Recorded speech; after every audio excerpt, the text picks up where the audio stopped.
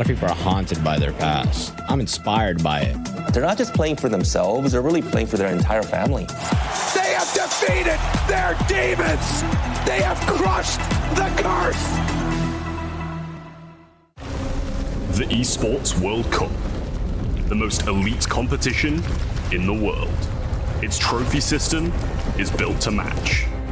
The Club Championship Trophy, awarded to the one club that rose above the rest and reigned supreme across all EWC games. Every participant earns a key engraved with their name. That's their right to compete.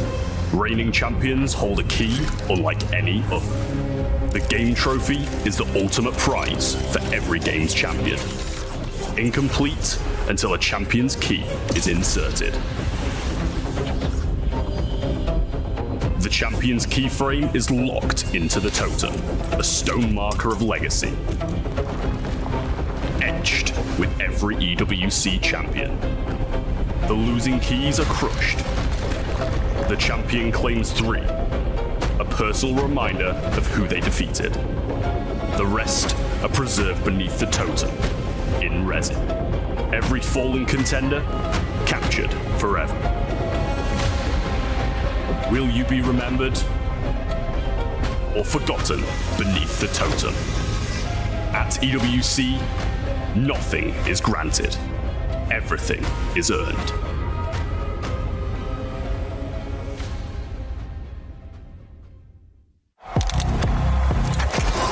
He thinks he can come in here and play my game. Let's go. He knows nothing. Let's go! Tyler 1, you're done. This is my ladder. You can't climb it. It's better than being hard-sucking masters. You're going too far now. Your eyes buggy. Your elbows ashy. Is that airline? That's an L airline. Somebody better hold me. Okay, yeah. Do something then. Raw energy. House from blow the house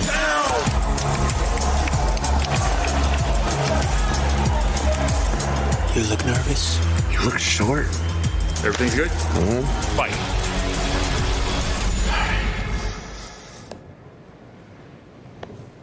Okay.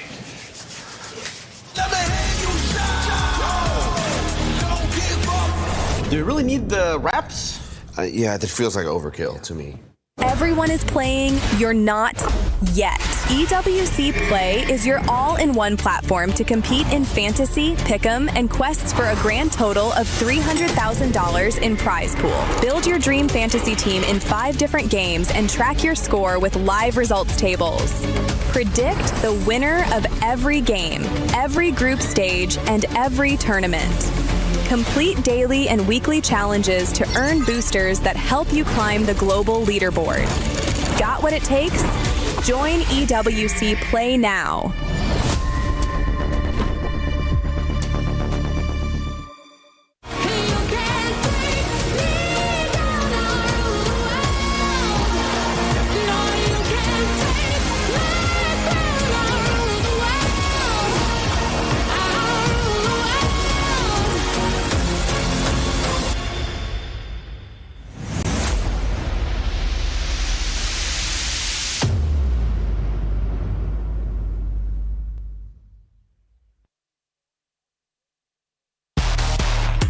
The pitch is ready and the sun is about to rise on Champions Field once more as Rocket League takes the stage at EWC 2026. But before we get underway, let's lay down the lines on how this tournament is structured. First, the group stage, where a total of 16 teams will face off. The group stage will consist of 2 groups of 8 teams with a double elimination bracket, giving teams a second chance at life. When a team finds themselves in the lower bracket, they have 1 shot to keep their tournament run alive. The top 4 teams in each group will be the only ones to make it through. The 8 surviving teams from the group stage will face off in the playoffs, where all matchups will consist of best of 7s, making it as much an endurance test as a test of each team's mettle. In the playoffs, the intensity is dialed up to 11. No more safety net. 1 loss, and you're heading home. Then again, this is also where heroes are made, as each win is 1 step closer to the biggest slice of the $1 million prize, the title, and the trophy. Who will taste victory, and who will face defeat? Find out when the teams take to the pitch at EWC 2026.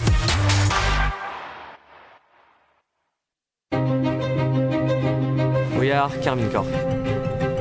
coming into this competition as the #1 team in EU. Oh, he tries to cover. Such fast recovery. He's rallied past one. Rally might go all the way forward. He does. We are the Rocket League title defenders. Up high, not over, 0 seconds. It's too late. On the ground, Kwame Cole, your Esports World Cup champions.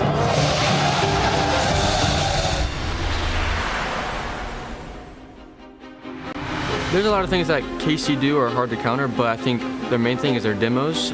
They're very good at them. They're very good at running through and getting behind and following each other as a team, but they're very hard to play against because they're very aggressive and they get you out of the game very easily.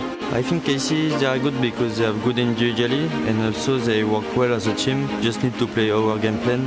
Do less mistake, I think, on the field. So.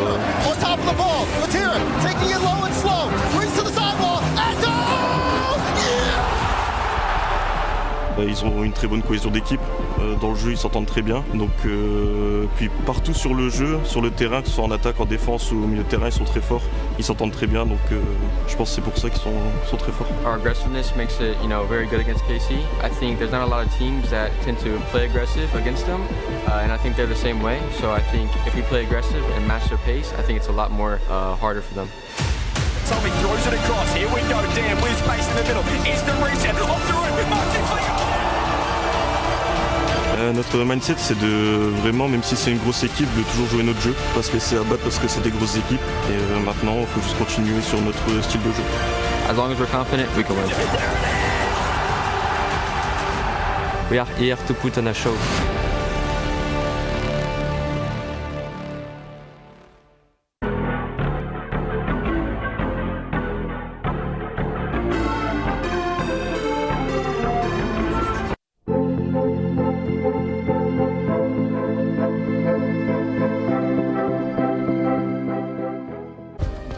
Play is in our DNA.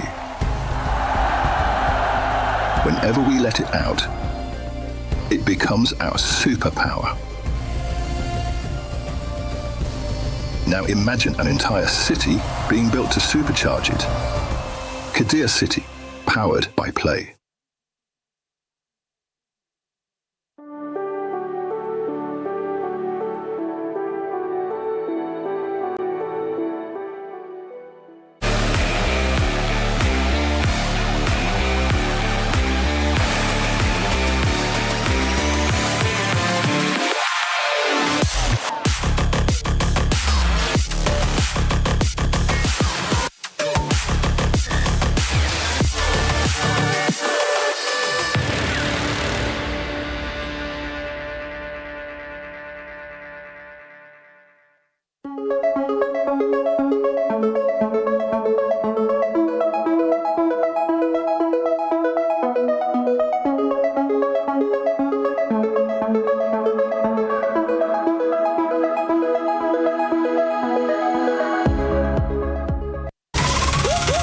Je suis prêt, c'est parti, voir où m'emmène la vie.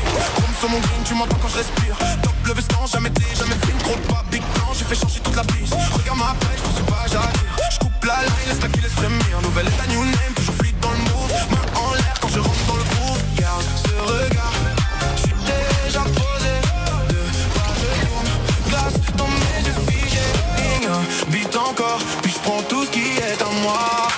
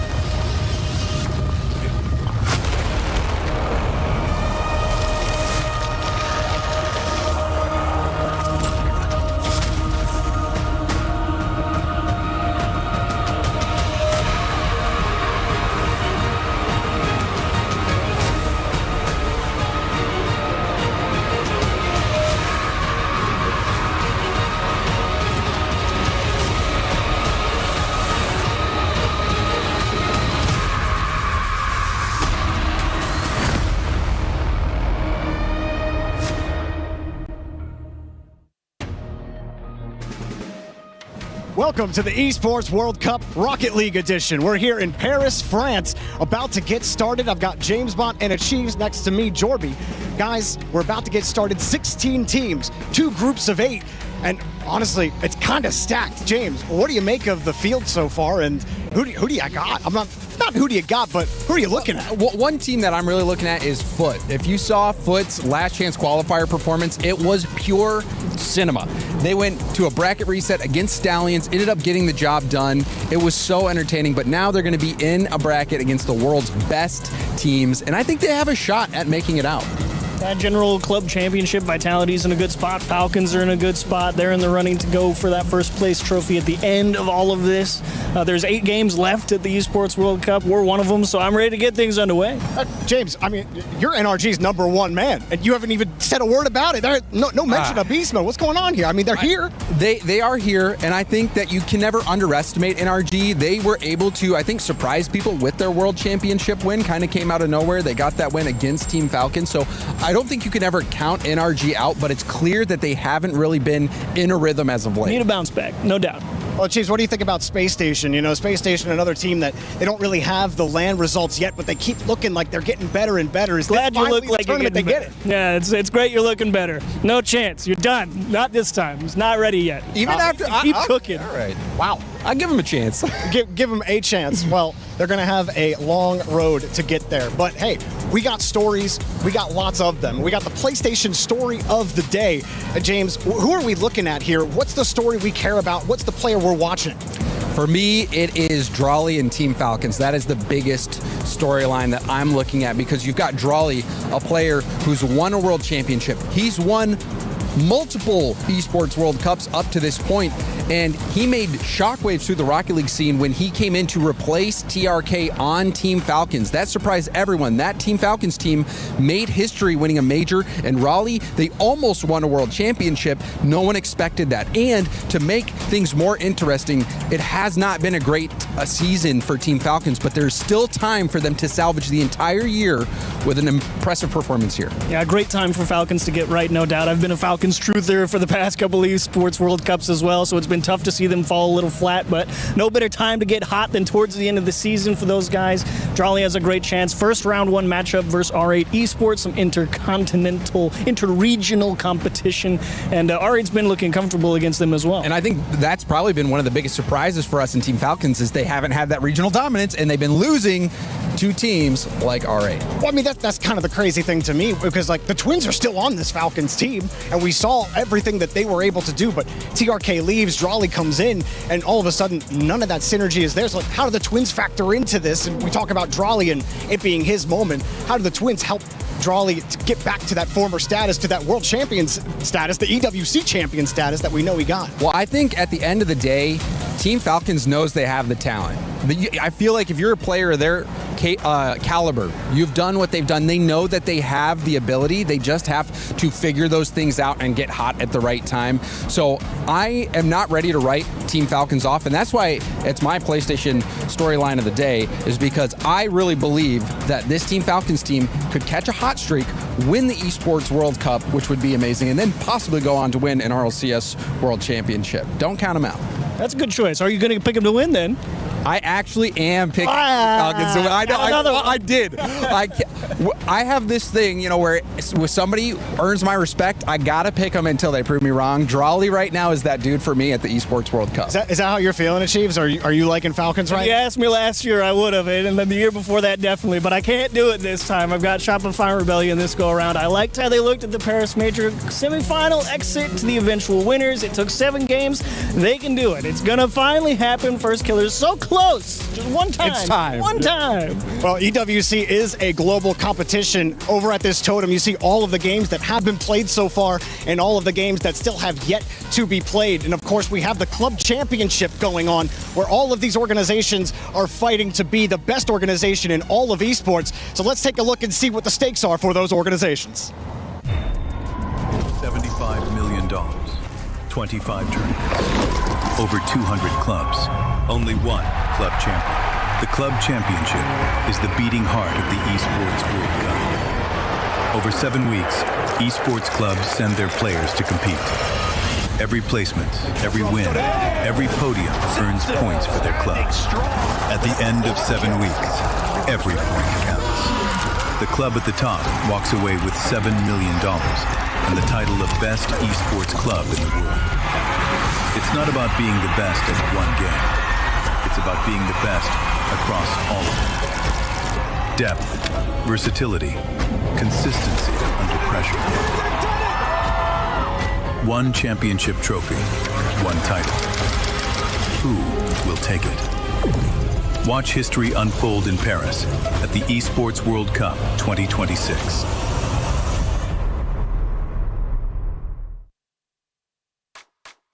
From 1 week to the next, the storyline around the club championship point has completely changed. It went from whether or not Falcons will be able to claim it again in 2026 to AJL dominating the standings. This was down to a second place last week on HOK, but over on your stage, Trav, they also did really well when it comes to Tekken 8. Yeah, so it was Zubair who took the title for AGL and got them the top spot in the end from it. It was a record time, just over 15 minutes to finish out the grand final, which is just insane. 5-0 swept his opposition in low high. It was a great performance, it really was. This week, we're pivoting onto chess, and AGL are back again. They've got Denis Lazovic, who, not really a title contender, but you're looking around kind of the quarter semi-finals, which is still points on the board. They're never going to complain about that being in the position they're in. But obviously, we're kind of going to look towards Magnus Carlsen on Team Liquid. That's the big storyline this week. Not got too many points at the moment, so a big win would catapult them up those leaderboards. And also, it's Andrei Espienko, who just came through the play-ins, looking to try and get something done for Virtus Pro, and the same for Team Falcons, who are setting in second place now as well. They've got two representatives in Ali Reza Farouja and Hikaru, which is a well-known name. They got second and third last year, so if they can repeat that, they're going to be in a great spot this week. It's been a bit of a sad story for Liquid this EWC, from second last year in the club championship point to now only getting their first 200 points, which was due to their Siege roster qualifying for top 8, because Siege this week is going to have their playoffs. They are playing tomorrow. It's an elimination game against FaZe. Two Brazilian rosters going up against each other. If I had to put my money anywhere, I would put it on FaZe. Sorry, Liquid. But we'll see how that's going to pan out. Your stage, however, Laura, we also see a little bit of AJL action happening there. Yeah, we've got storylines kind of finishing potentially today or continuing on, because it's the last day of our survival stage. And like you mentioned, AGAL are the big CC squad that we're paying attention to when it comes to today. Now, they were a team that definitely had the ability to make their way through to finals, didn't get it done in the group stage, and now we're looking at them and they are 9th place. You need to be top 6 in order to qualify through at the end of today, but the points are pretty close, so it's not completely out of reach yet. They currently have 32 points, and the bubble for 6th place is at 39. 7 points is a very closable gap, especially in a game like PUBG Mobile, so they just really need to lock in for their last 6 matches today and hopefully get it done. Easier said than done. For us in the SCC Arena this week, we do have Rocket League happening, and it is the battle of the French organizations. Vitality, KC, as well as Gentlemates are competing, and every single one of these organizations has strong rosters. KC and Gentlemates, however, they need a top 8 finish to even qualify for club championship points. But of course, for Vitality, this is a great opportunity to get some more on the board. We're then looking more towards that MENA region, where we have Falcons as well as Twisted Minds competing. There has been so much heartache for Twisted Minds. They do have the #1 MENA roster, so this is another chance for them to lock in. And of course, Falcons, they just want to farm as many points as they possibly can. So of course, we're going to keep you updated on every single one of these storylines as they unfold. See you around. Well, I'm CJ here, down on the floor ahead of the first match, main stage here, and we've found some super fans to give us their pick'ems. We've got the EWC app. They've all put their pick'ems in, and we're going to ask them here live who they have picked to win the tournament. Let's go down the line. Let's start right over here. Who do we, I mean, it's a little obvious, actually, now I'm looking at it. Who do you have to win? Who's your pick'em? I think I'm for Vitality, but no, Carmine. He says Vitality with the Carmine, I love it. Who do we have winning the tournament? Carmine Corp. Patira. I feel like this is going to be a trend here in Paris. Who do you have winning? Tell me it's not KC. This shouldn't even be a question. Let's be honest, guys. We all know deep down in our hearts, KC and Vati are winning here. Let's go. KC, of course. They win Paris. They're going to win Paris again here. Well, it's one. Well, I just had a quick. I thought it might have been a Gentlemates jersey with the pick, but who do you have? KC, of course. And if it's not KC, who can win? Maybe Vitality. KC or Vitality. There's a lot of French flavour. It makes sense. Who do you have for your pick'em? Vitality. Because then he's a beast. Zen is the best. I love it. And I like this guy's jersey over here. I really like this guy's jersey. Vitality, but it's looking a little wild card as well. They kind of got the same setup. Do you have Zen? Do you have Vitality? Yeah, this is my favorite team. But if Vitality lose the competition, my heart is for the French team. Donc I'm support to all the team French like Cassie, Mate, and I hope Vitality win. Vitality win, but any French team. Can we get a non-French? Well, I don't think we get a non-French team, but this might be a trend. Who do we have? Who's your pick 'em? My pick is obviously KC. You know, we can't think anything else. And a non-French team. Who's the favorite non-French team? Give us one. I think, I'm not sure, but maybe Falcons. Maybe it's no. I don't think. Maybe not this year, but I think they can do it. Well, there you go. A lot of French flavour. It makes sense here. EWC in Paris. Make sure you guys download the EWC app. I've, in fact, decided to go with my favourite Shopify Rebellion. Make sure you guys get the app downloaded, get your pick'ems in, and we'll see you guys back in the studio.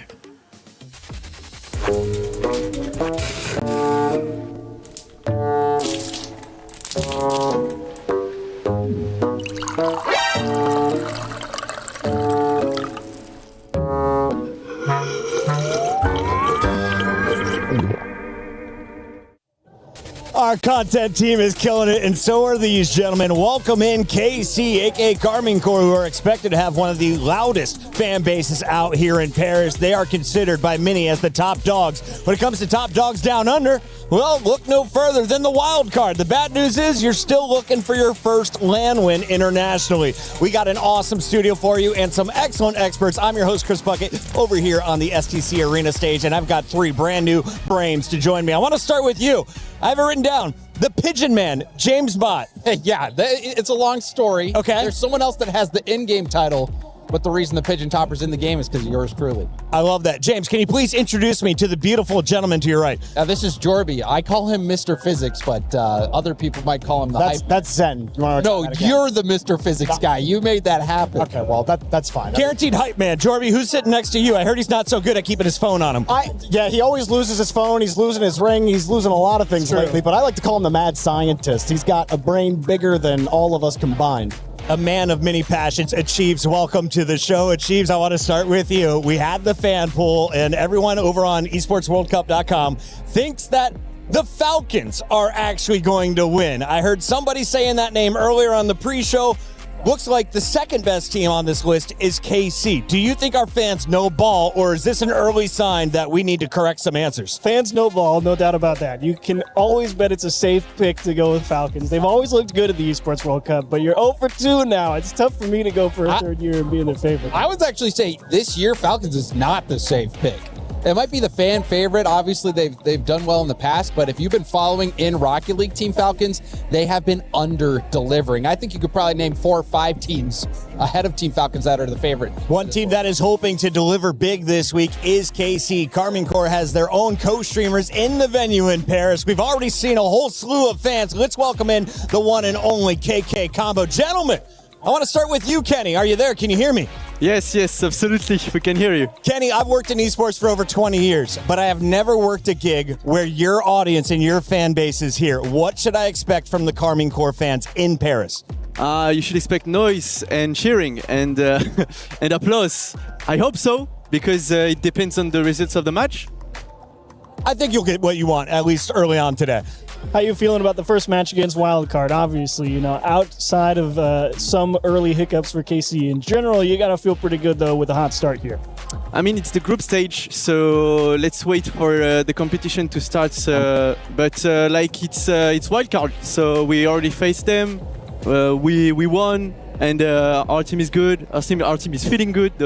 I think that's all right. Okay, look, you guys aren't the players. You don't have to give us the PR answers, okay? I just want to know, you guys have been so good in Rocket League, all right? Who are you? Are you scared of anybody? Who's the toughest competition here? Wildcard. Bro. If you watch our past majors or international events, every event, our first best of, our first series is always going like reverse sweep time. Oh no! Yeah, everything goes like a nightmare for the first series. Slow start is what you're known for. Strong finishes is what we're hoping for. If you are going to get a strong start, though, from your team, who's the one player to watch? For our team? Yes. I'd say the captain, Vachira, for sure. I like that call. Yeah, I had one question as well. You know, obviously the French scene is its own beautiful bubble, right? Everybody admires how good you guys are. Just for you guys, between Vitality and Gentlemates, who do you guys think is the bigger competition? Between Vitality and Gentlemates? I guess it's a fair match between those two teams because, like, they're both strong. I guess it's more like Gentlemates, in my opinion. Yeah, I think so. Actually, they are like more tougher. Yeah, Vitality, we always win against them. So it's the truth. No, I don't want to brag, but we always win against them. It's just basic data. I wanted to ask you guys a little bit. For anyone new to the Rocket League scene, I was there at the very beginning. I've been working on several other titles since then. Can you give me kind of a summary of the KC season so far? How long has your team been together? How did it start at the beginning of the year? Where are you guys at right now on a 1 to 10 scale? I should do this. Okay, you done bullet. We started really well. The roster changed at the start of the year because Drally went to Falcons and we got Juicy on, but the duo Vachira and Atto stayed together. And now I think we're at our best level because first major we came up like top 5, top 6, and last major we were champions in Paris in our hometown. It was amazing, it was crazy, and so there was no tournament after the major. So basically we're the best team in the world. Best team in the world. You are the team to watch, and for all of us, we are excited to watch you take on Wildcard in the first match of the day. Thank you very much for joining us on the main show. Thank you. That is the KK Duo. You can go check them out on their co-stream. In the meantime, we got to talk a little bit about Wildcard because they made the long trip from Australia all the way up here to Paris, France. What do we need to know about the team from down under? Achieves, I'm starting with you. Yeah, Wildcard, I mean, they've got at this point, the unk of OCE with Torsas, the only KBM guy. Greatest of all time as well. That's true. I mean, that guy has had regional dominance up and down the table in his region, no doubt. Fever and Banana Head, excellent players. The problem they've always run into, though, is just the lack of consistent top-level elite competition. And so while they look good interregionally, they get here to the international stage, and they always put up a fight. Sometimes they make a decent run, but a lot of times they're just outclassed. And, I mean, if you've been following Wildcard season, there was a lot of pressure on them recently. They had to play the first ever World Championship tiebreaker match for the RLCS. And not only did that match determine who was going to Worlds, but who was going to be here at the Esports World Cup. They were able to clutch up and get that job done. They also recently in Lyon had that top 6, which is something that we rarely see out of OCE. So this team, I think, is the best that OCE has to offer, but they're going up against a really tough opponent. We've got the best from all around the world, including CJ, who is with Torsos, the GOAT. Take it away. I'm here with Torsos from Wildcard ahead of a big Esports World Cup coming up here in Paris. KC first up, French crowd. Big T, how you feeling? I'm keen. Always keen to be in Paris. The French crowd, when we made top 6 last year, was huge support. Super excited. You're doing it for the veterans, as always, in any Rocket League event. Does it feel, with I guess, maybe a different environment here in Paris that it'll suit you, or do you think that you're rather the big stadium? I mean, I'm happy to play in front of a crowd no matter what. But I mean, it is a bit of a DreamHack vibe. Like, maybe not as big as Arena as there has been, but I mean, I'm always keen. And how's the preparation been? You guys were one of the last teams to qualify. Had to wait for that tiebreaker as well. So what's the prep been like for you guys? Look, we've haven't had too much. I think Bear just came back from a holiday, so we're just having some fun. We had the scrub Caleb super team, pickup team in OCE giving us some last minute scrims. Yeah. Well, it was very good, and you guys obviously were knighted at the World Championships last year. So do you think, although you're playing KC, you might have some fans still in this matchup? I mean, I hope so. I hope there's someone cheering for us out there. But in the case we do win, I'm sorry. I'm super sorry, okay? You'll be off stage pretty quick. Well, best of luck, Big T, and good luck today. Yeah, thank you very much. Cheers. Underprepared, but still all smiling. You gotta love the Australian way. It's time to jump into this matchup and make our first predictions official. Guys, we are 20 seconds out, so 5 seconds each, starting with you. Who do you got winning? Yeah, you have to give it to K-Corp. They are a tournament favorite. Wildcard is a big underdog. Jorby? I'd love to go with the honorary Baguette Knights, but it's K-Corp all day. K-Corp? Yeah, K-Corp as well. It is 4 players, all picking K-Corp and one that played Halo. Do I know ball? We're about to find out as we introduce you to all the competitors at EWC.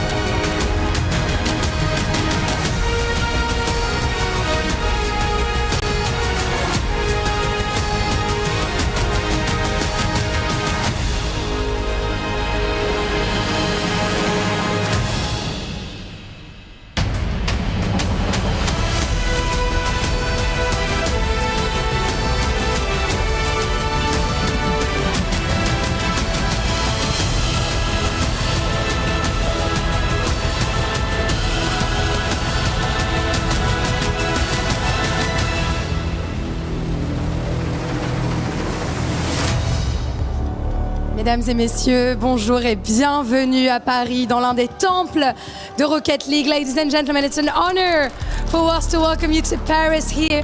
Our 16 teams have arrived and are ready to represent the world and their 16 stories on the STC arena. Absolutely, we got the defending champions in the building, major winners, and others that had to battle and scrap their way through the last chance qualifier just to stand here on this stage today. It's actually the first time that we can get a closer look to all those teams under the same roof. Well, technically under 2 roofs, because we're going to be having 2 groups of 8, best of 5, and only 8 survive by Saturday. On aura donc 2 groupes de 8 avec des BO5 et à partir de samedi, plus que 8 survivants.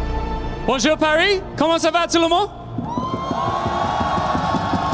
Of course, we're all looking ahead to the weekend, but you got to start somewhere. And all of the teams that compete here, they don't want to start on a loss, because if you do, you drop into the lower bracket and things get really dangerous. You start strong and dominant, the other teams start to look at you as a real threat. 2 different, very different paths to take here on stage indeed. And this is where the first statements are going to be made. And this is where the Rocket League magic is really going to begin. Ladies and gentlemen, welcome to Rocket League at the Esports World Cup. I cannot wait to get started, Lou. Shall we bring out the teams? Let's go for it. I'm very excited. It's another week at the office, but this one is gonna get epic. Please welcome Foot Esports!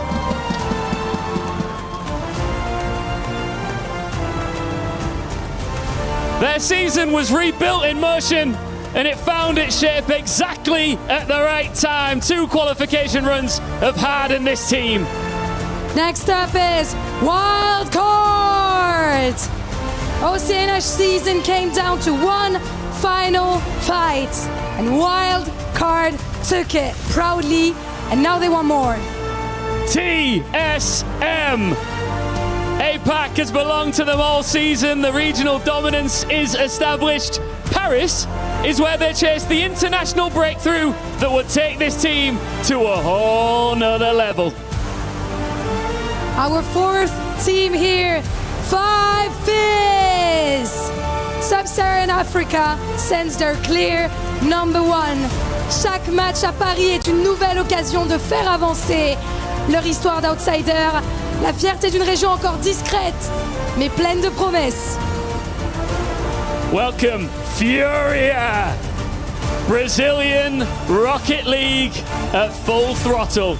They challenge early, attack every loose touch, and force opponents to survive a pace that turn any game into absolute chaos. The big bad wolves in Paris, kings of the sky, Falcons! An elite twin pairing joined by the only 2-time Rocket League EWC champion, Drali. Falcons built this super team to win the biggest event in the world, just like this one. Up next, it's Twisted Minds. The team that changed the balance of power in the MENA region. Mechanical brilliance, championship pedigree, and a lineup that already knows it belongs at the business end of international events.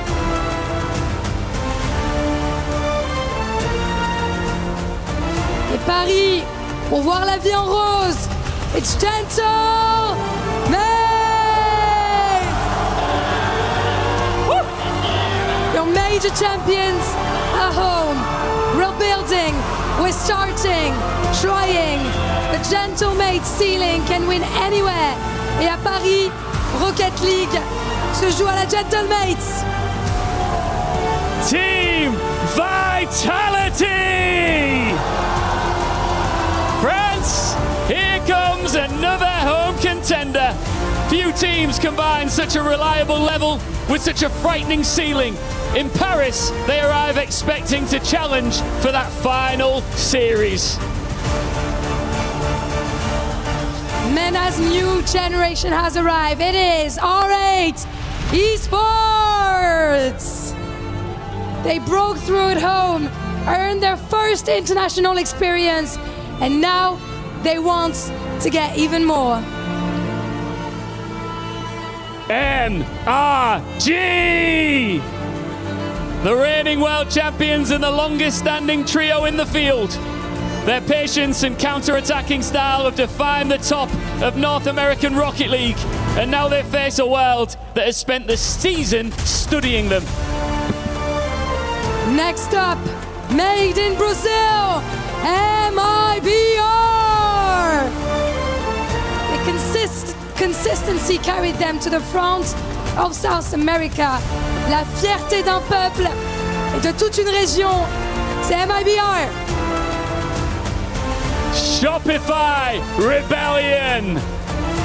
One of North America's most dangerous LAN teams. They have spent the season moving closer to the biggest trophies, and nobody wants to find them waiting on the other side of the bracket. Space Station Gaming! The youngest team in Paris and one of the fastest rises of the season in North America.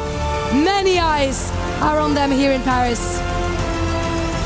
Ninjas in pajamas! Europe's gatekeepers. To go deep, you usually have to go through them. Experienced, stubborn, and still chasing the trophy that would turn consistency into legacy. Paris, vos personnages principaux. Carmine, go! The Blue Wall is back in town defending their title and the global standard of how Rocket League should be played. Parce que ici, c'est Paris! 16 teams, 15 of them with their eyes on the big dogs. The team that knows what it takes to win an EWC title, the defending champions, Carmine Corp. It is time to begin Rocket League at the Esports World Cup. Let's do we!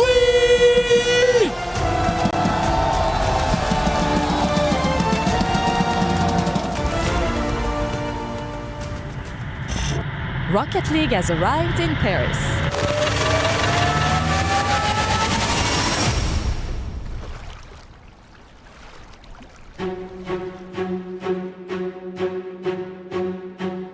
The best teams in the world have come to compete for the EWC trophy and to carve their name into the totem.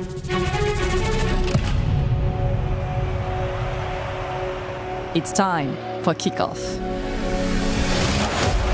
It probably will plus. No, it's going to be killers. It's going to be a chance.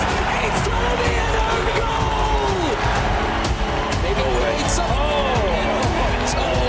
what a read off. That's a good thing and no chance for Joyo. He's got 1v3. Gets it. Then the touch from Zed to the back. Oh! Huge save from Malcolm.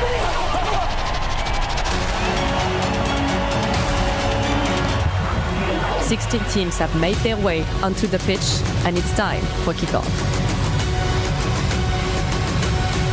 Welcome to Paris.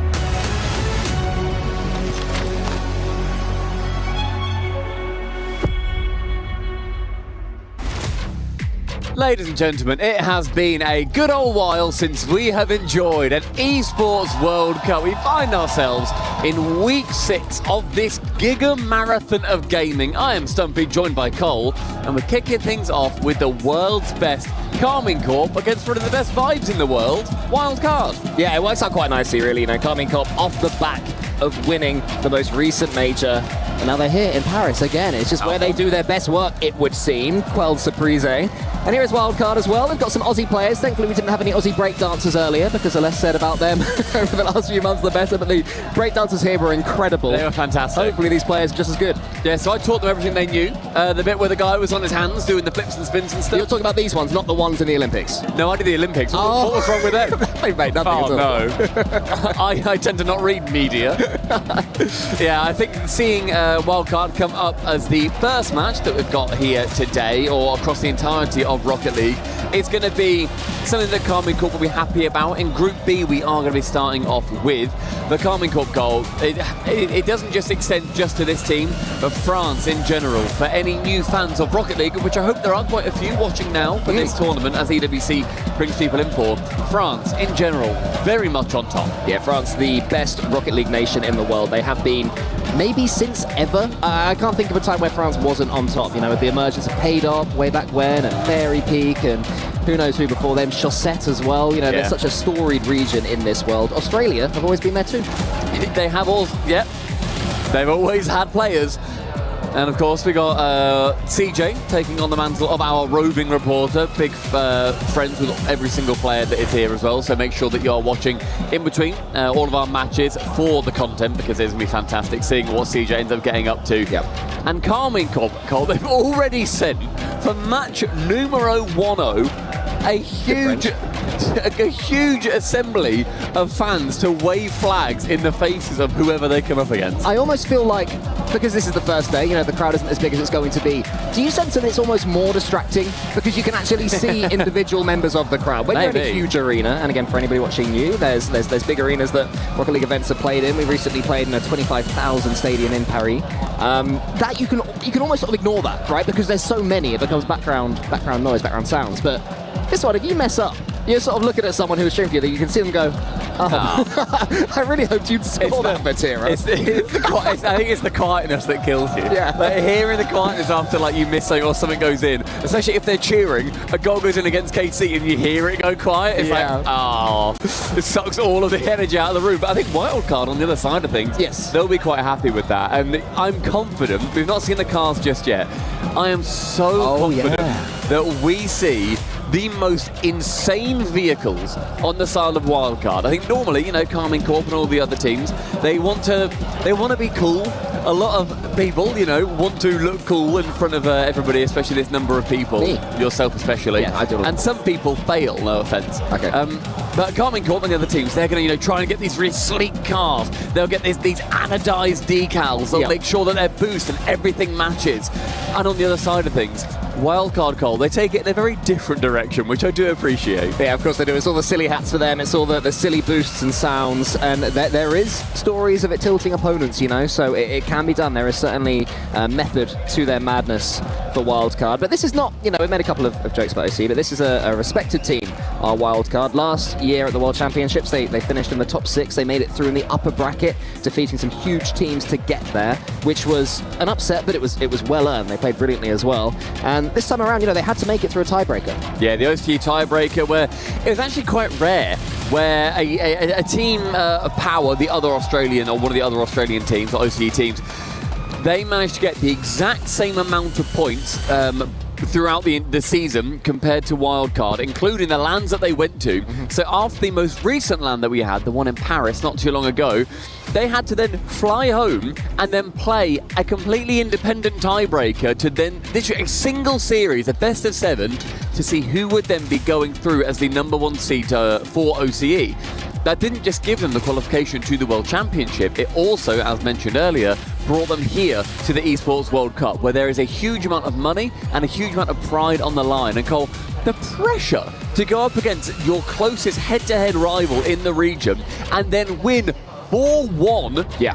It's an incredible performance by a Wildcard, and I think that when you look at how they've done throughout this season, to end it in such a dominant fashion domestically, I do think that should give them a pretty good leg up when it comes to their confidence coming into these lands. But you can see there's a lot of love for Vatira. He will certainly be the crowd favourite as we go. The only person who I would say can compete for him for favouritism, maybe Zen, maybe Monkey Moon as well. So, you know, some of the respected French people, not really in the casting booth, unfortunately, or otherwise. You had your moment. You got married recently. It's not about anymore. Not about you anymore. I do not recall saying congratulations. And that's the only time that'll be mentioned on this broadcast.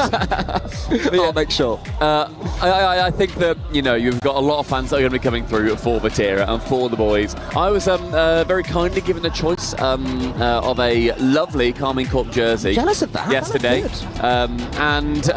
I thought, because you know, you can get a name on the back of it. Yeah. So I was asked, would you want Juicy? Do you want Vatira? Do you want Atto? And I thought, let's get rogue with it. I went for an Atto jersey. Go for Atto. Okay, because he was, you know, one of our boys from the Team Liquid alumni back in the day.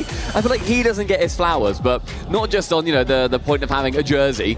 He has been an incredible player throughout this entire season for Carmine Corp. They've had their pitfalls, I think, Carmine Corp, at various points, but when it came to Paris, how integral was every member of the team? No, for sure. I mean, Atto is the player who, his standards have been so high for so long that when KC, I say struggle, you know, relatively struggled. Relative struggle, yeah. Atto was the player that seemed to be targeted the most for that, and I think that was very fair. I think he underperformed in Boston. I think he wasn't playing particularly well online either, but yeah, as you mentioned, something just sort of snapped within him positively in Paris, and it was up there with the best we've seen him play perhaps ever. And I think so. Atto has a unique playstyle. Everything is always at 100 miles per hour. There's very rare slowdowns with him. Even when he's doing something mechy, he does it at full pace. It makes him such an entertaining player to watch. So yeah, if he is still playing at his very best, then Carmine Corp have got every chance of winning this $400,000 top prize. And the lights seem to be darkening somewhat. I think we're approaching that time. There we go. Are you, Stumpy, ready for battle? You bet your bottom euro I am.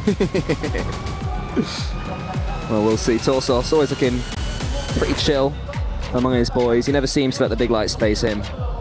But of course, there will be plenty of pressure for Wildcard as well for Torsos Fever and Banana Head, but Carmine Corp, they are the main story here, it has to be said. The crowd rooting for them, our current Esports World Cup and Paris Major holders.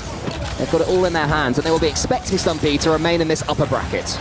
Yeah, I think just not even in, getting through in their group. That is absolutely a given for a team of this caliber. And with an early miss, it's going to be KC with goal number 1 of EWC 2026. The first thing I say is, Dominus, yes, we love the extended car, as Torsos absolutely whiffs to get Esports World Cup 2026 off with a vengeance. And hello, Vatira. That was fun, I like that. Hello, mate. We're not used to that in Rocket League. That was cool. Can I have him as my co-commentator? Oh, what he just says, let's go! Yeah, that's more than you say. I'd love that, yeah, that's true. But yeah, we do like to see these slightly different cars. And actually, you know what? Early on, Wildcard, they have gone for pretty normal looking vehicles, which is enjoyable. I love that car from Fever. That gorgeous gold and white. Big fan of that. The Carmine Corp, after getting goal number 1, they're going to be pushing, trying to get that second. And you were saying about getting through in the uppers, the upper side of things for Group B. I think, as I said, that is absolutely, essentially a given for a team of Carmine Corp's caliber. You say that now. We'll see how we feel in up to 5 games time. This is the best of 5 to open us off. As Atto goes for a flip reset, the man we were saying is coming into extraordinary form. He gets the flip reset edgeable bump. Nowadays, if anyone's not seen Rocket League for a few years, players are able to chain all sorts of crazy touches and moves together mechanically. It's an incredible esport. I love Rocket League. I was saying to you before this started, like, it's been a little while since I've watched it since the major. I love Rocket League. This is great. 1 in chat if this is your first time watching a Rocket League event, because I hope that there are so many new people that the Esports World Cup brings you to see our esport and many others, other ones going on at the same time Rocket League is. It's going to be a big demo. At the back, Vatira speeds the ball up, and Banana Head has the wherewithal to make sure that he heads back. And Wildcard certainly holding their own a little bit better after the whoopsie early on. Yeah, it's fair enough to make a mistake.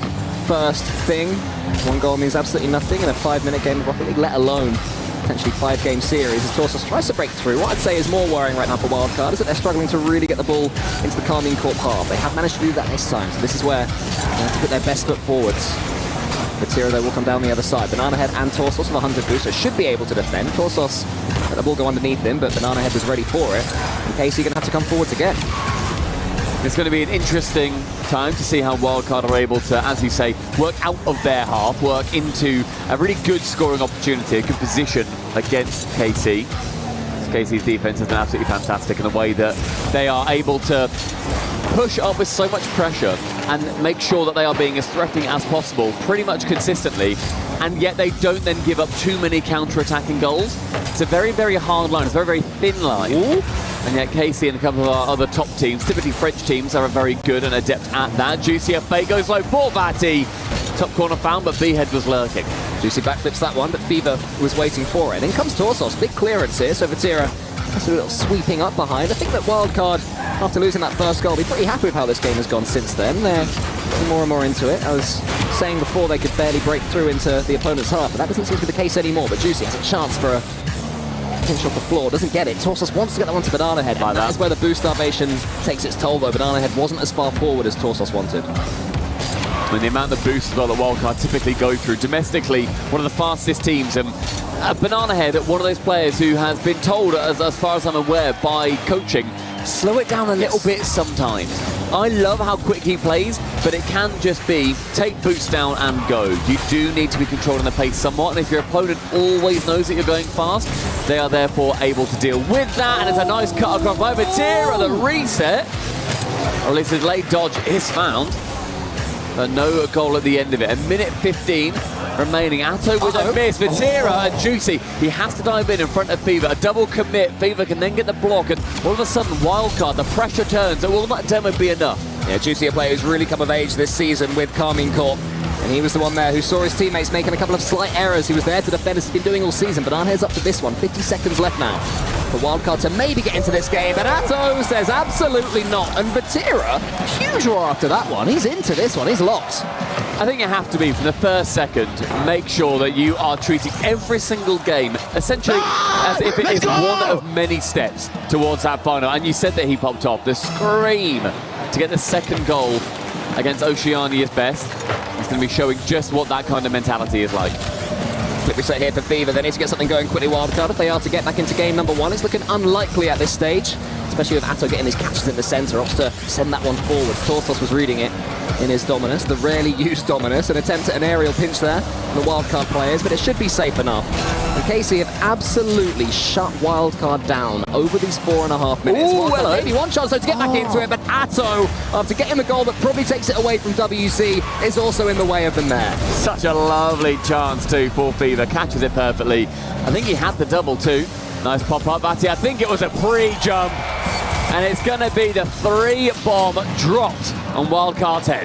Yeah, Batira's first goal of the tournament, I highly doubt is going to be his last, and that is a perfect assist from Juicy as well. It's exactly in the sweet spot where you want it. Batira didn't even have to slow his card down to slam it in and confirm game one. And that 3-0, I think, is more what we were probably looking after. Make it 4. Make it 4, why not? And Carmine Corp, they are showing their excellence right now. I believe that's going to be, I think that's Vatira who got the absolute first goal. So 2 for him, 1 for Atto, 1 for Juicy. Everybody involved. Juicy, a bit more chill than Vatira. Juicy's like, yeah, nice one. That was pretty good. That's just a lovely double tap. If you scored that double tap, is that how you'd react? I think I'd speak a lot less French.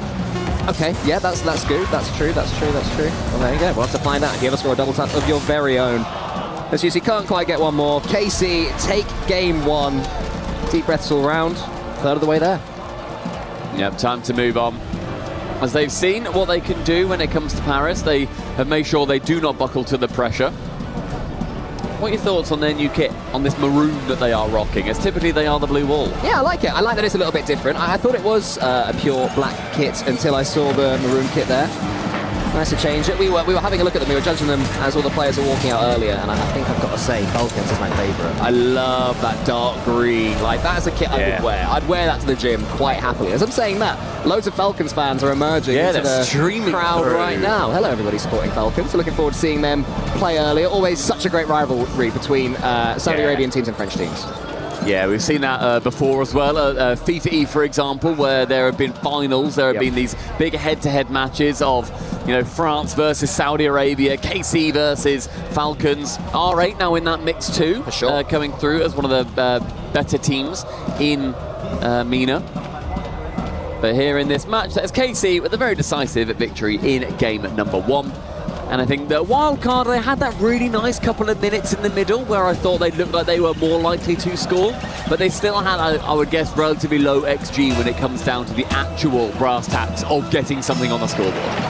Well, Forbidden Temple, at number 1, was a slight detour from my usual map pool, which I like as well. I like using these different maps, but map 2 is good old traditional into the temple. Yeah, here I believe it's in China, Forbidden Temple rather than Japan, is that correct? This is a Chinese I've got absolutely no idea. Yeah, that's Chinese architecture. Is it? I don't think it is. Is it Japanese? I'm pretty sure. Oh, I don't know. To Google with me. Okay, somebody's doing some Googling. Other search engines are available. Meanwhile, I'll keep an eye on this. Fever gets a flip reset. Wants to get the dunk on Batira. Can't quite do it. It falls to Torsos. And Wildcard are in the game. Somebody's got no idea. His nose is buried in his phone. We'll let me know in a little while what country this map is being held in, but no matter what country it is, that Dominus has sniped that ball. Okay. It's the bottom corner. Yeah, so Forbidden Temple is in Rocket League. You're so annoying. It didn't say. Somebody can let us know. Cheers, thank you very much. Be very appreciated. But wildcard, oh my goodness, they scored. What on earth happened? Are you serious? I was on my phone. You are outrageous. You need to be able to multitask. This is your job. And yeah. Chat, feel free to shout at him. Please do. Yeah, wildcard, I think having that first goal, it's going to be not even just of this game to put them ahead, but just getting one this tournament so far. Like to make sure they don't just get shut down completely in this series. It's going to be a nice little monkey off their back.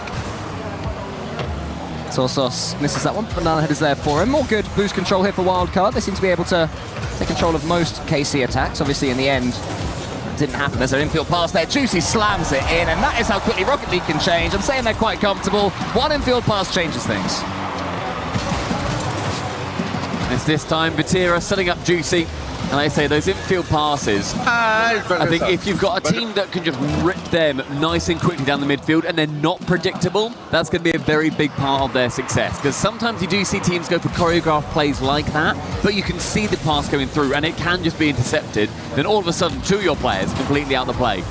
So it's been very good for Carmine Corp, one of those teams that is not susceptible to it. Vatira with a nice carry down towards the other end of the pitch, but minute and a half through and Carmine Corp starting to fire yet again on all cylinders. But Torsos, I love that boost grab. Just really quickly, somebody's made a great point that this map was added in the Lucky Lanterns event, so it's probably in China. Anyway, here's Torsos. He can't stop scoring in China. That bottom right corner belongs to him. It's a great bump from Banana Head too. Does take down that boost. Make sure he gets rid of one player, and then a double commit on the goal line for KC. Sometimes the shot that you take doesn't need to be the one that goes in, so long as you can make the goalkeeper fumble and you send two players to it in the corridor of uncertainty, it may well be more likely that your teammate can just get a nice, easy tap in. Oh, good cover again from Torsos. 2-goal Tommy over there. Banana Head round the corner, needs to get this dunk, tries to get it. Vatira's launch is slightly awkward, still may turn something from it though. How on earth has KC scored from there? Look at Vatira's launch. Hey! So he's looking like me up there. Crumbs, directional air roll, who? Yeah, right. Nice! Hold down L1 and get wiggling, baby, because Vatira, he's on the ball, and all of a sudden we got a 4-goal thriller in what is probably China. Well, looks like Wildcard can keep it going. Torsos, oh my goodness, gets it towards Banana Head. Who then gets the dunk? Oh, that would have been special. Torsos leaving it for a hugely pre-jumping Banana Head. That is how he came onto the scene, did Banana Head, getting pre-jumps like that one. I think he pre-jumped into top-level Rocket League. But it wasn't quite to be. But more interesting plays there from WC. Here comes Atom. Pops that one. It's fun. They're having fun out there. Yeah. So am I. An absolute slanger of a flip reset. Torsos straight towards the backboard, no one's there, and Atto, you just see him flip the camera back. Wants to see who is nearby, see if he's got a little bit of time. Ceiling found, bounces down. It's time for Fever to get out of the way. Banana Head on his own.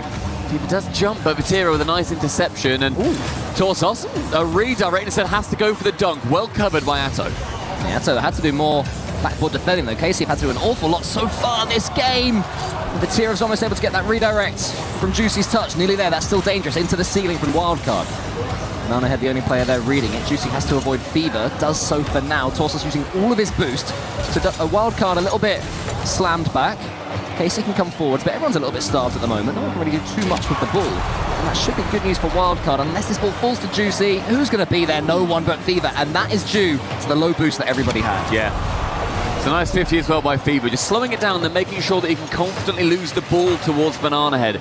Saying that it was really popularised a couple of years ago by Gentlemates when they ended up winning the Copenhagen Major. The way that you lose the ball can be just as important as the way that you win it.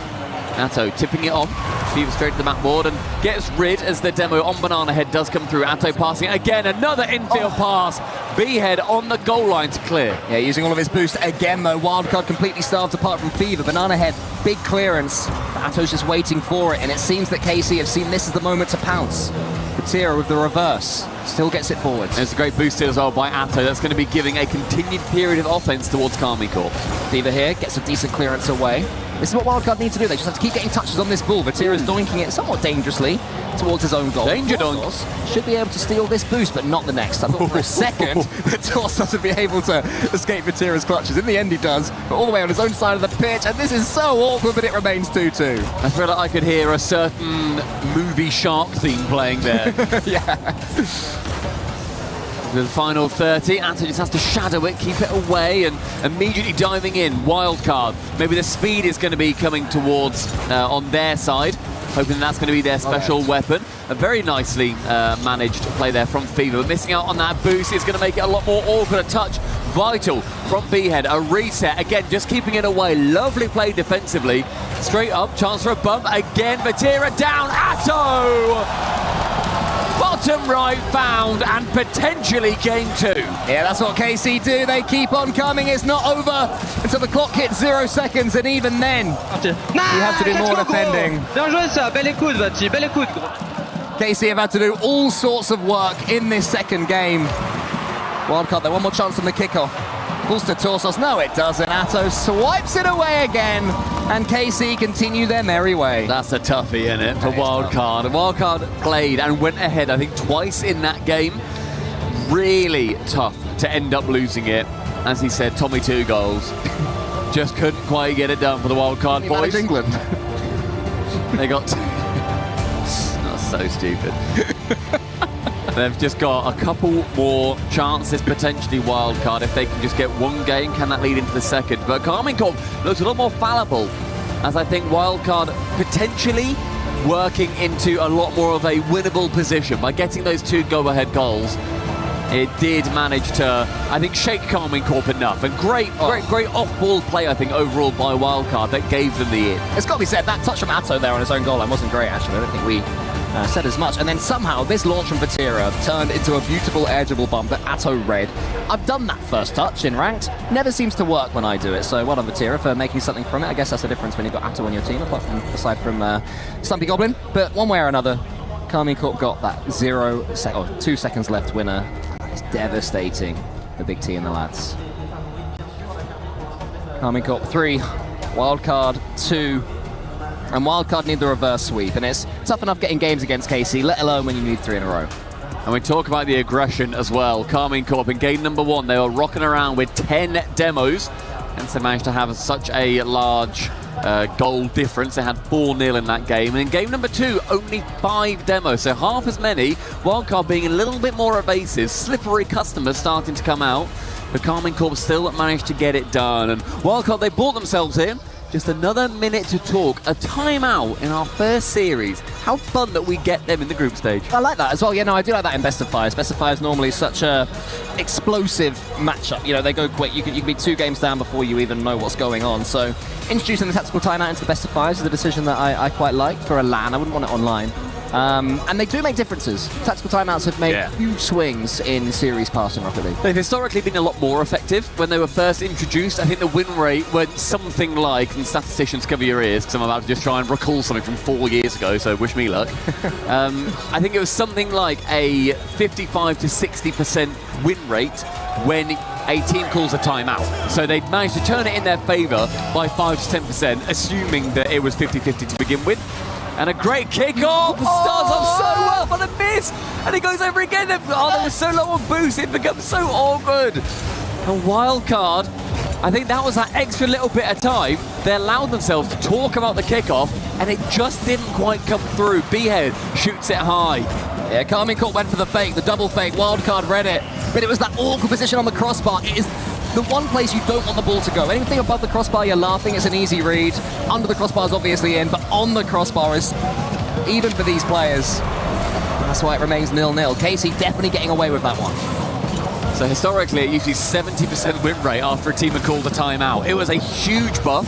It has gone down in the later years. Teams have managed to figure it out. They're a lot more used to it. But there will still be some kind of momentum switch potentially coming in for WC. Good work in the Stumpy Goblin Mind Palace to figure that one out. Thank you, bro. Thank you.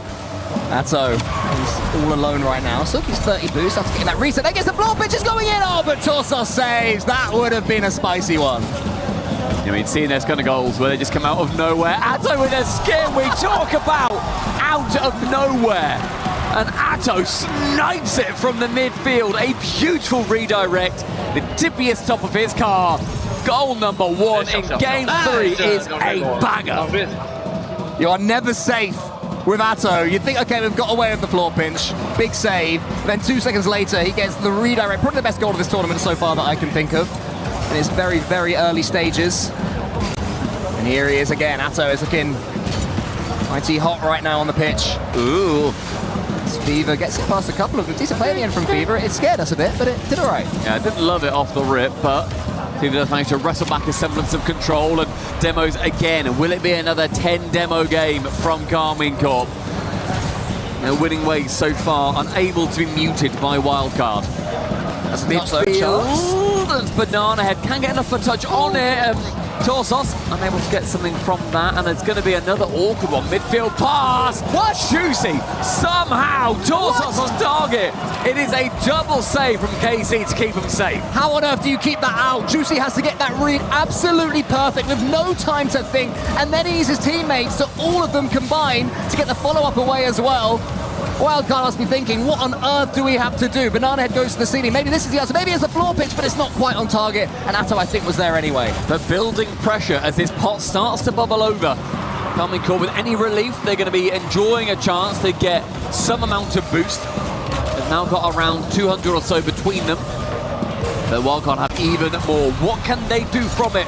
as the Carmine Corp fans are assembled directly in between our two teams. Decent outplay there from Torsos, and he'll get this ball as well. With that dominance, he can get such a quick flick going on and so much height on the ball as well. So here at the near post, has Juicy next to him though, so Carmine Corp okay for now. Wildcard have steadied the ship. They don't seem to be tilted by the fact that somehow Juicy kept that shot out earlier, because I'm still thinking about that save. Wildcard, the issue is they've got a team that is so well put together in Carmine Corp, and they're not running enough disruption for my liking.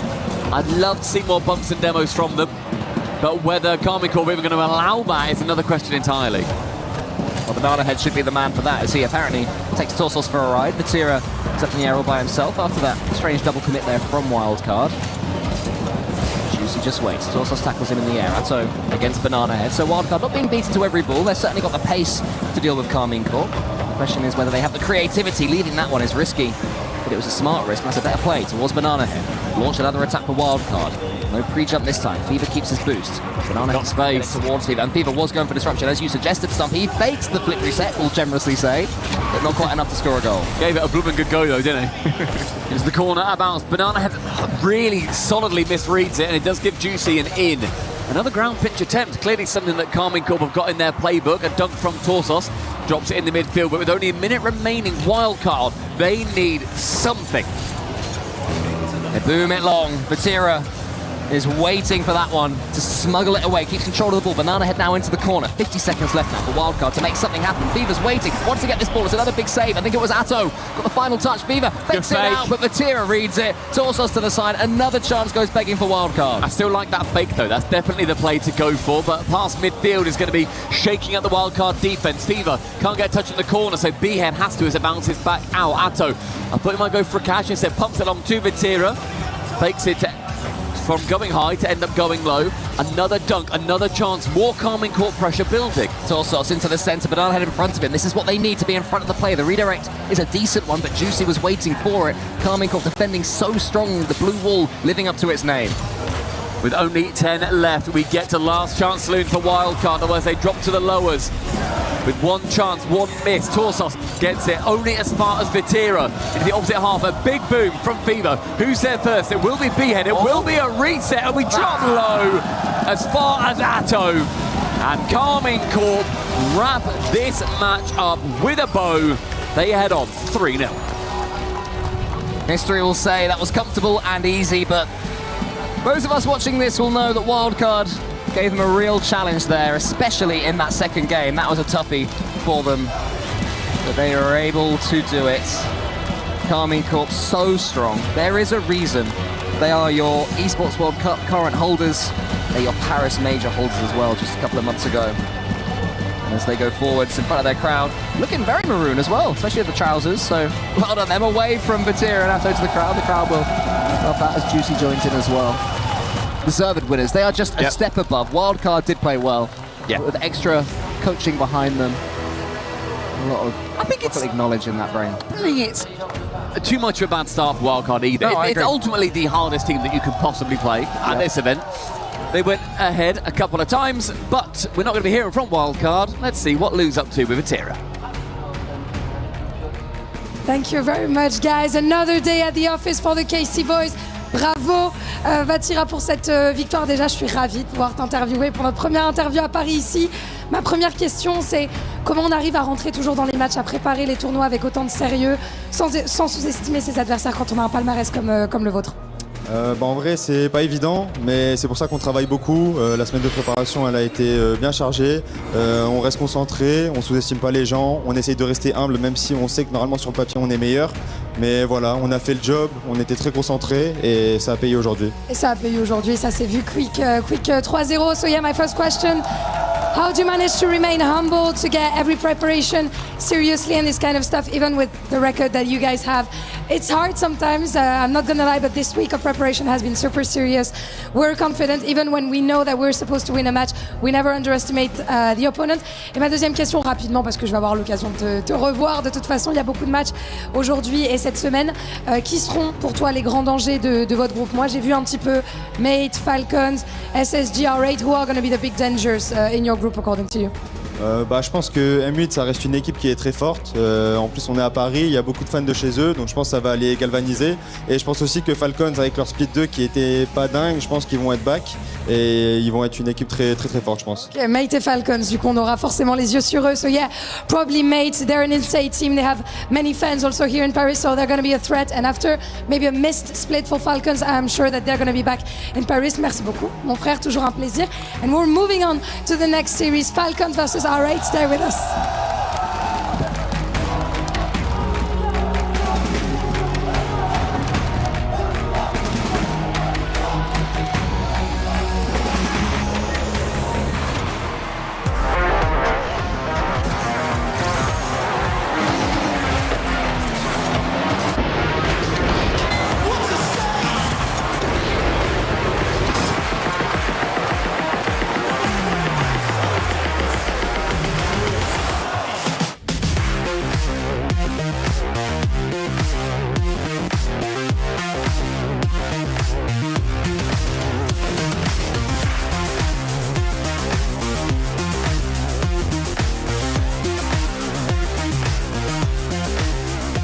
Avec toi, t'as le temps. Je te relâche, il lâche pas que il m'a démoli, j'ai encore, il a fait gaffe. J'y vais. La stun, je suis devant toujours. Ouais, je vais essayer de le faire chier, je le fais chier. Je suis devant à droite, il a fait gaffe. Ouais, il a fait gaffe. Vas-y, il a nice, je savais pas. Clean, les gars. Danger. Non.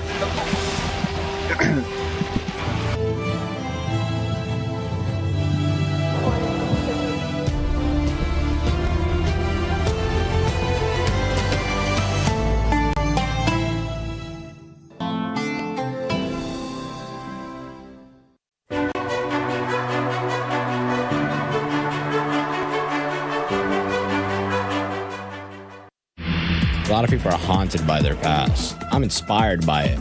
They're not just playing for themselves, they're really playing for their entire family. They have defeated their demons! They have crushed the curse! He thinks he can come in here and play my game! Let's go. He knows nothing! Let's go! Tyler, why? You're done. This is my ladder. You can't climb it. It's better than me hard-sucking masters. You're going too far now. Your eyes buggy. Your elbows ashy. That airline? That's an L airline. Somebody better hold me. Okay, yeah. Do something then. Raw energy. Huff, blow the house down.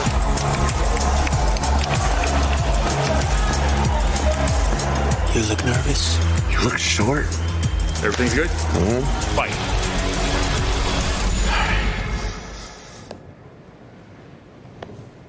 Okay.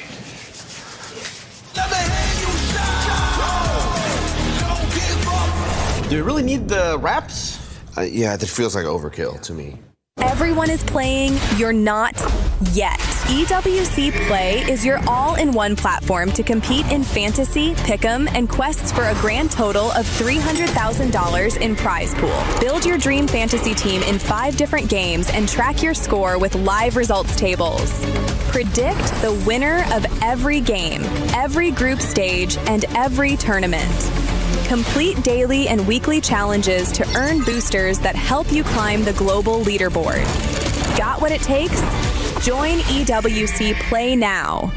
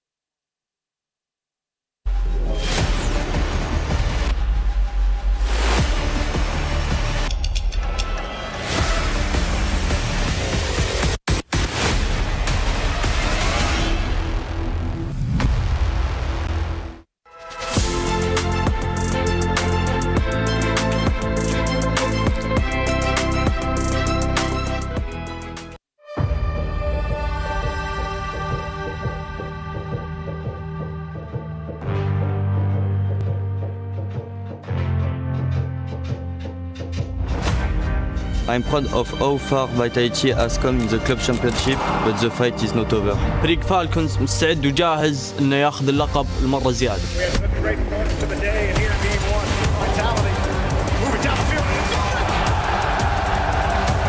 The previous goal in game 1 where Archie was way downfield. Looks like a killer double.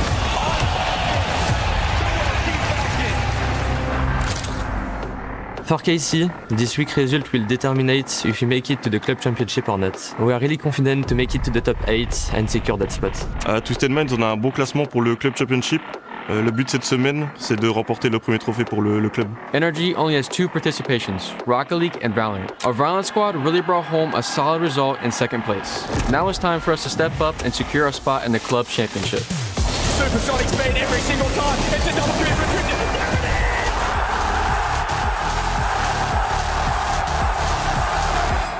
TRP's there for the setup, but unfortunately for Twisted Minds, the mates are 1v1ing, but TRP...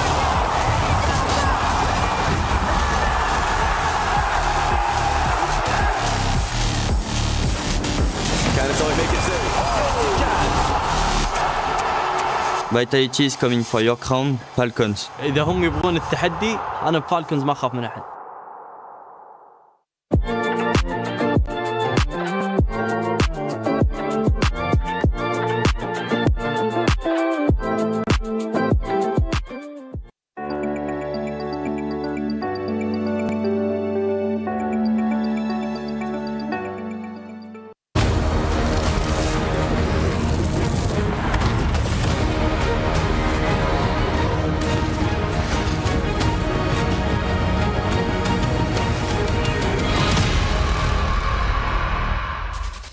Welcome back, all you beautiful gamers, and welcome into the City of Love. We are here right next to the Eiffel Tower in downtown Paris, France. It's the host of EWC 2026, and it is day 1 of Rocket League. The first time I met this young lady, we were delivering an award to someone at the Esports Award together. Hercules, welcome back to my stage. How we feeling? Oh my gosh, I'm feeling so good. This is so surreal, by the way, to be with you on any type of show, let alone a Rocket League It's awesome. event. That's so what we fun. love about EWC. Yeah, EWC brings everybody together from all different esports, and we're just really happy to have We're it. going to be breaking down this next match in a moment, but first, we need to talk about club championships. And my first question for you, do you think it is $0 to $10 million, $10 to $15 million, $15 to $20 million, or over $20 million in the club championships?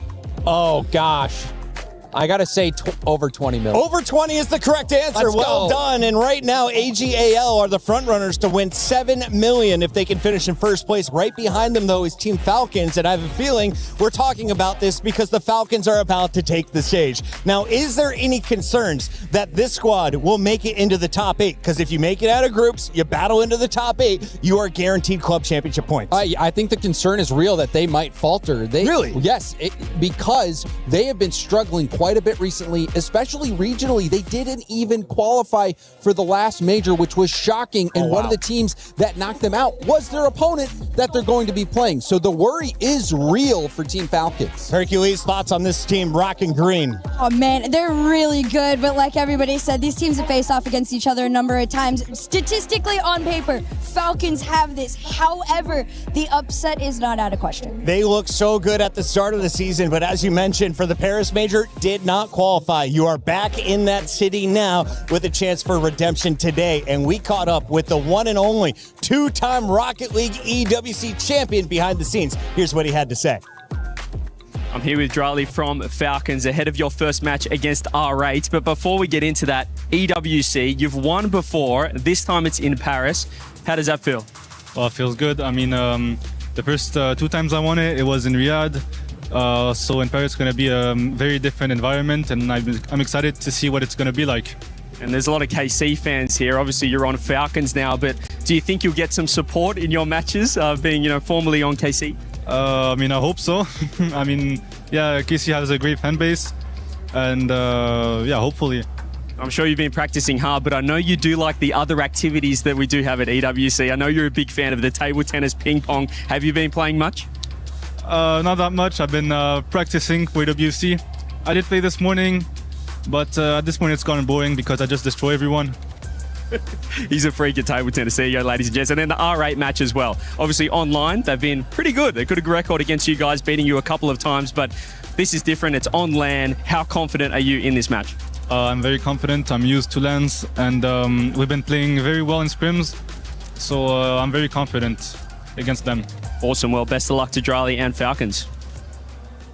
Doesn't matter what jersey he is wearing, he is a champion at EWC. Can he do it once again for the three-peat? I want to start with you, James. Thoughts on the legend who has been rocking out at this tournament? I think they can do it. I think that this could be the tournament for them to really ignite this end-of-the-year run, and you cannot count Drali out. He won on BDS, he won on K-Corp. Now he's going to try to get the triple with Team Falcons. On the other side of this matchup, we have to talk about R8. First of all, I did my tier list. Okay. I got a little bit of flack.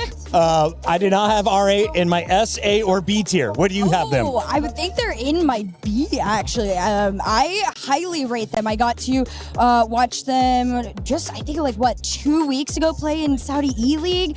They surprised me. This is a team that is very much a sleeper pick. They've been flying under the radar, but beating everybody while they're under the radar. So they're definitely the ones to watch on my end. Well, they're definitely on everyone's radar after making it into this group. So, James, what is your expectation for a young star squad?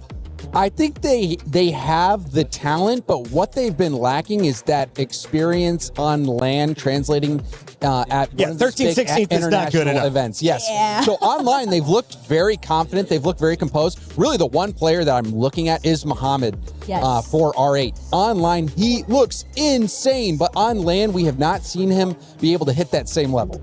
I wanted to ask a little bit about the team. Do they have roles? Does everyone need to do everything on this squad? Is there a star striker that could be leading the squad at the end of EWC? I feel like striker role in particular is pretty open, to interpretation between the squads. It's more about who's going to be the lead aggressor. I think Mohammed is the one to watch. If he's not nervous, this guy's averaging almost 3 demos per game. And against a team like this, that's really important. You need it. They kind of mirror each other's play styles a little bit. It's just about pulling it off fairly clean.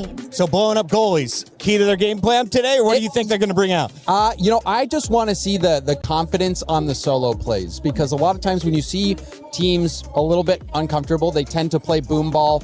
They're not really connecting on any passes. They're also not taking the ball to net and trying to make something happen all by themselves. So I want to see that confidence. I want to see them going for some crazy flip reset double taps, maybe even some double flip resets. I just want to see that killer instinct out of R8. Now, a reminder, we are in group stages right now. You have to win in groups if you want to make it to the playoff bracket. If you make it to the playoff bracket, you're making money. More importantly, you're also earning club championship points. We mentioned how impactful this is for a Falcon squad that has won the past 2 club championships. They're going for their 3rd title, and they're hoping for points in Rocket League. If they hope to make it out, though, this is the Group B bracket. Let's take a look at what they have in front of them, and of course, what we have in store. With KC winning against Wildcard, they're going to be our first team into that 2nd round, the decider match tomorrow. Now we're going to see Falcons going up against R8 Esports in that 3rd match on the left side. The winner of this will play either Gentlemates or Five Fears. So if I'm Team Falcons management, GMs, I'm saying hopefully Five Fears can pull off a major upset. I do not want to play the Gentlemates, who are very much still in the club championship standings. That is a big ask of that team. Five Fears maybe in our D or E tier. If that happened, Puckett, I would eat an entire loaf of bread on stream. So a whole baguette. Oh, yeah. In one sitting. In one sitting, nonstop. Production, please clip this out. Five Fears. Trust me, I'm going to hype you guys up before this match. We are going to get into it. Best of luck hyping it over all the Gentlemates fans. We've got about 1:10 left here, so let's check in with the fan base over on esportsworldcup.com. You can weigh in and choose who you think is going to win. There's also, I think they said $300,000 in prizes given out, so you should get over there and join in on the play. Those that did chime in all seem to be Falcons fans. 91% to 9%. Do you think R8 deserves at least double digits? Absolutely. I mean, it should honestly be closer to maybe 60-40, 50-50. Oh, wow. It's going to, but as we saw, even for the tournament predictor, the fans, there's a lot of fans for Team Falcons that are tuning into EWC. 30 seconds to go. At least take 10 of them. Where do you see this match playing out? Do we get to a game 4?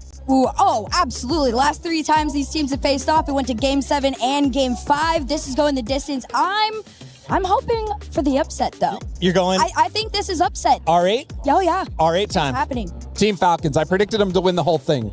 And how many goals is Drawley going to score? across the whole series, I think 4. 4 goals for Drawley. He's going Falcons. She's calling the upset. Weigh in right now on Esports World Cup. And of course, in the chat, let's send it to the stage.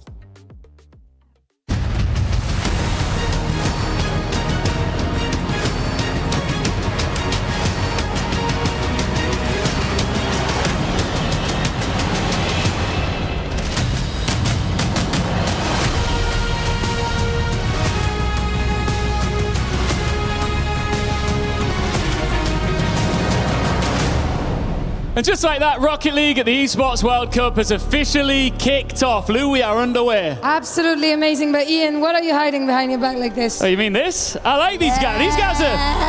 These guys are good. Man, they're the title defenders. Of course they're good. Absolutely. What a start for those. Let me see if I can just get rid of that. Okay. What a start. They're incredible. What a start, pretty solid. And even though this game was a bit predictable against Wildcard, I am sure that the next game is going to be a bit less obvious to predict. Absolutely. Let's welcome our next teams. It's Mena versus Mena, starting with R8 Esports.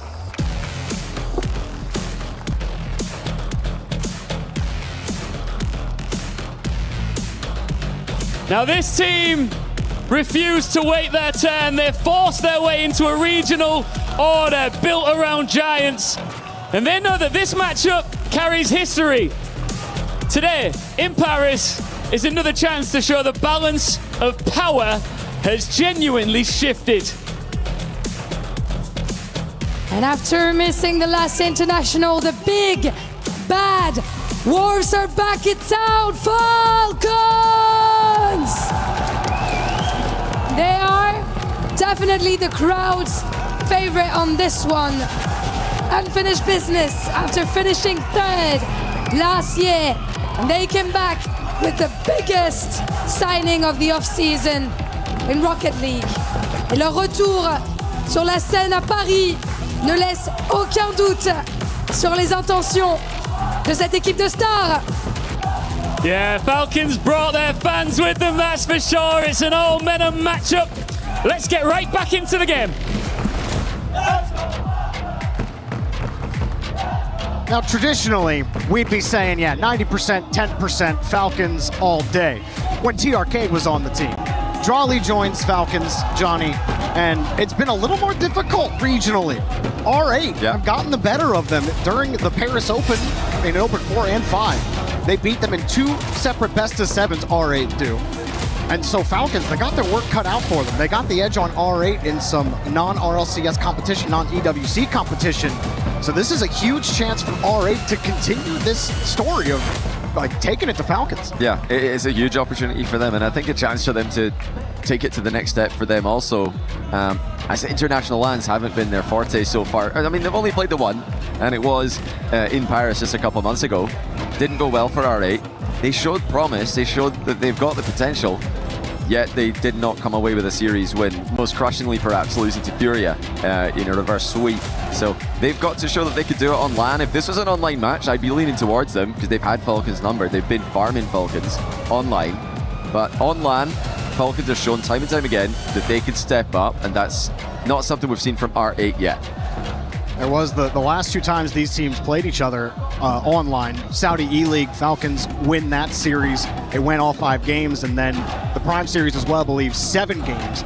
And Falcons took that as well. So we'll see if they can figure things out here on LAN. And one of those, I believe R8 were playing with a sub, and it still went to the distance. The series Falcons won. So R8, they've been the better team. I think it's got to be a mental block the Falcons have got against them online, and they've not played in an international LAN.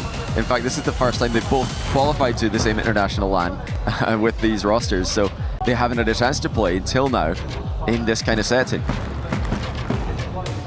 Does seem like if R8 were going to face anybody, you're going to feel comfortable. It's going to be a team that you've seen time and again. You talked about the Paris Major. They played against Furia. They came out onto that stage, and they had so much energy. They were talking smack. They were up 2-0 in that series. They looked like they could do no wrong. They were up and down the field. But that's where land starts to get to you. Winner's tilt can come in quickly, and they learn that real fast. But that's the kind of experience you get when you come on land. That was brand new experience for them. So how much it carries for them, the fact that they get to play Falcons here, I think bodes well for them, even if it's going to be a tough match. They've got to look at it as a learning experience, in my opinion, because this is another step up. In Paris before, they only played, yes, on land, but no crowd. It was in the studio days. They didn't make it to the crowd days. So now they've just been thrown in the deep end. The Falcons are coming back to the international scene after failing to qualify for the Paris Major. But they get to redeem themselves here after what was a pretty successful Boston Major at the end of the day. Falcons haven't had the year anything like they had in the 2 years prior, but they still made top 4 in Boston, taking the eventual winners, Gentlemates, to Game 7. This is where they can shine. This is where they know what to do. They've been here so many times before. R8, let's see what you got. It's the first time on land internationally in front of a crowd. We'll see what they got. A lot of experience on the other side, though, in Falcons. Roas in an octane as he starts with a reset.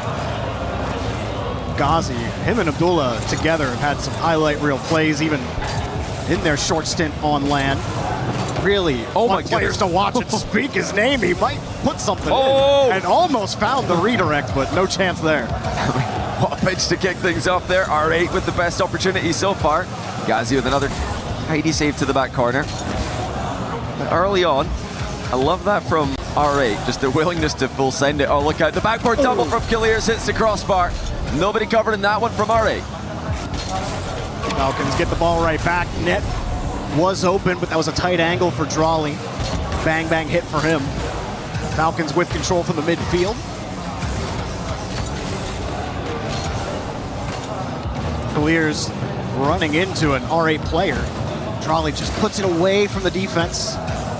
Falcons just have the beat right now on R8. And that was a risky drive challenge there in defense. From R8's perspective, Falcons have come close.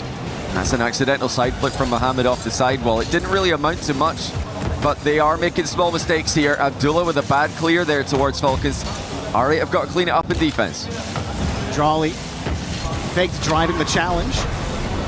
Roas heavy touch, couldn't handle it, so R8 get a chance to breathe. As Kaliers up quickly, beats the first man.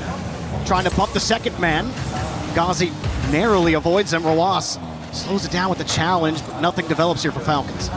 Yeah, Ghazi's been key for R8 in defense so far. That was I believe an intentional side flip from Kaliers as he leaves it for Drawley. Falcons look much more locked in of the two teams so far, but they haven't been rewarded with a goal. R8 been given a chance to grow into the game.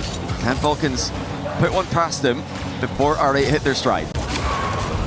Roas demoed by Ghazi. Abdullah gets a free touch. You see Drawley trying to cover the high. Abdullah goes to the side wall. He does it all himself here, but no read will come. Roas on the backboard, slips around, now back to the midfield line, has him running, has him going, but to 50 just denied. A good save there from Ghazi. Yeah, Ghazi again, massive defensive play. He's making sure to put all these saves towards the corner. Really limits Falcons' options with the follow-up chances. Roas in the octane, not something we're used to seeing. Testing Mohamed on the backboard, that's not a good clear. Now Ghazi being tested in the same way, but the follow-up from Falcons comes through too slowly. I don't think they expected there to be an opportunity. Everyone tried to get set. Also didn't want to take too much of a risk and give R8 a clean angle out. Is that a beret on Mohamed's car? I've just seen, has he got a beret on for the Paris EWC? He does. Look at that. And with the antenna too. That's fantastic from him. Just don't have enough character on the cars. Love seeing it. Still, I'm overall thinking Falcons have been the better of the two teams, but they've lacked that killer instinct that we're used to seeing from them. They're definitely holding back a little bit. They're not trying to commit everybody. Oh, Roas, a huge redirect. Surely no, Kaliers puts it into the crossbar. You've got to think that should have been a goal there. Roas did so well initially. 9 times out of 10, Kaliers is sinking it. Get a nice touch here. But that and the other chance where they had the 2-on-2 ground dribble play, they tried for the bump, but Ghazi was able to avoid it and make the stop. Those were the 2 chances for Falcons, but that one definitely should have been 1-0 for Falcons. R8 in the orange half. Abdullah sets it down. Has some trouble recovering. Roas wants a hard hit downfield, but everyone back behind Roas. Falcons will just play defense. Yeah, a minute to go, still all even in this game. R8 will count themselves lucky for that fact.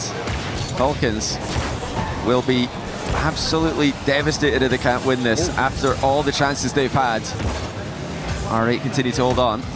Mohamed completely dusted by Clears in the midfield as Falcons look to establish that pressure. Back pass goes awry. It's out to the middle for Awas. He can't get the top corner past Abdullah. Falcons again pressuring. R8 keep getting away with it. An errant touch turned into an opportunity for Falcons, and they were scrambling to get back in front of the box. Now back on offense, but they're just pot shots and nothing really threatening for Falcons. As Mohamed tries to get control of this, Clears barrels into him. Roas was hoping for the midfield boost. Did end up getting it, recorrects the path, looking for a 50, and there's just nothing. Yeah, final few seconds of the game. R8 just holding on. Can they make it to overtime? Drally bumps Mohamed off the back wall. Clears doesn't have a lot of boost to work with, but Roas does. He commits from third, but now here come R8 on the counter-attack. Late chance for the youngsters, 50 mid. The bump on the goalie's huge, but nobody's up for it. Mohamed was in the middle of recovering. We didn't see it on cam, but might have gotten harassed. Either way, he wasn't in the position he wanted to be, and R8, we talked about it a couple times, gotten away with getting to this overtime. Clears missing an open net earlier here in game one. R8 have a chance to steal this away from Falcons, but it's Falcons that start on the blue half. As R8 trying to find some control. Mohamed collected that corner boost. Ghazi couldn't handle the ball. Now it's Mohamed to have to play defense, get everybody back into position. Drally takes it away from him and gets it right back to Roas. Roas looking for Clears on the pre-jump. Everyone diving there for R8 to keep the ball out of the net. And Falcons still covering the Clears. R8 having trouble getting past the midfield line. Well, R8 having trouble getting into the game at all. And I think it's good news for Falcons that R8 haven't played their best, because Falcons are also far from their best in my opinion. When Falcons are thriving, they are putting away chances. This team's made its whole identity about converting on pressure. They've not been able to score yet, despite having plenty in the way of pressure, possession, and even some mistakes from R8 to work with. So I am surprised to see that, but it's signs of nerves for both teams perhaps. Mohamed, no play for him. Abdullah jumping early from the midfield line. Just that extra roll there will make it difficult to get a challenge. Ghazi again. Trying to feather it. Just nothing. Abdullah thinks he can carry it. He gets deleted. Roas has a little bit more boost. He'll fake on the reset. Just keep possession. It's working out right now for Falcons. Just looking for that quality opportunity. They haven't found it just yet here in overtime. Mohamed will find a clear out, and R8 survive on defense again. Oh, nice bump on the back wall. Abdullah looking for a way through. Can't find it. Now here comes Mohamed with the reset. Looking for the dunk, but it's just denied by Clears. One of the best chances of the game so far for R8, but where's the follow-up now? Clears are just walking the ball down the line. And R8 are right back to where they spent most of the game, in the defensive third. The feint, but Clears actually gets bumped on the play. This gives Abdullah space, but just don't have to stretch for that ball. Tried to flip back into it, and they still can't get really clear possession. Maybe he let that go on purpose, but no one from R8 certainly was ready for a free shot for Falcons. And that one down. Across the corner, R8 look like they're almost getting an opportunity, almost getting a shot on net, but it's just not enough. Clear swings wide, back to Drally, off the bar! And that's just unforgivable. Drally's got to hit the target there, and if he's not hitting the target first time, he has to double tap that. The goalie was completely out of position, forced out of position by pressure off the ball. Once more, Falcons have squandered a chance. This time, R8 there to meet him at the punch. They might get a chance, boosting down, faking the touch. And he was a little far away from it. Sure, Falcons weren't too fooled. Quick pass to the midfield. Clears. Oh! Power shot. Game one goes to Falcons. It's about time. But one twin to the other. A little wiggle by Clears. Gave Roas time to compromise the goalie's position again. And this time, they do not make a mistake. Took plenty of chances though. I think Falcons should have had that game in regulation comfortably by more than a goal. They had 18 shots to just 4 of R8. That's one of the most one-sided shot differentials you're going to see all week. I mean, they were scrambling on defense. R8 just could not get a hold of the ball, and some really unfortunate either the whiffs and leaving the ball for free in the third. Falcons just had so many free chances. That one right there should have been game. It was a good save, but again, should have been a follow-up goal. I don't know what's up with Falcons today, but R8 are just a bit too scared in the midfield at times. There, you've got two players in defense. They're both retreating. Somebody's got to pressure the ball there. You don't want to give Rawas time to pick out the pass, and then Kalir's time to find his shot angle as well.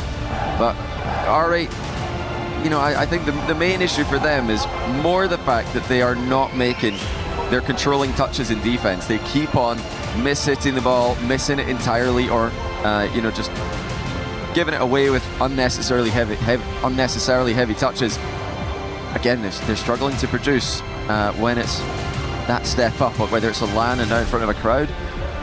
You've only got so many chances.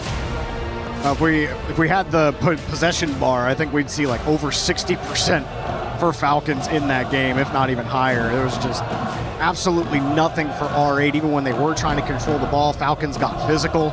They had an answer for everything. And I mean, the pace difference, Johnny, when we talk about the experience on LAN and the ability of a team to control pace of play, Falcons really showcased that, especially in overtime. How often they weren't trying to force every opportunity, really just trying to control it, letting R8 play into their own corners. They were happy to take those challenges as long as they controlled the midfield, because they knew they weren't giving it up and were just waiting for the prime opportunity to actually take shots instead of just taking every risk. R8, they're not even in a position to take risks right now. Yeah, they need to get into the game here. They've got to have a much higher level in this second game. You don't get time against a team like Falcons to come back 3-2 in this, in my opinion. I think R8 have to win this second game if they're going to win the series. Just also to convince themselves that they can play at this level against a team that they've been better than online time and time again.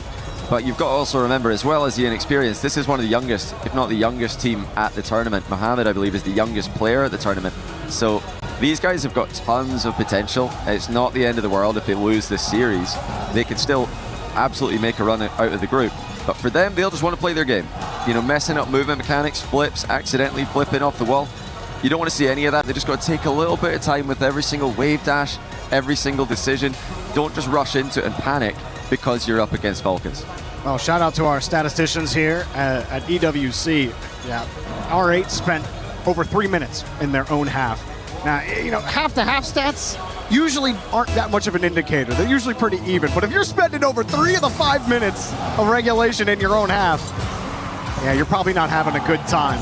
Falcons going to start with possession. R8, can they start early here? Can they force Falcons to actually respect their approach? Will they even have an approach as Falcons take control? Drawley loses the ball there. Tried to finesse it.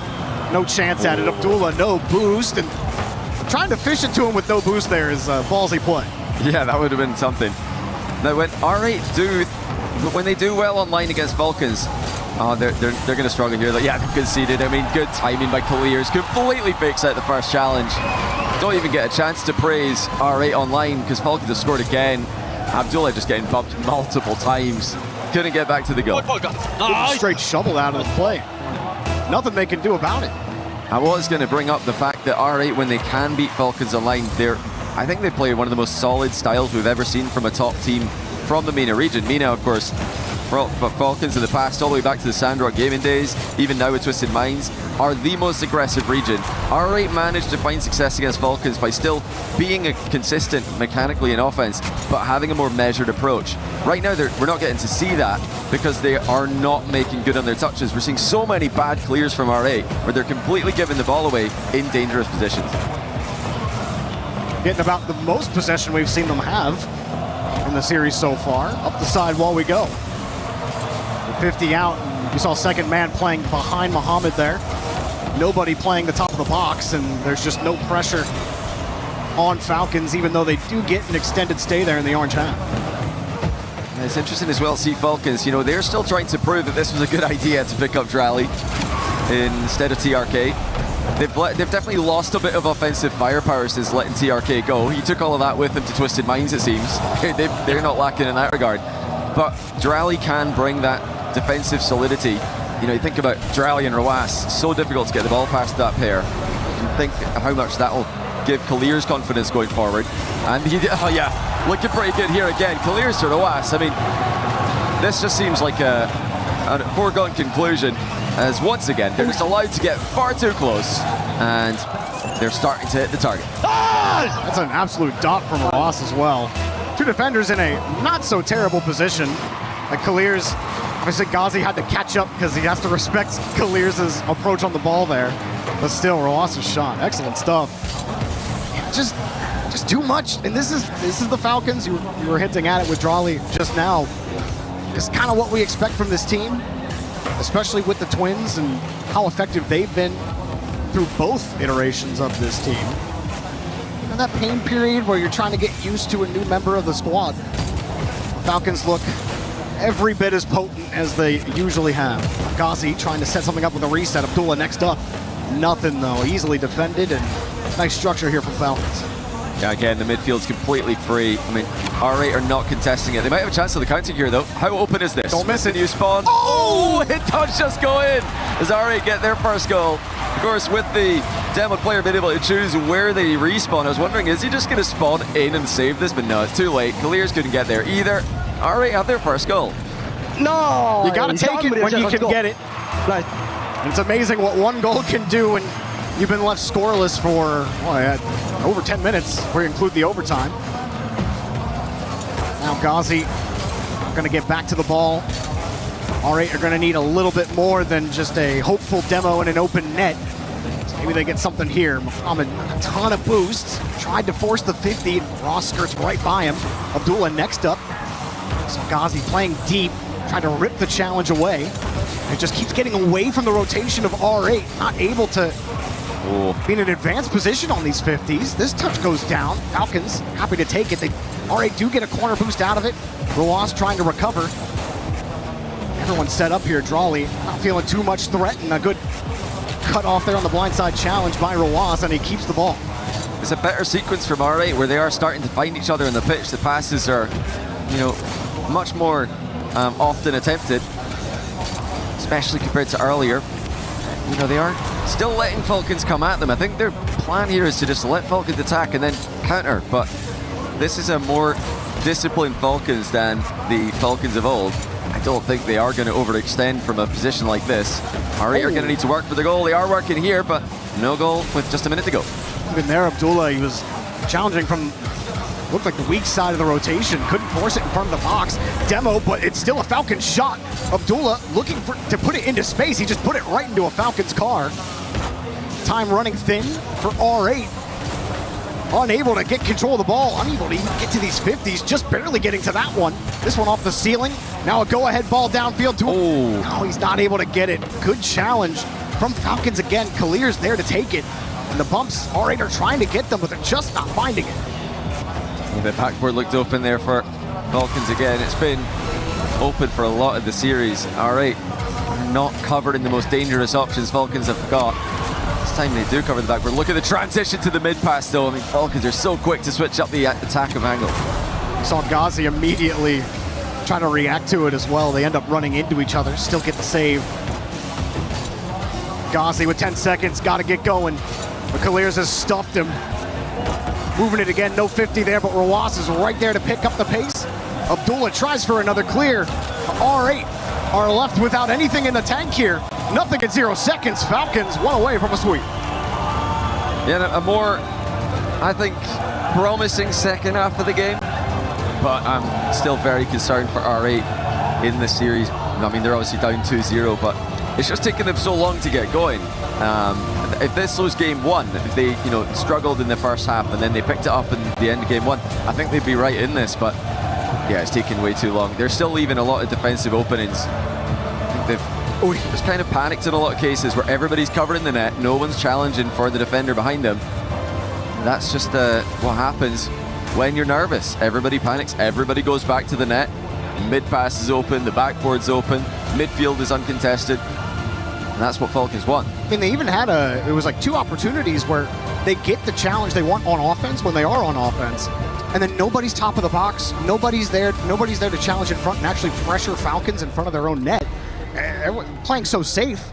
It's like the few opportunities you're getting on offense, you got to start taking some risks on that side of the field because you're not getting anything done offensive. Even with 7 shots on net this time. Yeah. Not many of them were something you want to write home about, though. Like, yeah, they're statistically much closer, as a lot of Rocket League games are at this level, when you look at the shot totals. And I think it made sense. That game was more back and forth. But I still prefer the chances Falcons are creating. They look far more likely to result in goals right here. I mean, this is just tough to defend. It's defended well by Mohamed. Again, they're being asked to do a lot here. Much easier read for the attacker in that position. Abdullah with a hard clear downfield and a little bit more juice on it. Maybe he beats Kalirs there. It's demo from Ghazi, and again, we just catapult the ball, and we hope it hits the stone wall. So far, every rock is missed. Yeah, I think I would like to see a controlling touch there. You know, it's good to thread in a hard clear every now and then, but usually you want that to be the switch up when a team is pressing up high and defending the midfield line instead of defending their goal. The Falcons are sitting quite deep at the moment, so I think the hard clear focus has to stop. Good save there by Mohamed. Again, threats are coming in from Falcons. Everybody's in the near post for R8. They've got to spread out a little bit here if they want to cover the attacking angles that Falcons have got.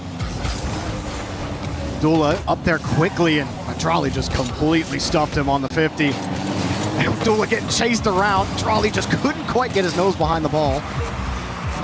R8 get a chance downfield, looking for it, and wow, a save goes off the bar, ripped, credited to Kalirs. And now a return fire. Abdullah's got the save and caught here by Mohamed. Well, that was ricocheting about the pitch pretty quickly, but R8 managed to stay up to pace with it. They are growing into the series. It's taken them too long, in my opinion, but they are starting to look more like themselves. We're not seeing, hesitant flips and accidental inputs. There's another boost steal being attempted there. It did come through there for R8, thanks to the still pretty recent addition of the glowing boost. It's got everybody sitting on the boost pads again, like it's 2015. Uh-oh. A little bit of a mistouch. Oh, what a save! Off the top of the net, Kalirs keeps it even. The best chances R8 have had so far, and still they can't find the back of the net. Oh, look at this. Great double. Oh! It doesn't matter. This one's in. Yep. There you go, Abdullah. 1-0 R8, their first lead of the series. Oh, look at Mohamed, though. With the ground double in the setup. He goes low with the second touch as well. Both defenders thought he's going to go top shelf with that. That's most often where the ball will go. After a ground double tap, players look to switch it up and go high again. Mohamed goes low twice. Completely fools Falcons. It could be 2-0. That's just in. Kickoff goal. Abdullah crushes Falcons from the center circle. Not the rebound you want to see on this kickoff. It caught him on the close cheat up, which ricocheted the ball, and third man gets caught out. Yeah, Falcons tried a fake strategy, but Abdullah saw it coming. He single jumped into the ball and then flipped after it, completely countering the strategy. That's really well spotted. R8, all of a sudden alive in the series. We talked about their last LAN appearance. They were the ones who went up 2-0 early in the series and kind of fell off. But this series, they were kind of slow on the uptake. This time, starting to find their stride. Drawley can't find the net. Great job there from Ghazi on defense. Yeah, not only defending the net, but also collecting the ball and picking up the back corner boost as well. Just Ghazi doing everything there. Falcons trailing by 2. If they somehow start to lose this, another miss there. They've actually missed twice now, Falcons. Remember, this is a team who've been farming them online, and they can't be all that happy about that, so... I mean, look, you say farming, but every series they've played have gone to match point. Like, their last 4 series have gone to match point. They're being match point farmed. Okay, there you go. It's just, sell the story a little bit match for farmed. I mean, it's not a good feeling for Falcons, who've been so dominant over the years in MENA, to be losing to the young upstarts so often. Losing just once would be annoying for a team like Falcons, but you're losing every time. Oh, wow. No way. What? Absolute chaos in front of the net here. It's a great save to start, but then everybody's diving for it. Nobody can get the touch. Oh, Ghazi just didn't want to own goal. He's not sure. I love how much they use nice in their celebrations, despite the rest of the comms coming through in Arabic. Both teams have been yelling nice after scoring. I do notice that happens in almost like every language. Just like one English word that everybody has. It is OP. All right, Falcons. What do you got? You got your first goal back. Roas, nice pop. Gets over one, can't bump the second though. Good catch from Abdullah. Quick Trolley was to that though. He was up early for that challenge. Takes away the high opportunity. Kalir's also making things awkward here on the backboard, but R8 get themselves a little bit of time.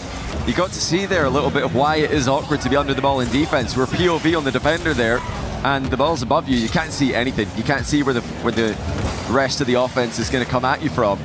That's why putting the ball over the heads of the defenders is such a good strategy in Rocket League, even at the highest level. Just limits their vision. They need to do so much more in order to just see what's happening around them. R8, pot shot, not too threatening. R8, another shot this time. Kalir's with a great save and catch. Falcons are feeling a little bit more pressure than they were in the first 2 games of this series. R8 just have to hold on to this 1-goal lead, but Falcons knocking at the door. Off the ceiling, playing deep back. Kalir's will be there to field it. Actually, no, he won't. He's gone. R8 get the ball back, 10 seconds left, and they'll stay alive in the series. Another catch out for Abdullah. He doesn't get another 50. The Falcons back to it. Kalir sizing up the defense, getting this one down. Ball bounces off the ramp. Here we go. Roas looking it off the corner, lets it drop and come straight out. He's up for it, no contact. R8 prevent the sweep, survive in the series. I tell you what, that was a good attempt there by Falcons at the end. We could see Roas had no boost as he was faking out for his teammates come through. You can't ask for much more than that center ball. Just smashing the ball into the back corner wall. It was Mohamed early on for R8, who completely fooled Falcons in defense, had everybody guessing wrong where the ball was going to go, and then Abdullah read the kickoff strat. He saw that fake coming, and he completely blocked it. Scored solo, and an important goal as well. Falcons got one back, so that read on the kickoff from Abdullah, or whoever else called it in comms, actually won the game for R8. R8, 12 shots to Falcons 7. First time R8 have outshot Falcons in the series so far. Definitely felt like it, and you felt more of those 12 shots from R8 this time around. Yeah, this was by far the best game, and this is more like what we're used to seeing from them, so it's good that they can now get to show people what they're about. And now the ball's back in Falcons court. Can they avoid the mental winner's troubles that they've been having against this R8 squad? Because if R8 win this next game, you know Falcons are going to be thinking, you're joking, not again. Not another loss to this team in particular. This is a massive game for. If R8 can win it, they might in fact be favorites. R8 trying to push Falcons a little bit higher on the tilt-o-meter. See if they can get it done here in Force Game 5. Abdullah gets that first 50. Well, they run into each other there. Ghazi does have Abdullah coming back, so that one not too dangerous, but gotta be careful here in the corner. Any even slightly loose ball, Falcons are immediately on top of. Case in point, this one weak shot, just getting there was Mohamed. He had someone behind him trying to bump him out of the play. Abdullah also gets 50'd out, and Kalir's will take control. The fake, back to Roas. Nothing. No, the backboard covered there. That's a promising sign for R8 in defense. They're not panicking and just going straight to the net. The challenge coming through as well, still awkward at the near post. Falcons looking to find a way through. There it is! As Kalir's finds the bottom corner at the exact same time that the bump lands on the last man, Drally. Leaning out, and Roas as well, actually both getting contact on the goal. Kalir's fortunate the post bounce works to his favor there. Definitely made that one a little more difficult than maybe he had to, but you take it, it goes in, no problem. And R8 right back to where they were just over a game ago, down against Falcons. Plenty of game time for him to get it going as Roas chain dashes his way out of the rotation, and Abdullah can finally slow things down. R8 get a chance to get into offense. Look for those boost steals. There is one being attempted there. It wasn't available to be stolen by Abdullah, but that's been a focus of them and helped them out in winning that third game. So some more patient approach to offense. Again, just pathing over that corner boost on the way out. It's just a classic strategy in Rocket League these days. Another 50 on the goal line. I feel like the ball's been awkwardly on the goal line for R8 so many times this series. This time they do get it away. even a couple times on this side of the field too. The one where they got the demo, got the 50, but then there was another where Falcons got a save. A lot of very tense play on the goal line today. R8 starting to lack beyond that midfield line. They'll try to cannon shot the ball, give themselves a chance at a 50 here. Abdullah does get a touch, called off by Mohamed, but mishandles the ball. Yeah, didn't get the first touch he wanted there. Trying to take control. Oh, chance on the counter. Actually had a passing option across, but opted not to go for it. R8 are warming up here after Falcons' good start in game 4. And they come back from behind. They've not been able to do that this series so far. Is everybody looking for the ball in the back corner there? Abdullah, it does come away with it. Maybe a little bit of unnecessary team bumping going on, but they get away with it. Ghazi was getting ripped by both teams there. Nice catch from Abdullah. Make sure he gets the boost. Can't get back to the 50. Rawas also diving. Up high. Drawley gets that first 50. Falcons happy to wait for that touch. Rawas gets a clean one. Back to Kaliers. Kaliers' shot is denied. R8 in survival mode right now in the final 2 minutes of game number 4. And it gets a little worse. 2-0 for Falcons. Absolutely love that from Drawley. What a pop on the first touch. And then not only puts it past the last man, but he's looking for the bump on a goalie that's been forced to reverse away from the play. It's the physical plays from Falcons that have opened up the defense. Now R8 are in real trouble. They get the quick pass off the kickoff. Ball rips away from him though, and Drawley just completely nullifies anything Abdullah tries to do. Drawley does it himself, and Rawas steals his points. Just making the goal a little bit bigger there. Rawas gets one, bump, forces Abdullah to jump over the ball, and then from Rawas POV, just making sure there. Nice! Nice! I think he says, yeah, he does take the goal, does take the points. And it looks like Falcons will be taking the win here. R8 took too long to get going, and this is what happens when you take too long to get going against Falcons. They are going to have a game at some point where they just dominate. Yeah, just like the fundamentals really weren't there at the start of the match. Even here, when Mohamed had that try, just mishandling the ball, things that R8 typically pretty consistent at, especially against Falcons online, but as we've kind of droned on ad nauseum, yeah, LAN and online are just two completely different environments. You might as well not barely consider your online results against each other, as Falcons are proven right here. And everyone really expecting Falcons, Johnny, in this tournament to go deep, if not the complete distance, and be a potential champion, as Kaliers will get the goal here, and Falcons with a victory lap. Yeah, Drawley with a fake here.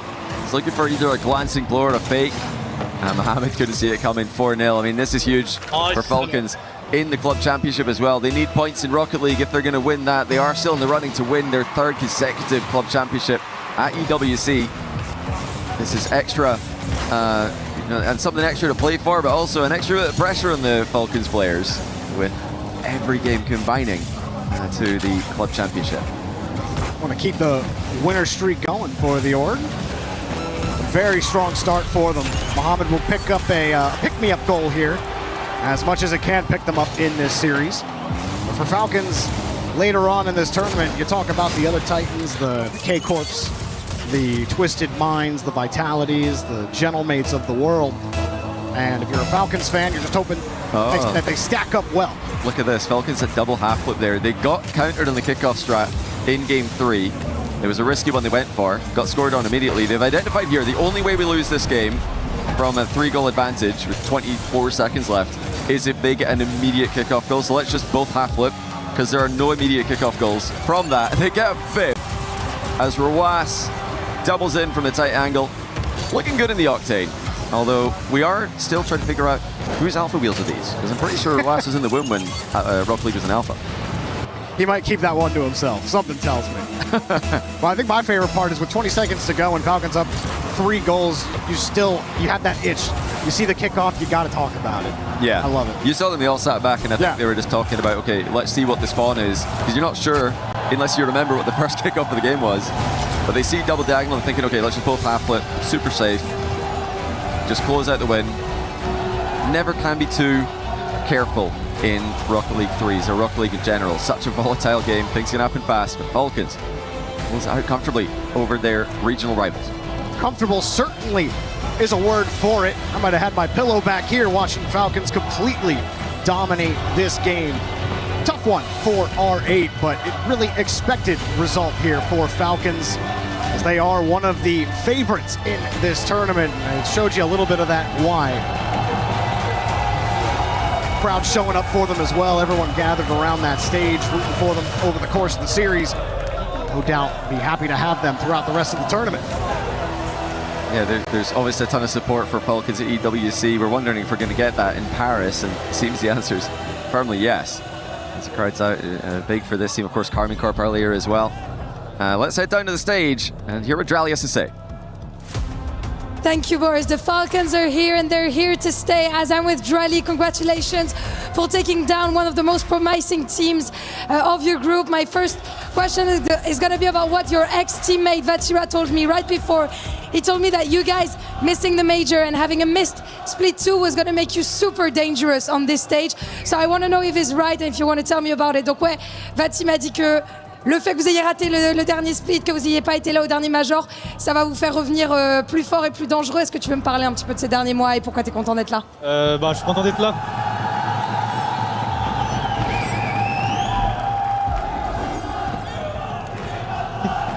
Alors, je suis content d'être là déjà parce que c'est à Paris. La France, c'est un peu le pays de Rocket League. Et Vatira a raison, honnêtement. Même lui, il l'a vécu en 2024. Ça nous a beaucoup motivé le fait de ne pas s'être qualifié au Major de Paris. Et voilà, en entraînement, ces derniers temps, on est très très fort. Donc, ouais. Magnifique, magnifique finalement.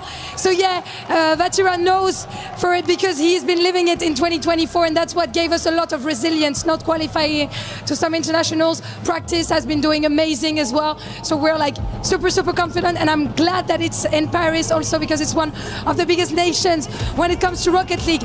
And you've been used to big French crowds, but here in Paris, the Falcons fans are very, very numerous. Tu le sais, il y a énormément de fans Falcons ici. Donc est-ce que tu veux leur dire quelque chose, either in English or bil Arabiya, as you want? Dima Maghreb. That's all. Dima Maghreb and that's it. Well, I already tell them all the time that I love them, you know. So I don't have much else to tell them. Thank you guys for being here. You're very passionate. I love you guys. Very passionate, so are you, Drally. On est tous très contents de t'avoir ici à la maison, évidemment.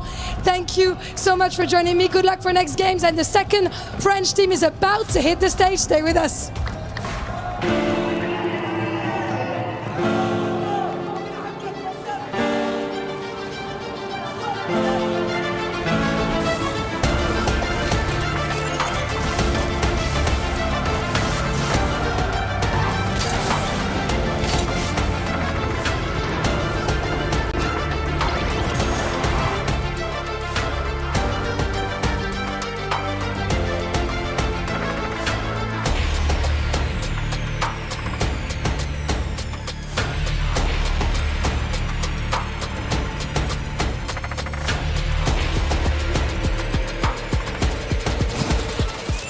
I will play while looking at your screen.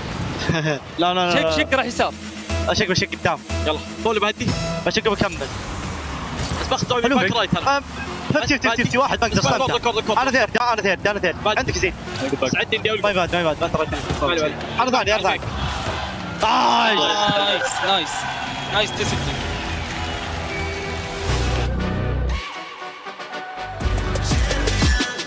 This ain't no regular thing. Came for the ring, you know what I mean.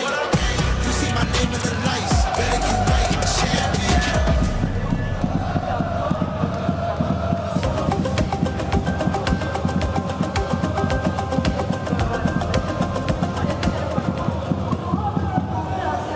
Meet with the big producer, but I don't see her anywhere. Kitty, you made it!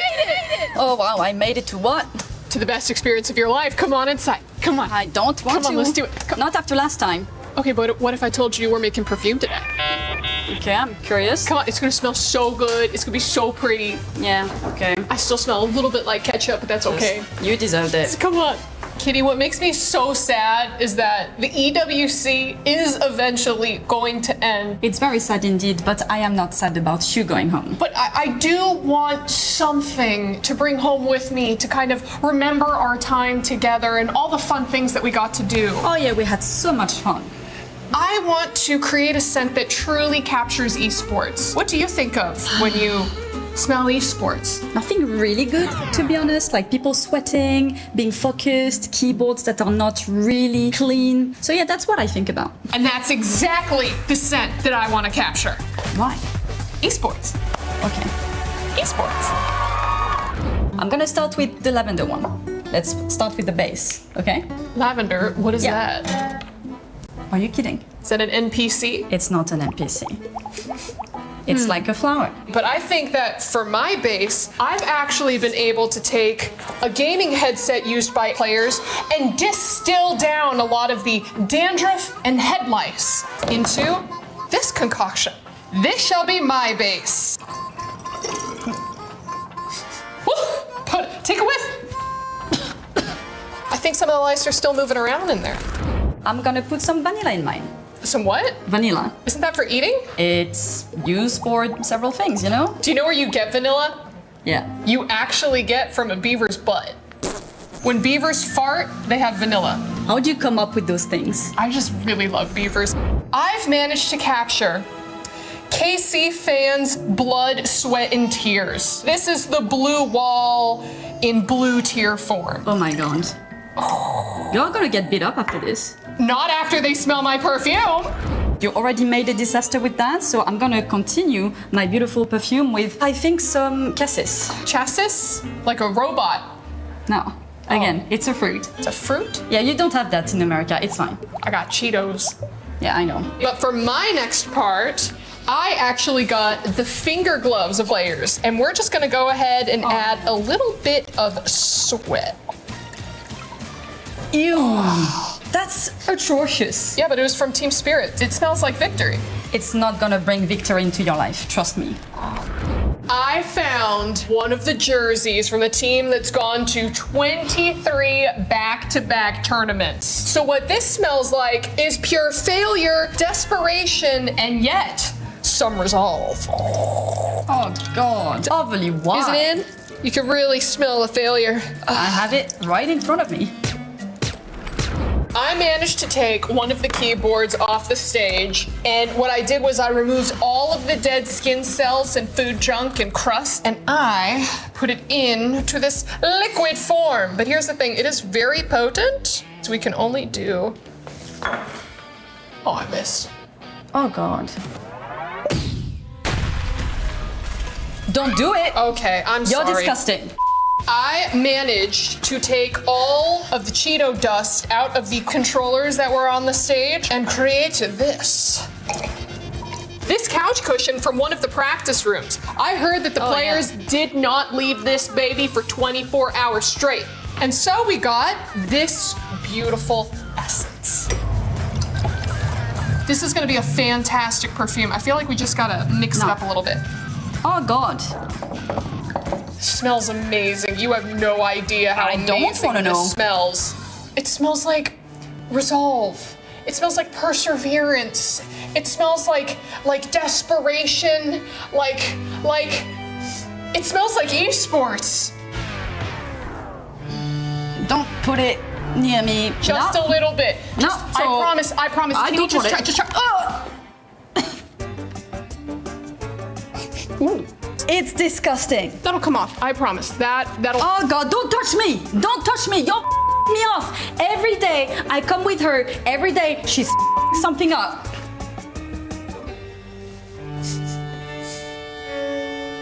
Le Esport.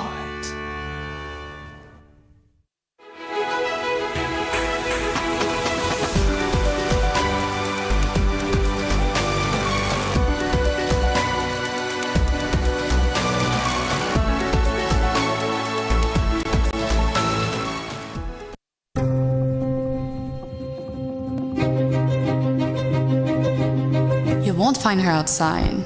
She's mysterious. You won't find her in the kitchen. She hasn't cooked in years.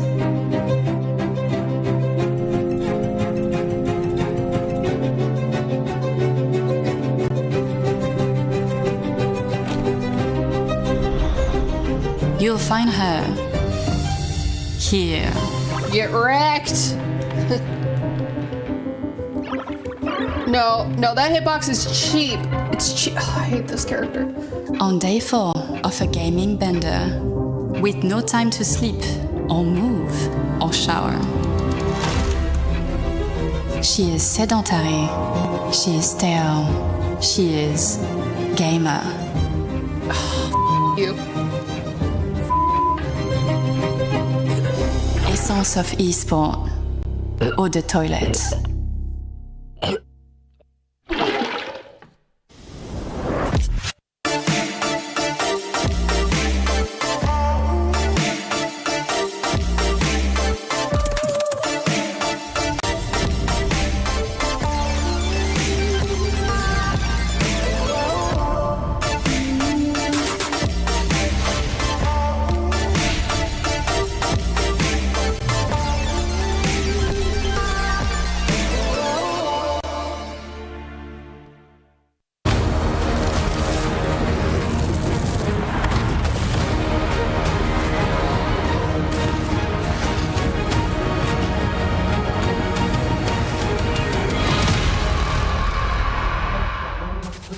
We are live with Esports World Cup. It's Rocket League week, and we are ready to see another furious French team. The Gentlemen's fans have been pouring in since 11 a.m. Now it's time to see your squad for the first time. On the other side of the fight, we've got 5 fears. If you looked at the tier list, a lot of the experts have them near the bottom. Can they cause a major upset? Their first opportunity is in a few moments. Before we get into that, I got to introduce our desk. Gentlemen, first of all, can you continue the challenge of introducing each other? Who is this gorgeous man with red hair next to you? He is the fiery ginger goddess of which I have tied my life to, Cool93. Wow, that was beautiful. That's good. And who is this tall one? Recently married, is not available anymore, ladies and gentlemen, unfortunately. Stumpy Goblin, looking fabulous as ever. Incredible work. Before we introduce other people, actually, they don't even need introductions. So let's just bring them on. We got Kataga and Itachi. Gentlemen, can you hear me over from the co-stream over with the Gentlemen's? I think I hear them. I think they're coming. It's so loud in here. It's very loud in here. The Gentlemen's fans are pounding drums. I'm about to put in my second earpiece. Hey. Kataga, I missed you last week. I got to hang out with Brox, but now you are here. Tell me about the Rocket League team, because you guys scored more club championship points last week. Now you're a favorite to make a run for top 8 in Rocket League. J'ai rien entendu. We are so hyped and so pumped to be there at Rocket League. I was not able to be there for Call of Duty, but you had my man Brooks, and I think we gonna do very well things at Rocket League this weekend. So let's see. I'd like to direct a question to Itachi. Firstly, lovely to talk to you again. How are you doing, mate? I hope you're doing well. Nice to hear you as well, my friend. Nice to hear you. Itachi, this team is considerably better now that you are not playing for them. What's different? What's different now that this team has obviously gone on for so much success? First, I want you to show me some respect, my friend, okay? Okay, you're cheating on me. I'm sorry. All good. Just be careful. And secondly, yeah, they are really good. It's the best move they could have made to kick me from the team. True story. Now they win majors, they win regionals, maybe EWC and Worlds. Let's hope for it. But yeah, it's the best move they could have made. Hoping it as well. And I guess to both of you as well. I mean, there's been lots of events in France. How does Esports World Cup in Paris compare to other events? Because the atmosphere here is absolutely incredible. You go? Okay. I don't know what to think about it, because last time our Rocket League team played in front of our fans, we struggled a bit. It was like 2 months ago at the Paris Major. And so let's see how it's going to be at the WC. We have a strong roster, and I think with the player it can be like 4 players, so let's see. Kataga, we will be tuning into your co-stream with 20 seconds left before this match. Give me the final prediction. 3-1, 3-0, 3-2. For who? That's the question. For who? C'est nous qui jouons après dans le camp. Ouais. I think we're gonna win 3-0. 3-0. Disrespect. They're We're gonna all smash smiling, saying yes to 3-0. Yeah, The that's stage is ready. Let's get this sweep underway.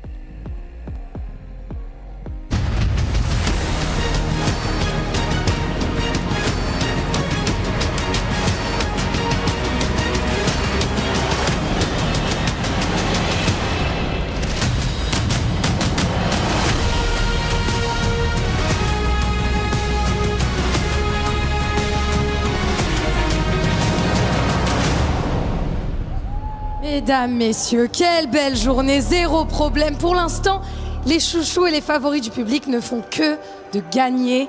Et je pense que la prochaine équipe française à monter sur scène ne fera pas exception.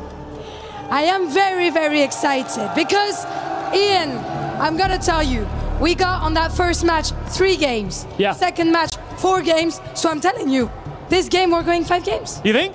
It's good maths. Kinda. Here's one thing that I know for sure. Look, there are no guarantees in Rocket League, but we do have one right here. We've got another home crowd favorite about to step onto the stage. The mates are in the building. Oh yeah, they're in the building and they're about to get loud. So you must be brave, you must be fearless to face them. And their opponents have not 0, not 1, not 2. Welcome, 5 Fizz! There's no pity for the brave. They are getting booed just like all teams facing the favorites. But this, Sub-Saharan Africa, they sent their #1 here in Paris. First test, a major winning European side. Let's see if 5 Fizz can get loud and scary in Paris. And their opponents, bienvenue, Gentle Mates! Paris, their home. Gentle Mates arrive as proven major winners with a crowd ready to turn every challenge, save, and late goal into home advantage. They're not here to enjoy the atmosphere, they are here to use it. Vous avez un choix à faire, mesdames et messieurs. Voir la vie en rose ou voir la vie en bleu as our third game starts now.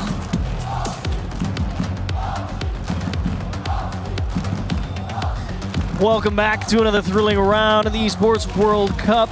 Gentle Mates versus 5 Fears. Definitely a bit of an uphill battle if you're a 5 Fears fan or a 5 Fears player, of course, James. But Gentle Mates, a lot of fan favorites. A lot of people think they got a chance to win this one. Yeah, I think they rightfully are a tournament favorite. You look at teams rated in that S tier. I think I'd have to put them in the S tier for me. I think Gentle Mates have what it takes. Nas especially has surged. His stocks have surged this year. You saw what he did in Boston in the grand finals. Nas was unstoppable. And 5 Fears really are going to have their hands full, especially with, it doesn't just end at Nash. You have Oski, who I think all tournament long, back in Boston when they were able to win it, he was probably the best player across the whole tournament. And then Archie, a brick wall on defense. You cannot get it by him. Yeah, you love to see a good team pick up a player like Archie as well. I feel like a lot of really good teams over the years, they've all had at least one really staunch defender somewhere along the line, right? You look at K-Corp, they have a player like Batira. You know, Archie has earned a name for himself. Previous world champions, there's been Torment. There's been a lot of good defenders who have ended up winning a world championship. Archie in a good spot here with his teammates in Oski and Nas, of course. And 5 Fears, I think, we talked about a bit of an uphill battle. I think the big thing that I really want to see, I don't want to see them being scared. If you're already an underdog, I mean, what do you have to lose? You might as well just go out there, match pace of play, and see what happens. Because if you sit there and give them room, I think you just lose. I think that's going to be the challenge, is matching that pace of play. They could try their hardest, but 5 Fears might just have trouble keeping up with Gentle Mates. Europe, in the history of Rocket League, has been the dominant region. So many world champions coming from Europe. Europe is the region to beat. Meanwhile, SSA has struggled to be competitive. It is you know, this just from a regional perspective, SSA versus Europe, it feels like they just have always had this in the bag. Must be nice to be from the place that seems to always win. Hard to go wrong in Europe, it feels like sometimes, and you're right. Five Fears kind of slotted there along in the OC region for a lot of the similar reasons. Tough to find some elite competition to continually push the bar higher sometimes, it feels like. But, you know, Snowy is a long-time contender in that arena as well. He's becoming a regionally dominant player, the likes of Torsas, of course. Slowly but surely. It's tough to match the... Yeah, he's been around. The long-term player from Torsas' point of view, of course. But Guns and Tekaz, Tekaz especially, I feel he's got a little bit of mechanical tech behind him. Like to see what he can do against a tough defender like Archie, and of course, Gentlemates. We'll see if they can get themselves started off well here. And of course, Tekaz and Guns both winning that SSA 2v2, which is a nice little gem to put in their crown. But this is going to be a challenge as we kick things off. Oski already attacking from the ceiling. See, Oski, the shot is going to go in, and that didn't take long, Achieves. Did not take long at all. I mean, all they do is steal the boost in the corner, and Guns kind of feeling a little bit of magnet effect, just going with the ball all the way to the wall. Didn't really feel like anyone in Five Fears actually watching the middle where the pass was likely to go. Too much room to work with, and Gentlemates open up with an easy one. We do see a kickoff strat from Five Fears. Guns trying to slow things down, but Archie will pick things up. Oski hits it across net. Boost stolen by Archie. Nass has to leave the mid boost. You can see Guns peeling off to go get it. So this could be some possession here for Five Fears. We'll see what they do with it. Snowy, no boost. Tried to flick it early. Ended up giving the ball back to Oski. Oski on the dribble. Goes for a little pop. Tekaz with the stop. Musty clear attempt. Picked up by Nass. Nass, little poke over Snowy. Guns will hit to the side, but you see how much pressure Gentlemates are putting on right now. A lot of good focus from Five Fears. Definitely making sure they get their own corner boost, as that was a pretty big issue for the first goal they give up. At the very least, they're saying you're not going to starve us out on our own half. See if they can keep grabbing that, because right now it seems like Gentlemates have been controlling this real estate. Now another shot off the bar. A bit awkward for Snowy, who had to stay in net. Zero boost for Guns. Tekaz does get the corner boost, but Nass going for the bump. Popped up from Archie. Tekaz first to it. Nass did just take away that other corner boost, so should be a little bit of free pressure here for Gentlemates. Archie kind of sending it a little bit just to jam that ball in the corner. That's a nice ball up high. They're continuing to force Five Fears to fight for the ball up in the air. Yeah, you can keep grabbing the corner as much as you want, but you have to continually rotate back to net. And once again, so much space open here in the middle of the box, and Oski just drills one top right on the bounce. Nice, come on. Get his second goal of the game. Things firmly in control for Gentlemates right now. Chance for Tekaz. Boost off the sidewall, flip reset, shut down. Guns, heavy touch out, gives up the ball. Snowy trying to intercept. Oski, sidewall pass to Nass. Nass putting it in an awkward spot for the defense. See the boom coming out. Archie finding Oski. Oski lets Guns hit it to the backboard where Archie was waiting. Oh, good challenge from Snowy. I was surprised he was able to get there. He chased him all the way up the wall with zero boost, but first time Five Fears really forced the ball into the orange half. They don't stay there for long, but it is a first step. I like Guns trying to take his time here in his own corner. Better not to rush if you've got zero. Might as well make sure you take the best challenge you can, even if you're not going to do much with it. You'd rather that than a poor hit right to the opponent. Tekaz on the 50. Now Snowy pop up. Archie there. Can he get the double? Gets the double. Can see the low boost for these defenders for Five Fears, causing some issues. Guns not able to get to that. Tekaz hits it out, but Nass catches it on the dribble. There's the flick, saved by Guns, but he's got zero in the tank. This is locked down defense right now. Five Fears, they have no boost. They run out of time, and Oski gets his hat trick. He started to feel it building, right? They get the bump in the corner. That continuing dwindling boost count for 5 Fears. Starting to see Gentlemates establish a foothold up in that front third continually. Yeah, you might be able to hold on to one of your corners, but you can't hold on to both, and it doesn't help if you're not getting those deep clears. That was what let 5 Fears out of their own half in the first place, as Oski will win a clean 50 off the kickoff and just drive straight into the net. 4-0 in game 1. Are there accolades for this tournament? It seems like Oski's trying to rack up that Golden Striker award. Better not to. Don't ask if you're Gentlemates. Just keep running up. You'll find out later. 4 goals for Oski. 4 goals for Gentlemates. Oski, can he pick up a 5th? Really tough start here for 5 Fears, but you knew it was going to be tough. The Sub-Saharan Africa region has really struggled at these international events. And Europe, with how dominant they are, no surprise that they are having success in this matchup. But I will say, to 5 Fears' credit, at the start of the season, a lot of people thought that Pioneers was going to be the top team out of that region. Yeah. But it was 5 Fears that continually got the job done. No matter how they did it, one way or the other, they're the team that winds up here. You earn your spot no matter what. And 5 Fears trying to press pretty hard here at the end of the game 1, at least to try and stop the bleeding and maybe establish a bit of control on the pitch as Guns breaks one up. And look at the pressure put on by Oski in the box. Just throws a wrench right into the middle of the 5 Fears clear attempt. And Snowy again, another diving challenge, comes up empty, and Archie will probably just hold the ball here because his team's up 4 and he's in no hurry. Yeah, just dribble it into a 50, and you can see even still, when Gentlemates have no boost, they still try to control the ball. They're still trying to dribble it upfield, going for those 50s. They're not rushing anything, and now a demo and a bump from Nass. And he'll escort his own weak shot right into the net. Yeah, not sure if he really knew Snowy was coming with that flip reset, but hey, what are you going to do? You end up in the right place at the right time, get the bump on the right player, and yeah, even he thought that was a good comms bit of there. a surprise. I got him. 5-0 for Gentlemates. A solid closeout to game 1. 5 Fears. Honestly, it doesn't feel like the fix is too difficult to find, right? You just need more power on the clears. At the very least, you have to force Gentlemates to give you a little bit more room to breathe on your own half.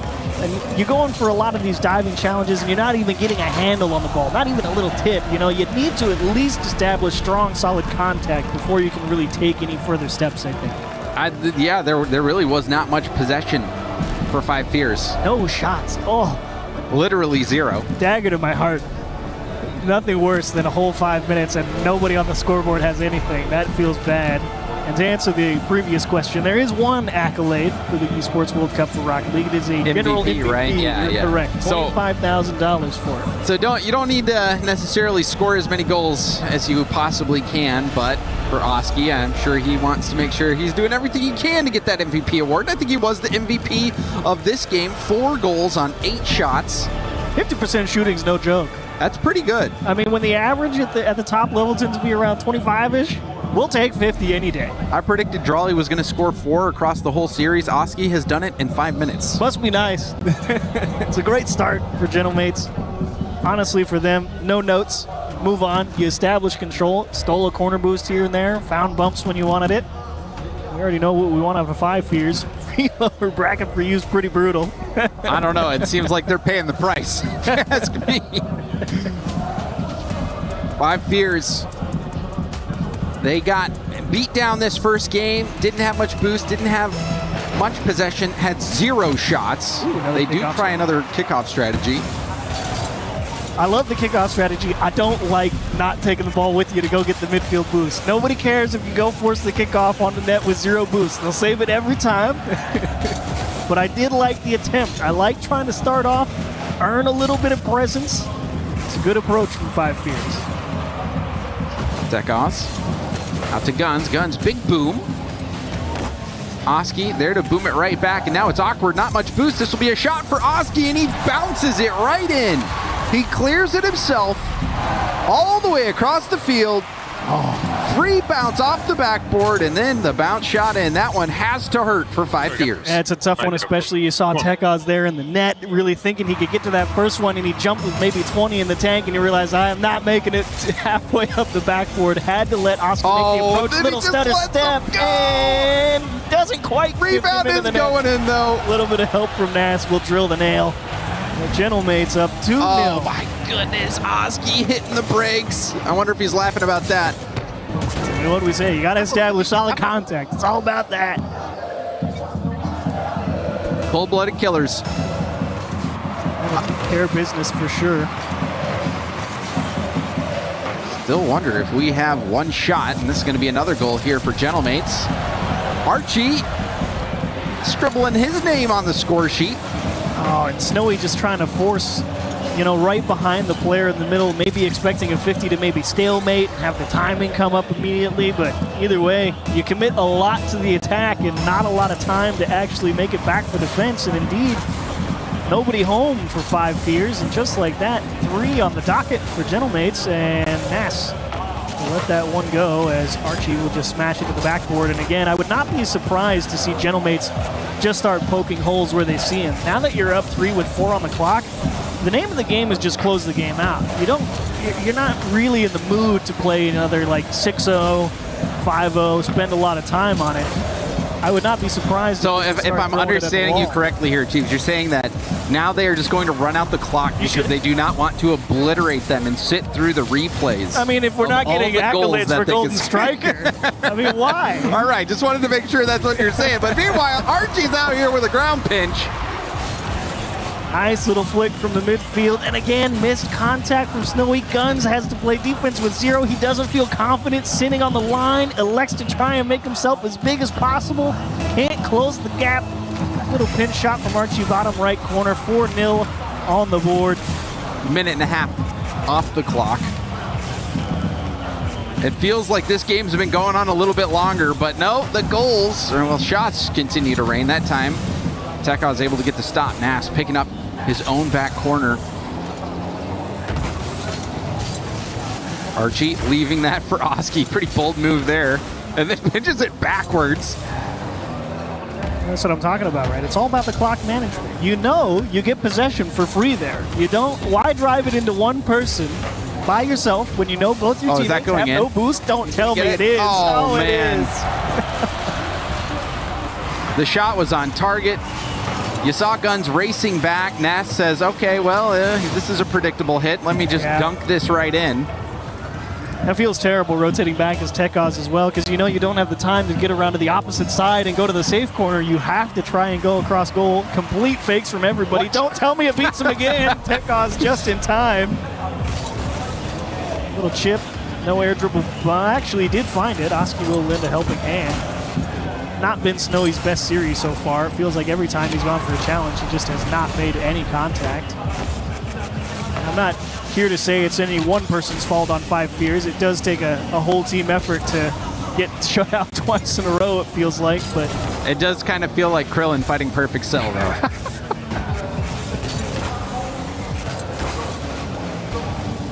See if 5 Fears can get something to show. Good challenge. Nice catch, Oscar. And another solid fake. They let Nat look at the soft control. They know. They say, let's just squeeze the net. We don't got to go quick at him. Now we put it high out of the reach, get a little bump, say, excuse me, sir, I'd like to score my 6th goal. Thank you. Oski's looking like he's got a great start to this MVP race. Oh, Nats hit Snowy twice. It's not even fair. He pushed him to the sidewall, so he couldn't go up the side to maybe try and defend the ball initially, and then he just escorted him off the line as well.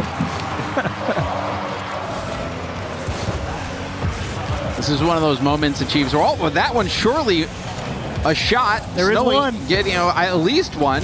Maybe there were other that registered, but that one, threatening attempt on net. It is saved. Now Nass with a chance. Goes for a double, but that one's blocked out by Guns, who was positioned on the backboard to get the stop. That one, also a shot. Counts. The other end, double commit. Shot on target. Guns dodges the bump. Oski was going for a bump from behind. You can see the pace that 5 Fears are being forced to play at. Caused a little miscue there in front of the net. Guns will get the clear, but he will have 0 boost. Snowy takes the best 50. Tekaz will make sure 5 Fears keeps their corner. Ass with a soft set. Tekaz fakes to Guns. Guns to the corner, though. No real shot opportunity unless he could hit a worldie on the bounce. 5 Fears actually just give the ball up and let Oski come and attack him. Tekaz has the ball taken away from him. Guns. Another shot on net, so we're starting to see a few more shots for 5 Fears. Still nothing too threatening. And now on the other end, Oski going for the dunk. Guns pushing downfield. Archie, hard hit up the gut. That one's stopped by Snowy. Tekaz trying to get there. Oski ground to air, gets it by everyone. And the defense collapses for 5 Fears as Oski picks up Gentlemate's 7th goal of the game. Oh, a nice job. Guns so close to getting able to find a 50 there. Snowy just went so early. Yeah. Obviously didn't know that Oski didn't have the boost to really make much more of a play on that. Just trying to make something happen. Guns trying to avoid another perfect sweep on the EWC arena. It would not be the first time for him, but he's got at least 30 seconds and a whole other game to avoid that fate. Archie, nice 50 there. As the final seconds of this game start to tick away, 5 Fears still yet to get a goal, but they did get some shots this time. It's the final 10 counting down. Nas going low. Is Oski gonna let the shot come?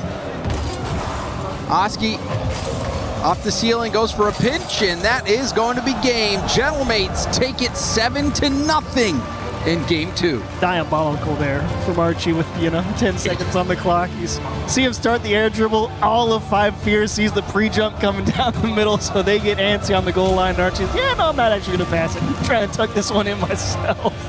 At least, though, we do see some shots from 5 Fears, 6 shots. Better. But still, the shots, there was one threatening shot from Snowy. Yeah. I think it was the top corner shot that he went for. Tight off the back wall. Yep, yeah. But it was saved nicely. Other than that, 5 Fears have not really had that many, I should say, they have had no quality looks on net.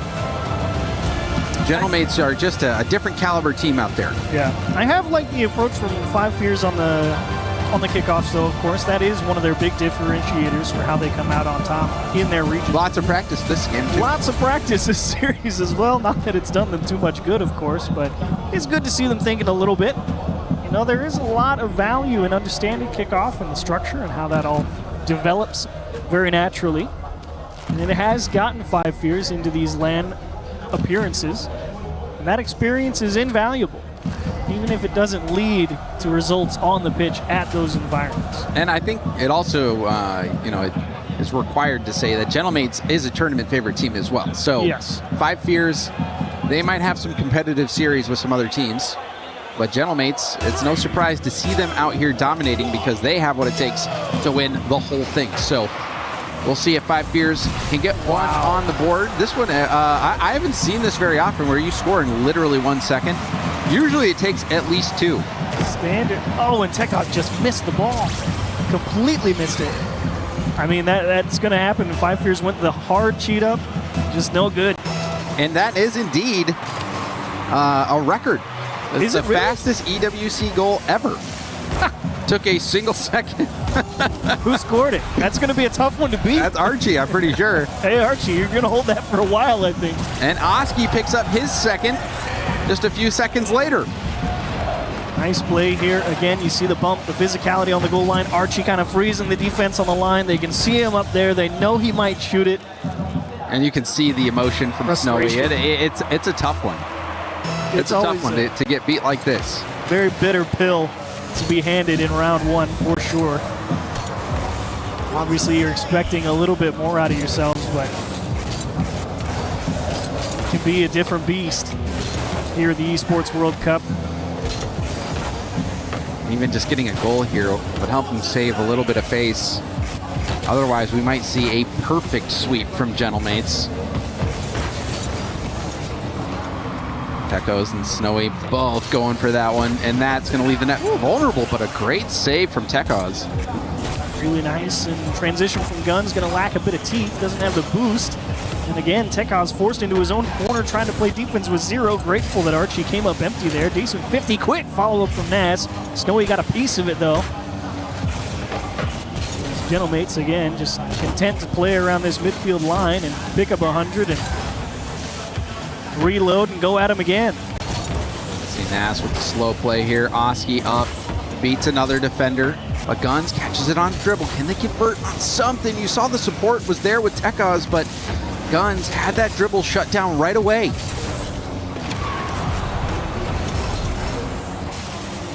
So he's starting to get a little bit more of a handle on those challenges out of the midfield. A little bit of problems being posed to Gentlemates for possession. That being said, the physicality is still very present for Gentlemates on that 5-fear side. That's really what's slowing him down in terms of picking up the boost. Tekaz gives up the ball to firm the corner and unfortunately rushes the follow-up touch. Snowy forced to punt for a little bit of breathing room. Field pass, this could be it, and that's save. Beautiful save from Archie, and that's what we're talking about. The defense from Archie, a tough nut to crack. And that was the best opportunity that we've seen from 5 Fears, but it's shut down. Always so composed on the goal line. Finally, not quite an open net. Oski has made it back, and Archie doesn't even want to find out if that was going to be on target. We'll cut that one down as Nas escorts Tekaz away from the ball, says, Snowy, you got to do it yourself, and Archie pokes one off the bar. Now that's a save. Man, that doesn't go in. That was the most stylish shot of the game so far. Thought it was going in, and it was sitting on the goal line, but eventually cleared out. That was a beauty from Snowy, to be honest. I mean, the transition was great. Naz pokes one off his own bar. Tekaz not able to find a second challenge. Snowy to himself in the corner. Where's the help? Far post, and right behind him. Couldn't dig it out anywhere. That's a nasty pinch. Tekaz able to react. Dribble control into a wall pinch. Snowy looking for Guns. Guns had to bail out of the play. Saw Nas was there. This is a much better 5 Fears team. They are hanging in there. If they do manage to score very much in this game, this one hasn't gotten out of hand. Now a double from Archie. Archie started up the game with the record 1-second goal, and now it's a beautiful double tap. And I really like the choice to actually go off the wall first. You know, you put that on frame first, gives the guy who's coming back to defend a pretty obvious read on where it's going, and he either knows he's going to make it or he's not. But you throw it off the wall, you introduce another element, and Archie just takes his time, make sure he can put it where the defender can't. 3-0, you secure very likely the win with only a minute and a half on the clock. How about 4? Because Nas just drilled straight through that 50. Oh man, there was a brief moment of hope for 5 Fears. You saw Snowy almost scored that musty. There were multiple chances for 5 Fears. Then after that double tap with Archie and now this goal, this game feels out of reach once again for 5 Fears. Just trying to save a little face at this point. Find one on target, and it really did feel like that musty shot from Snowy was definitely the one if there was going to be one. Quite the save from Archie to pull that one off the line. Nas will get bumped into that, and Archie will just deep clear it right down Main Street. Guns will be in time, and he's got to just missed his corner. And that's got to sting as well. If he grabs that corner boost, he would have been able to make a solo play or at least attempt something to take some defenders out of the play. The worst part is, you know, everyone on the other team saw it as well. Because there's no hiding it. they see that thing still glowing in the corner. They know he doesn't have it at that point. So you just got to give it up. It's a nice block from Guns. As Gentlemates try and put a cap on this one. 30 seconds left. It's just a matter of will it be 4-1, 5-0. Right now, 5 Fears battling to get out of their own half. Seems like they were doing well for a brief moment, but then Gentlemates have really started to pull away. Nas is going for a clip. Perfect sweep, seconds away here for Gentlemates. And it looks like they are going to pull it off. Oh, dropped the last hurrah. Tekaz couldn't keep it up. Gentlemates, clean sweep straight shutout in 5 Fears. Talk about the French teams coming out hot. Just taking care of business in their round 1 games. Yeah, taking care of business to the nth degree. It did not look like there was any chance for 5 Fears in that series. Gentlemates, especially with how clean Oski was playing that first game. And then the team effort in games 2 and 3, really making it look easy. Gentlemates with the perfect sweep over 5 Fears.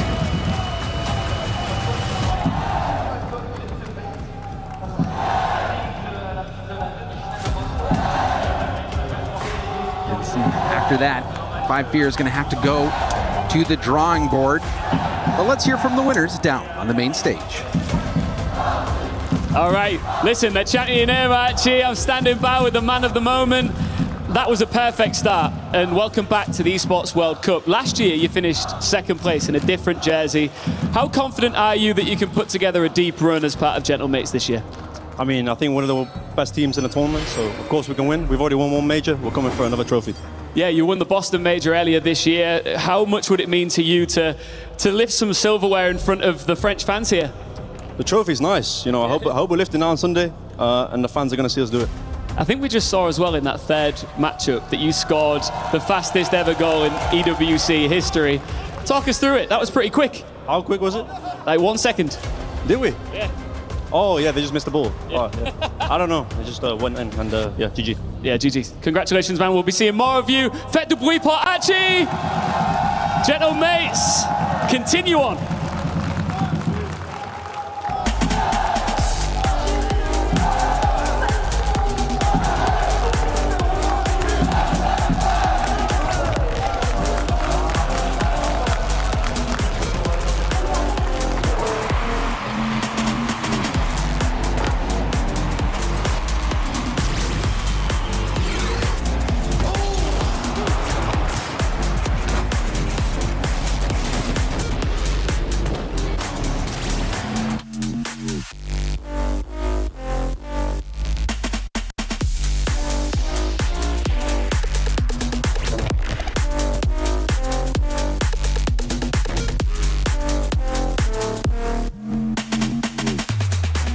Jump. To me, Nice you jump. okay? Yeah? Nice jump. Pretty sure? Yeah, okay. Bump seconds. Diving. Right? Yeah, fine. Yeah, I tried that. Bumped him. The team. Oh, sorry. Right, so that's it. Free ball. Yeah, nice. You can move forward. I take back right. Right? Nice I'm middle shot. Do 20. one. Yeah? 50. Yeah. I trust it. Nice shot, yeah. Right, I'll go. You Oski? Yeah. Yeah, big, I got big, over big, you. big, I got over big. you. I go Nice, 50. try again. 50. Nice, No, yeah. he goes high. Yeah, I got over you. I tap my left. I Yeah, you're I'm better. I could try. Yeah? You go mid. One and now.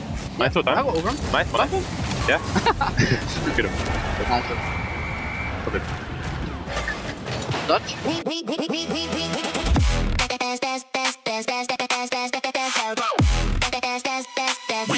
Esports World Cup up.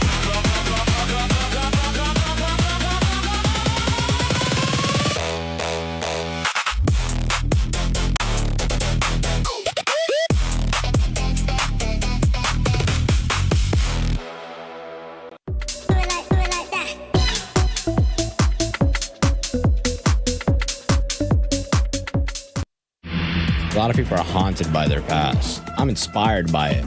They're not just playing for themselves, they're really playing for their entire family. They have defeated their demons. They have crushed the curse. He thinks he can come in here and play my game. He knows nothing but go! Tyler, why?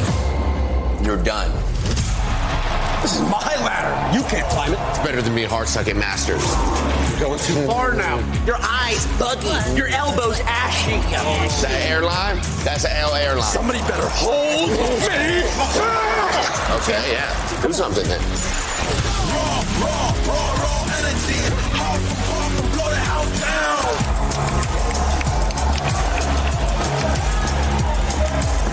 You look nervous. You look short. Everything's good? Mm-hmm. Fight.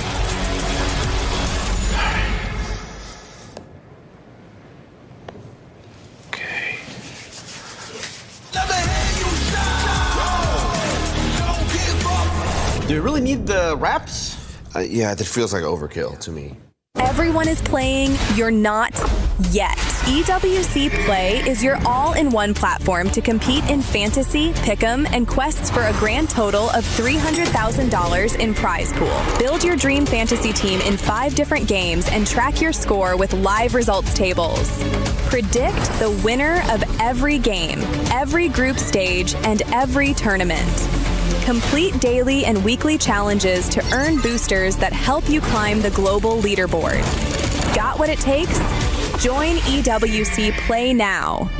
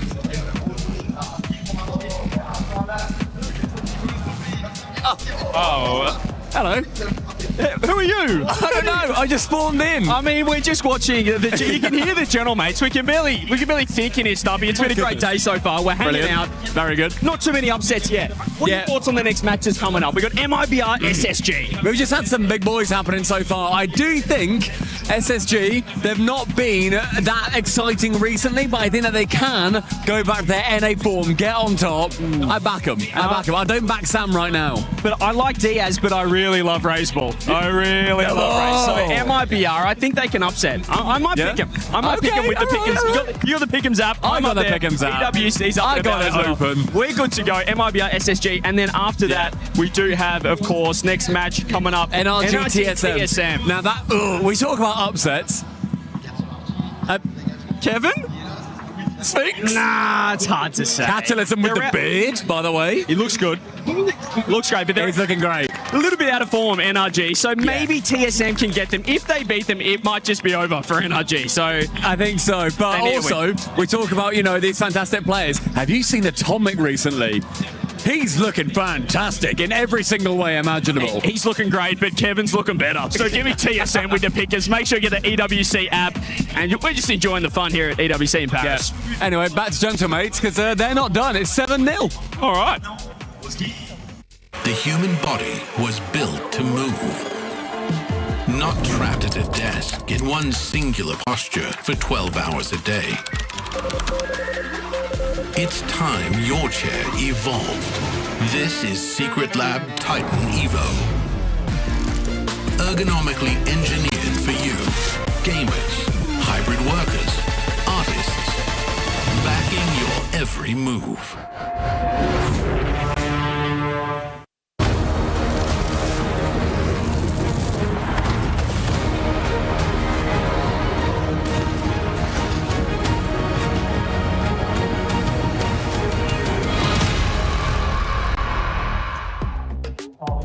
Welcome back into the Esports World Cup. It's Puckett alongside Johnny Boy, a.k.a. the King of Scotland, a.k.a. the Nerd of Kickoffs. Johnny Boy, first of all, can you tell me a little bit about that nickname? Why did you become so nerdy about the start of every game? I just think it's a really interesting part of the game, and not many people seem to agree with me. It's the only, and well, maybe not the only, but I think it's one of the most strategically deep parts of Rocket League 3v3. In fact, the only part you can plan ahead for. So I love it, but maybe not all of you guys It's like agree. the only thing you can continuously practice, because after that kickoff, it's all just about reaction. Let's talk a little bit about the reactions you saw, though, from Gentlemates, because this was a one-sided affair. We expect to see that on day one. Anytime there's a group stage, you're going to have juggernauts going up against the bottom-ranked squads. Unfortunately for Five Fierce, you're taking on one of the best squads from France, and they put in multiple goals. And look at that immediately kickoff goal. Love to see that, but Yeah, for 5 years, they do struggle against these high-powered offensive teams. They like a team that's not going to come at them with mechanics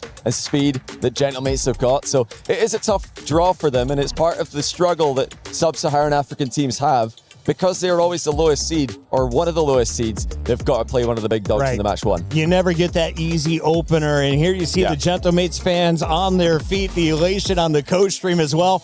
Out of the 3 big dogs from France, KC, Vitality, Gentlemates, who do you think goes furthest in this tournament? It's hard to bet against KC. I mean, the defending champs, they've also just won in Paris a few months ago in RLCS, so I think that there's just something about the way that they play. And yeah, especially right now, I saw them getting a very, very wide supporting role in offense today. I like that. They're at the top, but they're continuing to add to their game. The French Orcs are looking strong. So are these 2 teams. Let's break down your next matchup as MIBR, aka Made in Brazil, is about to take on Space Station Gaming, a squad that has had multiple lineups representing North America across esports. Let's talk a little bit about the players in particular, though. For SSG, do they have a star on this squad?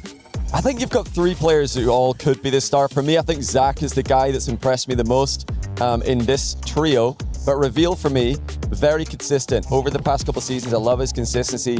Zach's the guy in defense who's going to get highlights as well as highlights in offense. But I think if I've got to pick a favorite, it's got to be Diaz. I am very biased to 1v1 players, and he is the 1v1 RLCS champion for North America. So I'm looking to see if he can continue to grow as a threes player in an already established ones career. And what do you think is that growth from 1v1 champion of North America now into a threes world champion potentially? I think the thing that Diaz needs is he needs to just get a bit faster. He's very controlled and very measured in his 1v1 approach, and he transitions that into threes as well, has great ball control. If he could just do the same thing but a little bit quicker, he's going to be able to get past challenges in threes, which do come much faster than in ones. You can see for both of these, it was Open 1 and Open 4 that they had their best placement. When it came down to the major, though, a top 16 and a top 8 finish. Expectations for SSG at EWC. I think top 8 now that's their minimum acceptable result. Anything worse than that, they're not going to be happy with themselves, but they've also got to start pushing upwards. That's what North America wants. They don't want NRG to be carrying the region. Shopify Rebellion have been helping out with that a little bit recently. Space Station, though, as recent regional champs of NA, they need to do the same thing. Now for MIBR, we've seen that they've had fully Brazilian lineups in Valorant. We've seen it in Counter-Strike in the past. Is this an all-Brazilian Rocket League team? No, look at the big man in the middle, Bull from Chile. And he has been a mainstay for South American Rocket League. One of the first players to go against the Brazilian dominance in the region and come out on top. We've had a couple of Argentinians as well be able to do that, but Bull, the greatest Chilean player of all time, now he's teaming up with his longtime rivals from Brazil, and they're looking to make a run. Thank you very much for the background on Bull. He just won me over with the finger horns, and he's backstage with CJ. CJ, what's up, baby? Found one of my favorites here, the Bull, Bull from MIBR ahead of your SSG match. Before we get into the match, we're here in Paris, Esports World Cup. How are you finding it here? Esse é o meu primeiro jogo agora, né? Como é que vocês estão se sentindo aqui em Paris, né, com o campeonato? A gente está muito confiante, estamos jogando muito bem e acho que a confiança do time está em nível superior, así que eu estou muito confiante com o time e vamos ganhar. So we are pretty confident. I'm very, very happy for the team performance so far in the past few matches, and I'm very, very excited for this match. And in terms of outside the match, there's the player area, there's table tennis, there's a few activities. Have the team been playing any other games in the player area? Quando vocês estão lá pelo Player Lounge, né? Tem ping-pong, tem jogo. Vocês estão fazendo alguma coisa lá ou só treinando mesmo? É muito bom porque te ajuda para desestressar depois de treino, então isso faz que seja muito mais melhor a instância aqui e sim, é uma coisa muito boa que temos aqui. So we are really enjoying it. It's very nice to relax, chill a little bit, play some other stuff. Yeah. And in terms of Space Station Gaming, how are you feeling going up against those guys? Obviously Diaz on the team as well. You would have played him a lot of times back in SAM. How are you feeling in that one? No jogo agora contra a Space Station, como é que vocês estão se sentindo jogando contra jogadores? Eu sinto que vai ser muito bom esse jogo. Eu conozco a Diaz e acho que também dá para ganhar. Podemos ganhar e eu estou confiante, na verdade. So I think it would be a pretty nice match. I'm very confident, and yeah, I'm sure we can win. I'm rooting for you, Bull. Best of luck. Go get him. I am so jealous of our Spanish translators here. Well done, my friend. He's mogging on all of us. We welcome into a very special guest. You know him, you love him. It's the hype man of Rocket League. And Jorby, we had to bring you in for the MIBR Space Station matchup. First of all, who do you have more fandom for? Are you cheering for the Made in Brazil lineup or Space Station? I feel like someone put you up to this. They definitely did. That's tough because I love both of these squads. I'm a huge Get off the fence. Huge fan of South America. Fence. I love Space Station. I've loved the guys on that team for a long time. And in fact, there's a Brazilian on the Space Station squad. So really, I win no matter who. You do win no matter who. Unfortunately, Johnny Boy and I run the same show where there is no fence sitting. It's A or B. Are we cheering louder for MIBR or Space Station Gaming? I would be remiss if I didn't have the ball. What am I saying?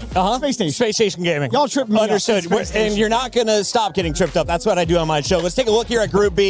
And Johnny Boy, tell me about the surprises, if any, or where do we expect this to get spicy? Because I was looking at the seeds, and so far, higher seed is winning. Yeah, and this would be the one with the most upset potential, I would say. I mean, well, R8, they've yet to prove it on land, so there was something there. But MIBR are looking to step back up to where they once were. And, they're hoping that Space Station haven't moved on to the next level, which they may have. I like that call out for the losers bracket. Wildcard and R8 Esports are set. We see Five Fears is waiting in the wings potentially for that R8 decider match tomorrow. We'll be crushing keys along the way, but this is group stage winners bracket for now. So let's talk all positive things.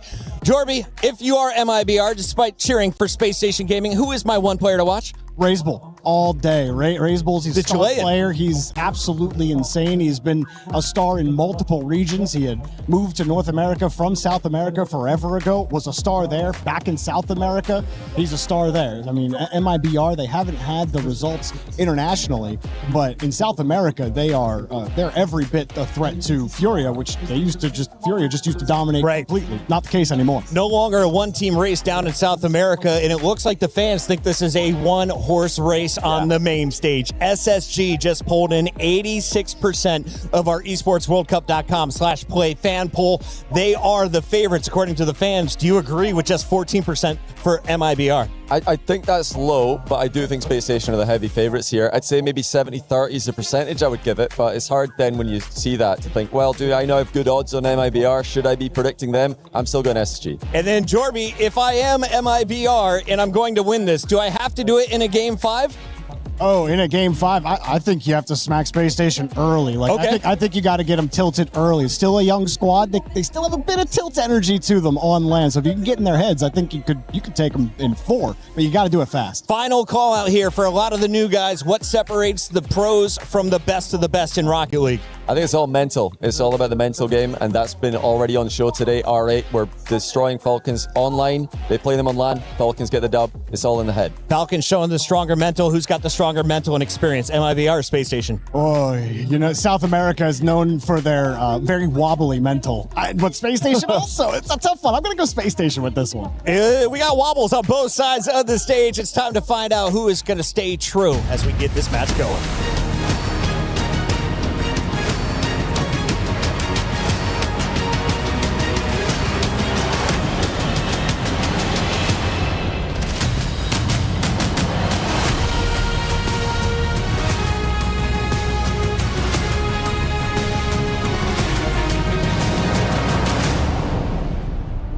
You're watching Rocket League at the Esports World Cup at the fantastic STC Arena. We are just getting started here. Hey, Lou, you predicted a 5-match series in the last one. What happened? Yeah, don't get me started. I had predicted a Gentlemates win, though, but I wasn't expecting such a dominant fashion, clean, composed. Vous l'avez vu, les Gentlemates ont roulé sur la game. We even saw the fastest goal ever scored at the Esports World Cup. How cool is that? Very, very Who knows cool. what we'll see next? Yes, because the big question next is, can our next challengers about to hit the stage can live up to the standard that has been established here at the STC Arena? That is still to see. Should we find out? Let's welcome onto the stage, MIBR!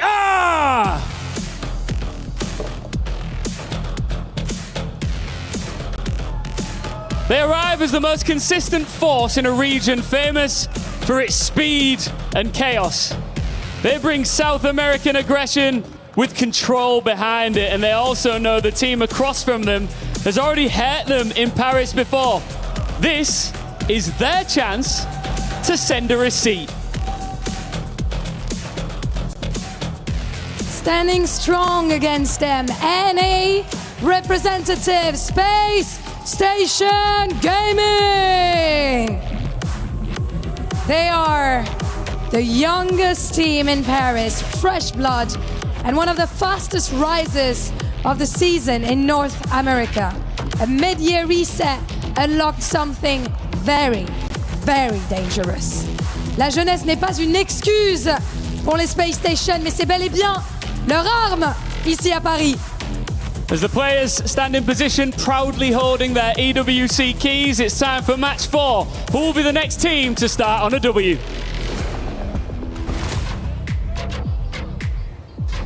Well, here we go then, another matchup, this time between South America and North America. And Hercules, one thing we've really been missing so far in the Esports World Cup Rocket League, all that we've been missing, is a close series. Yes. Is this the one? This could be. Honestly, these two teams have only faced off once before, and that was at the last Paris Major. So it's been about 3 months since they faced off. When that happened, though, however, it was 4-2. Which is actually somewhat closer than everything we've been getting here. So I'm hoping there's a world where some tape has been reviewed on the end of MIBR. Maybe SSG's coming in a little early, they're just waking up, and we do get that fun first series. Otherwise, could be the same story we've been getting all along. Yeah, I mean, they made the point on the desk that Made in Brazil have been catching up to Furia, and it is definitely true, you know. Led by Razebull, they're looking more and more like a team that are able to try and... They're not looking to go on a run and win the whole thing, right? I mean, they're looking to, but that's not particularly likely. But they are able to take scalps. And Space Station Gaming, it was mentioned that they've got some tilt in them. Could that be a big factor? Oh, absolutely.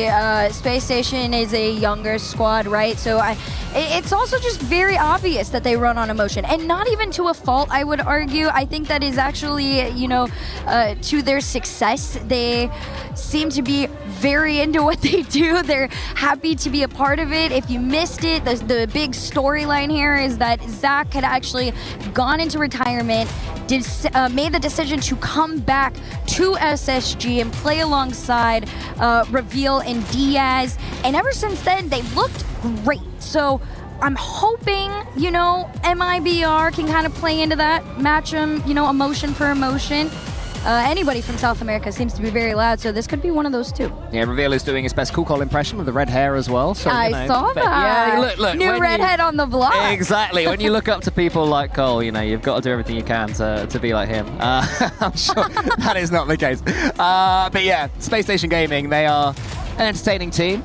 They're a chirpy team. They certainly like getting in the heads of their opponents, but I don't think MIBR are going to mind that too much. I think that's the sort of battle they want to lock in with. I feel like if I'm MIBR, I almost want SSG to get real chirpy with me a little bit, especially because if you can kind of, you know, keep it even, you know, a 1-goal game, a 2-goal game here and there, it does make them stressed. They're the kind of team that they'll talk a lot of mess, and then if it starts going bad, they start crashing out because they're a little embarrassed that they started that whole war.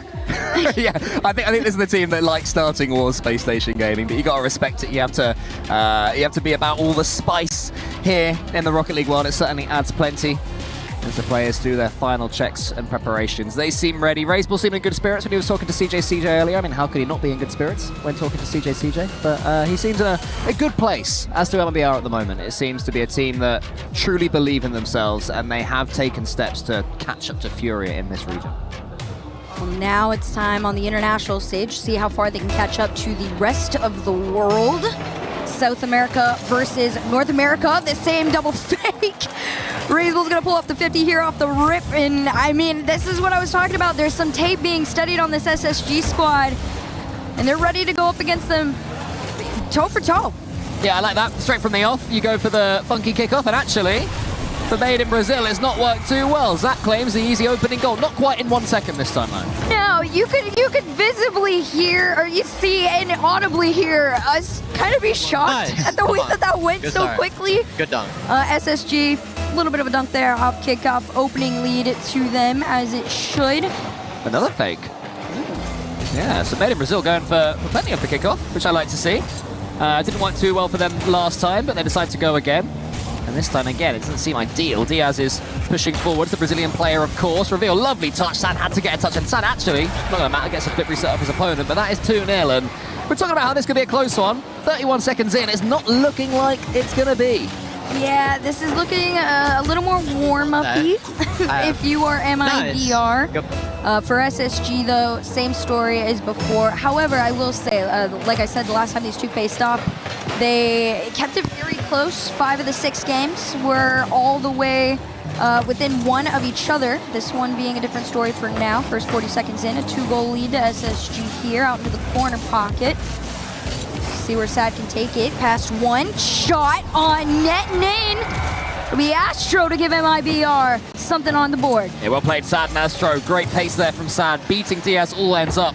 And Astro was already up. A reminder that these are players that are gaining more experience in the world of Rocket League LANs themselves. They are catching up to Raiseball, 1 LAN at a time, made in Brazil. And another fake comes in.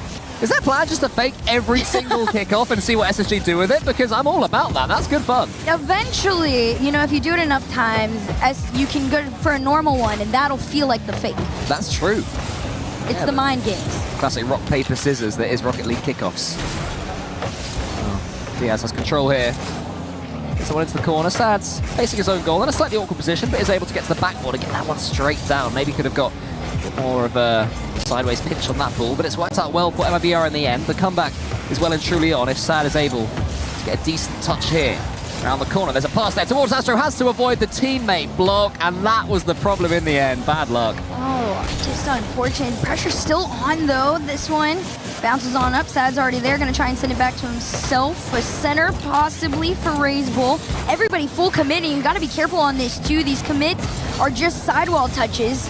SSG finally breaking out of their half. Diaz goes for the 1v1 down. Zach takes his time, and it's just slow enough for MIBR to get back. Yeah, they're definitely getting to the pace of the series now, MIBR. Space Station Gaming won the initial 2 kickoffs and looks completely over the top of them, but since MIBR have been getting into this one, Astro, after that goal, has been pretty good out there. Sad up against Diaz. Diaz can't quite get past Sad, but Sad's got no boost to work with. Fakes out reveal. A lot of space for Raiseball to do something with. It's a boom, but again, low boost. Gets the pass again to Astro. That seems to be the working theory that made in Brazil to get back into this series, or in this game. This is a team that really needs to be able to find themselves, especially against a squad like SSG. They are equally as connected and mechanically gifted. Zach's up in the air, takes his 50 down. Raiseball up next, gonna leave this one for Sad. It's a beautiful fake to get themselves out of their side. Yeah, we've seen that a couple of times now from Made in Brazil. You know, I was saying earlier they're catching up to the pace from Space Station Gaming, and now they've caught up. They're able to put in some fakes of their own, and Space Station Gaming have fallen for it twice. And again, it's from the kickoff, it's fakes, and in-game it's fakes as well. So Made in Brazil trying to be as horrible to play against as possible. Well, SSG doing the same, little demo out there. Sends one back home. Sad's just gonna try and get the clear up, and Diaz already sending it back. SSG trying to refine their flow a little bit. Did get disrupted some, and MIBR playing into it. That's a chance. But for a second, I thought that Space Station Gaming had misjudged that, and it was going straight over the top. It was a little touch there. Now Diaz comes forward, might be able to pitch his way all the way in. It's nearly there. It hits both posts and the crossbar. Rolls all over the place. Remains 2-1. Not too shabby. This MIBR defense, by the way, is really what's going to be keeping them in this. That's what happened in Paris the last time these two faced off. Still within 1 goal. Same story as before. See if MIBR can respond, but SSG seems to have a little bit of pressure sticking with them, unless Sad can take this away. Sad is able to do that. Again, uses all of his boost. It seems to be the thing that's plaguing Made in Brazil in this game so far. Raiseball is in goal, boostless. Again, keep an eye on those boost meters in the top left, because you'll see that MIBR have them pretty low most of the time, but that might break through. Raiseball just has to watch it go in, helps it on its way, and they do make it back. And we were talking about tilting. There was no tilt there. Oh my gosh. I mean, also, if you're SSG, you're going to feel a little bit tilted. Look at this. Virtually no boost on the end of them. That's how they were able to get past. You hear the passion. Listen, if there's 2 teams that I want to see yell at each other, it's them. Yeah, I don't know what he said, but I liked it. That was good. Raiseball already turning towards Space Station Gaming, so a little hint at how this series is going to look. There's a demo as well. Diaz is coming in. Made in Brazil going for the jugular right now. Attempted redirect on it. Here comes a little center just wide. And MIBR does a good job of calling themselves off. Diaz fakes the pass off the backboard there. SSG getting a little creative, trying to get into the other end, but this tied game right now is putting a lot more pressure on SSG. Find themselves back up. The pass over to the backboard, follow up, none to be seen. Instead, it's almost a quick counter from the other end of the field. Yeah, the pass was brilliant. The finish wasn't quite as good, but it was a nice effort there for the Space Station Gaming. They'll keep on going. They sense now the pendulum has swung back. Diaz gets a couple of touches in the Made in Brazil area. Reveal keeps the attack going. Chain dashes around the corner, gets it towards Zach again. Is the pinch any good? It's going to be a little bit too high. There'll be no shooting chance here, and that means it's OT game 1. We might have our close series. We might. I think a lot of people are underestimating how close this are. It's another fake. You can't not expect it at this point, Cole. And yet, Space Station Gaming seems to keep falling for it. Made in Brazil had a chance there from the kickoff. It does fall to Zach in the end, who's able to at least attempt a solo play. We are well and truly in regulation play here in overtime now. The kickoff demons have been banished. Raise ball, Duke's past one, wants to try and take all the pace off this ball here, but Reveal used the fact that he had to slow it down to be able to get the clearance. Getting a little nervous though for MIBR, overextending themselves, all three players just lurking in that other end, really trying to play that high risk, high reward style right now. This clear could get SSG out. Diaz has to double down and refollow, and he will. MIBR doing a great job of just controlling the resources and taking it all the way to the other end. Flip reset off the backboard, denied. Well, you mentioned the fact that these two played in the Paris Major, and it was 4-2 to SSG. The only overtime went the way of Made in Brazil, so there's a bit of history there. Can they repeat that trick? Of course, this one's just a best of 5 as well, so even more important each game as Astro comes forward. It's a good touch by Diaz, but Reveal wasn't reading it. Nice little catch here from Astro, down over to Raise Bull. Just a little awkward, sends it out to the other end, but it's not going to stop them from keeping the pressure on. Nice big demo there. Still allows MIBR to continue closer towards that net, but Diaz will be the one to cut it off in its tracks. Raise Bull gets one a bit center, it's a bit loose there, but there was no one following up from SSG again. Not the first time we've seen that, and now Raise Bull and Astro tripping each other up, so the quality has dipped in the last 15 seconds or so. Maybe signs of nerves here at the Esports World Cup. Around $400,000 for the winning team. And they all want to get as big a bite of that cherry as they can possibly get. Raise Bull goes high. Reveal was up there waiting for it. But it's end-to-end stuff at the moment. Made in Brazil just about shading it for me. Yeah, look at this shot. Just up top. Diaz has done a really good job of keeping that backboard defended. Same with Diaz and Zach, just really lurking back, respecting MIBR, not forcing too much. Dangerous. This one could waterfall down if somebody commits to the play. It could be theirs. Just a little too slow, but they're still going and missed. So close, over and over again. Zach then gets the dunk. Reveal has dunked himself. It's going to fall back to Zach on the attack. 50 boost, closed down by Sad. Chaos in every direction right now. Reveal's touch isn't the best. There's no one pressuring on it until Astro comes in. Somehow Made in Brazil survive. They are in this to win it. Like you said, one last OT in the head-to-head here. Reveal trying to change it. Almost over 150's down. Zach's in. SSG first in the series. Yeah, Raise Bull missed that one in the air. Then he's off getting boost. Leaves Astro completely isolated. A great 50-50 there from Reveal. And SSG do take game number 1. It seemed at the start like it was going to be a lot more simple than that, but credit to Made in Brazil, they made them work for it. Space Station Gaming are able to get their hands on a 1-0 lead in this series, and I don't think it was prime SSG at all, though. No, not at all. This is nice. We are here, SSG. Yeah. You know, they're like, we are not here to exhaust ourselves. We are not stressed. Even at the performance they gave, they had 12 shots to their name. It didn't feel like a struggle. The good thing about them, though, is they aren't forcing anything, right? They're just letting MIBR play their game. They're learning about them, hoping to see some adaptation to a lot of those kickoff fakes that we were seeing headed into this next one. Look at this here. Nice little lead from Zach, 655. 3 of those goals, all with him. MIBR had the ball in their half, but over 60% of that game they had to deal with, at times, an SSG onslaught, but they did get back into the game with those counter-attacking goals. It was impressive countering, but Space Station Gaming kept their cool, and that's what's impressed me the most about that game. You know, I think previous versions of SSG, when that happens, when they go 2-0 up so quickly and then lose it immediately, you start to see them not fully tilt, but rush. You know, go for one solo play too many, ignore each other's comms. There was no signs of that there, and that's a really good sign that their coach Expo is just beginning to work with his players and make them live up to their potential. Speaking of potential, SSG, you know, didn't quite get the result they wanted at the last Paris Major, going out, I believe, top 8. So a lot of pressure on themselves trying to perform here at EWC. Something that feels like it could matter just a little bit more right now, given how big the prize pool's been. Defense carrying on strong.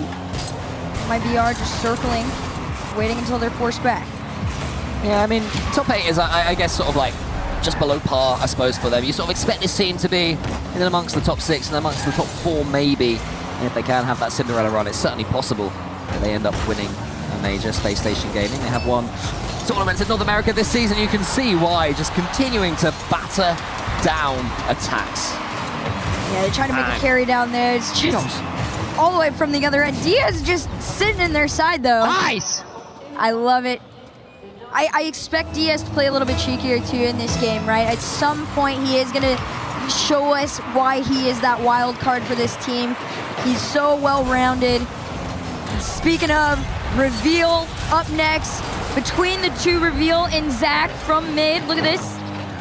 Diaz almost got a little bit of connect there on side, and Reveal just there to clean it up and finish. Yeah, I think it was Diaz sort of nipping at the heels there of Sad that made it very difficult for Sad to know what to do with that ball in that situation. And it's more great play there from Space Station Gaming. They might get a third as well from the kickoff. Reveal leaves that one towards Raiseball. But once again, Space Station Gaming have followed up their first punch and another even stronger one to give themselves a commanding position in a game of Rocket League. 2-0 up. A pretty healthy one in a 3v3 game. And yeah, it's interesting you mentioned Diaz. I mean, obviously he's a Brazilian player. He's up against Made in Brazil. He will know his opponents so well. And I think because he's playing with two players that they won't know as well in Zach and Reveal, I think that's a huge advantage for Diaz. He knows his opponents better than they know him right Agreed. now. I think he brings, you know, that South American playstyle to this SSG squad in a way that gives them some edge. And I think we've seen that, granted, you know, with how close the games have been, SSG have always managed to find the win so far. Looking to do it again here, still up 2-0. Trying to find that match point. Raiseball wants the center. Astro, no quick cut. Instead, it's Zach almost on the attack. Working together with Reveal to get all the way to the other end. Well, look, Made in Brazil looking pretty quiet in this game so far. They've barely got on the ball. They've barely even hinted at a solo play. Maybe Astro can change that now, but not a Reveal. Charging him down ever so quickly in the air. Raiseball will have a go at infield pass. It's a nice idea. That's what broke SSG through in the opening game. The infield pass to Astro. He's certainly the team's striker at the moment. The Space Station Gaming has seemed to have learned from that as well. So, supreme performance from Space Station Gaming so far. The good thing about MIBR too, just statistically, they are so balanced amongst each other. There isn't one person who, you know, has this intense specialty. You know, they are able to flow within each other for when they need it most. Team pinch all the way to the other end. Goes for the shot! Bounce up and down, and it's not in! How on earth did that not make the ball explode? And then Reveal had a chance again, couldn't quite get the read. I'm in shock from the pinch. It seemed for all the world that was going. And if Raiseball can turn this one around, it would be a huge swing, and he does! And suddenly Made in Brazil can't be shaken off again. The ball is in EWC. Look at this. On one boost. One in a dream. That's all it takes. Within one goal now and 2 minutes to go. MIBR have a chance to get back into this. That will be a huge mental boost right now for MIBR. Space Station Gaming were cruising. And then somehow 2 goals doesn't become 3. And then you can see down the other end, that's painful. It might be 2. Sad can't quite reach. What a moment that could have been. Space Station Gaming now living dangerously. Zach's trying to change that. Can he turn it around? Nearly. Sad gets a couple of touches and somehow it doesn't go in. The fact that you have to double it that close to your own end and stay confident enough to get it out is insane. MIBR, you can feel that they're ready to ramp things up just a bit here. Diaz wants to slow it down, but Sad's not going to let that happen. This ball falls back in the hands of SSG. Can they get out of their side? They're a little bit stuck right now, Space Station Gaming. Just trying to break through the line. It's Diaz now, though. Has Raiseball in his sights. Raiseball, can he get that block? Not quite enough. And SSG have survived. SSG just the way they're able to spot each other like this. And also, that is rough on Razebull. He did truly everything he could in that moment there to get a touch on it. But SSG, just a step above. Off the kickoff again. We'll see what we get. Couple of goals needed. Razebull charging down. Space Station Gaming going to try and hold down for the rest of this match, but Sad isn't going to let them. And every time it seems that Space Station Gaming are home clear, made in Brazil just do something to put a question to that. I love this too. It's just a little bit of a bait from Sad. You know, slows it down enough to force him to commit. Just mind trick him a little bit. Originally, all the mind games seem to be in the kickoff. Now MIBR has the time and space to play him on the offensive front, but back on defense, still staying strong. Final 50, Diaz to the backboard, bumped off the play. No follow in sight. Razebull here up against Diaz. Diaz into the corner. Sad is there. 40 seconds left. Plenty of time for Made in Brazil to force another OT. Or Space Station Gaming to make it easy. Razebull has no boost again. Diaz decent clearance, but Sad is already there waiting. Diaz definitely being the thorn in Made in Brazil's side right now. He is the key difference between these two teams up to this point. Reveal gets it to Zach, though. It's the two players that I didn't mention for SSG, but it's saved again by Made in Brazil. Diaz still trying to force this one through, not able to quite get in. Little catch, double commit here. Everybody forcing their way. That should have been it. It could have been the one, but because they don't find it, SSG could just play the clock here. Razebull has the catch on it, and it does get taken away. This one hits the ground. SSG find their match point. Yeah, that's frustrating, though, because you got two players in front of you going for the bump, all right? You have to have faith in them that they'll get the bump. You don't need to put too much on the shot. Just place it gently in the middle of the net, and if the players get the bump, it's a goal, and if they don't, it's going to be saved anyway, you know? So a poor decision at the end, and I'm going to guess they'll spend their next extra minute and taking a tactical timeout just thinking about that moment. Yeah, this is just a small moment that I wouldn't even say, you know, is making or breaking them at this point, right? It's a moment to learn from. They are still following the same pattern that they had in Paris against SSG, these one-goal games, back and forth all the way to the end. Like you said, MIBR just needing to find a calmer state in these final moments. I don't know if they're going to put a replay back on that final attempt there from MIBR, but, you know, like you said from their end, it's just one of those, you know, chill out. It's okay. You don't got to do too much. Yeah, there was a similar goal in the first series of this tournament, Carmine Court versus Wildcard, and I can't remember which player it was, but there was one of the KC players that was shooting, and he fully trusted the bump. The bump was in front, you know, and he shot towards where the opponent was to get the save, but he was bumped away, right? So it went in. And it's just those little moments of having pure faith in your teammates. If they say they're going for the bump, you believe they'll get it. And if you don't have that, you're not going to win a Rocket League series at this level. And I'm sure they'll be saying similar. I'm sure their coach will be saying similar to them right now. But, I mean, have you seen enough from Made in Brazil to say they've got a chance in this series still? Oh, absolutely. The fact that they have been consistent enough to keep it this close, right? Take it to the end. The fact that they were even able to get a shot attempt at the end to try and tie things up. First one overtime. They're just there. They have all the tools. They're just missing the clutch factor of maybe taking somebody out. I really want to see somebody try and take Diaz out right now. He has done a phenomenal job of being so well-rounded for SSG that I think, you know, messing with him a little bit might make things easier for them getting into the other end. They know how to get to the other side. They just need a little bit more time with the ball. Yeah, they've not been anywhere near as clinical as Space Station Gaming. Seems to be the main difference. I mean, most of the game was played in the Made in Brazil half in game number 1. That wasn't necessarily the case in game number 2, but SSG are taking these chances, and Diaz has been a huge factor of that. If Made in Brazil can quieten their Brazilian brethren, then maybe they stand a chance in this series, but that is much easier said than done. However, a couple of attacks like this might help them as they come forwards. They've started game 3 the better. Can they get that opening goal? See here. Ooh, Astro almost able to find it there. They play off kickoff, fake under one. Razebull trying to get back in time. He actually is able to do it. Just enough boost to make that save, which is important. They struggled in game 2 to hold on to the reserves. They truly were so low And that might be the difference maker, being able to hold on to something here in this game 3. Razeball sends it forward. Sad is there. This already seems like a better attacking attempt from Made in Brazil. They're having more of the ball. They're having more territory, it would seem, at least to my eyes, as Zach sends that forward. How does Space Station Gaming fare being a counter-attacking team? Because well, they're struggling to get hold of it. And this tactical timeout, it seems, has done some good work for Made in Brazil. First minute gone through, scoreless. Into the corner, trying to set up some sort of an infield, and then they will get it. Just a very classic infield pass. Not too shabby. Like you said, some of these moments, you gotta just play it a little simpler. Yeah, and again, trust from Reveal to Zach. Zach was already up. Zach knew that Reveal was going to get the ball towards him. It needed that extra touch. It wasn't as simple an assist as it seemed. And Space Station Gaming take the lead again. They are looking very good at making it through in the upper bracket. Going to be only one series away from making it through to the playoffs and beyond, potentially. As Diaz waits and Shogun distracts me as ever. And just as I say that, Astro gets that one onto the crossbar. So near yet so far. But there's a miss from SSG.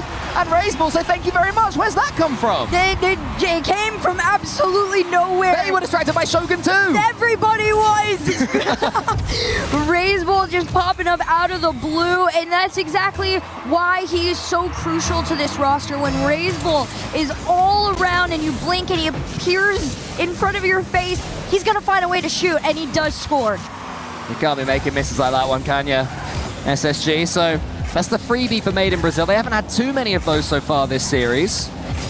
Zach has Razeball in front of him. It's a great challenge again. Space Station Gaming seems to be winning these 50-50s time after time. Zach tries to get the winner, it does. It's through two of them. Reveal has to score, but he doesn't. Did he have the angle? Oh, it doesn't matter anyway, Diaz scores. Yeah, I wanted to get really hyped with you on that one, and then you saw Razeball turn into it, and oh man, as soon as I saw him pull forward, I just knew somebody's on their way, and of course, it's Diaz. So, as you were, Space Station Gaming once again take the lead. I don't think Made in Brazil have had a lead so far in this series. They've been getting goals, but they've always been catch-up ones. So first job, try and get themselves back on the board. Space Station Gaming can see this series beginning to belong to them, but they have to keep on going without any more mistakes defensively. Something I really want to see too from Made in Brazil are more demos. Unfortunately, same as before, tries to go for a center that gets cleared out into the corner here. SSG, these demos onto MIBR really have been keeping them at bay. They out-demoed them, 6-2 in the last game. Pattern seems to be continuing on here. Sad up one, immediately rescinded back. SSG, I mean, it's the same tale that we've been getting all this time. Yeah, it does seem to be almost inevitable that Made in Brazil will get so near, and yet Space Station Gaming will always get that goal as Razeball goes to the musty. The waterfall is well defended there from Space Station Gaming yet again. Astro with the catch. Diaz, who has been the star man in this series, gets that one high, but actually completely messes it up. Sad's coming in. Astro's trying to make Zach's job tricky. And Diaz put his team in trouble there. Yeah, there seems to be this tug of war right now, which we haven't had in quite some time. Finally, something seems to be going SSG's way again here. Not something they're too unfamiliar with. 50 down, slow to follow. Sad's going to play this one a little bit slower onto the nose of his car, carries it out, pass off to Razeball, and there's that play you were asking for. He trusted him. Razeball trusted. Look, Sad gets this great pop over the top of Diaz. Then he goes for the bump. Razeball says, okay, you're going for the bump. I put faith in you. Rolls it in, easy as you like. And Made in Brazil have learned. I'm very happy right now. Let's see how the rest of the series plays out. Sometimes, simple and classic is the move. Final 90 seconds here. Reveal's going to try and get SSG back into the lead. Takes his time, had his flip. Ooh. This one gets away from themselves. Razeball is going to carry this around the side. Has to play the double touch. Sad double tap. And Astro almost in! What a save that was! Diving at the near post for SSG. Made in Brazil so close to their first lead this series. They'll have to keep on trucking. Can they do it? Astro with the catch. Razeball is trying to escape Diaz. Astro keeps on going. Razeball goes for the bump. Astro keeps going! MIBR in this to win this. They take the overtime. They take the timeout, and they've learned from their mistakes. He's going to take our job shouting like that. I love that. Okay, 50 seconds left. Space Station Gaming. Now, what do you have? Astro's pre-jumping this one. Diaz into the center. He's been so influential, but right now you're chasing, and that's a different feel to the series, a different feel to the game, a different feel to Rocket League, because you dunked that time. Zach gets it to reveal, though. We'll see how long they can hold on to this lead. Their first one in the series. 30 seconds left on the clock here in regulation. Zach, monumental clear, is going to get caught by Sad. Can he get around? Yes, just enough, but MIBR playing this one a lot safer. A little slower, respecting SSG's touches on this ball. A demo missed in the back end too. SSG falling a little short on that level of aggression that was keeping them in the lead for so long. 4 seconds left and a shot up to the backboard, a little wide. One left. Astro, if he can get this on the ground or a shot in, this game could be theirs. But the ball's still in play. How do you lose from here? Surely Made in Brazil are going to see this one away. Yes, they are. As soon as the ball stays high, it just always seems that in this matchup, Space Station Gaming have a way to win every game, but not that time. And that last 30 seconds or so would have felt like an age for MIBR, but they did enough. They did enough. They got themselves their first game of the series. They played it very clean, like it's not unfamiliar territory for Made in Brazil to take a game off of SSG. The difference is when can they do it? Usually earlier into the series, right? This time they're playing catch up. You're trying to fight a match point right now, backs against the wall kind of pressure. MIBR need 2 more wins to be able to continue on, not have to play through the lower bracket. They aren't out though. They're not at all. They are in a position that puts less pressure. For sure. And they've forced Space Station Gaming to try and alleviate some of their own pressure by taking a tactical timeout of their own. So SSG having some thinking to do. Fairly rare to do a tactical timeout after losing one game, but I can see why, because that definitely felt like a pendulum swing moment. So anything SSG can do to take that away from them makes perfect sense to me. Yeah, I mean, you could clearly tell that MIBR came into this with a new strategy, which was definitely prioritizing avoiding those demos that were coming in from all the members of SSG, right? Once they were able to kind of bait them out, get over them, play the ball a little bit higher, so those demos were a little bit more difficult to, make happen. MIBR were able to play a game that was much more, comfortable. Yeah, it definitely was. They're more clinical as well. 42% shooting accuracy in that game, which is a huge step up from what they had before. I mean, part of that is because Space Station Gaming gave them a goal. we have to remember that. I think the first goal they got in that third game was the freebie. But after that, they absolutely blitzed them, and the demos were so effective. The player playing in front of the ball is always, to me, the key thing in whether an attack is successful at this level of Rocket League. And Made in Brazil timed it perfectly twice. Once to get the bump that was rolled in by Raiseball. The second time when I think it was Astro had the flip reset, and then he cleared the path for him as well. So great decision making from MIBR and clinical finishing. Yeah, MIBR is playing SSG's game right now a little bit better than they are. We're waiting to see can SSG kind of really get a grip on this series again. When they have possession of the ball, they play it a little bit closer and then find each other at the end. That seems to be where they find their flow state, but right now SSG have not been able to find each other. And MIBR are going to try and keep that pattern going next game. Otherwise, SSG could end it all here. Yeah, for sure. I mean, I'd still say that Space Station Gaming are shading each match to me from what I'm seeing. I would have more faith in SSG winning this game than Made in Brazil, so we'll have to see how much of a momentum swing that last game was, but it's Space Station Gaming that have certainly started this one better. In an all-important touch from Astro, it was sketchy, but it worked out keeping them at 0-0. Little power struggle in the corner here, a shot taken on net. That should be free. You saw the bump on that man right there. Run the tapes back. Yeah, it was a team bump as well. It was Diaz. Yeah, that's one of those moments that you look at it and you're like, dang. Yeah, he's getting too big for his Brazilian boots in here. He's like, this is a Brazilian-only lobby. No Americans can hit the ball. All right, well, let's see if that shakes him out a little bit. He's definitely cooled down since earlier. Zach's trying to heat right up again. Diaz can't quite force that one through. And the 50-50s that were all going Space Station Gaming's way, Made in Brazil have learned to deal with those as well. 2 up on that save there. Little scary if you're an MIBR fan to see a double commit like that. You want one high, one low, especially against SSG. Playing this one off the sidewall, no follow. Astro's gonna take this out. Has enough with the flip, try and get through. You see one forward trying to clear a path, but nothing found. Reveal takes this away.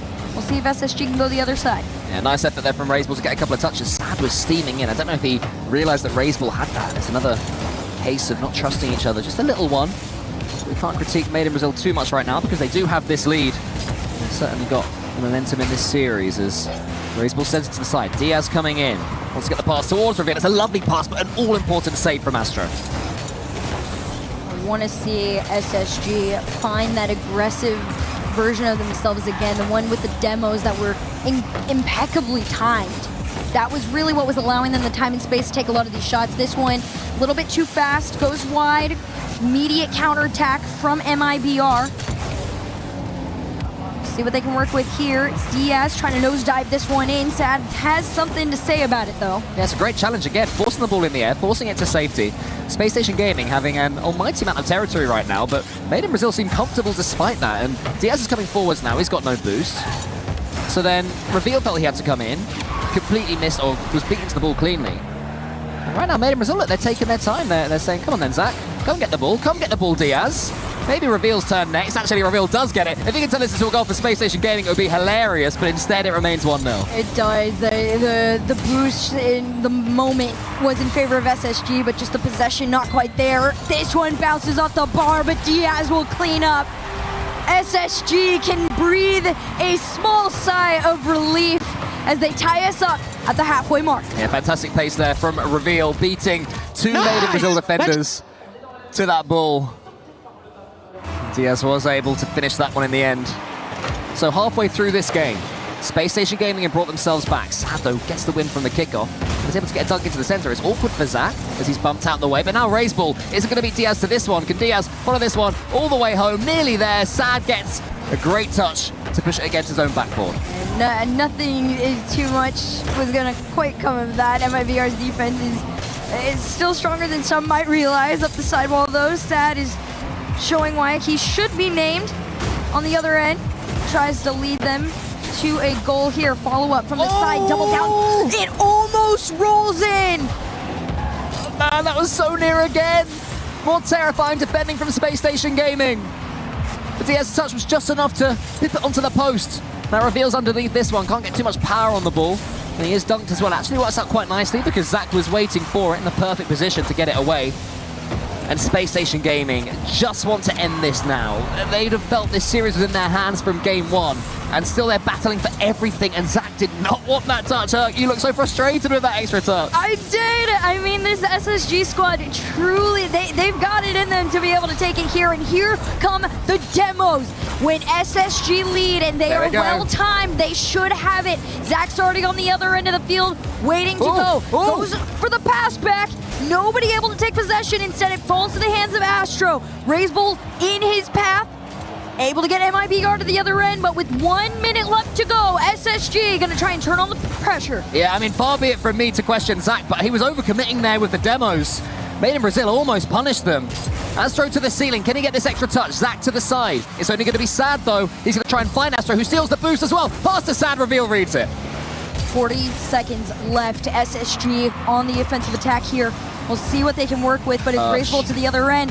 Past the midline, it's a 1v1 on Diaz. He gets it past one and Reveals there just enough to touch the ball, but the pressure is still with MIBR. Yeah, so many clean beats in this series as well. Normally you see endless 50-50s and who wins the challenges, but players are diving in and being beaten to the ball all over the place. And the ball is popping out all sorts of angles as Sad does get a touch there. Zach takes out another one, but is this an overcommit? That's a better timed one. Zach gets the boost and leaves it to Diaz. Zach is still in front of the ball, causing chaos to the Made in Brazil defense.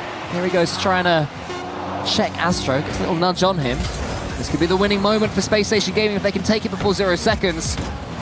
Reveal with the catch. Reveal drops it, and it's overtime again. It's a small golden goal for SSG. Could end things right here. MIBR, though, looking for their lifeline. Razebull wanted to go for a fake, instead just gave it straight back to SSG as it 50s all the way towards blue. Astros trying to take them out of their side, and MIBR trying to find each other. Shots are being taken, and SSG seem to finally find their footing here. Yeah, but Astro has beaten Diaz to that ball, but Diaz gets the all-important boost, so Astro now has nothing. Still manages to tee up Razebull, who isn't quite able to get the clean touch he needed before a lovely read there from Sad. Gets it into the center, so Made in Brazil going for these passes, and Diaz misses! What? Look at this! Zach had already gone up. Diaz was just trying to follow it, but it came with so much speed.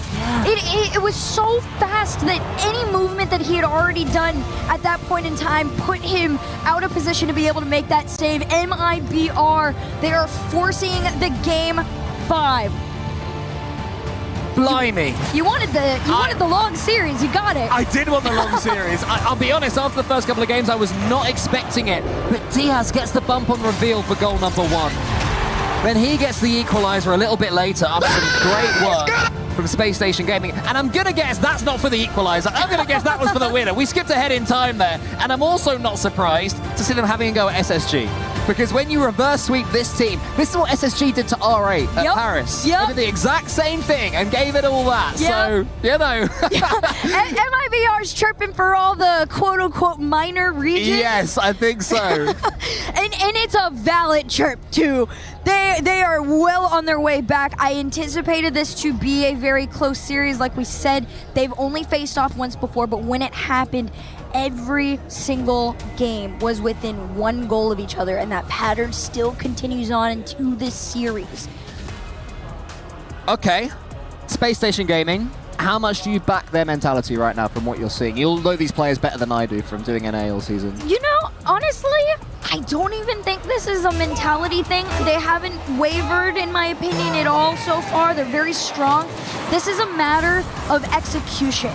SSG's aggressive demos are not calculated. They are just being thrown out there with hope, and nothing is sticking. I've just been told that we've never had a successful reverse sweep in EWC history for Rocket League, so that seems, unless I misheard, that's incredible to me. I heard correctly. Okay, so this could be the first ever reverse sweep in EWC history, Hug. We could be seeing something that's never happened before. All right, well, hey, listen, if there's a place to make history, it would be here at the Esports World Cup. For Rocket League. For Rocket League in particular. Loads of Counter-Strike ones, loads of Dota ones, all over the place. Nobody wants to hear about chess right now. Well, here is Astro.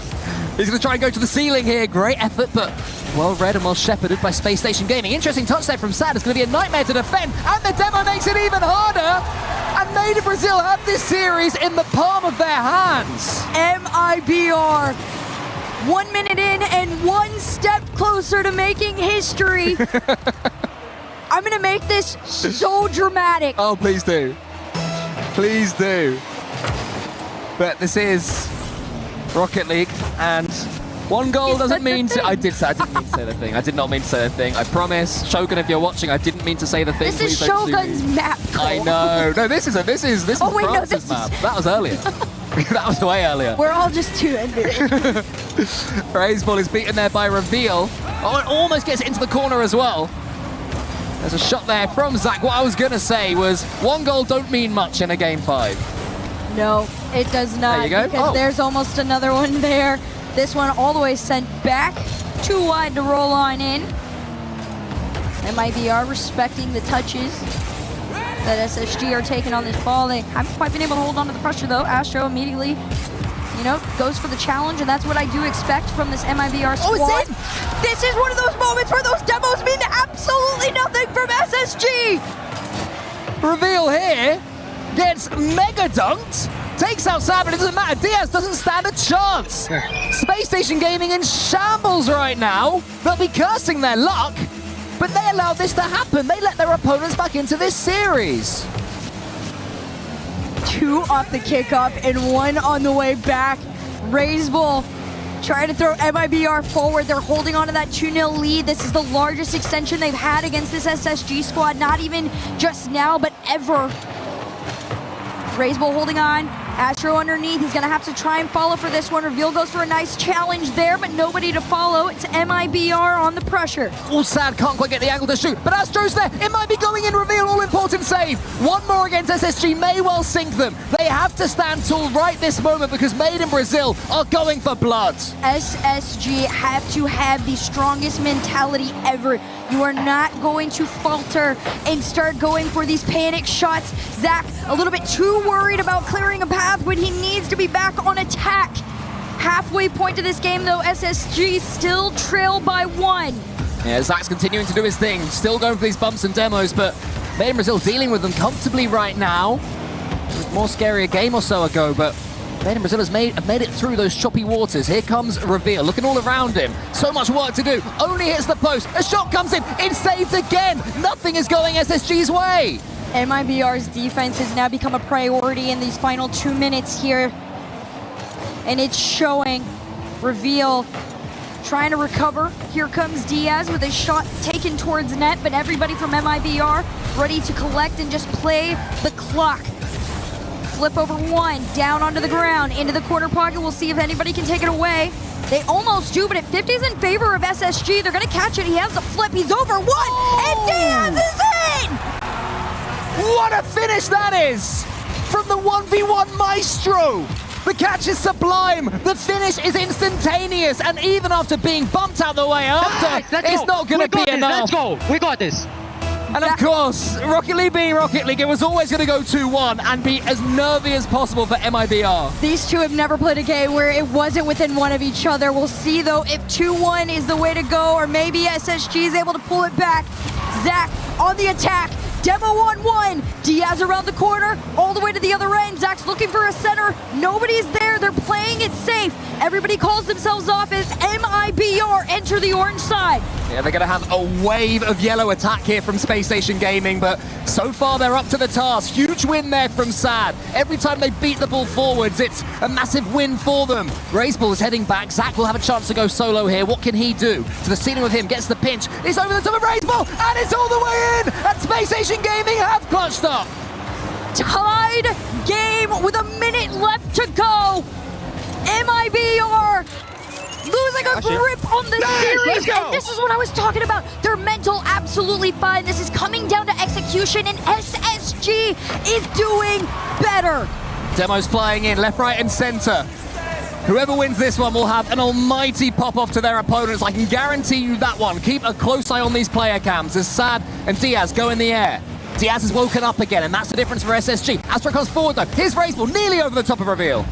Sad on low boost is just going to play this ball forward, and that's going to be the plan for MIBR. It's low boost for everyone right now, all across the pitch. 25 seconds left of the clock here in regulation. Still tied. Zach into the ceiling, tries to get over to Diaz. He's got a shot attempt, but nothing on goal. It might be here, but Astro keeps them out. Terrifying moments there in the Made in Brazil goal mouth. Raiseball gets the catch. Does he have a teammate coming in? He doesn't. He has Sad instead in front of him trying to clear the path, but he didn't have the angle. Now Zach's attempt. Diaz there, trying to avoid Sad. It's Diaz maybe, but it's cleared to the side. Pressure is on, and the ball is on the ground. Overtime keeps you in the upper bracket of EWC. Raiseball's going to watch this one and wait just that split second longer. He's got some time to play it in his own corner, but Zach takes away from that pretty quickly. Raiseball up against Reveal. Diaz with the catch. This is where Space Station Gaming have been so dangerous, when he has control of the ball. Forward comes Reveal. And finally, we're going to see a player actually take control of this. It's going to be Astro. Saw a few demos on the back end from Zach. 1v1. Raiseball's just going to clear it out mid. Diaz immediately sends it back 2 up. A big mistake from MIBR. Can they recover just enough in time? But the pressure is still with SSG. Over 1 off the backboard. Diaz enough to collect and pass, but Astro's in the way. Space Station Gaming, that was a real chance. Their opponents had no boost, but they have broken free. Raiseball into his own corner, gets it towards Astro, to the opposite corner. Gets it towards Astro. Reveal gets the reset that he won't be able to do too much with, but Space Station Gaming have certainly started this overtime the better. Nice catch! Almost stumbled! Goal, but he saved it! Oh my goodness! Zach, why would you go for the psycho there? I can't believe he's got away with that. Would have been one of the craziest finishes in Game 5 overtime history, but instead we play on. How do you hold your nerve here? Here he is, it's Diaz though, for the flip reset, gets it, shoots, saved to the bottom corner! This is not the time for ego shots, guys! More psychos, more psychos! Everybody locked in a minute and 30 seconds into this one. MIBR have the pressure with them, but low boost. Zach's gonna send it back. No connection on the touch. SSG still working around with each other to get into the net. Can they find anyone? Raiseball takes control of this one using all of his experience, the Chilean. Diaz sends it high. Astro is waiting. Sad wins that one. It's going to be a chance here for Astro. Can he get the pitch? Yes, he can. It's almost all the way in. What a finish that would have been. But Diaz is able to take it away, at least for now. Raiseball can't get the dunk, and that attack comes to nothing. I'm getting nervous for SSG. They got Diaz pushed all the way up. He finally runs his way back on this. You gotta be a little bit more respectful to MIBR in moments like these. Here comes the demo, and it's a slow touch out into that pocket. Can he get down in time? Absolutely, but no boost spawn in his favor. It's a flick to the backboard. It's a catch to the center, but nobody's there. It's a counter all the way to the other end of the field. That composure from Raiseball to pass the ball down to his teammate and know where all his opponents were was massive defensively. It bought them a few seconds, but now Space Station Gaming come again. This might be it. Reveal underneath! Reveal gets the win! Space Station Gaming are the ones who can point at their opponents and say, come on! History absolutely repeats itself with this squad. SSG have done it again. When you thought MIBR could have been a little bit closer, they absolutely get shut down. You can see the joy on the fans' faces, but also the relief. I can't believe they've done that. What a series we have been blessed with there. Handshakes and smiles all around now, but I mean, they all know they have been in a monster 5 games there, Herc. That is arguably going to be one of their most challenging series. This was the closest they were going to fight. These two teams were in that top 12 at the Paris Major. They face off here. You know, there's so much familiarity, and you can see that every time they play each other, they learn a little bit more and a little bit more, but SSG, they have that edge, that clutch factor that has been missing, and that clutch factor seems to be Zach. Wow, what a series. We asked for it, we got it, and I'm standing by with SSG's Zach right now. Zach, that was so stressful for all of us to watch. How was it to play?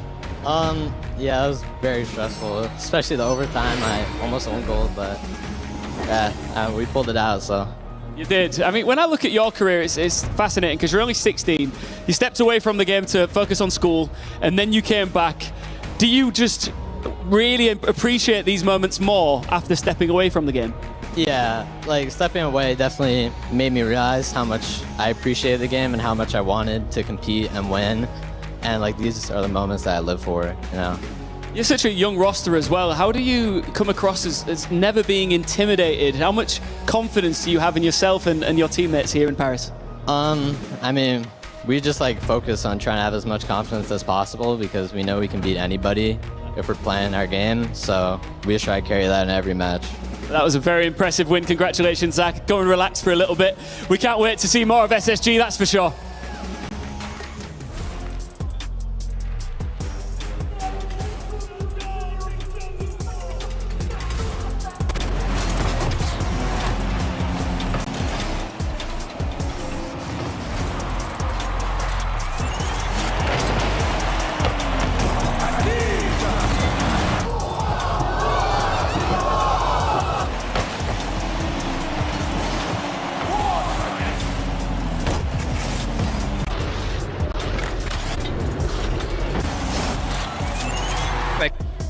Nice, let's go!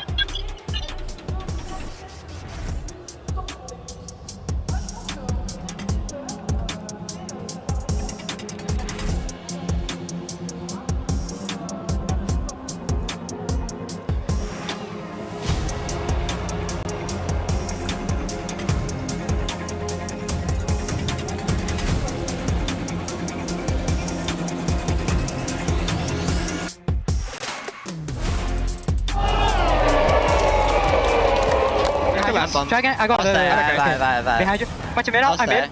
I have back wall. Okay. He's I awkward. go first. Time. Backward. One on. They're I'm awkward. He's awkward. Oh, wait, he has He has one. Time. I'm waiting. Time. Try again. Control. Buff one. Yeah, I'm fine. Easy. Wait, you fight. I have one. Buffy. I have high. Just one. He's No, up. no. He's up. up. BB.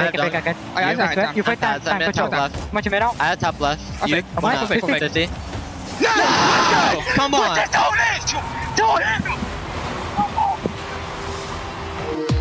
We were there. For every click, every clutch, every respawn. We were there for the years of grind. And we're here. Now. The proud founding partner of EWC. Powering the biggest event in gaming. Shoulder to shoulder with the world's best. Making history. Greatness deserves a stage. Lenovo Legion. Reach your impossible.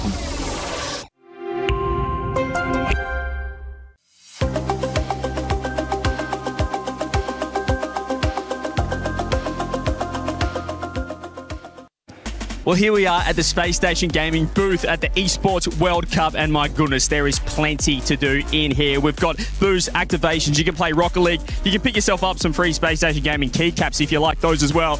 And we've even got some of the biggest streamers in the business. You can see behind us there, The Beef, getting involved. We might actually go have a chat to him. There's plenty to do over here. I've seen The Beef, and I'm going to get involved.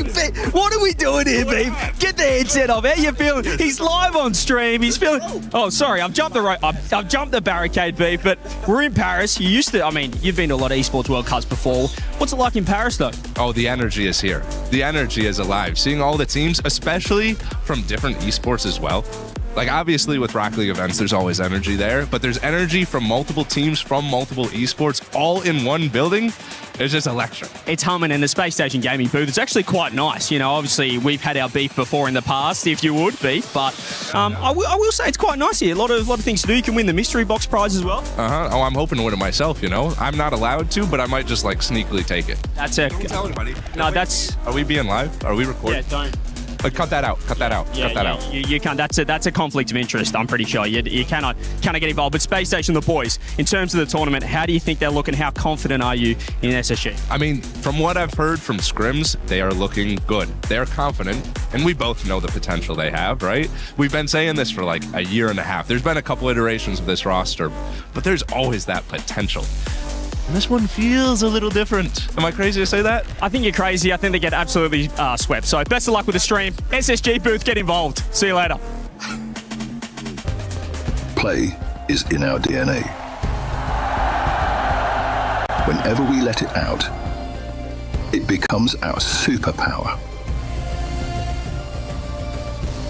Now imagine an entire city being built to supercharge it. Kadir City, powered by Play.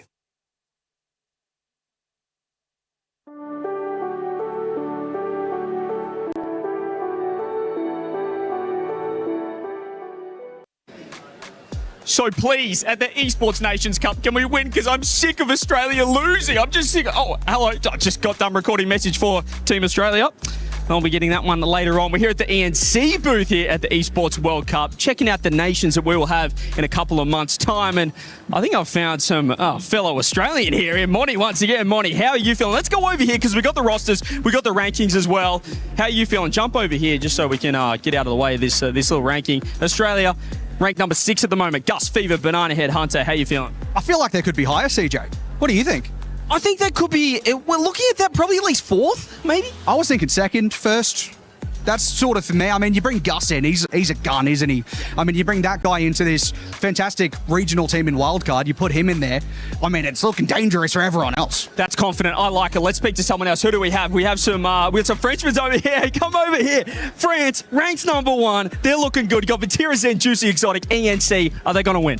Of course, it's a solid roster with all the best players in the world. Deadface MVP, the best mechanical player in the world. And Juicy is a great playmaker. We can saw the first game today against Wildcard. So yeah, I think we're going to win this. France looking great, ENC. I love that. There's confidence. Perfect. To us, we have an American over here as well. Hello, what's your name? Uncle Jay. Uncle Jay, and how are we feeling? USA, ranked number 3. Atomic Dan, First Killer teaming up. You excited for ENC? Yeah, it's going to be interesting to see First Killer play with that roster. I think it's going to be an upgrade. an upgraded roster. We'll see if USA can get the job done. Do I have a Brazilian as well? Brazil, ranked 5th coming into ENC. You've got Swift, Yan, and KV1. Do you like the roster? Basically, the core of Furion, but we have a ladder to scale it, and we will reach the top. Yeah. What I'm saying is the competition is fierce. ENC coming up. We've got the ENC boothers here. Record a message for your nation if you'd like. Plenty of action at EWC, and come on, the Aussies. Let's get the job done.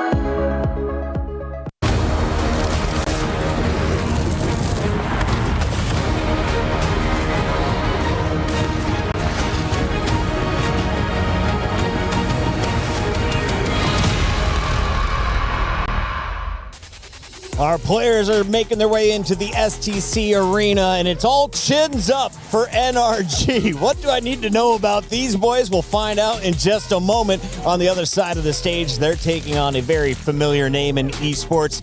Team Solomon, aka TSM, rocking a rookie roster. We'll talk about all this in depth. For now, I want to break it down with our two analysts. We've got Achieves, we've got James Bott. Achieves, I want to start with you. Yeah. Is this a David versus Goliath matchup? Is this a fair fight? How would you qualify NRG versus TSM? Because this is the first match in Group A. Very David Goliath. We've seen a few players of TSM in some live events before, of course, and NRG is a world champion.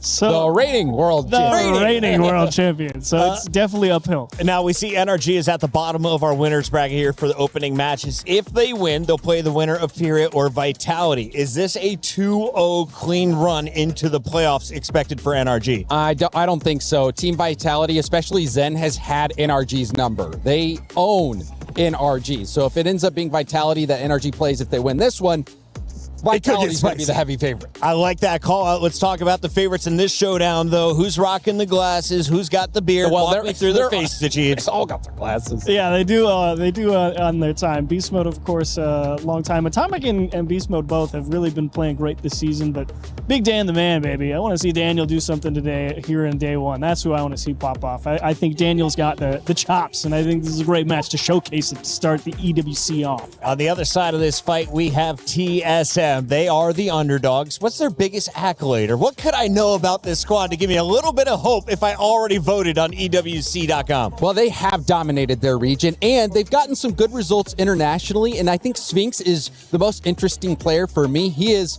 a born and bred APAC player from Malaysia. He is so mechanically insane, but Catalysm, the German, they brought him in to really bolster this team for this region. Kevin was an addition to the team as well that is from APAC as well, after the rule that they came out with where you have to have two members from the region and then one you can have one international Thanks, League of Legends, for ruining it for us originally. So Catalysm was the one they brought in. Kevin, before they had 3 international players, but Kevin came in to be that second regional player for the team. And they've been okay. I wouldn't say this is a situation that we saw from the 5 Fierce Gentlemates. Not quite. But NRG is going to be the heavy favorite. So less than 20 goals in our 3 games is the expectation. We've got 86% of the fans over on esportsworldcup.com/play choosing NRG. They're the world champions for a reason. When they reached that peak, what did you see from them, Achieves? Oh, man. Teamwork is probably the biggest thing for them. They've played together for so long, so much focus on the comms put on when they first picked up Atomic, and it's only improved as time has gone on. We've got 30 seconds till this match. So it's been a while for them. Sorry to cut you off. So, Achieves, I need your official prediction as we're down to NRG. 10 seconds each. How many games? Just 3? How many goals? 4 NRG? I'll go 12. 12 goals across the 3 games. That's pretty high scoring. I like that. What about you, James? I'm going to go 13. 13 goals. Give me NRG. Yeah, this one's easy. 3 games. Ladies and gentlemen, if you love Team Solo Mid, well, might be time to pull out your charms, get all your good luck together, send it their way. They're going to need it. They're taking on a juggernaut to open up Group A on our main stage.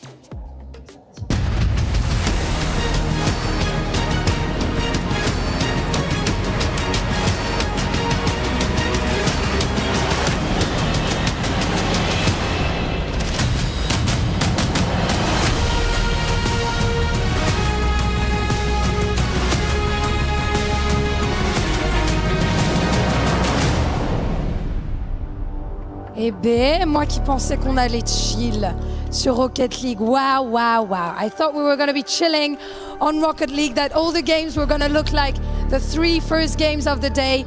Composure, domination, one-sided games, just like France in the World Cup before we met Spain. But man, what just happened? I don't know. I'll tell you what. I'm not sure how many more series I can handle like that because not at your age. Yeah, it does. Not at your age anymore. It does get harder when you hit your mid-20s. That's for sure. Listen, what I do know for sure is that I do actually want to see more series like that, back and forth. That was intense. Let's see if we can get it again. And who else than the world champions to hit the stage, ladies and gentlemen? It is NRG.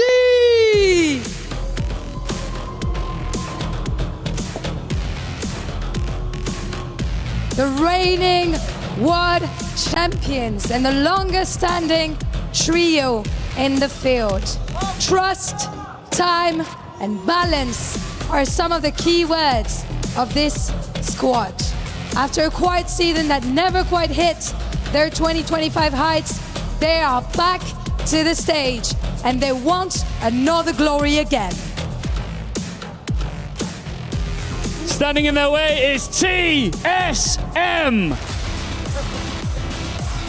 They've made APAC their territory. What remains is the international win that changes the way the rest of Rocket League sees them.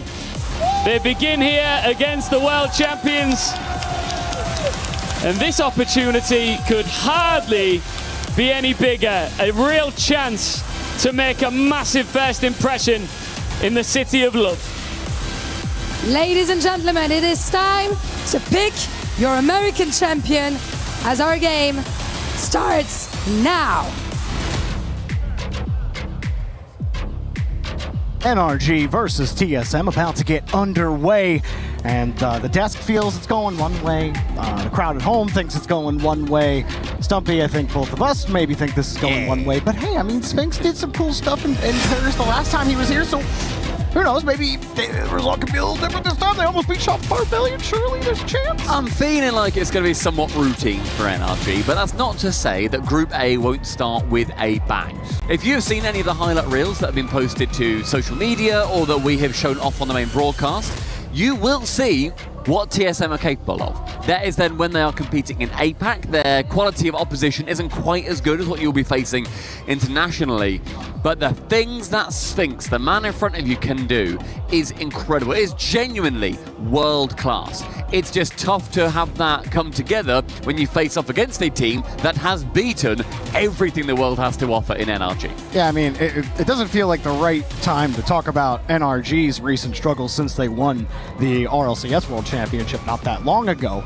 But, you know, they aren't as dominant as they were. But this doesn't feel like the right match to really be talking about NRG's struggles. In fact, just might be the right match for them to really get their, I'd say, their wheels under them and, you know, establish some early confidence here at EWC. And there's definitely a lot of, not pressure on NRG, but there's certainly the expectation of this is a just win series. This is one that you should 100% take down. I don't think it's necessarily just like, well, yeah, they're going to do it. I think that, as we have seen at various points in any of our fantastic lands that we have had across Rocket League, there can just be a weird result that happens every now and then. Maybe this is it. Maybe we're talking down on TSM a little bit too much. But I do think that the quality of NRG will end up shining through. And TSM, they just need to make sure that they take the opportunities as and when they earn them. Because, Jorby, they will earn plenty of opportunities to score on NRG, who will happily just soak up pressure. Well, I mean, I think with NRG as well, they're a little more aggressive than they used to be. They're old, like, soaking up pressure selves. But, I mean, on this TSM side, first of all, the vibes are immaculate on this side with Kevin and company. And, like, every time we get them on an interview, they're just, you can tell, they just love playing the game together. And that does count for something. But you talked about Sphinx, his ability, but also Catalysm, name we haven't said too much. His 50 game can really be an X factor to actually help TSM establish a presence in the midfield. So I think it does start with Catalysm. If you want to enable Sphinx to pop off, then they got to find ways to win in the midfield, and it starts with Catalysm as we start game number 1. Yeah, I think it's going to be interesting to see just how TSM do approach this series as well. NRG, they're going to have their game plan. They're going to know how they can beat the opposition like this. But what can TSM put towards them? How can they make the world champions struggle in a season that has decidedly not been theirs? Not been the easiest journey for them. NRG, TSM, it's never really been easy. TSM under some early pressure, but the shots are not too threatening. Beast mode up. I have a lot of boost, unchallenged as well. Actually gets a bump. Yeah, I mean, NRG just freewheeling right now in the orange half. Bringing this one down with a nice 50. TSM in the way just enough, and they get downfield. Maybe generate an opportunity. Got a win, man. They go for the pinch. They did succeed, but it was immediately blocked by Beast Mode. It's going to be the immediately then return shot from Beast Mode down the other side. And I love seeing teams go for a pinch, because as casters you can see it develop so early on. You see them drive towards each other at that like 30-degree angle and think, oh, be rude not to. Oh, come on, just drive at me. We don't see enough of them go in, you know? Yeah. We do see a lot more successful pinches these days, but a lot of times not on target. And the few times it is on target, it's TSM scoring first. Catalysm dots the right side of the net. TSM fans, and I'm sure their coach, is screaming, blow the whistle. Oh, Sphinx. Get it done. And Sphinx works it past a couple of NRG defenders, and you said about that team up, Sphinx and Catalysm, their highlight plays always involves those two. Yeah, it's Sphinx with that the pre-flip as well, just to beat that first defender. I think it might have been Atomic. I'm not actually 100% sure if it was Atomic or Daniel there. Either way, you take it if you're TSM, but it does always link with those two. And Kevin, he'll be the first to tell you. Happy to be there. Oh, yeah. I think that NRG, though, however, won't be too worried. We'll be seeing that what they've done to these minor regions historically. Catalysm, nice pre-jump, but the pass didn't quite go his way. Too wall-bound. An attempted pop, but Atomic sees that coming and so immediately dives on. First 2 minutes, it has not been a romp for NRG against another 3-lettered org. One chance over the top of the final defender, or the first defender, sorry. Dan spots an opening. Kevin with a nice rotation back. He's going to be leaving a little bit of time here and a couple of chances for NRG until there's some confusion. Yeah, a bit of confusion from Beast Mode on how that play was progressing. TSM had a chance to clear this out. Now they're struggling to get by the midfield line. Nice catch and flick, but it's off the bar. Atomic was going for a bump. He connected on the bump as well. Catalysm beats Beast Mode to the ball. TSM might have a break. Catalysm pre-flip. And it's in. Hello. Hello. Yo. I thought there was just going to be somebody back waiting. It's a fantastic bump. Kata knows, so he just pre-flips. He knows he just has to hit that on target. Anything towards the net and it goes in. Come on. And nice, come on. It does in fact go in. Absolute chill vibes there. Okay. You know, you're up 2-0 on NRG. You'd think the energy be at least a little more excited, but it's TSM. They've been there, done that against Shopify Rebellion, right? They know that they gotta win a couple more. I mean, they gotta win this game. 2 minutes left, but I love how it's starting for TSM. Catalysm gets another A! Okay, guys, it's up it. It's 3 shots. It's 3 goals. Kata with a hattie. Why, he missed the ball, dude. Mate, it's no problem. We were saying from the off that TSM are the best team in the world. You're right. What am I saying? They were one of the favorites in the tournament. History here, right. Jordy. Right, Team Solo Mid, historic Esports org, historic Rocket League org. I will say, though, NRG, genuinely, just don't count them out. Never count them out. No, the amount of late goals that NRG do get. Dan's going to try and start things off. Beast Mode chance on target with all 3 waiting. That had to be a lot better to sneak over the line. Yeah, Beast Mode whiffing that last challenge. Now he's kind of just put the duck in the pond there. I don't think that made too much sense, but neither does NRG's play in game number 1.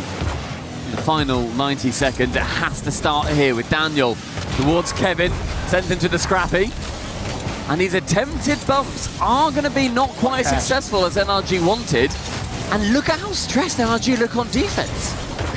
Starting to feel the strain a little bit. I don't think they're too worried with it just being game 1, but it is a best of 5, which serves TSM more than it serves NRG, especially with how they look right now in game number 1. But I mean, some of these goals going in are a little suspect from NRG. Here's a nice give and go. Atomic tried to slow it down, and Catalysm had him red.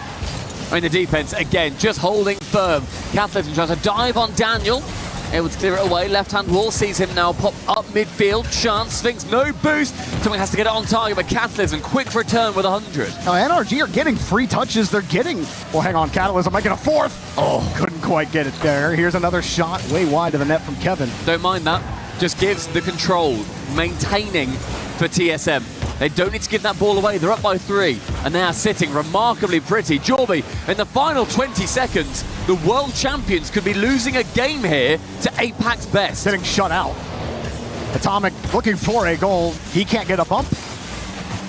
Can't get a real quality shot there. And quality is something that is not in NRG's namesake right now in game number 1. None of their shots good enough. And I wouldn't have ever picked a 3-0 game 1 start from TSM here against NRG to start in Group A of EWC 2026. But guess what? New year, new game, new TSM. The way that TSM approached that game is precisely how they need to go forward. No respect ball.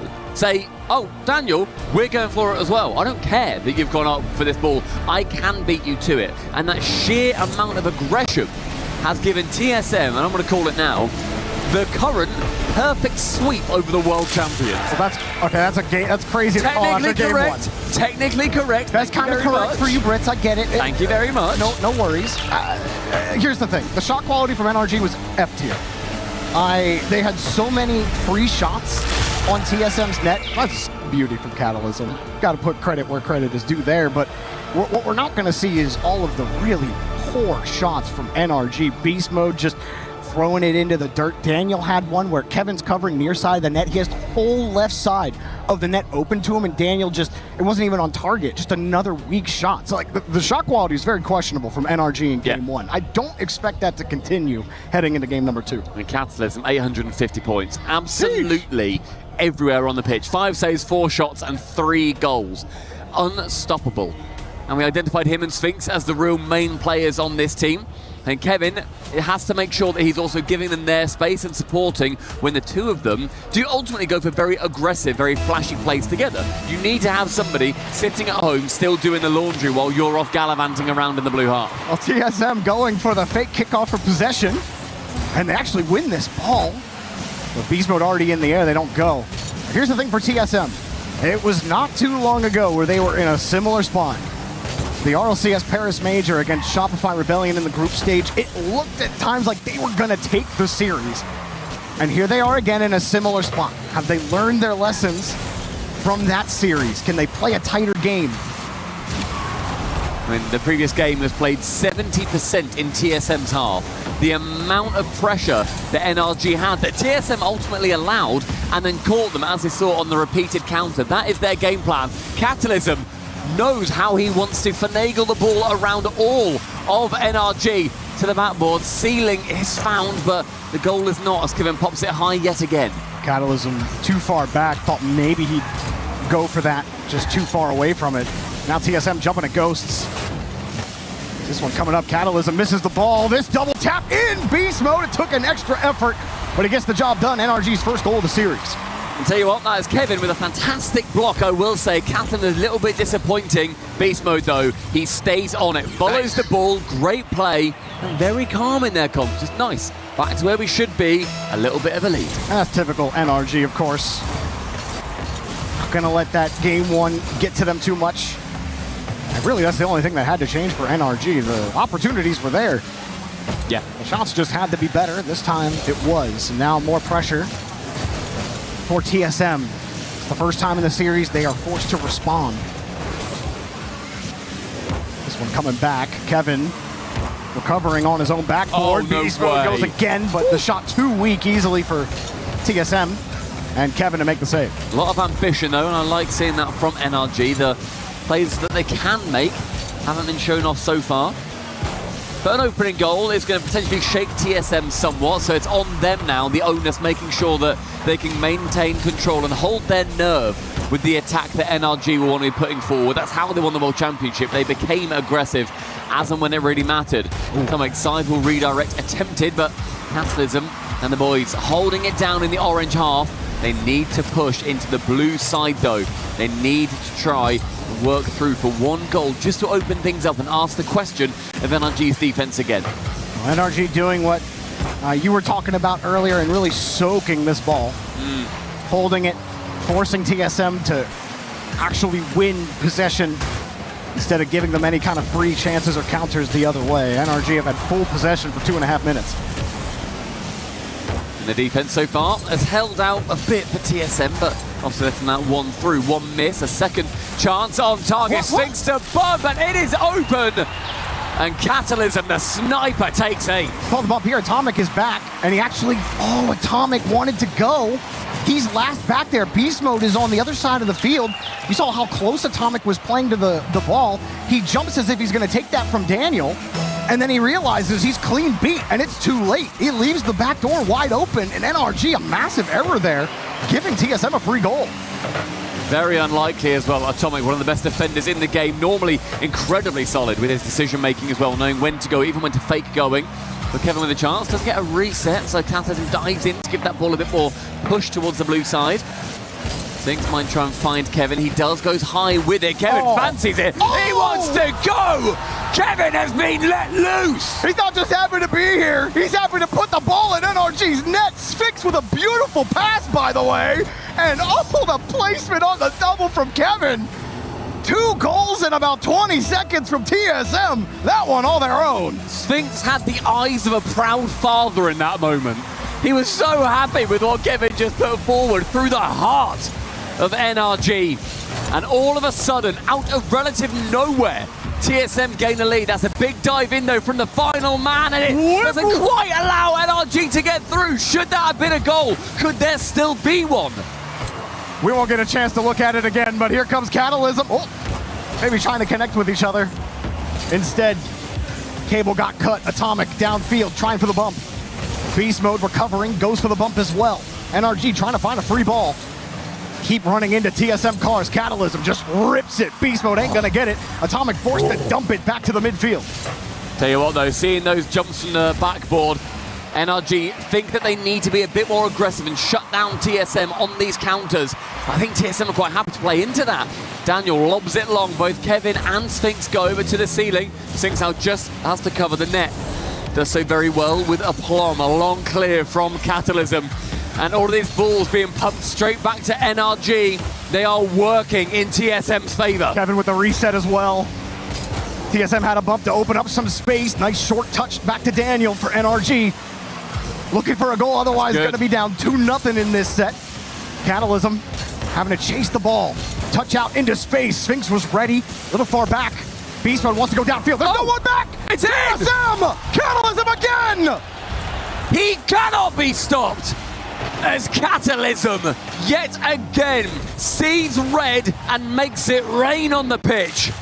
Oh, and NRG feeling so desperate there. You saw Beast Mode. He thought his team won possession. He turns his car around in midfield and decides to go. Daniel's still third back. Atomic hasn't recovered. But they think they've won the ball, but TSM were all over it. Now Atomic has to make some magic happen here with 25 boost. Fakes the Musty. Gets it over 2, but it's just not enough. He gets lured in. More chance, they do start to develop, but 2 goals in 10 seconds. Can NRG do it with Kevin pushing down the line? A failed chain dash does give Atomic an in. One reset, backboard, final touch, good clear from Sphinx. As far as the halfway line, final chance with nothing. And TSM go 2-0 up against the world champions.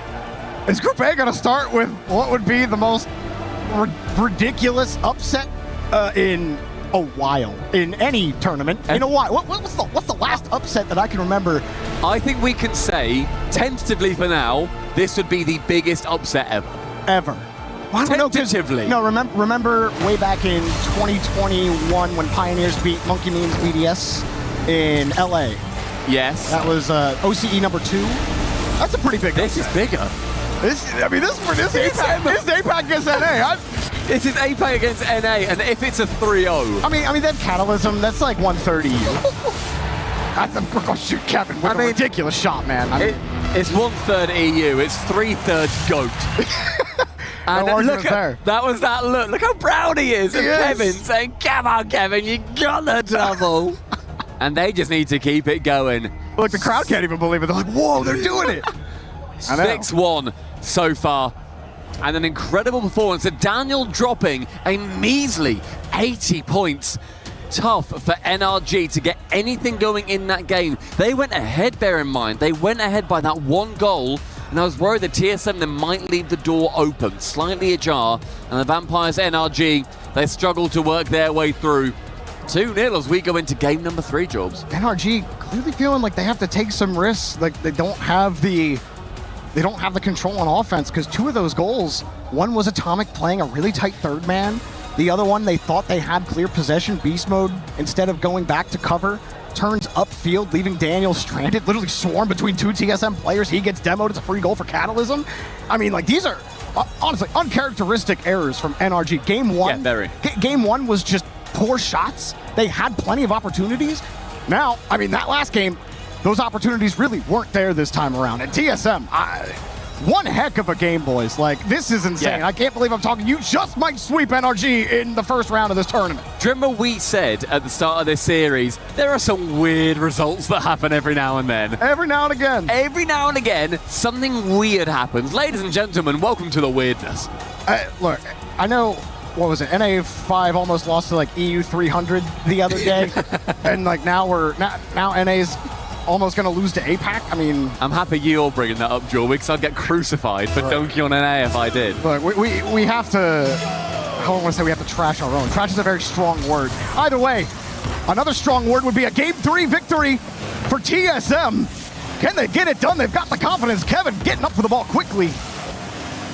As Sphinx gets across, he's had some excellent passes in this series, and another shot.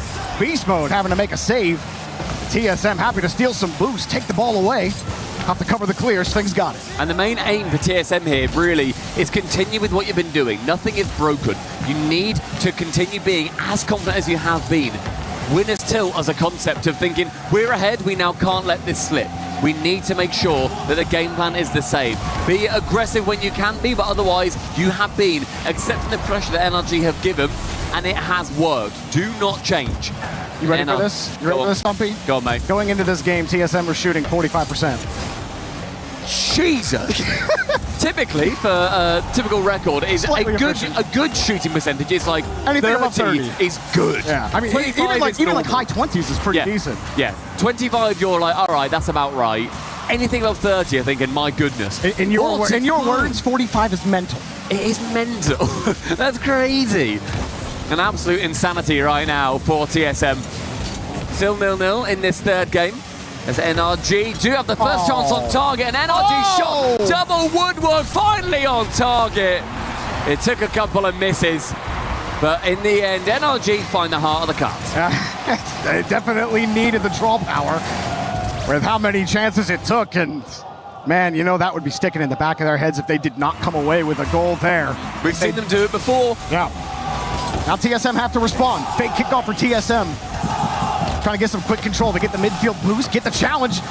Catalysm in the midfield. Awkward ball for Atomic. Beast mode there to cover. This great play from Beast mode.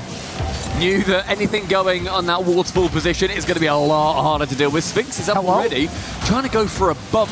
A very aggressive player. It does scare me somewhat, but they, for now, managed to escape unscathed. Sphinx, great spawn, gets back in time.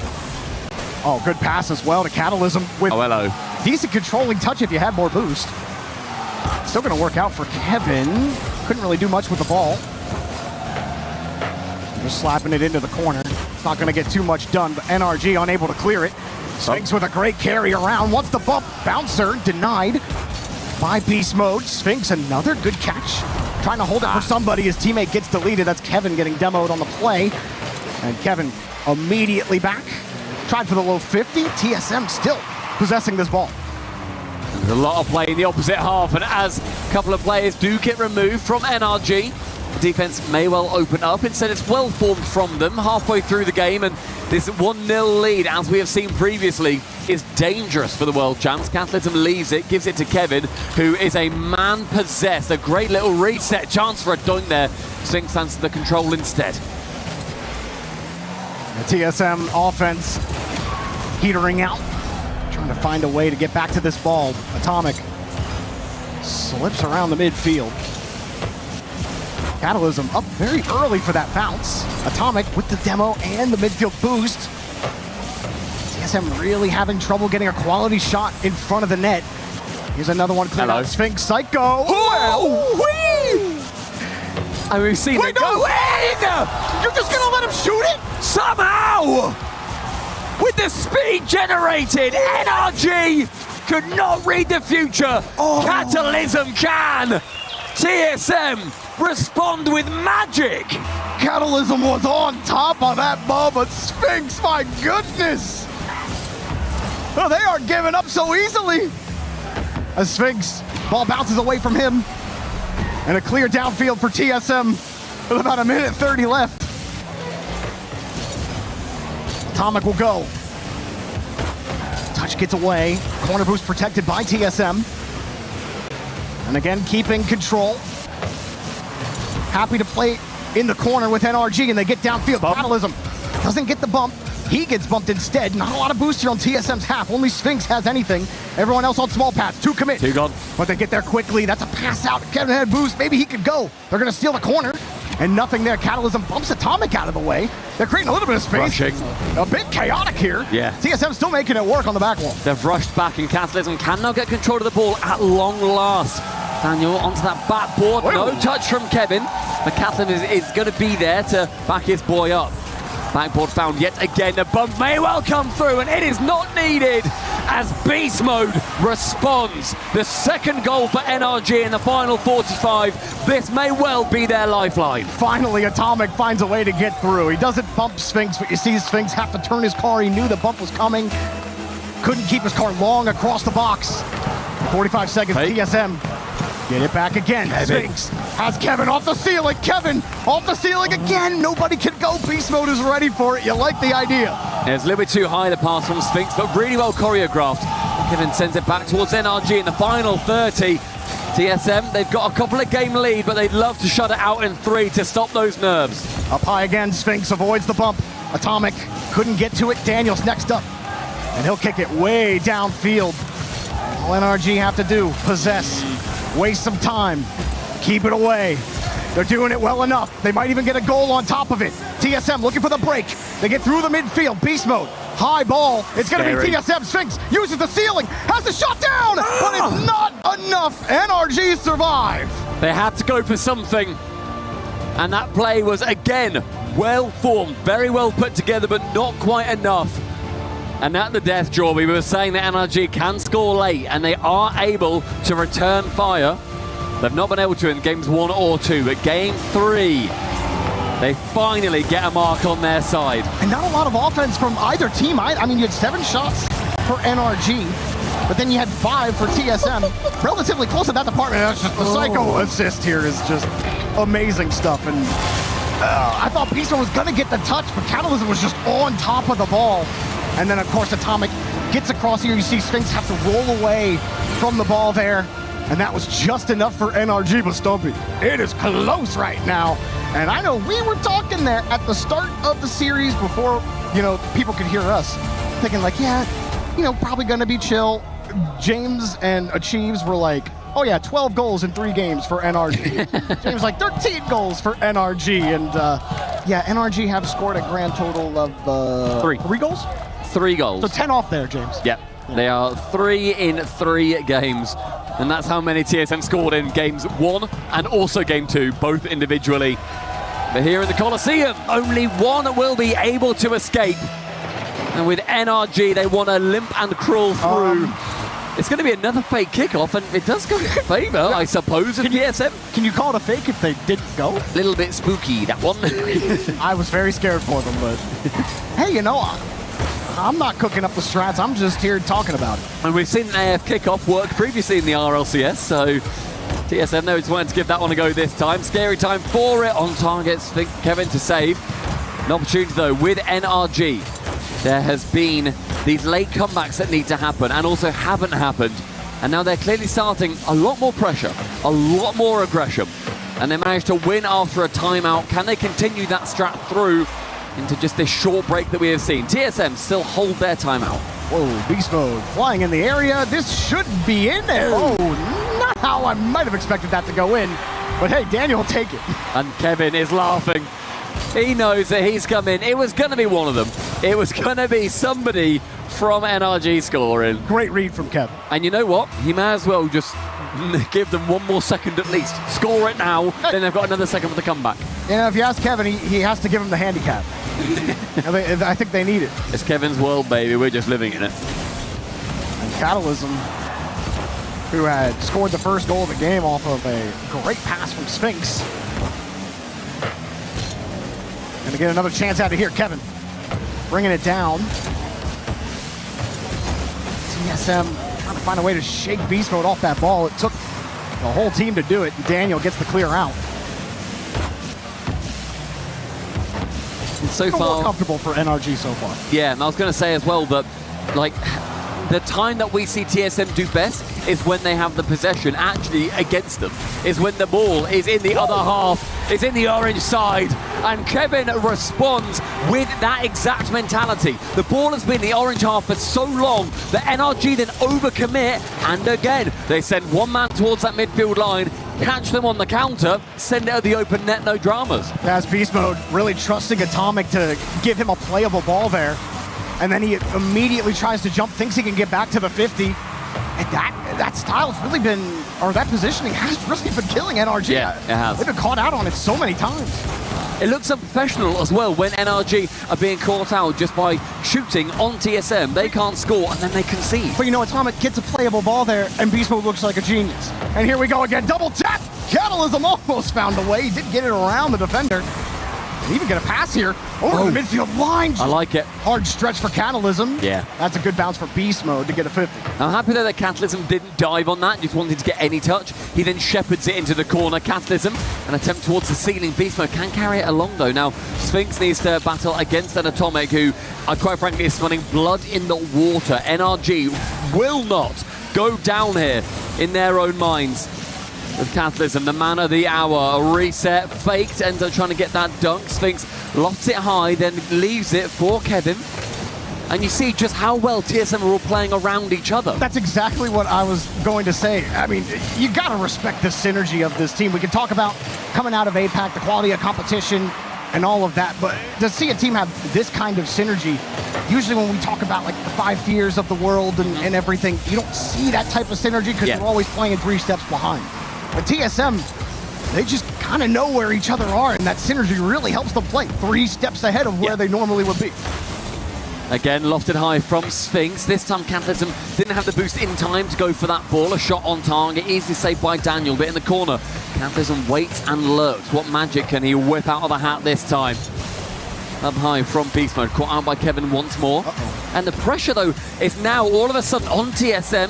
Catalysm has to dive across and becomes a bit more awkward as we get into the final 100 seconds. Daniel, last man back, does make contact. Good vision from Kevin earlier. He's not going to get that touch. Up high, Sphinx. It's just going to buy a little bit of time for TSM to get set. Beast Mode beats another defender. You're seeing as well, whenever TSM may not be able to get the ball, they are just 2-footing the NRG man out the sky. They will redirect and go for the bump instead. Beast Mode doing the same now, back to TSM, keeping the pressure going. Daniel is still that last man back. Sphinx into the corner. There's no way you read this! He just couldn't get the power. That is a ridiculous read. That doesn't bounce for TSM, but they're up for it in the midfield. That should be TSM's ball. Kevin off the ceiling with a reset. Had the 50 on beast mode. Nobody ready for it. Sphinx, as long as it's away from NRG, he doesn't care how far it kicks away. That read by beast mode, good enough. get them right back in the orange half. And a demo as well, put some pressure on TSM, but good enough to hold on the defensive line. Beast Mode, he flips off the ball. NRG getting back in front of it, and Great it's another contact. clear for TSM. As he slams it back into the blue half, says no thank you, you've had enough pressure for now, fellas. And well played there with a back pass. Callison can then dodge the bump from Beast Mode round Atomic. He's doing it all against every single player. Next man in is going to be Beast Mode. And two players from TSM very close to each other. It's going to be a force touch from Sphinx. Pressure can build with Daniel again up high. Who's there next? It's going to be a great bump. Beast Mode, no contact to the floor. It has to go, and it will. NRG a late chance, but overtime earned. I can't believe that somehow that didn't go in. No one on TSM had any boost left, but no one on NRG at the end was ready to punish it. Kickoff, getting back to Daniel. TSM, one goal away from sending NRG to lowers. NRG just trying to force a Champions Field appearance. Here comes Daniel, off the ceiling. He won't get a chance at a double tap, and Sphinx will hold. He doesn't have a ton of boost. Eyes up Beast Mode and gets a 50. Good demo. Right back to Daniel. Great 50 rather, not demo. Catalysm now attempting to get it round Atomic, but this wherewithal is just too good. Kevin spots a man midfield, but Daniel is there first. No touch from Kevin to keep it away from the final defender. It's open again. Catalysm is bumped. He got back to it. Forced to make the save. Daniel gets the clear out. Kevin, only 22 boosts. Tried to size it up and bounces away from him. NRG are starved. The shot's on target. Atomic, no boost. Beast Mode's backwards. Daniel tries to get in the way. TSM back. They want the pass. Sphinx turns around. TSM! The upset of the tournament. The upset of the year. Are you kidding me? TSM sent NRG to the lower bracket. The sun rises over APAC. TSM emerge from the heavens to take down the world champions in what is the greatest upset in EWC history. Huh? What? I'm porting back. Didn't have to go too far. RLCS Paris Major. They forced Game 5 against Shopify Rebellion. And it looked like they could take them down. And they failed. And you talked to Kevin and Sphinx in the post-game interview, and they're like, honestly, one miscomm, that doesn't happen, we beat them. Next time, we get them. Well, they played the other NA juggernaut, and this time they took them down in 4, Stumpy. They've done everything in APAC so far. All that's been waiting is to see what they can do on the world stage. And against NRG, they do it all. And we're talking about the world stage. How about the EWC stage, where Lou is ready to chat to the man, the myth, the Kevin.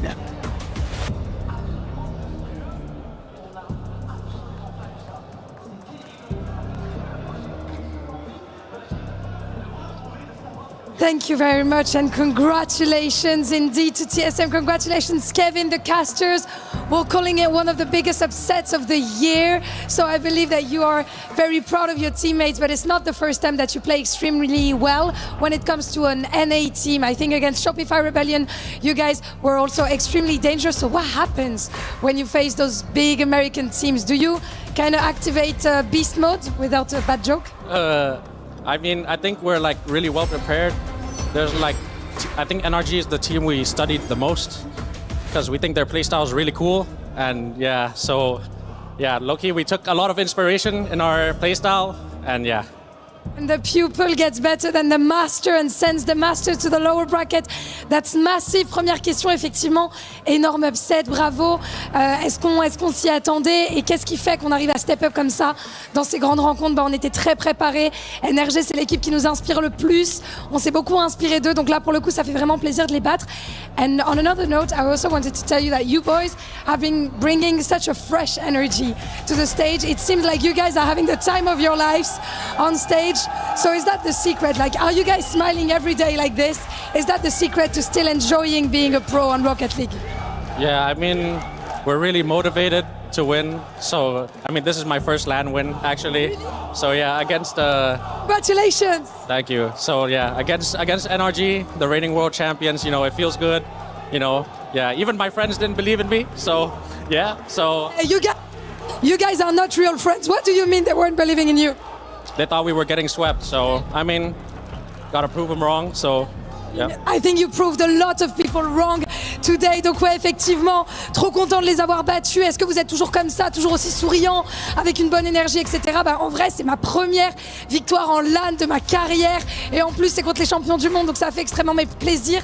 Même mes potes ne croyaient pas en moi. And now I think your friends and a lot of analysts and a lot of people on social media are maybe going to start believing in you a bit more. Well deserved. Thank you so much, Kevin, for joining me. As we're moving on to our next series, is going to be Twisted Minds versus Foot. After a short break, see you there.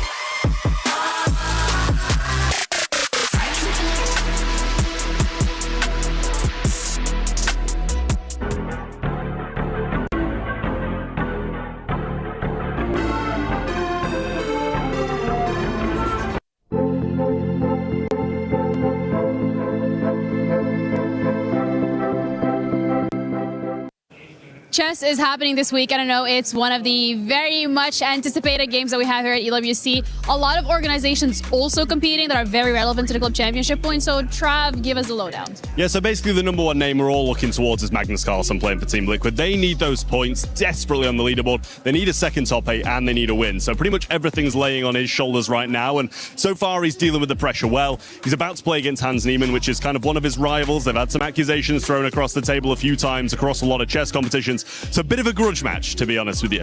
Over the other way, though, Hikaru still doing as expected. Going to have to play against the AGAL guys to be able to try and get through to the third day. So we'll see if that's going to be able to be done, because as we know, AGL kind of slipping here and there, still at the top of the leaderboard, but not looking the best in PUBG Mobile at present. So we'll see if he's going to be able to get the job done here. All right, are there any other organizations besides Liquid and AGL that you think we should be keeping an eye out for? I mean, it's Falcons. Falcons Fair. all the way. It's Hikaru. They managed to get the second and third placements when it comes to chess last year, and they're looking to try and replicate that because 750 points to go a long way currently. All right, well, thank you for the update. That's it from us now for chess.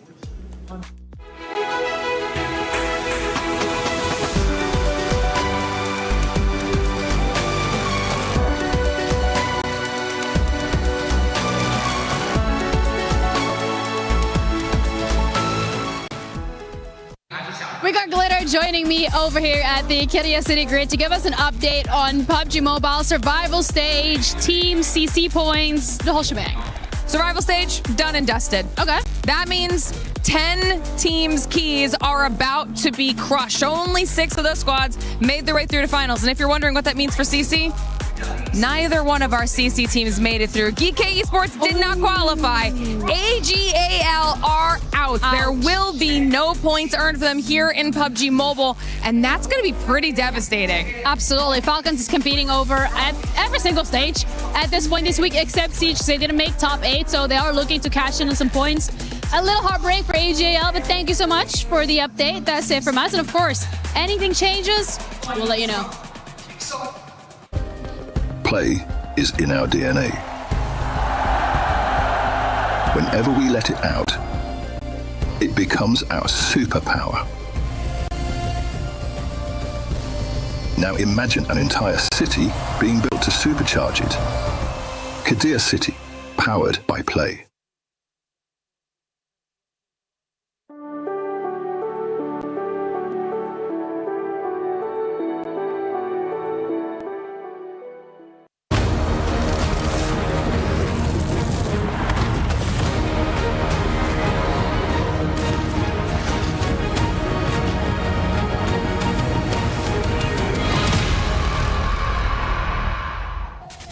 Welcome back to EWC. As you can see, our next round of competitors are ready to make their way into the arena. Foot taking on Twisted Minds, who are wearing their historic baby blue and pink color combo with the white collar.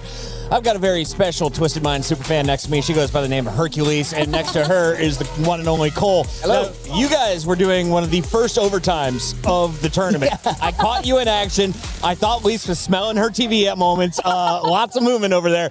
But I saw you even more excited at the end of this last match. Cole, why was this such a big win for TSM, and what does it mean for NRG now? So NRG are our current world champions, and they've not had the best season, but losing to an APAC team, and this is no disrespect APAC is the worst to TSM, of the regions, yes?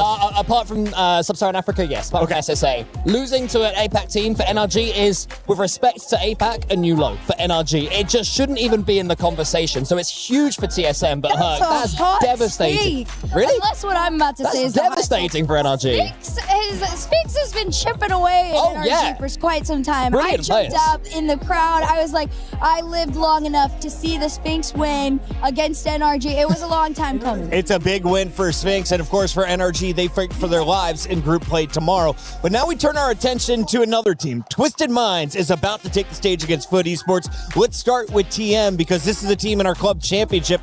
My boy Fancy has been cheering them on since week 0, and here they are representing in Rocket League.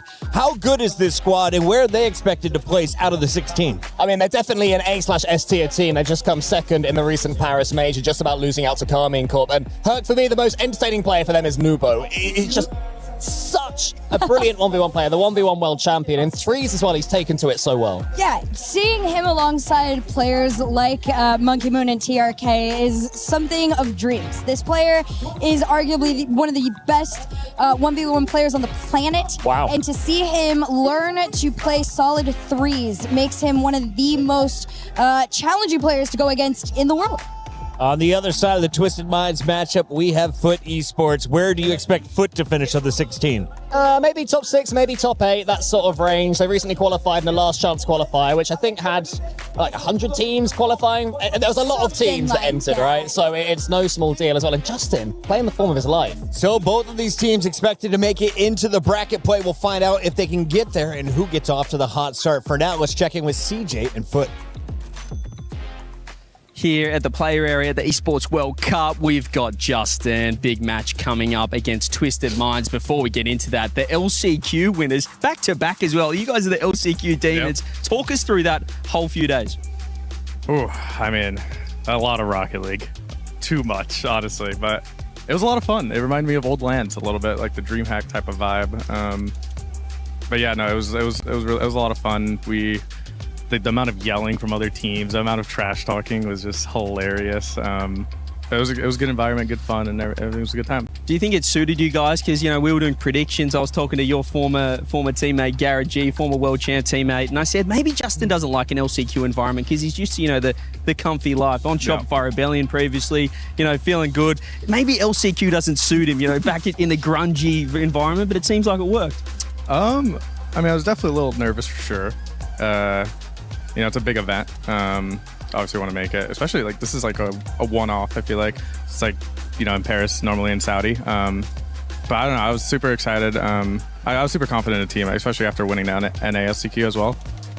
We just had nothing but confidence. Started a little rough, but you know, we got the job done. Well, no rest for you guys because you've got Twisted Minds first up. Have you done any prep coming into that match? Obviously, you guys are the most warmed up team with the matches you've played, but how are you feeling coming up in that match? I feel pretty confident. I mean, I feel like we started off really slow, but I think over the weekend and stuff, we definitely picked it up for sure.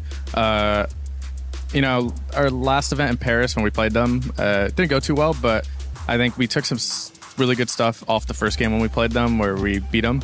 We're going to try to like replicate it a little bit into this series, but it's going to be a tough one either way. But I'm nothing but excited. I love it. And you guys seem like you're the fan favorites there. You've won the LCQ, that you're the underdogs. You got anything to say to the supporters? I know you got a lot of Justin fans watching at home. Man, get them up and about for this Twisted match right here. I mean, it's just the battle of the goats, you know, me and Monkey Moon. It's going to be hype. So thank you for the support. Much love, guys. Goat v Goat. Best of luck. Thank you.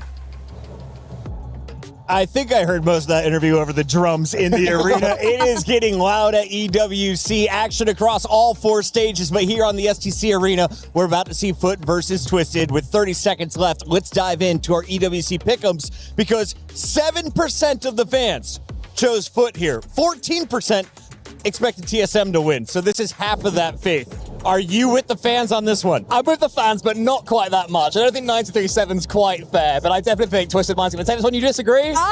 Listen, they faced off in Paris. They absolutely got obliterated, and it's written for them to win. It's written on our cards. It's written in the sun, the sky. Let's go to the stage to find out why.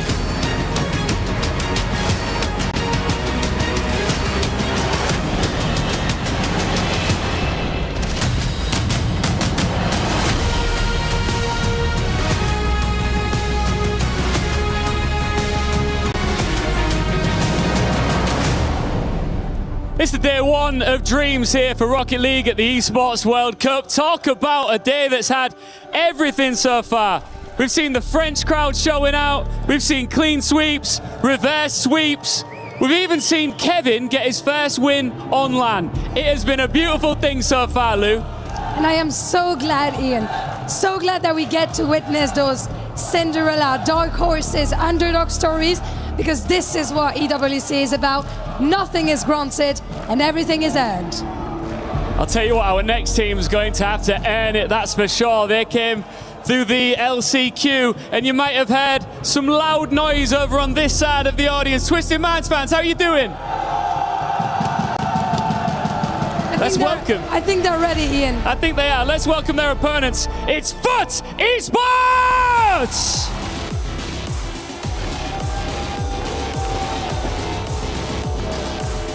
They arrived here through the hard route, with pressure matches already in their hands. A mid-season rebuild turned them into a team that keeps finding its way through the qualifiers. But now EWC asks a very big question as they give a thumbs up to their rivals. Can that survival instinct carry them in Paris? And on the other side, the crowd's favorite, Twisted Minds!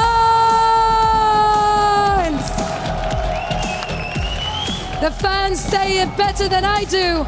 This is the team that changed the balance of power in the MENA region. Mechanical brilliance, championship pedigree, and a lineup led by a Frenchie, Monkey Moon, here in Paris. Mesdames et messieurs, fiers représentants de la région MENA, it's Twisted Minds! We've seen stomps, sweeps, comebacks and carnage so far. Which story will we tell next? Well, another chance to see Twisted Minds in Paris. A few months ago, they got one step away from the crown. They had to go through FUT to get there. Didn't make that look too difficult, but it's been a bit of a, windy road for this team. I don't think that they ever make it easy on themselves, James. Twisted Minds are very aggressive. They concede a lot of goals. Luckily for them, though, they score even more. That's true, and a lot of people have been putting Twisted Minds in their S-tier teams list. So, I did. So I think the expectations have been there. The talent is there for Twisted Minds, but that huge international result, that is the last piece of the puzzle for them. Yep. And they're going to have their hands full with FUT. Where did you put them in your tier list? A tier. And who is in your S? Do you remember? I put Gentlemates, Vitality, KC, and then one more team. It wasn't NRG. Yeah, it was Falcons. Okay, so you had Falcons. But, we're talking a lot about Falcons. I think it's very relevant to bring them up in the context of Twisted Minds, because those were only 3 teams. You didn't. I just checked my list. Have Falcons. It was just the Falcons are 3 A-tier EU as well. teams. Your EU bias is showing a little bit. But yeah, Twisted Minds have been the other team that have been giving Falcons problems online recently alongside R8. We saw that didn't matter today for Falcons, but Twisted Minds are trying to now show that they can outperform Falcons on LAN as well, and to do that they're going to need to beat FUT, who just last chance qualified to this event, and that event was stacked. If you didn't watch it, there's a lot of good matches to go back and watch. They had to go through lowers early, and a regional competitor to Twisted Minds is who they had to take out. Stallions in the grand final were FUT's toughest opponent. They actually traded series before FUT came out on top. Fantastic matches between those two teams, but FUT are looking to now regain for NA after a bit of a down there with NRG. A bit is maybe an understatement on that one. I mean, there were people in the green room asking, is this the greatest open era upset of all time? I think that might have been me, and I'm actually still asking that question. Is there a greater open era upset than Apex TSM beating NRG? I do want to say, though, before we do dive deep into this match, TSM looked great. I love what I'm seeing from them. NRG don't look themselves, but TSM look fantastic. Congratulations to them. I think they absolutely deserved it here. NRG have got a lot of work to do. Foot, though, they've already shown good form, so I'm expecting them to be a real test for Twisted Minds. Yeah, I think it's probably a little bit of an advantage for them to come out and already feel that boost from winning the last chance qualifier. That tournament was stacked. That was a grueling path that they had to take to even get here. Only one team from all those teams that entered the LCQ made it out. It was Foot. So Foot is already battle tested. The confidence has to be there as well. This is a very talented team. You've got a world champion over on Foot, Justin, who won the final League Play Era World Championship back in Season 8. And then a major champion in Chronic, so you cannot underestimate this team. Oh, is that just in immediately? Chronic puts it on target, 1-0 in 7 seconds. And this will be something that you could see with Twisted Minds, just a little bit of help. Look how far up the whole team's pushed. That's what they do. That's their identity. They will get upfield whenever they get the chance, but they take risky 50s, they double commit at times, they even triple commit. They're the most aggressive team in the scene, and I think Foot do a great job absorbing pressure, one of the best, in my opinion, defensive teams. So if they can keep doing that, they could get plenty of counter-attack goals in this matchup. Heck of a start here for Foot. Justin, one of the greatest North American players of all time. Nubo for the shot. Nice little save there off the post from Justin. TRK is going high. Cheese trying to cut this play off. Another 50 from Cheese as well. Justin will turn. Chronic actually goes for a lot of time being taken there. Foot not panicking. That double sent straight across the goal line. That's a great try by Justin. Love the attempt. It looks like they are bringing the momentum from the LCQ to the main event. First time we've had one of these. Teams qualify last minute. They qualified literally this Monday, if I'm not mistaken. So it was right before the event started. It looks like they've come in and used that as an advantage. They're playing quickly, which is usually an issue for Twisted Minds opponents. Twisted Minds are the fastest team, at least mathematically, in the game. You look at the average speeds for teams, these guys are always number one. That's not the only speed component that matters, but they are a very, very fast team. A very talented team as well. Nubo, the 1v1 world champion. TRK, major champion. Monkey Moon, two-time world champion. And also TRK took, it was all the way to game 7. He actually had an advantage against 2v2s? his teammate in ones. Oh, in the ones, yeah. They played against each other in ones. I wish they played in the 2s together. I think they would have won it, honestly. No disrespect to the twins. But yeah, they didn't play the 2s together. They are just going to need to settle for 3v3 in this RLCS season. You know, Esports World Cup a month before, pretty nice as well. This is two teams, they're well matched right now. Foot up 1-0, almost 2-2. Chronic snipes the lower corner, shoots it far post. You can see Nubo near post, landed a little bit too slow in that small gap, just enough for Chronic. Yeah, he was running up the back wall. He saw the bump coming towards him. And so far, Twisted Minds fans have had nothing to cheer about in this game. We had one goal after Twisted Minds just slightly overextend. Foot hit them on the counter with a strong 50. Now they've hit them on transition. I wouldn't say it was a full counter attack because Foot were not on defense for long. They just immediately got the ball moving forward. That really is, for me, the main thing that they should be doing in this matchup is let TM come to them. Let TM over advance and then try to hit them. The dive from TRK. Cheese, hard pass off the sidewall. Chronic with low boost just goes for the boom. We'll see if Twisted Minds can maintain some possession here. Nubo shut down right away, and this is going to be a chance for Cheese going for the double. Hits it off the bar. It's cleared out to the middle of the field, still dangerous. Cheese again tapping that in to the danger zone. Monkey Moon will go for a pop-up. Justin first to it by a mile. Twisted Minds not living up to that speed that they're known for. At least not yet. Yeah, I love the way that Foot are defending. They're not giving the whole pitch to Twisted Minds, and they're just letting them come out a little bit and then pouncing. Look at this, again. Challenge at the halfway line. They're just letting them come out. Okay, they're extended, now we challenge, and that's an accidental side flip. It looked like a side flip defense. from Yeah, complete misinput there. And look how far up he was. You know, he's pushed up so far there that he knows he's got to get up quickly, which is why he's side flipped by mistake. This is just perfect timing by Foot. Their game plan is working out wonderfully. Justin trying to get that extra touch. Spawns that corner boost. Will try to grab it on his way out, but now we see Nubo in the air. Going for a 50. 50 is back to the middle of the field, but Cheese first to it again. Cheese almost got the reset and did get the boost steal from Monkey Moon in the corner. Yeah, that's big.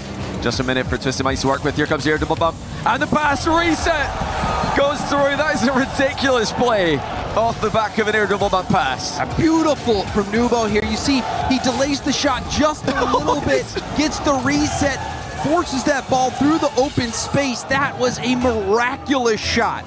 He got a little bit of a 1-2 pass mid-air, not that they knew much about it. Can they build on that?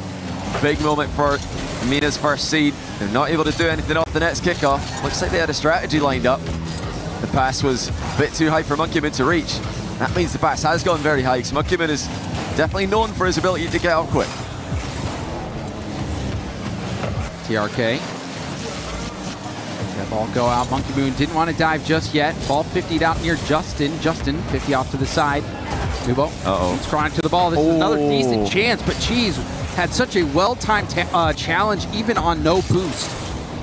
A huge defensive play. There was a bump coming towards him, so he just committed. Got past the bump and made the necessary save. Here comes Twisted Minds again, though.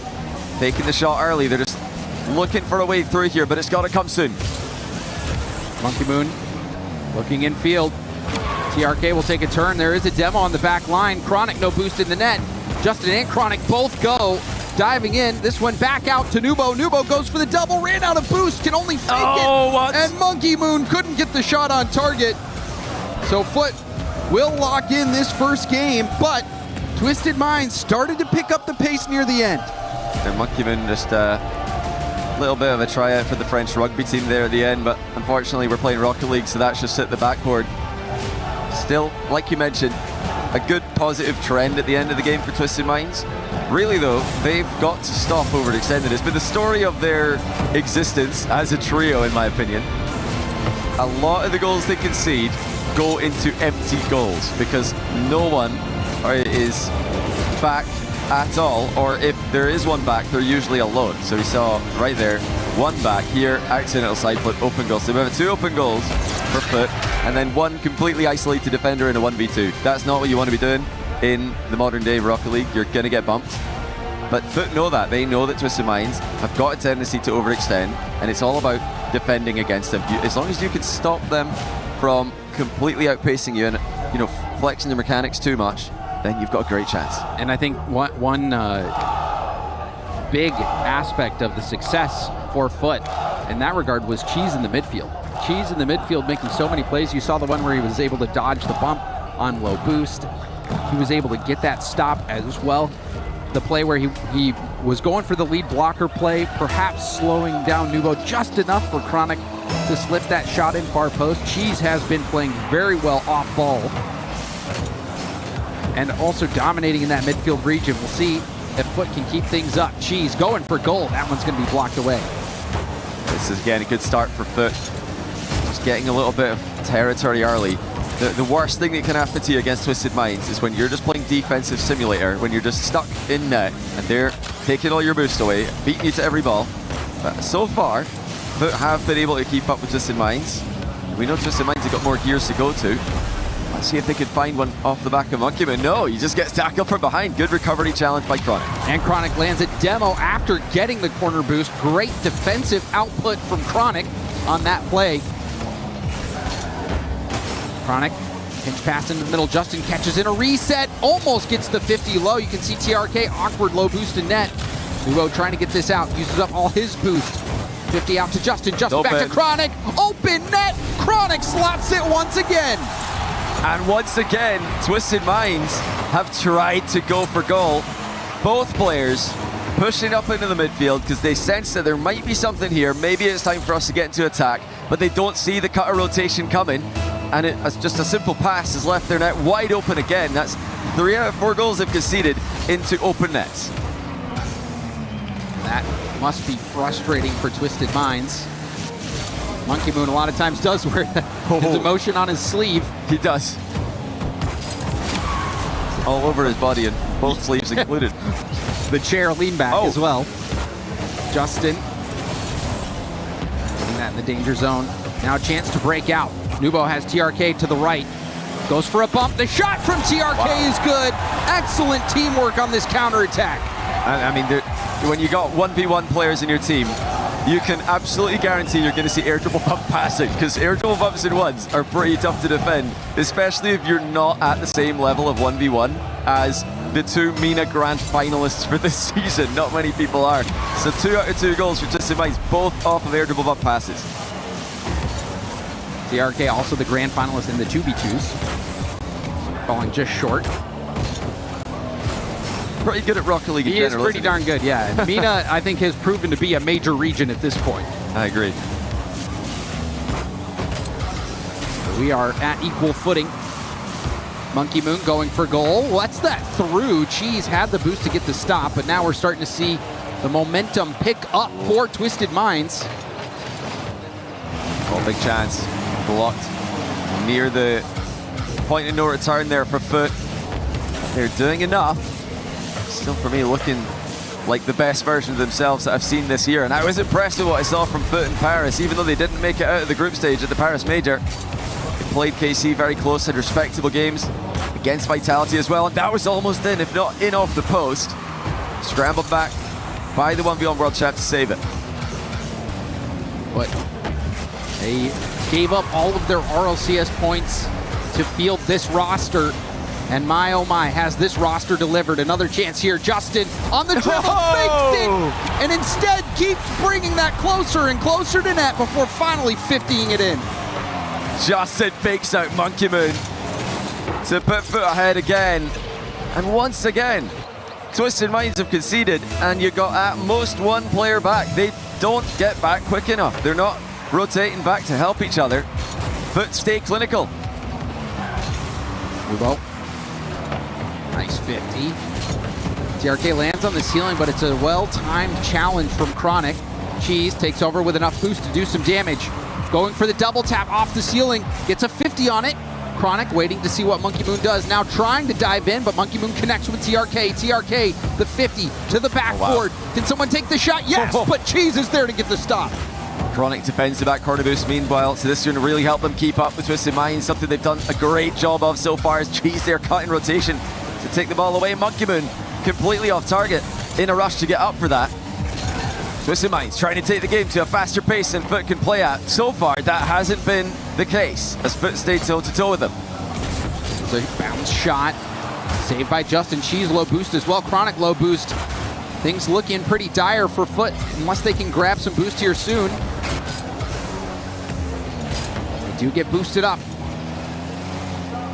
Nubo, backward pass, TRK, catches it, now an air dribble, and that's shut down. Big clear out, Justin picks up the mid boost, and now we'll turn for this ball.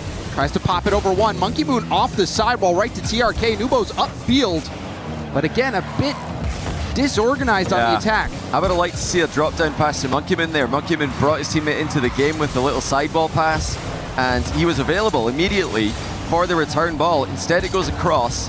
I think that's just a bit too predictable. Foot are cutting off all these obvious passes. I think Twisted Minds need to either just go for more outplays instead of those more risky passing plays. It's the only way they've scored so far. Will it be again? Yes, it will. TRK ties it, but it's off of a solo play for Monkey Moon. Beautiful from Monkey Moon. Gets the reset, goes forward.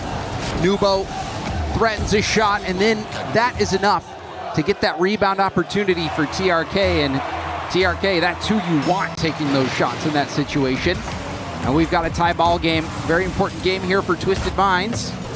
Otherwise, We'll have to wait and see if they can do something that's never been done before here at the Esports World Cup, and that is pull off a reverse sweep. Yeah, I thought we were going to get one earlier on today. Well, not just once, but maybe on 2 occasions. It's proven to be very difficult to do these days. The entire scene leveling up so much. And Monkey Moon find a teammate in the middle. He was looking for another air double bump. They continue to spam those in offense. It comes mid. Cheese sees it coming again. Foot continue to deny these passing plays. And there's the hit to the ground. Foot take overtime. Golden goal. Chance for Foot to be on match point with just one more goal.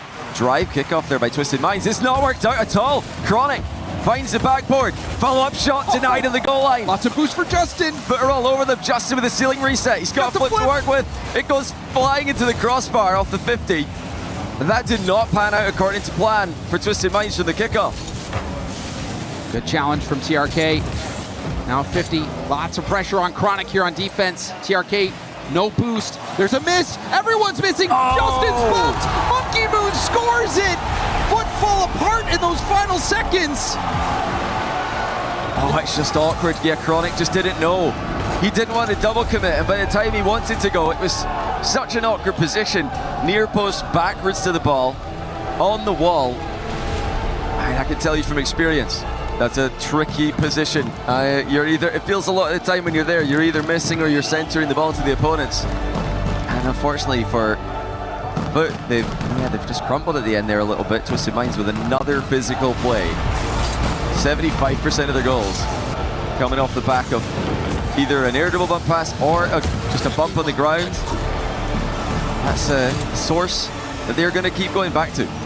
Yeah, the bumps have been working for them. Pretty much every goal featuring that. Even this last one, you can see there was a defender on the goal line and a beautiful zero boost bump from TRK to make sure Justin couldn't get the save. And that is a huge goal and a huge game win for Twisted Minds.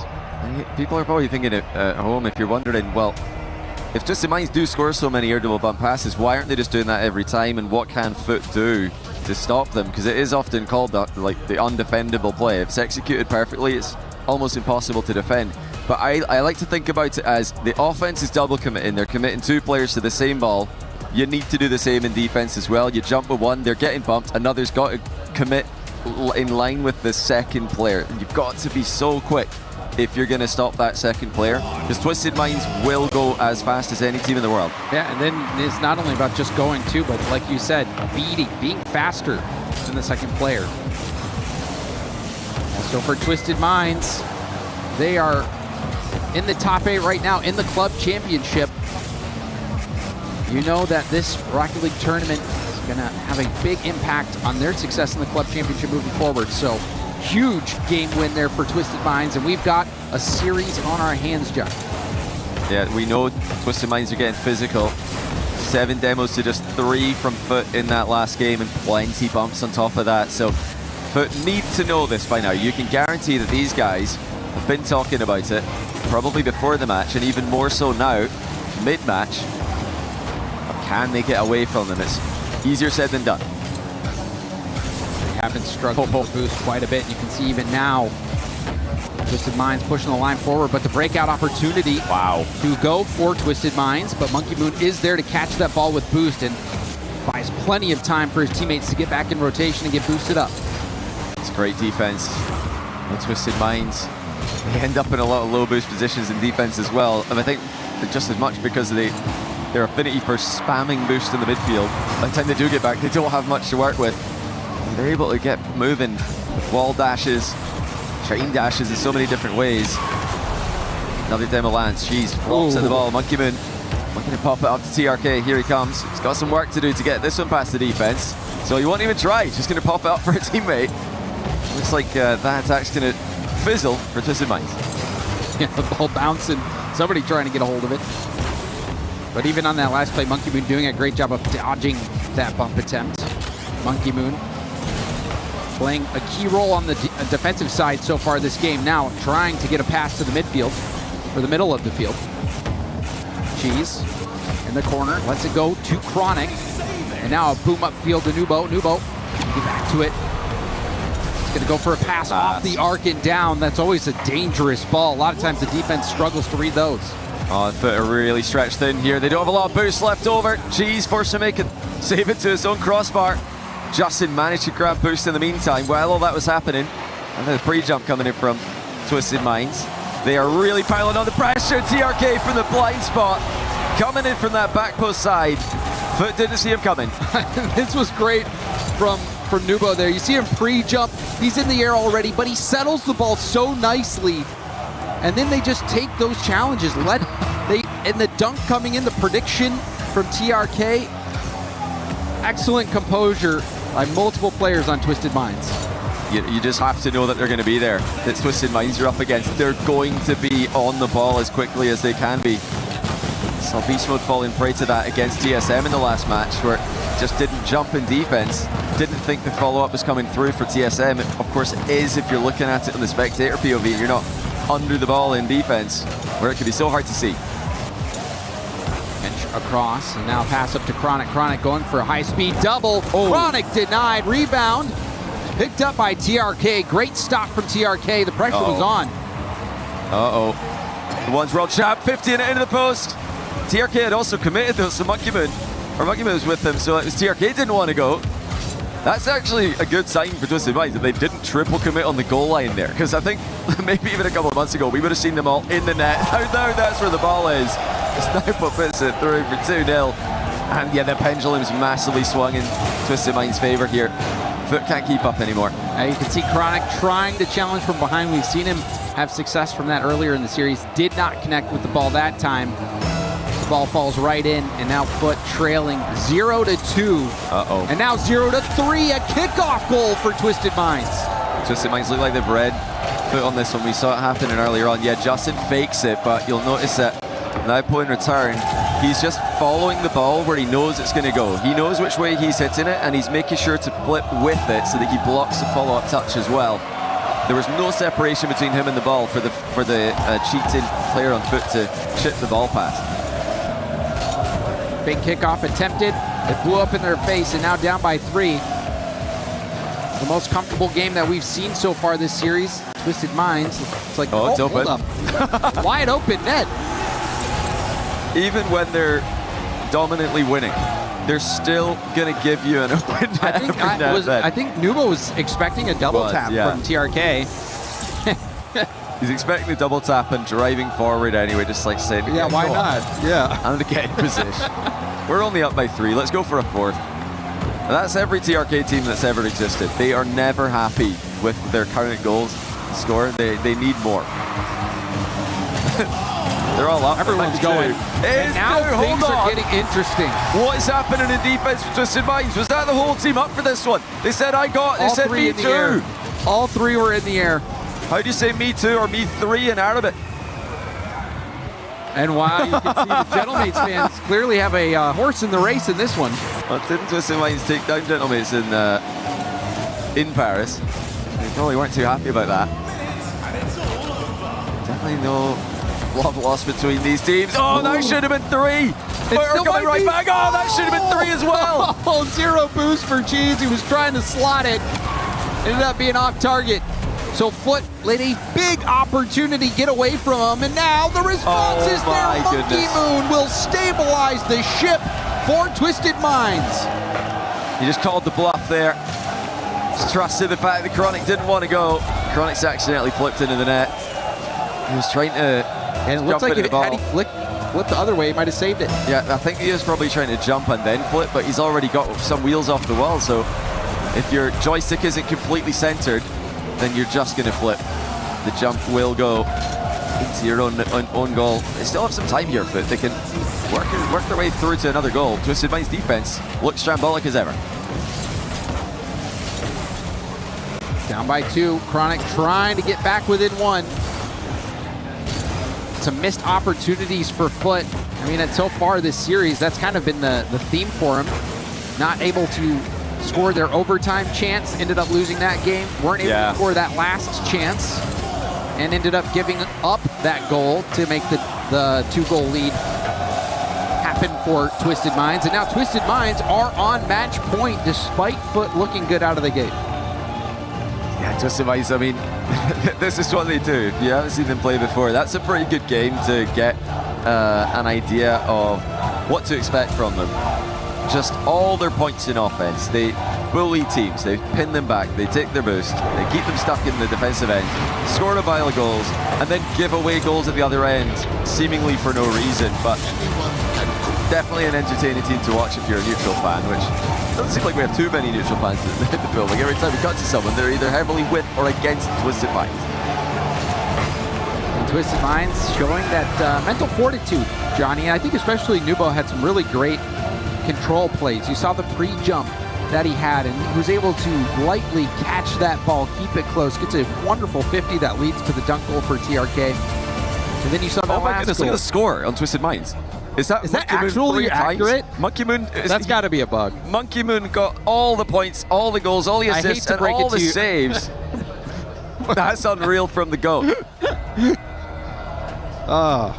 You know, we can confirm that, because if they all had one goal, how would they score 4? How did he play with all 3 controllers? I can't believe that. I've never seen anything like that before, but it makes sense in the final minute or so. That's why he was triple committed. Everyone's on the same page. He jumped on one controller and then like just jumping on all 3 players at the same time.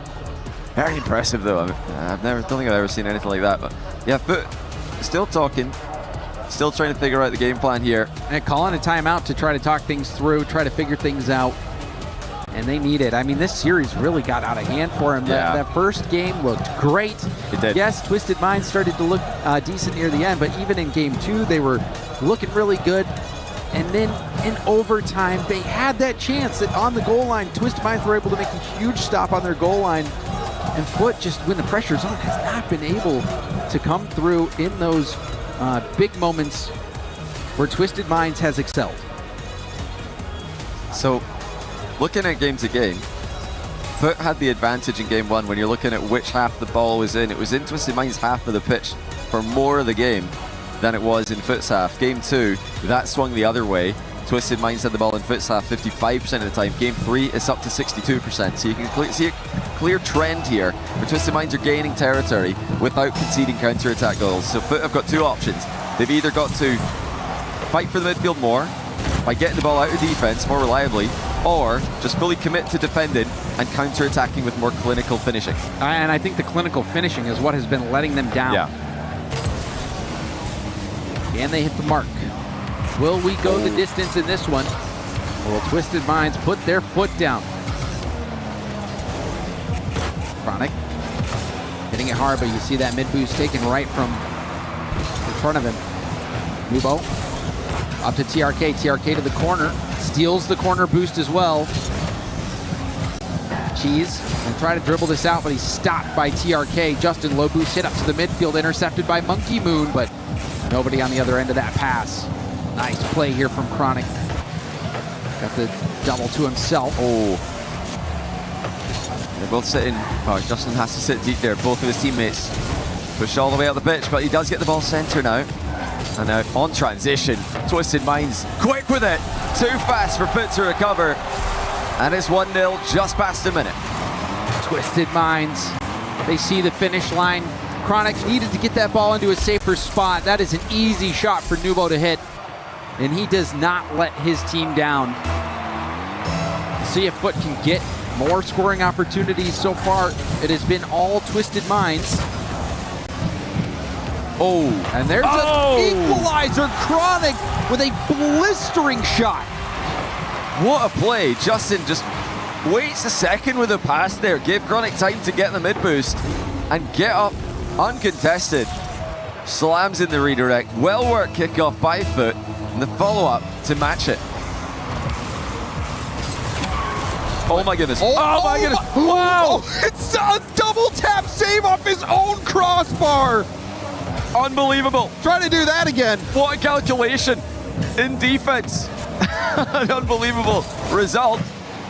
Oh, wow, a bit of good fortune without a doubt. Hold your breath on that one. He's with the mid boost. Trying to set up a shot. Nice shot from Chronic. The shooting has been letting Foot down just a bit. Shooting under 25% so far in this series. A bit below average. And now that one's just going to roll right in. Monkeyman nonchalantly puts it in. Did he have ball cam on for this? He might have been looking for a bump. Oh no, he did have ball cam. Yeah, he saw it. I mean, I was wondering if he's trying to bump Chronic there, but no, he saw the ball. He knew what he was doing, and it's 2-1. And that one's going to sting for Foot.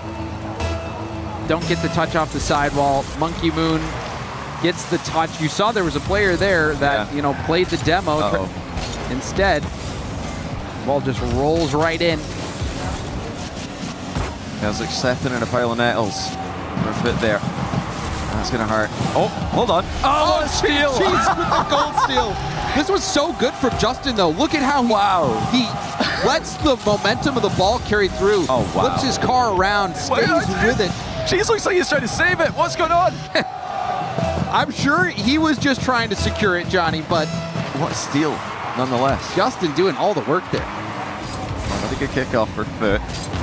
They've managed to switch up the strats pretty well there after getting their fake kickoff hard red, resulting in a goal for Twisted Minds in the last game. A goal which ended up being more necessary than it double felt. commit. It was That's a bad team one up as well. Oh dear, oh dear.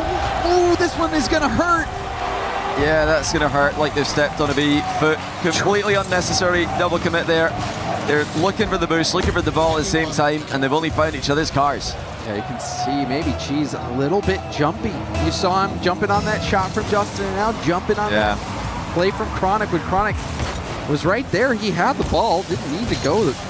So, bit of a heartbreaking situation there for Foot. But Twisted Minds happy to take that lead. Yeah, they will be. I mean, you don't get many free goals against Foot. They're very consistent in defense. Usually so good at spreading out to avoid those double commits, making it difficult for other teams to score or even create real scoring chances against them.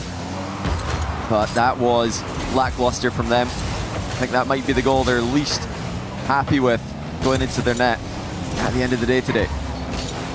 Cheese gonna go for a bump, and that is redemption for Cheese. Lands a bump, opens that shooting lane for Chronic. Good speed past one, and then the slam onto TRK. Bumps in these positions as good as a demo. And we're back to a tie game. We kind of knew we were going to get goals with this matchup. But this is a high-scoring game with 2 minutes to go. TRK gets Chronic. 50 sent forward to Cheese in the corner. Cheese going for a clear. Monkey Moon at the midfield. Keeps it in. Chronic booms it up the gut. TRK looking over to the side. Justin trying to intercept. Couldn't get the double. And Nubo get a massive boom downfield. Cheese hits it to his corner. Chronic's waiting, but Chronic is demoed and the boost is stolen. This is a chance here for Twisted Minds. Monkey Moon looking to get it center there, but it's blocked by Foot. Twisted Minds do such good work in these positions. So mechanical, so physical, so tough to survive against them. They are running out of boost at times. They've got to be careful not to overextend. Good fake by Monkey Moon. Cheese scrambling. There's almost nothing for Foot to work with. They have barely any boost. Nubo with almost a full tank reset. Oh, nicely hit over to the corner, but there's a bump from Monkey Moon. The shot is in. TRK with the go-ahead goal for Twisted Minds. I mean, they're just so good at finding the right play. Monkey Moon with the bump. TRK snipes it as the goalie is also getting bumped at the same time. I think there was a team bump before that, and then Cheese was in the net and gets bumped out of net. These bumps are coming from allies and enemies from everywhere, and Foot cannot dodge them. I think, TRK teams in the open era have been the best, in my opinion, at punishing the opponents being on low boost. They just know how to score. They find a way through, whether it's an outplay, a team play, 50-50, a bump. They always find a way through. You can't survive against them for too long. Justin. Justin finds the gap. Monkey Moon and Nubo both going. Nubo doesn't make contact. He tried to bump Justin, I'm pretty sure. Justin just rolled right through him like he wasn't even there. And I think that maybe surprised Monkey Moon and TRK. They both didn't have a ton of boost, but still you wouldn't think that shooting lane would be open. I mean, they might have got comms that the bump landed because it looked like that he got some contact on him. He might have said that he's bumped him, and then actually Justin's just fully in control of the play. Still great play by Justin. Now here comes Chronic with a fake. Post-switch save and defense. Keeps Twisted Minds tied. Oh, but Justin couldn't get the touch. Now we'll try to hand it off. TRK wraps around. Nubo. Hard shot low, it's saved. Final 10, Twisted Minds still putting on the pressure. Oh, big chance. TRK brings it down. No challenge coming through. He's got someone waiting in the middle, but it comes in too slow. That will be overtime, but stay alive for now.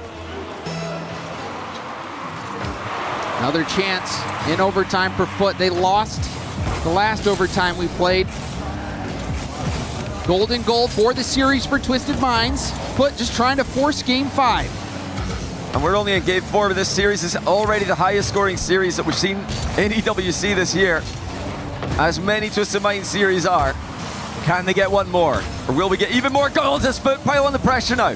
Huge chance for them, as it's Twisted Minds who are running out of boost. Oh, there's the pass! Another one. Oh, it's intercepted. It's wide though. Foot should be fine. Foot trying to get a little too cute on the passes. Cheese, reset, pushing forward.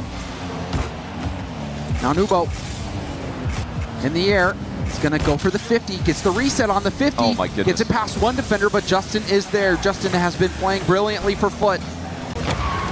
Hard hit high off the backboard. TRK is gonna be a little awkward, but an incredible read from TRK. It's a great read. Even to know to flip there just to get there in time.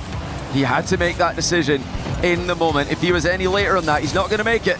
That's been the story of this OT. It's just millimeters. Decisions, they need to be made immediately as a double commit from TM. Won't matter because they've won the ball. Now TRK with a redirect. It's saved on the goal line by Cheese. Saves, keeping both teams in it. The defenses of both teams stepping up. Chronic with the 50 out to the side. Justin doesn't take the touch. TRK down to the corner. There's a demo on the goal line. Justin trying to move in, and a big clear from Justin after his teammate got demoed, allowing his teammate to respawn. But there's another demo on the back line. Justin again, last back, a little hesitation. Justin has been making plays with those fakes. Love that back pass there from Twisted Minds to take the ball back now. They double off the back corner. Won't connect for TRK. TRK and Twisted Minds look so dangerous though. But I've got to be careful. You can assume that the challenges are going to come through as quickly as possible. Like you mentioned, I love the fake from Justin, but he's got to get moving more quickly after it. Chronic goes for a low 50. He's going to roll up the back wall. Monkey Moon up against Cheese. Nubo helps out and gets a big clear down the middle of the field. Oh, Chronic. That was a precarious situation. Chronic having to shoot it just off target from his own net. I mean, Zach already had almost own goal in the tournament, but Chronic would have given him a run for his money there. Now here comes Twisted Minds, double committing again on the backboard pass with no boost remaining. And it doesn't matter, they just get back so quickly anyway. Now Foot with a big chance. Justin does not pull the trigger. Taken away by TRK. He's going for the zero boost rebound in the near post. Shut on the door. Coming through from Chronic. Monkey Moon's committed. That was in a bit of a 1v2 here. He's got to defend against Cheese first of all. Help comes through from TRK. But still, that was another great defensive stand from Justin. Justin stepping up defensive-wise for Foot. Oh, that's a chance. Justin's through. Monkey Moon committed. Didn't make it. Looks like Twisted Minds are getting back to help each other. Now ceiling double for Naupo. Can he get back to it? Of course he can! Triple tap. Ceiling, backboard, into the goal. And that is a top play that puts the exclamation point on this series for Twisted Minds. Yeah, he didn't power slide on the ceiling landing because he wanted to get the whip round to get back to the ball. That is disgusting from the Ones World Champ. Usually you'd want his power slide that landing, keep your momentum, but it would have taken him the wrong way. So he's intentionally kind of spun around to get back to the ball. That's just ridiculous. Best goal of the series. All of the goals that we saw, I think that was the best one, and that was the one to end it all. Huge performance from Nubo when it really mattered for him. They were on the ropes though. They were. But had them like almost down 2-0. I think they could have easily been up 2-0 here, which would have still been game on, but TRK, Naupo, Monkey Moon, not a team you can let back into the series. Once they get going, they're so hard to stop. Certainly. I mean, Foot, the team that made it through the last chance qualifier, you felt like they might come in hot. You felt like they would have a chance against Twisted Minds. They looked good in that first game, but wow, we saw such good stuff from the Twisted Minds. And congratulations for Twisted Minds on this big win. TRK, it's a pleasure and an honor to welcome you on that Paris stage. Congratulations for that big win. You guys are coming here in Paris to prove that you're the best MENA representatives. But I wanted to know how has it been switching to a little bit of English? Because I think it's the first time that you're not in a full Saudi team. So how has it been? اول شيء مبروك انتوا يعني جيتوا هنا في باريس عشان تثبتوا نفسكم جيتوا هنا عشان تثبتوا نفسكم فكيف احساسك انه انت دحين تلعب مع فريق غير عرب وتتواصلوا معهم؟ اول شيء الحمد لله الله يبارك فيكم. ثاني شيء الصراحه العب مع مونكي مون ونوب وافضل لعيبه العالم وعادي يا شيخ لو اتكلم اسباني انا اموري طيبه والحمد لله اول فوز. Yeah, so for me, I'm just here to prove myself, and I don't care what language I speak. Even if I speak Spanish, then I'm doing well. So that's what matters. Doesn't matter the language, and I'm sure that you're teaching bad words to Monkey Moon in Arabic as well. Never, you would never do that, right? My question is, do you think, very simple, do you think your team is better than Falcons coming in this tournament? For sure. For sure, bien sûr qu'on est meilleur que Falcons. Et on aura l'occasion de le voir, of course. And I wanted to ask you a little bit also about your opponents in Group A. Which teams do you feel like are the biggest threats? Because I heard from the analysts there is Shopify, Energy, Vitality, NIP. But tell me, what do you think? من الفرق الموجودة في مجموعاتكم، إيش الفريق اللي تحس إنه هي من شوبيفاي وإن بي وهذول، إيش الفريق اللي تحس إنه هو أقواهم؟ بصراحة ما يفرق قروبنا كثير. الفريق اللي بيجي بنكون مستعدين له صح وبإذن الله بنفوز عليه. It doesn't matter which team comes in our way, we'll be ready for them and we'll prove our best. Ready for everyone, and I am very, very excited to see potentially in playoffs a matchup against Falcons also. Thank you very much, Shukran. TRK for joining me, and thank you for the translation as we're moving on to our two last games. And thank you very much to the Twisted Minds fans for the immaculate vibe. See you there.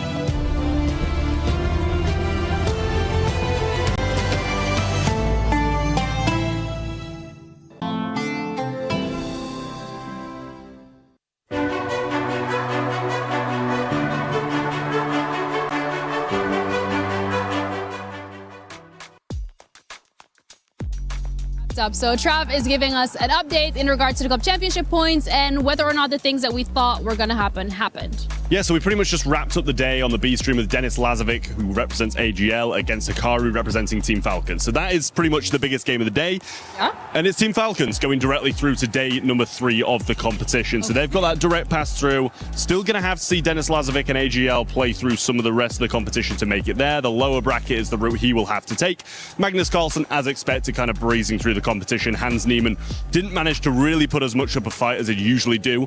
And it wasn't the nicest exchange at the end either. Magnus Carlsen kind of walking off the stage, not really giving him too much respect. Okay. So throwing a bit of shade across the way as well. But yeah, as expected, it's Team Falcons doing well, Magnus Carlsen doing well for Team Liquid, and then AGL still a little bit of work to be done. So I'm going to put you on the spot here because I want to know in terms of AGL and the expectations moving forward, do we think they're making it out of the lower bracket? I think they'll make it out of the lower bracket. I think the expectations for them are kind of top 8, top 4. It's not kind of a winning player in a lot of people's opinion, and I kind of do agree. But I think they should be able to still get some points on the board and make that run through the lower bracket. All right, well, thank you so much. That's the update for today. And as promised, we gave it to you.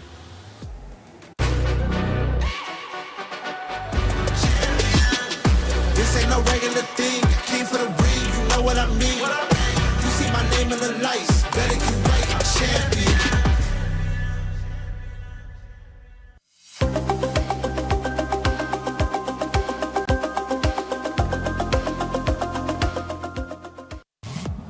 Well, I've found myself amongst some fellow Australians here, and I'm hearing they're not wildcard fans, they're NIP super fans. Monty Formal, RSS cards, we've got Dylan in the front as well. Why are you not supporting wildcard? What's going on? I don't. Look, I'm going to be honest, CJ. I got the ring up, and NIP said, "Can you get there?" And I said, "Of course I can." And I said, "Can I bring this guy with me?" And they went, "Yeah, okay." So I can't really go against them, can I? That seems dangerous that you brought this guy, formal OCR/LCS caster. I've been hanging out with you a lot, but now you're here with NIP. How you feeling at the Esports World Cup? I mean, it's pretty sick to be here. Venue obviously is massive and huge, but I just kind of want to push back on what he was saying here. Look, I'm here because if you remember, I picked Power. I was ready to come support Power, got the jerseys, got everything lined up, and then Wildcard did him dirty. So now I got to show up and support, our greatest export, which is LVP. LVP, and we've got the Great White as well, Dylan. Jorius, how you feeling about NIP at this Esports World Cup? LVP's going to take it down. He's going to beat those boys, win every single time. He's going to lock in as well. We've got the pick-ins, though, to go through. We've got 2 games, the last 2 games. Fury or Vitality? Who do you have? Fury or Vitality? I feel like it's hard to go against Vitality here, but I'm going to. Just for the sake of it, I've got Furia. I mean, I think they're just going to pop off. I mean, realistically, Zen who? You know what I mean? Like, that's the point at the end of the day. I'm really feeling Furia in this one. Zen was so good, he would have won back at the major, but he didn't, did he? And you know who, had the good run? Furia had a good run. It wasn't the greatest run, but they had a good run. I love the confidence. Are you on board with Furia? No, we're in France. Vitality's coming, mate. Vitality, and I'm assuming the last match, NIP Rebellion. I can't get any of you on the Rebellion side. You're on NIP. Look, if you weren't like Shopify Rebellion, maybe, but because you are. Hang on. Well, hey, I don't care what you're saying, because Rebellion are going to sweep it. Get your pick'ems in. EWCF. These guys are going to be wrong with NIP. Shopify get the job done. It's a pleasure to be with you boys, though, I think. Back to you.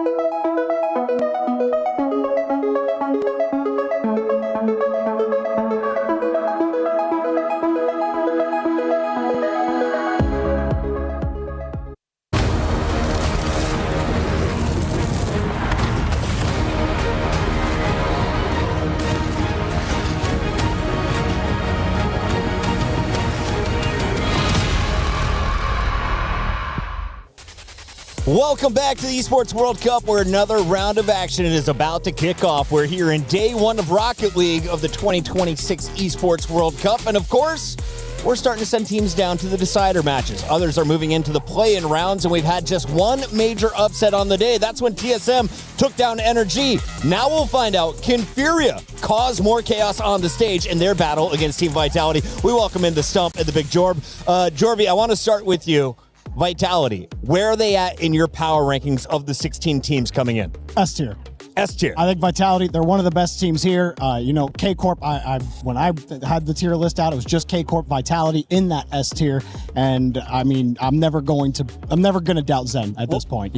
Kid's absolutely insane. The French org has definitely invested in their talent, and not just here in Rocket League. Stumpy, let's take a look at our club championship points, because as you know, there's over $30 million up for grabs here. And AGAL from China are the top dogs. Falcons are very much still in the mix with the number of teams to go.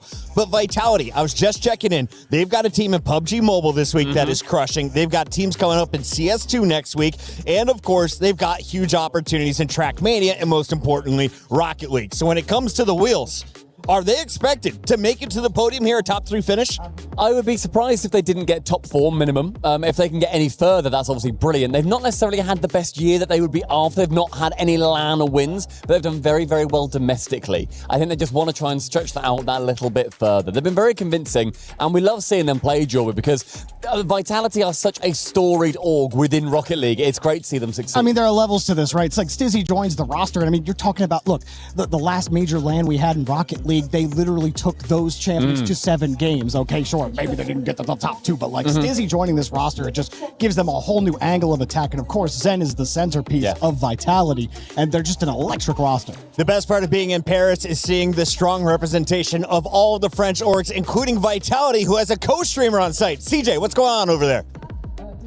I'm here at the co-streaming booth at the Esports World Cup, and it's perfect timing because Vitality are about to play, and I've noticed Fury, creator for Vitality, so let's go interrupt him and have a little chat ahead of their match. Fury, how are we doing? Oh, hello, my bro. Good. Doing very, very well. I mean, crazy, right? Esports World Cup in Paris. I mean, it must be insane for you. Yeah, it's very insane to have a big tournament like this in Paris.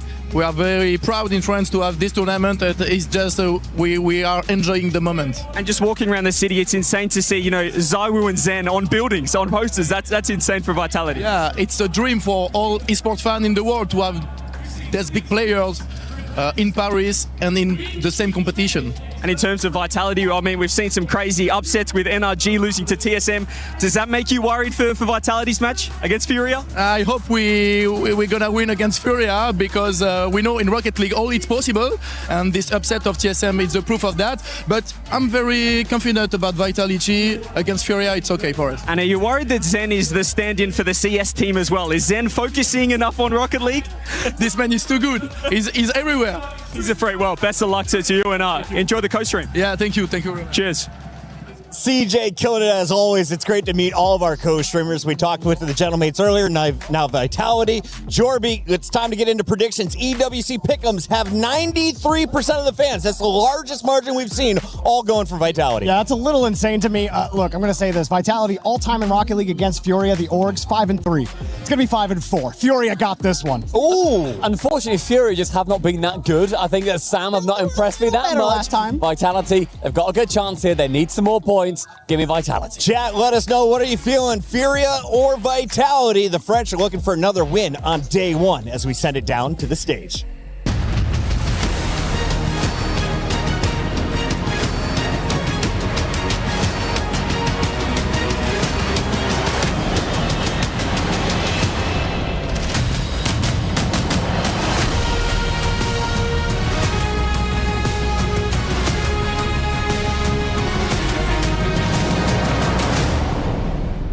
Wow. Stress is going down here in Paris as our favorites are doing great again. Twisted Mind with a fashion. On se repose, on repose un peu les nerfs ici à Paris. Twisted Minds se sont imposés and our favorite teams are back on track. And just a reminder of what this all means on day one. For our teams that have been competing, the winners are now just one win away from locking in their spot in the playoffs. For the losers, they drop into dangerous territory. One more loss in this tournament and your key will be crushed and you'll be out of here for good. Ian l'a dit mieux que moi. En anglais, vous l'avez compris, vous gagnez aujourd'hui. Demain, vous êtes à une victoire des playoffs. Par contre, si vous perdez, vous êtes dos au mur et demain, votre clé peut se faire exploser. But what's at stake also for a competitor is this trophy, their key inside it, $1 million prize pool and the glory before words. Crazy money, let alone the club championship points that are up for grabs. And all of our teams want to get their hands on them, including our next two that are about to step onto the stage. Brazilian team, Brazilian proud, Furia!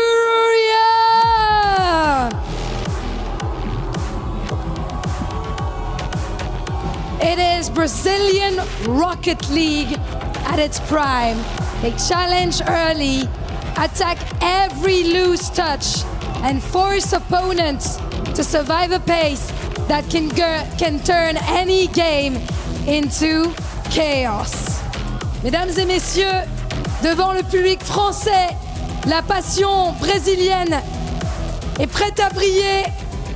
Ils s'étaient déjà arrêtés, mais ils vont aller jusqu'au bout de la scène. Mesdames et messieurs, Furia sont prêts. Time to turn those boos to cheers. Team Vitality!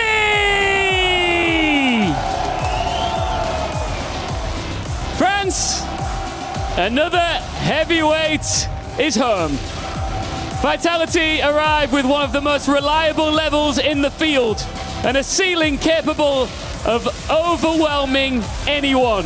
EWC is where they try to turn constant contention into a trophy. in front of their own home fans. Are the bees gonna fly high here in Paris? The Golden Hornets are ready to support the crowd's favorite, but Furia wants more.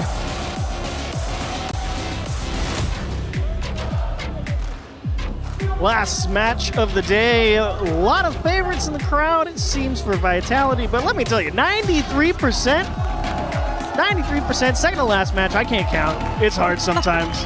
But 93% for Vitality. You guys kidding me? Furia is a constant top contender in so many events. But I get it. Hometown favorites. It happens. It happens. But listen, what they don't understand is that Furia has people here in Paris rooting for them. They are so loud. I heard them at the Rainbow Six stage to the point that I couldn't hear anything on the desk. And so we have a proper built-out crowd for this fight out on the field. A lot of fans, obviously, for Vitality. I think it should be a good one. I mean, I'm always excited to get a chance to see Furia play. I always feel like they've got the offensive chops. What's it say? It's Exotic, Stizzy, and Zen.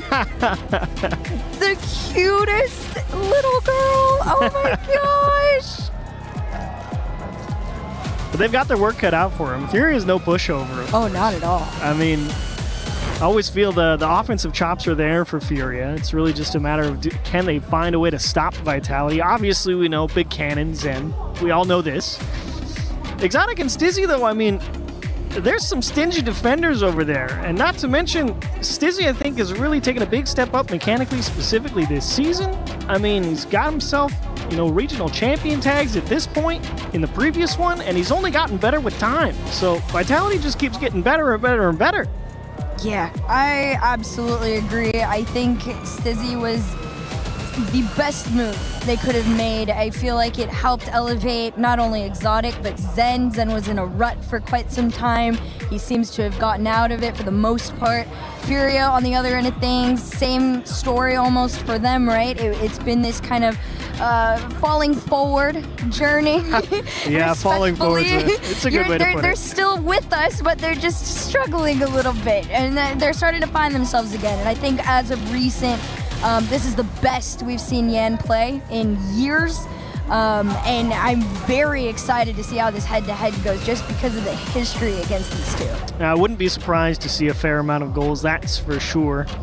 Really just wondering how, hotly contested, like where's the battle actually going to happen? Are we going to have one team, camped out on one half? Are we going to have a real fight for possession at the midfield line? That's really, you got to see where the battle lines get drawn first. I think Vitality probably takes advantage early. I expect that. And I mostly think it's just because Furia is going to do what they always do. Come out hot, come out hard, see if they can force something, and it might put them on a back foot early, and indeed gets first possession. Exotic quick to break it up, and first chance for Vitality. Zen best 50 right through two of them. Lost actually got a second effort on it, and it will indeed be Vitality pressing Furia back into the blue half. The question is, how long do they stay there? Well, for now, it's not that long, as Swift almost was able to take it away. Lost will be there to clear it upfield. Furia doing what most of us had anticipated, coming in with a lot of pressure in the early stages. Vitality kind of just learning what version of Furia they're going to be getting to, and it's going to be a well-connected one. Attempted pass and a shot on net does get cut off. Good vision from Vitality as well, not to get caught off guard on that big cross across the box. Can be easy to lose track when they're coming from so far away, but all over it. Again, with a flip reset to get a little bit of room, and an extra 50 with a corner boost steal. Pretty favorable to earn a little bit of extra room, and Swift, despite losing the 50, possession will remain with Furia. Not ideal, but you'd rather take possession and a free ball than trying to force something and drop down. Yan has to make a lot happen here with Zero. Best 50, wins a big one. Can he get this one out to a teammate? Slips through another. Stizzy forced to make a stop with Zero. Vitality kind of having to hold on here. Yeah, Vitality does seem to be getting pushed back just a little bit. They are able to keep a couple of those boost steals, but Swift is being a menace as expected, and somehow Furia does not sneak that one in. Oh, Exotic, what a job off the backboard. Huge stop, especially with how physical Zen got in front of the box there, as that's tipped off Zen's car. Yan all over it, makes a great save. Lost with a tiny bit of room. Stizzy just applying some token pressure with Zero boost. Zen will force a dribble and win the boost, and now he's going to accelerate right back through the Furia half. Does he have enough to get through Swift? Not quite, just drilled to the bottom right and off the post. Stizzy with a quality 50 will keep the ball on the blue half, and Yan once again pokes it out to safety. Zen just keeping things in order at the midfield line. Will force Furia to respect the approach as Exotic might have got caught leaning for boost, and he will just make it back. No, that's Exotic at the end of the day. This is Vitality we are talking about. It's always going to be just enough in the tank. Vitality does manage to catch a breath and potentially a shot. Does go on target. First half of the game scoreless between the two, though. Decent amount of pressures. No performance from both sides that I wasn't not expecting. A very aggressive Zen, a very aggressive Yan. Swift is an absolute menace. The amount of times I've seen him on the other end of the field just waiting to go, and Exotic's kind of back and forth on deciding if he wants to play that same game, but they're being respectful with it as of recent. I do like the start from Furia as well. It's really a question of how much can that defense stand. Turns out it's a pretty good chunk so far, as in, once again, great 50 through the midfield line. Swift with a delaying challenge at 0 boost. Stizzy will try and exploit a little bit of space. He will not be able to steal the corner boost, so Vitality will give a little bit of ground here. Exotic tries to take a cheeky 50 right around. Swift asks for a little bit of help. Yan makes sure his teammate gets the ball and the boost. Zen with a pass down, and that guy will get turned to dust. Lost with a free ball out of the corner. Zen just a delaying touch. Here comes Yan with a chance, and he can't quite put enough on it. A little bit of a soft shot on target. Easy enough for a guy in the net despite having 0. These traded demos are really what are keeping Furia in this. Reset down, Yan. 1 second touch, no shot given. A bump between him and Stizzy in the corner keeps possession with Vitality for now. Furia playing quick follow-up game here, as they should against Vitality, two highly aggressive teams. Zen already on the other end, could outpace Last Man, almost does here, but Furia defensively understand that Vitality are going to be ripping shots, whether they are on net or not. Definitely, it's the best way to press your opponent back, no doubt. Just force them to make a stop. Give yourself some type of room. Stizzy, stutter step on the back ball, just misses the bump. Zen, a step too late, but finds 1 bump. Exotic, that's a great 50 to win through, and goes low, trying to poke it bottom right corner. Lost, able to make the adjustment. Yan will have to fight with 0 on the sidewall. Lost with nice tight support. Stizzy out into the middle. That's another big miss by Swift. Yan doesn't quite have time to get the 0 boost, and Zen makes sure to steal it from him first. It's not about forcing the shot, it's making him think you will, and then denying the resources. Vitality trying to starve him out at 0 seconds. Top right corner, no good. Double commit. Here come more boost steals. Vitality's really going to try and squeeze here with 0. Stizzy gets stood up on the sidewall. Lost with a great clear. Furia a chance to breathe, but one last hurrah for Vitality. Off the backboard, Zen lets it go for Stizzy. Top right, no good, and he will kick it down. Stizzy can't quite keep it up. And that will be OT. Furia, just hang on. Oh my gosh, a close game 1. Gives us an overtime between the two. Lost off the kickoff, able to carry this one into the other end. Low boost, but a shot taken, and here's the follow-up. Off the side wall, it's gonna have to be a quick cut. Low boost means a slow shot, but not for Zen. This one to the backboard. Stizzy with the catch, has space to work with, but Furia has him read. Vitality starting to lurk and swarm, trying to get that beat out, but Furia, that patient game is paying off for now. They're finding some good bumps as well. The disruptive Vitality attack here at the start of overtime, just preventing them from building some pressure. They realized the end of regulation was not how they wanted this game to go. They're okay letting somebody through with the ball if it means they remove the support player. Lost comes up empty, and they try and go for that bump on Zen, just missed it. So Vitality gets a chance for possession. Yan gives up his life to keep the ball jammed in the corner for a second and make sure Fury is set defensively. As you can see, Swift with 0. He's going to need a few seconds to get back into the play. Yan's going to have to buy some time here. He needs a good 50, and Yan trying to figure out which of the two between Zen and Exotic are going to take it. Fury is just trying to reestablish some type of controls. Swift still with 0. Hasn't had anywhere to go to pick up anything. Much needed long clear from Lost. Not the best 50, and Exotic will continue to waste more time. Even on nothing, a threatening shot does seem to come through. Yan's gonna keep this ball with him, tries to get the pass over to Lost. Yan really should be the difference maker for this team. That's what he's been, historically and statistically. Minute 37 into this overtime. And Exotic's the one to carry out. Goes for the 50, follow up by Stizzy. This one's off the crossbar. Zan's gonna keep it out. Furia have a small moment to breathe, but the pressure's still on. Oh, Exotic so close to being able to get there and power one on target. Instead, elects to take the safe approach. Make sure the team can get set behind him. Just by a little bit of time. Yan with a little bit of room, not the best approach through the midfield line. And still no boost for him to steal. He'll need a few moments. Zen with 0. Gives up the ball immediately and steals away the corner boost.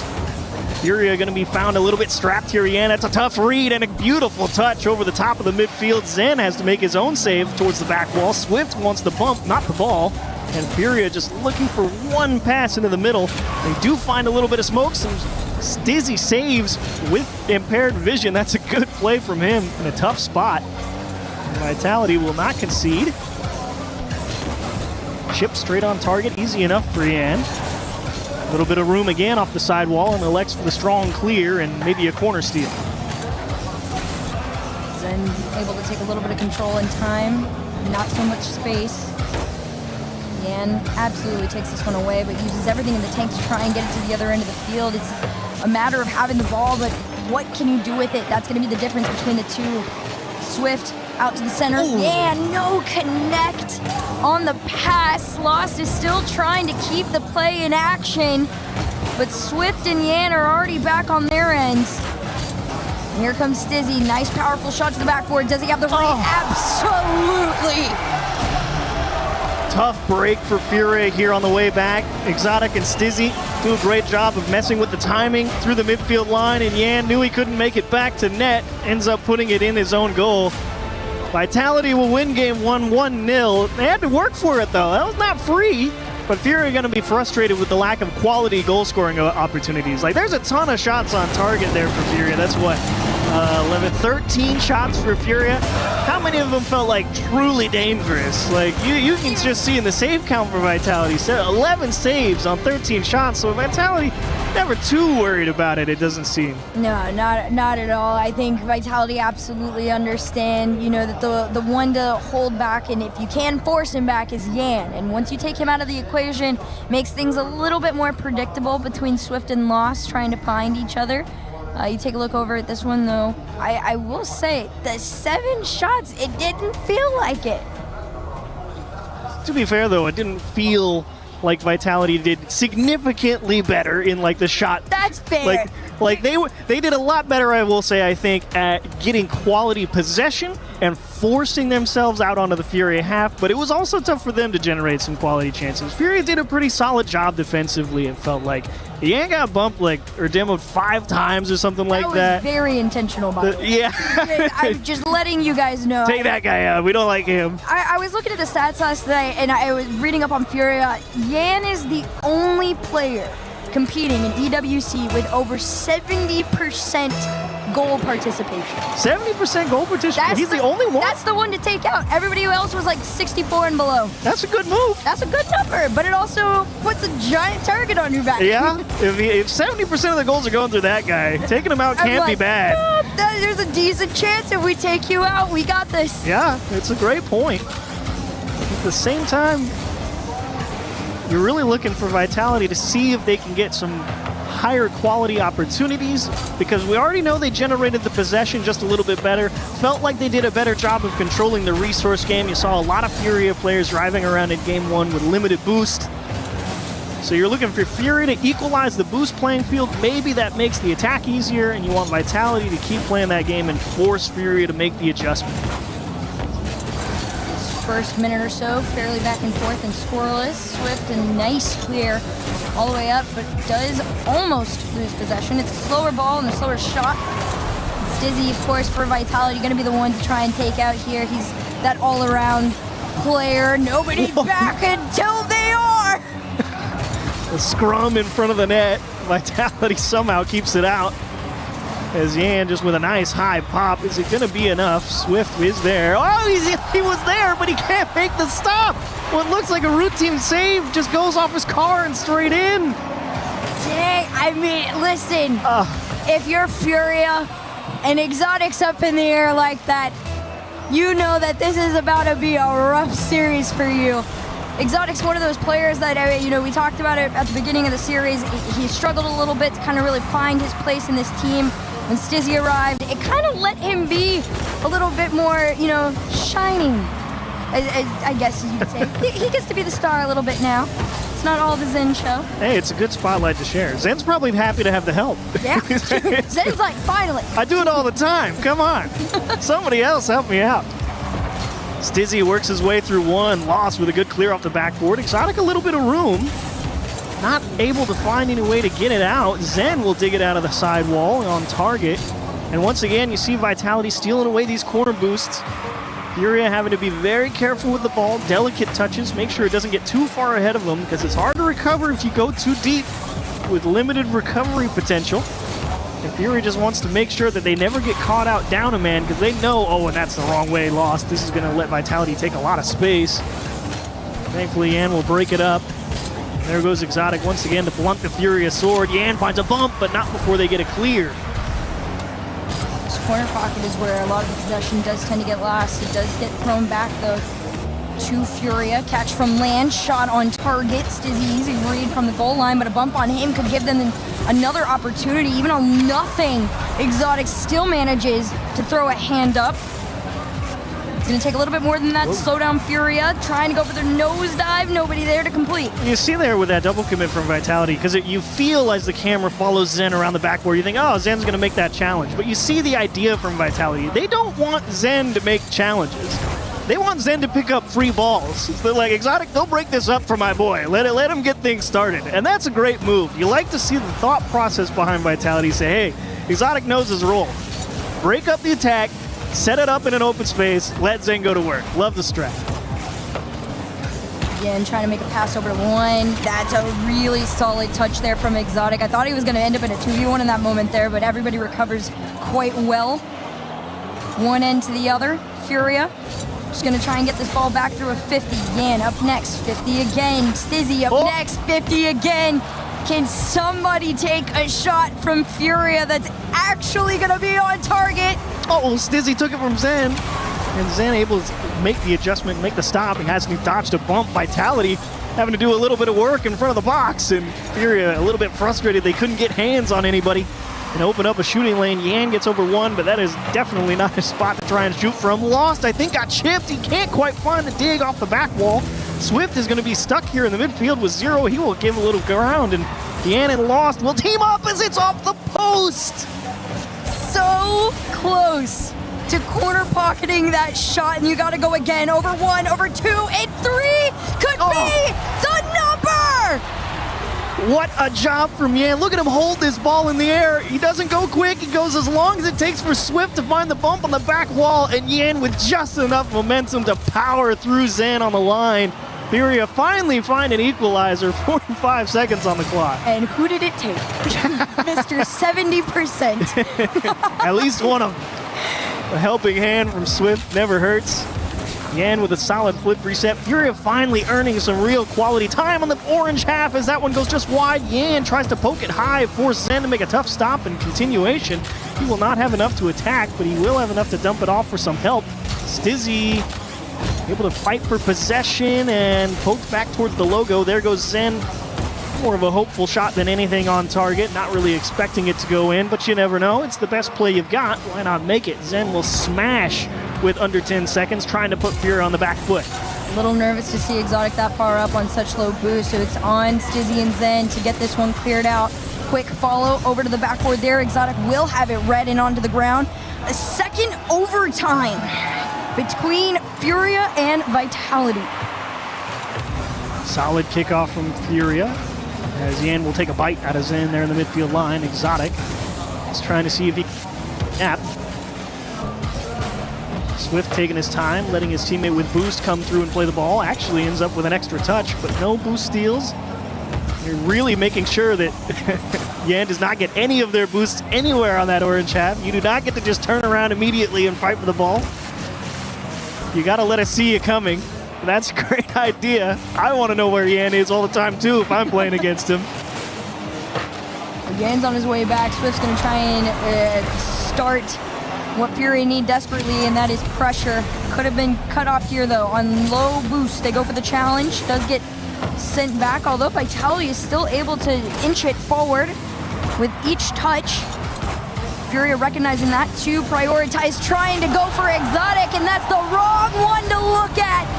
The ball into the hands of Stizzy. It's Vitality on match point. Great job from Zen. A lot of force in that 50, kept it on the blue half, and then you just see two Furia players get tied up in their own corner.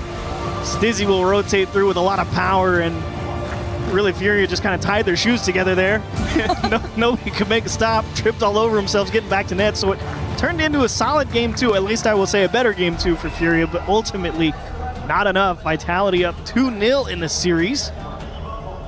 And I don't think it was more convincing for them, but it was about the same for Vitality. They said make the adjustment, and Furia tried. There were some good sparks there, but needs a little more time in the oven, I think. You can also tell just in the shots in this game, too, that they wanted it to be slightly more quality than before. I wouldn't say overly in, the difference compared to their first game, but there was a little bit more intention with it, right? They weren't just, like I said, ripping the shots in the vicinity of the net. The attempt was made to be as on target as possible, and it absolutely showed in this game too here. I will say, there's one other thing that is on Vitality's side, whether they realize it or not, and that is the orange side buff. Everybody who has played on orange has won today. Really? Aside from KC. Well, they're always blue. So they're always blue. So if Furia, in theory, wins on blue, they're basically as good as KC. That's how that works. Yeah, that's exactly how that works. Girl math. Well, game three gets under. What? Zen just scores off the kickoff. Vitality goes straight through him. I mean, that's just a 50 into the corner. And how about Stizzy putting it in a place only your teammate can get it? That's one of those moments that, that's team synergy, like you said. 8 seconds into this, Vitality already up by 1, looking to make it 2 here as Furia clears out to the other end. A catch from Lost, tries to play low. Easy read here for Stizzy. Him and Exotic working together, the quadruple touch goes nowhere but down. The boost gain through games 1 and 2 still favoring Vitality. Game 1, an average of 35 more boost in the tank for Vitality. Game 2, a minute of total time on empty for Furia. And in game 1, it was about 3.5. So, jeez.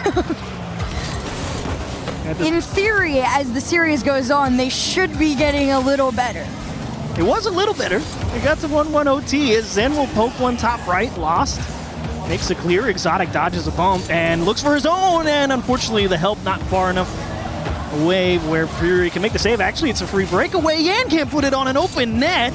Just gets away from him. He even had the second attempt there too. Lost has to try and play it low. He had been read from the high and the low on that one. Exotic just trying to get this one passed off to Stizzy. Does exactly that. There is no follow-up as Lost is able to make his breakaway. Fake next goes for the fake shot on target. Actually whips out a double commit from Vitality for the first time. That's the first time I've seen them get baited enough. Yeah, it's the right call there from Fury. You know the first guy is not going to be able to get enough power to beat 2 in the net. You try and pull out multiple defenders. You let the guy come through with force. Swift finds a bump. Yan gets a flip reset, and that's the second time he's worked his way through Zen in front of the box. Mr. 70%, we understand how you earned that statistic, sir. The bump on Stizzy. What a play! The name tag baited me. I saw Z. I assumed it was in. You got me, Stizzy. Fair enough. But Yan works his way through another one. Great job. Furia gonna need his second goal. Swift not the cleanest pickup at the midfield line. Lost. Will need some help. And what a clear from Exotic. Don't tell me it's fast enough. Swift just able to poke it high. Stizzy's trying to, go back to his old ways in the best way. Just being the one upfield, going for the crazy bumps and the demos. Exotic taking a turn, trying to open something up. Zen will keep it blue side as Yan immediately cuts that off. Puts a stop to him. Tied game at the halfway mark, though, between the two. Nothing we haven't seen before. It's a matter of holding on to the pressure. It goes for the fake under. Stizzy has a shot attempt if he wants it, but it is sent out to the side. Furia working their way through a defensive sequence here. Swift taking his time. He says, let's give the ball to our teammate with 100 boost. Lost finds a flip through one. And we'll need some help. That's a great pinch. Lost just misses the follow-up. Gets a bump in the box, though. Swift not able to win a good 50. He has to go backward with it. Let Yan try and come through. Stizzy will pick up his corner and play it slow. Furia had given him the space in the midfield line. Exotic needs a little help. Zen realizes he's not going to get there first. Let Furia make the transition out. Lost has got to get all the way around this. Yan steals away a corner boost, and we'll see what he can do. Mr. 70%, not quite enough to help, not far enough over on the box. Yan can't quite get the break up, and Swift, that's a great touchdown into the corner. They got to be careful too. Furia, a handful of times already seen two players go up at once, leaving Lost to go on his own, and it could be more than enough in that situation. Pretty decent threatening shot. Swift's going to try and keep it going. Yan trying to make his breakaway for it, but he will not be allotted the time nor the space. Vitality recognize that Furia are starting to flail a little bit on the defensive end. For once, it was a brief boost advantage for Furia. If nothing else, it's at least equal at the moment. Can they get possession? As Zan arrives with a free ball on the midfield line, he will just poke this one into a playable spot. Vitality will reset here and probably try and hold possession for the final minute. And as soon as I say it was equal for a moment, you look back up, Furious out there driving around with limited. Never feels good. As Zen wants the ball to himself with a fake, and Yan doesn't bite. Just plays the miss, forces Stizzy to make the stop, and I like the bold call there from Yan, just saying, you can hit it all you want, I'm gonna try and clear it instantly. Not too shabby, 30 seconds left between the two in a tied game. Vitality sitting on that match point. They want to end this here. The last time these two faced off in EWC was in 2024. Vitality won 3-1. They're looking for the sweep. Swift will let Lost take his corner boost. He can't quite win the second 50 though. And with 0 punts, at least towards the Vitality half. Stizzy, some challenge. Zen on 0 seconds looking for Exotic. Ball down in front of net, and Lost says, nobody's here, I don't care. Let's play another OT. Furia fans going crazy. The drums are loud, but Vitality could end up cheering louder as Exotic try to send that to the other end. It's Yan to take it away. Pass to Lost. A little bit too quick for them on that one there. It's not going to slow them down too much. It's going to take a demo to take them home. Exotic loses the ball in the midfield. Yan can't quite finish it. Lost. You got to put it on target. Left side's good. So we will play 3 OTs. Furia will finally win one of them and force at least 4 games. Zen couldn't get enough juice on the clear. The crazy thing too is, Furia is not even going for the wild outward celebration. It's all 3 players just going for some water.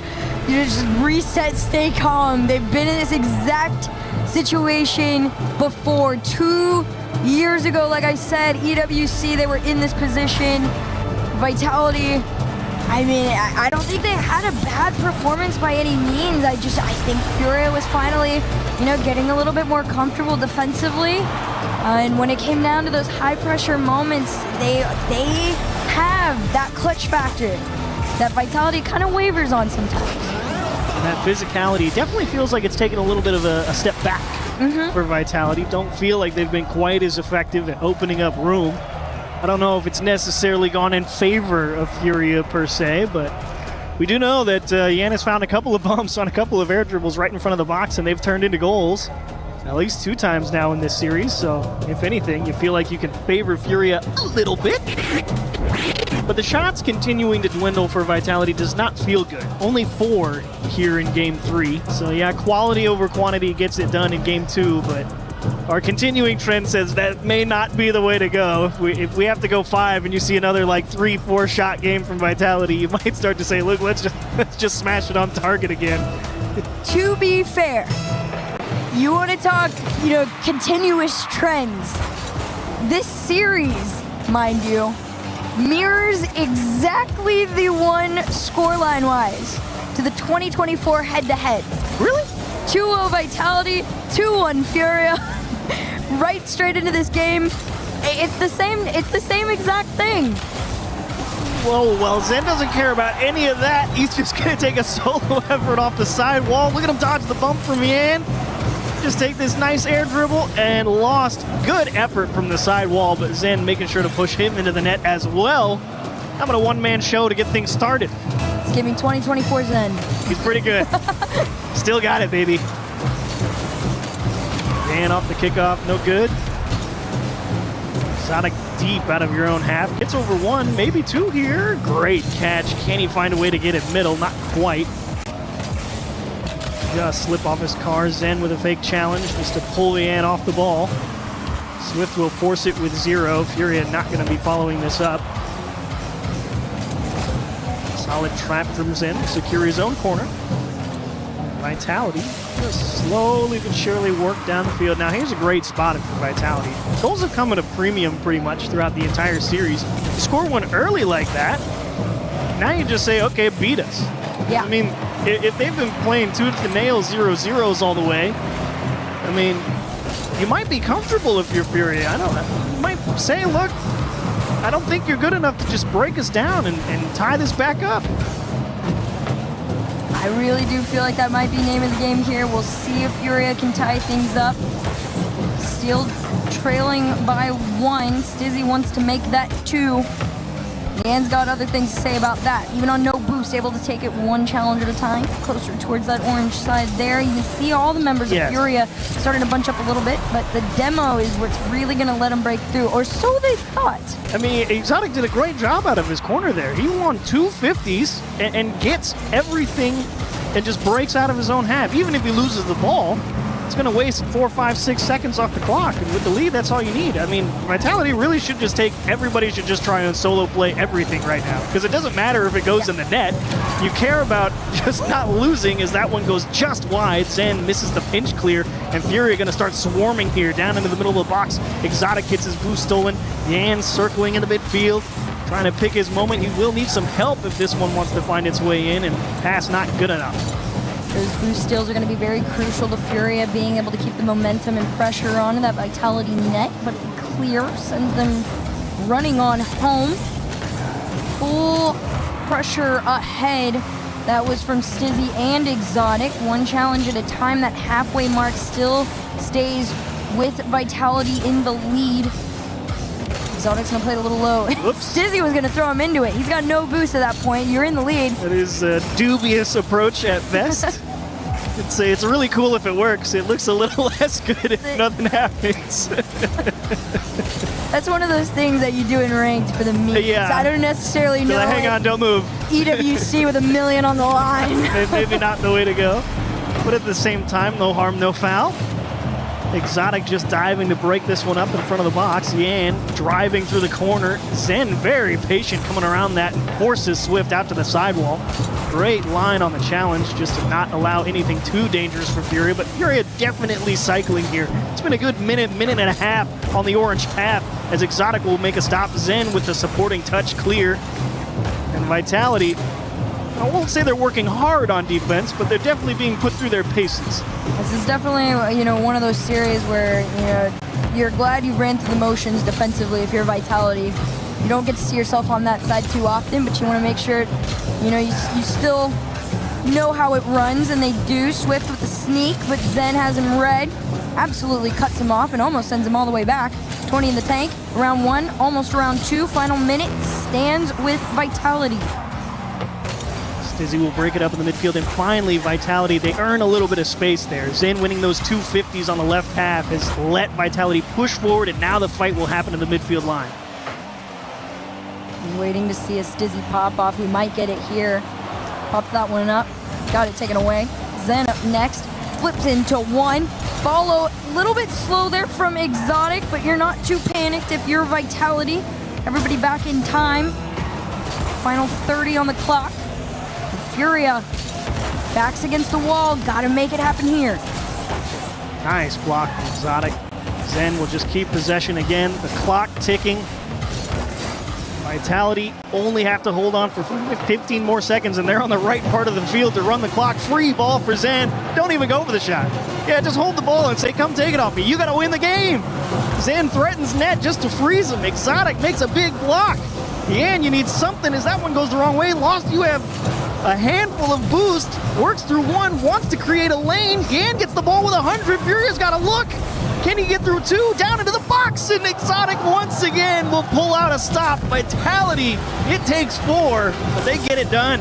Nail biter to the absolute last second, but history has remained the same here at EWC. Vitality taking down Furia 3-1 once again. Great show from Vitality overall. Controlled. Didn't have to force anything, really. They said, Furia, we think we've got your number. Boost domination the first 3 games. The last one you scored early and said, okay, beat us. Furia just didn't have an answer. It was a tough series out there for Furia, but I think they would like a second go around in the playoffs. But before that, Furia's got some work to do in the lower bracket. Yeah, they're going to have to play from down under. Not necessarily impossible. They definitely, you need a good warm-up. I feel like Vitality is that, right? Headed into the next day. But for now, Vitality starting off exactly where they want to be and with who they want to be, and that is Zen. Bonjour Zen, comment ça va? Ça va et toi? Ça va bien. Vitality, make some noise for Zen. What a performance to start off your tournament here. How excited are you to be playing Rocket League in France once again? I mean, we have 3 LAN already in LAN, so I'm confident. We have the crowd with us, so I'm feeling really confident. I mean, I think we start a bit shaky, but we will do analysis, etc., and we will come back stronger. During the Paris Major, you said how excited you were to play in front of home fans. You reached the semi-finals in that tournament. How much do you want to give your fans a trophy this time around? I mean, it can be crazy. I did 6 grand final already, I think, overall. So I'm really happy, and I want to win a WC for Vitality also, because they give everything for us.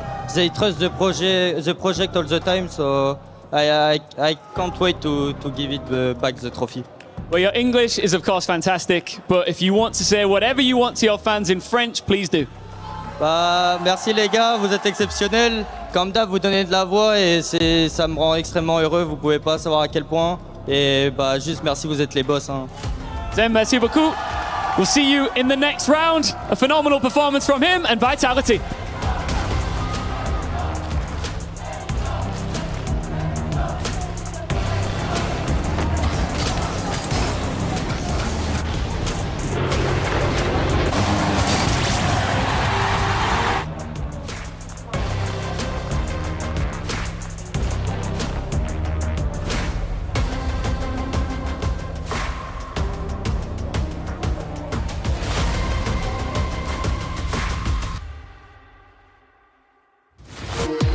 We were there.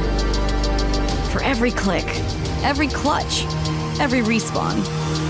We were there for the years of grind. And we're here. Now. The proud founding partner of EWC. Powering the biggest event in gaming. Shoulder to shoulder with the world's best. Making history. Greatness deserves a stage. Lenovo Legion. Reach your impossible.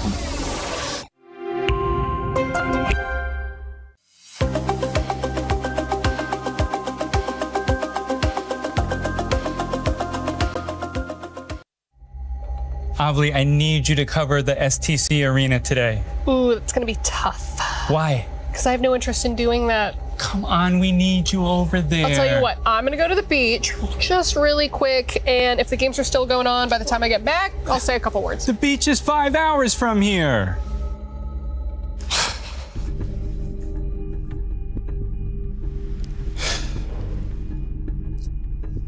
I wish Avli cared about esports more than anything in the world. That's a candy bar. It's worth a shot.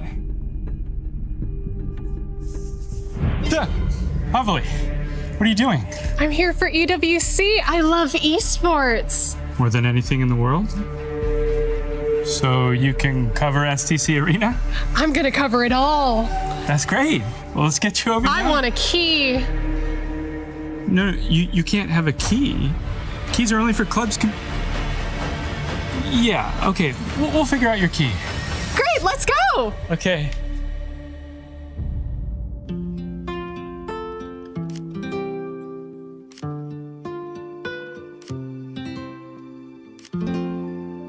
Avli, I just want to say you're doing a phenomenal job. Everyone's really excited about your work. I just love esports so much. Yeah, well, I'm going to ask about getting you a raise because you deserve it. I don't need a raise. I have my key. How did you... Can I see that? Mm-hmm.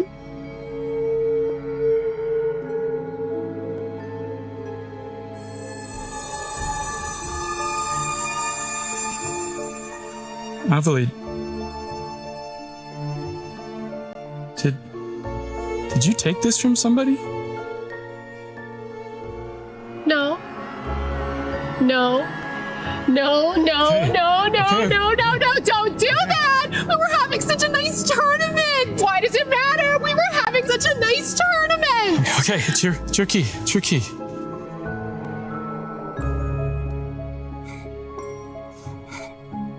Probably would have got crushed anyway.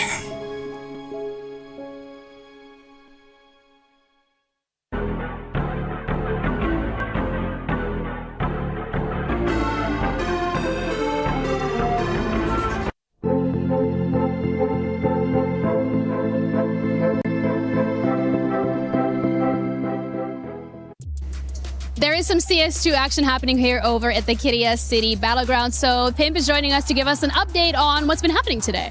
Yeah, a lot of close games has been taking place. I think a lot of the games had a clear-cut favorite coming into them, but so far all the games have been hyper-competitive with a couple of surprises been happening, yeah? All right, can you let me know what the surprises are then? Yeah, we had Team Spirit, who in Counter-Strike terms is one of the best teams in the world, did very well at the Major a couple of months ago. Heavy favorites against a team called GG How, who on paper were not supposed to beat them, but they did. So that's like the biggest surprise we had so far. I love that because that seems to be the theme for EWC this year. A lot of surprises, a lot of upsets. I want to talk about some teams that are relevant for the club championship. Falcons, Vitality, 100 Thieves maybe. What's going on with those? Na'Vi too, actually. Na'Vi too. Na'Vi playing right now behind us, off to a good start, so that should be interesting. You said Vitality and the Thieves. Well, they're actually facing each other in an hour's time right here on the stage, so that should be interesting. Very important, naturally, for both teams in the club championship.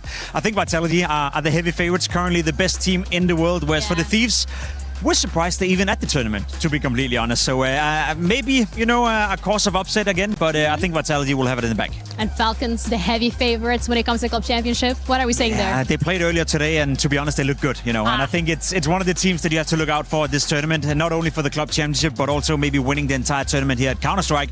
I think Falcons is looking pretty strong. All right, well, thank you so much for that update. That's it from us for today for the club championships. Hope you enjoyed.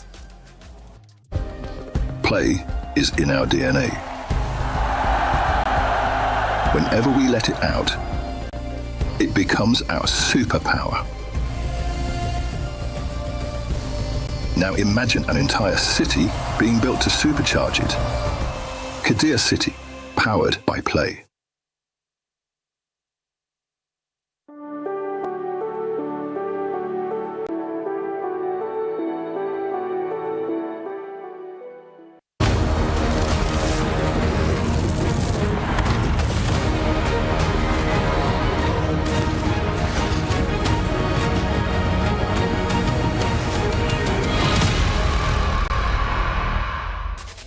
Welcome to the final match of Day 1 Rocket League at EWC 2026, where NIP E-Stars are making their way to the STC Arena stage. On the other side, they'll be facing off against Shopify Rebellion, CJ's favorite squad. Will they make the young man proud, or will be the Aussie crying at the end of the night? We'll find out here in just a few moments. First, I got to introduce my friends. You know them, you love them. They're back again. James, first of all, were you panicked when you weren't on the caster desk when they needed you?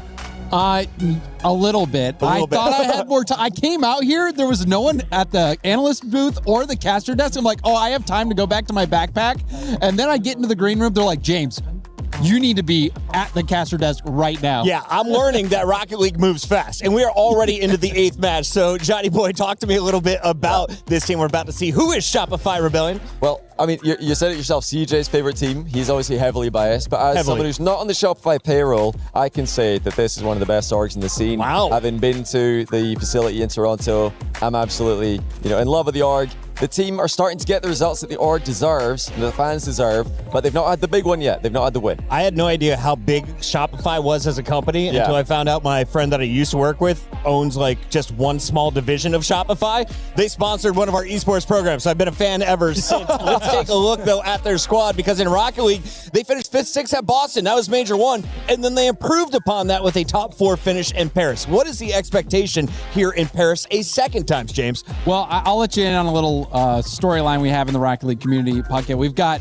First Killer, known as Fourth Killer. A lot of people say that.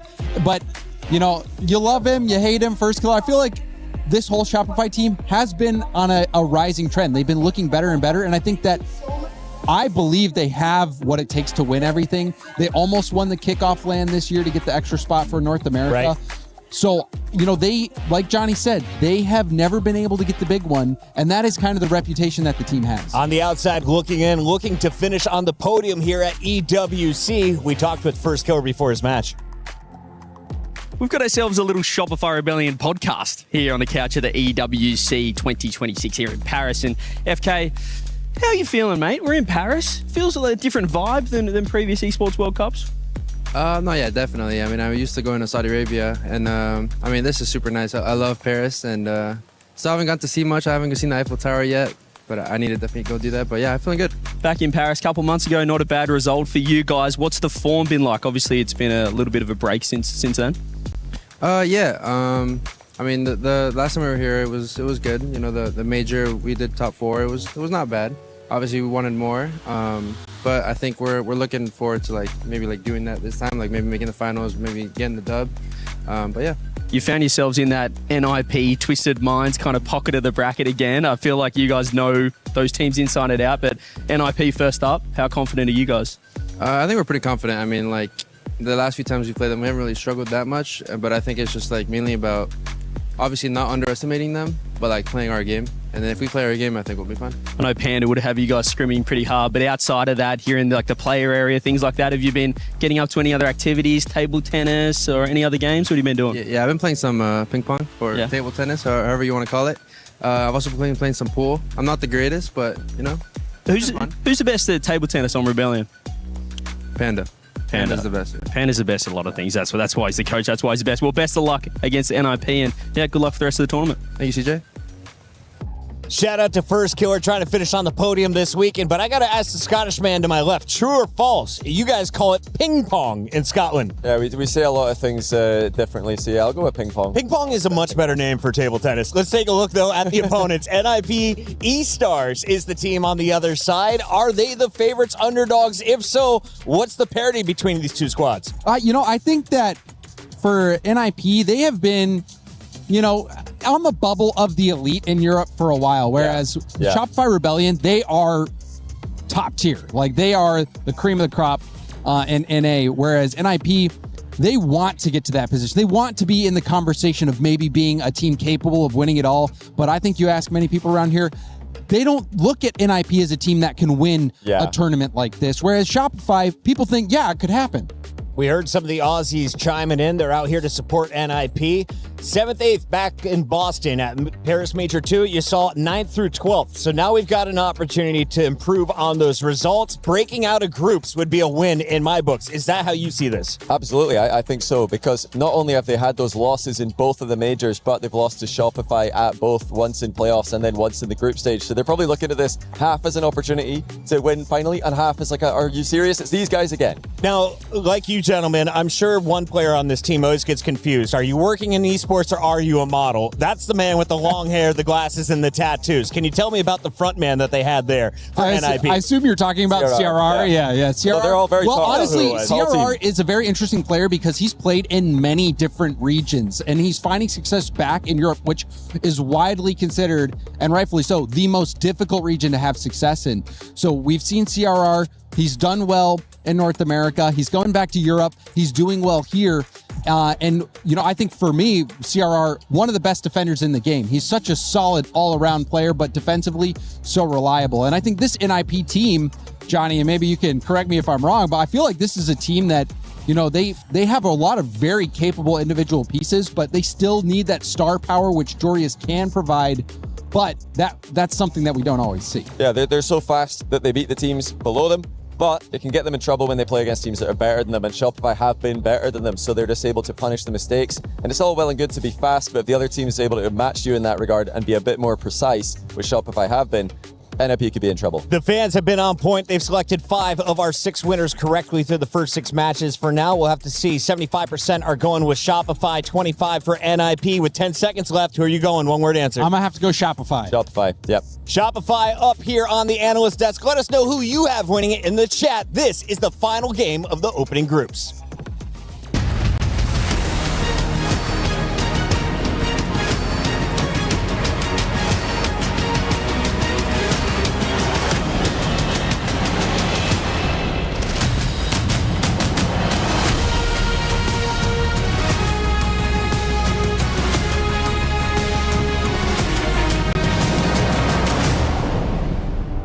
Can you believe we've already had 7 matchups of Rocket League here on stage at the STC Arena? I don't know about you, but I could do another 20. I am absolutely adoring this. Yes, and it's giving me the itch to play the game now, but I'm a bit worried, Ian, because I heard that retirement age on Rocket League is roughly about my age, 23, so I think I'm a bit cooked. Yeah, you're washed already. Yeah, man. But what is the good news is that we have one more game to watch. Cannot wait for it. Let's welcome our next 2 teams onto the stage, starting with Ninjas in Pajamas!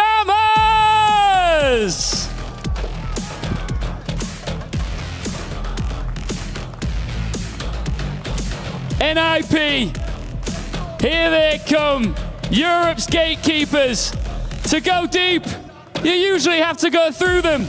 Experienced, stubborn, and still chasing the trophy that would turn that consistency into legacy. NIP are here in Paris, looking to do damage. One of North America's most dangerous team. It is Shopify Rebellion!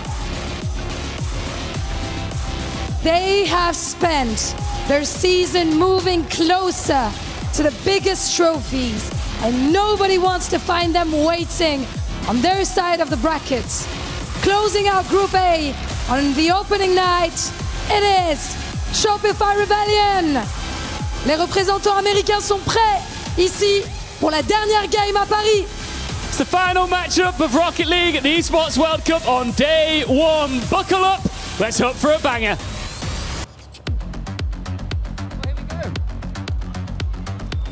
Here we go. It is the final series of the day between NIP and Shopify Rebellion. It's been a long day of Rocket League, but it's been a great day of Rocket League. Some people were missing close series earlier, but we've had that now. We've had upsets. And that's time for one that truly, in my opinion, could go either way. I mean, this is on top of already an incredible day. I think either of these teams would not be an upset when you look at how they generally perform domestically. But then when you look at what their head-to-head is like, it is currently 2 series played against each other, and it is 2-0 in favor of Rebellion. The last time they played against each other was at the Paris Major, and Rebellion beat them 3-0 in that best of 5. So Rebellion certainly have got the number of what would be an NIP team on a relative ascension, as Europe is looking scarier and scarier throughout this season so far as we head into the World Championship, and CRR has headed back to Europe. But Rebellion have had such an interesting run throughout North America. They have toppled the Kings, the theoretical Kings, obviously NRG now, losing to TSM. But, you know, on the face of it, Rebellion being able to outperform sometimes has been a lot of fun to see. Yeah, I think that it's fair to say that Rebellion certainly have usurped NRG on current form at least, and previous results from today have only confirmed that. I would say they are NA's #1 team right now. We are looking at right here, trying to join Space Station Gaming in the upper bracket, who just about managed to squeak forwards with some reverse spoilers there for everybody. But NIP, they're sort of a gatekeeping team. Has it been a decent season for them, would you say? Have they done about what was expected from them? I think so. I mean, the fact that they've been pretty consistently qualifying for all the lands, they've not necessarily made the dent, I think, at the individual lands that they would want to have been making. At the Paris Major most recently, they came 9th to 12th. That was a disappointment. Yeah. They did end up going 4-0 against a Vitality that absolutely romped through them. It was a very poor result from them. And then they were knocked out at the Boston Major by Rebellion in 7th to 8th. So again, a good result, but they've not had the result that have defined their season so far. Domestically, I believe that they have managed to win one of the open events, or at least they've come in the top results anyway. They've made it to a couple of finals. They came to the final in EU Open 4 and again got battered by Vitality 4-0 when they managed to take down that Open. But here, when it comes to LAN, it's a little bit different. Rebellion, I think, will be sitting quite happy, however, in being in a winning position against NIP pretty frequently. Rebellion trying to make yet another statement. Big win this could be. Ninjas in Pyjamas, as you mentioned, Stumpy, at international events haven't really excelled and exceeded the way we expected they can, or the way that we expected that they could. But never an easy team to beat. So we'll see how easy Shopify Rebellion make this one look. If they can do so. They've got their coach Violet Panda behind them, table tennis extraordinaire, but he's going to have to be doing some talking to them right now because they go a goal behind. I mean, it's a great start for NIP. It's a very lofting pass with no real intent to it, just to ask the question of the defence. You see CRR mentioned on the desk looking like a model, apparently. The pocket, which we love to hear. Very handsome esport we have. In the first 30 seconds, NIP starting as they mean to go on. Here comes First Killer, though. Once upon a time, well, for a very long time now, he has been a real hero of North America, First Killer. Quietly going about his business, putting the country on his back. Jorius going for that one, but it's sent to the side. LJ is just keeping an eye on Jorius here. Lovely musty there towards Sierra. What a goal this could be. Wow. That could be a little bit special right now from Nip, and they're playing with confidence already. Yeah, I think they do have that magic in them as well. They might have just struggled every now and then to really get it through the top teams. Johnny put it well on our panel that they will go through the teams below them pretty efficiently. It's then when they face off against a team above them, which I would consider Rebellion to be above them, is then when they struggle. They're not really the giant slayers, but 2-0 for NIP, and it's another infield pass. And Jory getting involved early doors as well is a pretty big thing for Ninjas in Pyjamas. He excelled a couple of seasons ago with Dignitas, and now here he is with Nip. Looking very comfortable on that world stage. Three players who, I'd say Jorius would be perceived to have the biggest ceiling, but CRR has been a mainstay now in Europe. And Oli, we've talked about it plenty of times, just how his ascendancy, he was for such a long time a top 16, top 20 player, and then suddenly you blinked and he was a top 10 player and a top 8 player. It's been a really big step forwards for him. And First Killer, he has always been on top of North America. It's a great time for him to get on the end of that ball, sent midfield by Kofa. And Jorius and CRR, a little bit of miscommunication. It means that their backline will be left vulnerable. And FK snipes it dead in the middle of the net. Pretty routine. And First Killer again, I really love watching him play. He is such an incredible player. He's just yet to really have his moment in the spotlight. A couple of finals, a couple of losses. He gets so close with relative frequency. Yeah, so many second places, and of course, the Fourth Killer moniker. Yeah. That will chase him around until he finally can win a LAN. But consistency like that is something that so many players would dream of. That's a very good point. Is it better to consistently be bubbling around top 3, top 4 for 4 or 5 seasons, or is it better to win one major and then fade away? There's an open question for everybody, maybe for Johnny Boy and the lads to discuss on a podcast. Curious what people think. But right now, I think that First Killer, for him, he's only got eyes on the top prize. And he's got himself back into this opening game, but CRR has the ball. He gets the dunk towards Jorius, hits the post. Is CRR coming in again? No, he didn't have the boost to do so. Leaves LJ to go forwards, and Kofa gets that 100 boost, so Shopify Rebellion will be safe for now. I love the rotation there from CRR, though. As we're saying, just his presence being there, they don't know he has no boost, so they have to respect, they have to play worst case scenario. And you see he just try and swipe through and take out a Rebellion player halfway through game number 1. With Oli winning that challenge, can't boost down far enough to get the second tap through. And it's good swarming play from NIP, and Rebellion struggling to deal with it at every single time of asking. They're certainly not outclassed in this game. No, not at all. Nip dealing very well with Rebellion's pace. They're doing a lot of fakes. They're forcing Rebellion to swipe at balls that maybe Rebellion would rather take a little bit more time on. Very impressed with what I'm seeing from him so far, actually, in dealing with the threat that Shopify Rebellion possess. There's a 50-50 demo there from CRR. Torres leaves that one. Only to the side. Finds CRR, and that is perfection. Goodness gracious me, oh my. A lovely pass across. Again, another infield. Certainly the bread and butter. We're seeing from NIP. Slams it top left, and CRR erupting. Seeing what that means to NIP. I think they must know that when they've come up against Rebellion, it's meant the end of their tournament lives. If it wins here, it will not be the end of theirs, but it does start them off on a bad turn.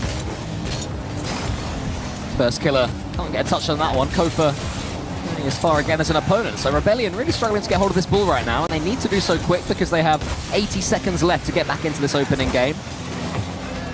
Yeah, when you're in the best of 5, you don't want to be dropping the first one. It very quickly leads you to be chasing. We've already seen how fast you can be trying to get a reverse sweep. Kofa tries to dart his way towards that one. It's not going to happen. And Nip are defending excellently at the moment. I mean, they've been very impressive how fast they've been able to get to every single ball. They've rarely been the second player to it. They've also been doing a lot of these annoying touches that means Rebellion just can't quite get in. Joria's a reset, top corner, found and saved by FK. In the midfield, SR, they need something. They great for them to get a goal sooner rather than later, so they don't need to be rushing. NRG can do it. Not all the time, it's not particularly reliable. As in that back corner, Joria's and LJ racing to boost him. Joria's the Great White. He's able to secure one, no reset, goes low. First killer pops it into his own corner.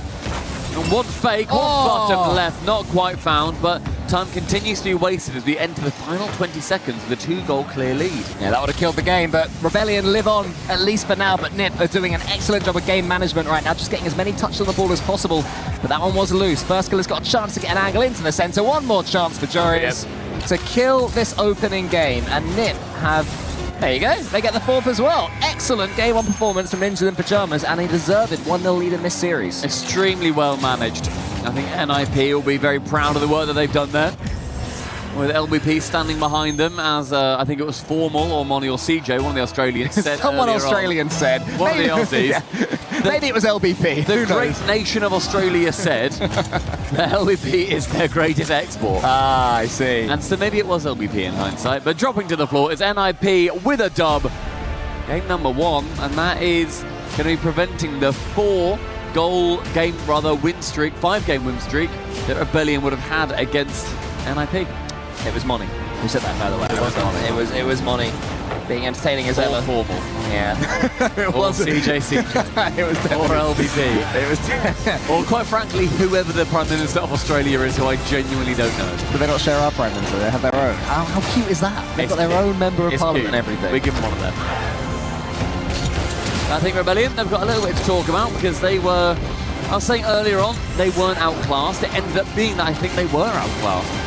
I think Rebellion, they showed not a lack of trying, but they just weren't quick enough to get to the ball, and that gave all of the pace control straight to NIP. You can see the CRR, well, yeah. guy. CRR, huge performance. 3 goals, almost 700 points, 5 shots as well, so a decent shot percentage ratio of scoring, whatever the term is. He's played very well indeed. So he's more than just, according to our desk, a handsome face with love. He's a handsome face, and goodness me, does he love getting points. The ball was in Rebellion's half for 66% of that game. A very dominant showing from NIP. Bear in mind, compare that to earlier, where TSM won by having the ball in their half for 70% of the time. And Rebellion are clearly playing a very different game. They need to have more control if they are to win. But the pace was entirely in favour and controlled by NIP.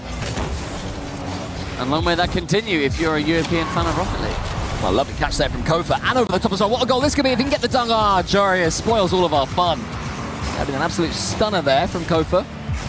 Only towards that one, towards the Rebellion goal. Jorius onto the back wall, almost gets a second touch as well. But into the Pyjamas, they've survived the initial scare there from Kofa, and since then had a couple of chances of their own, and a lovely pinch from CRR, and followed through as well. So they've taken their early form into this second game. There was half a chance for Shopify Rebellion, but apart from that, most of the ball control has been to the team in blue. LJ having to stretch to get that one away, and first killer can tip it through to the blue half.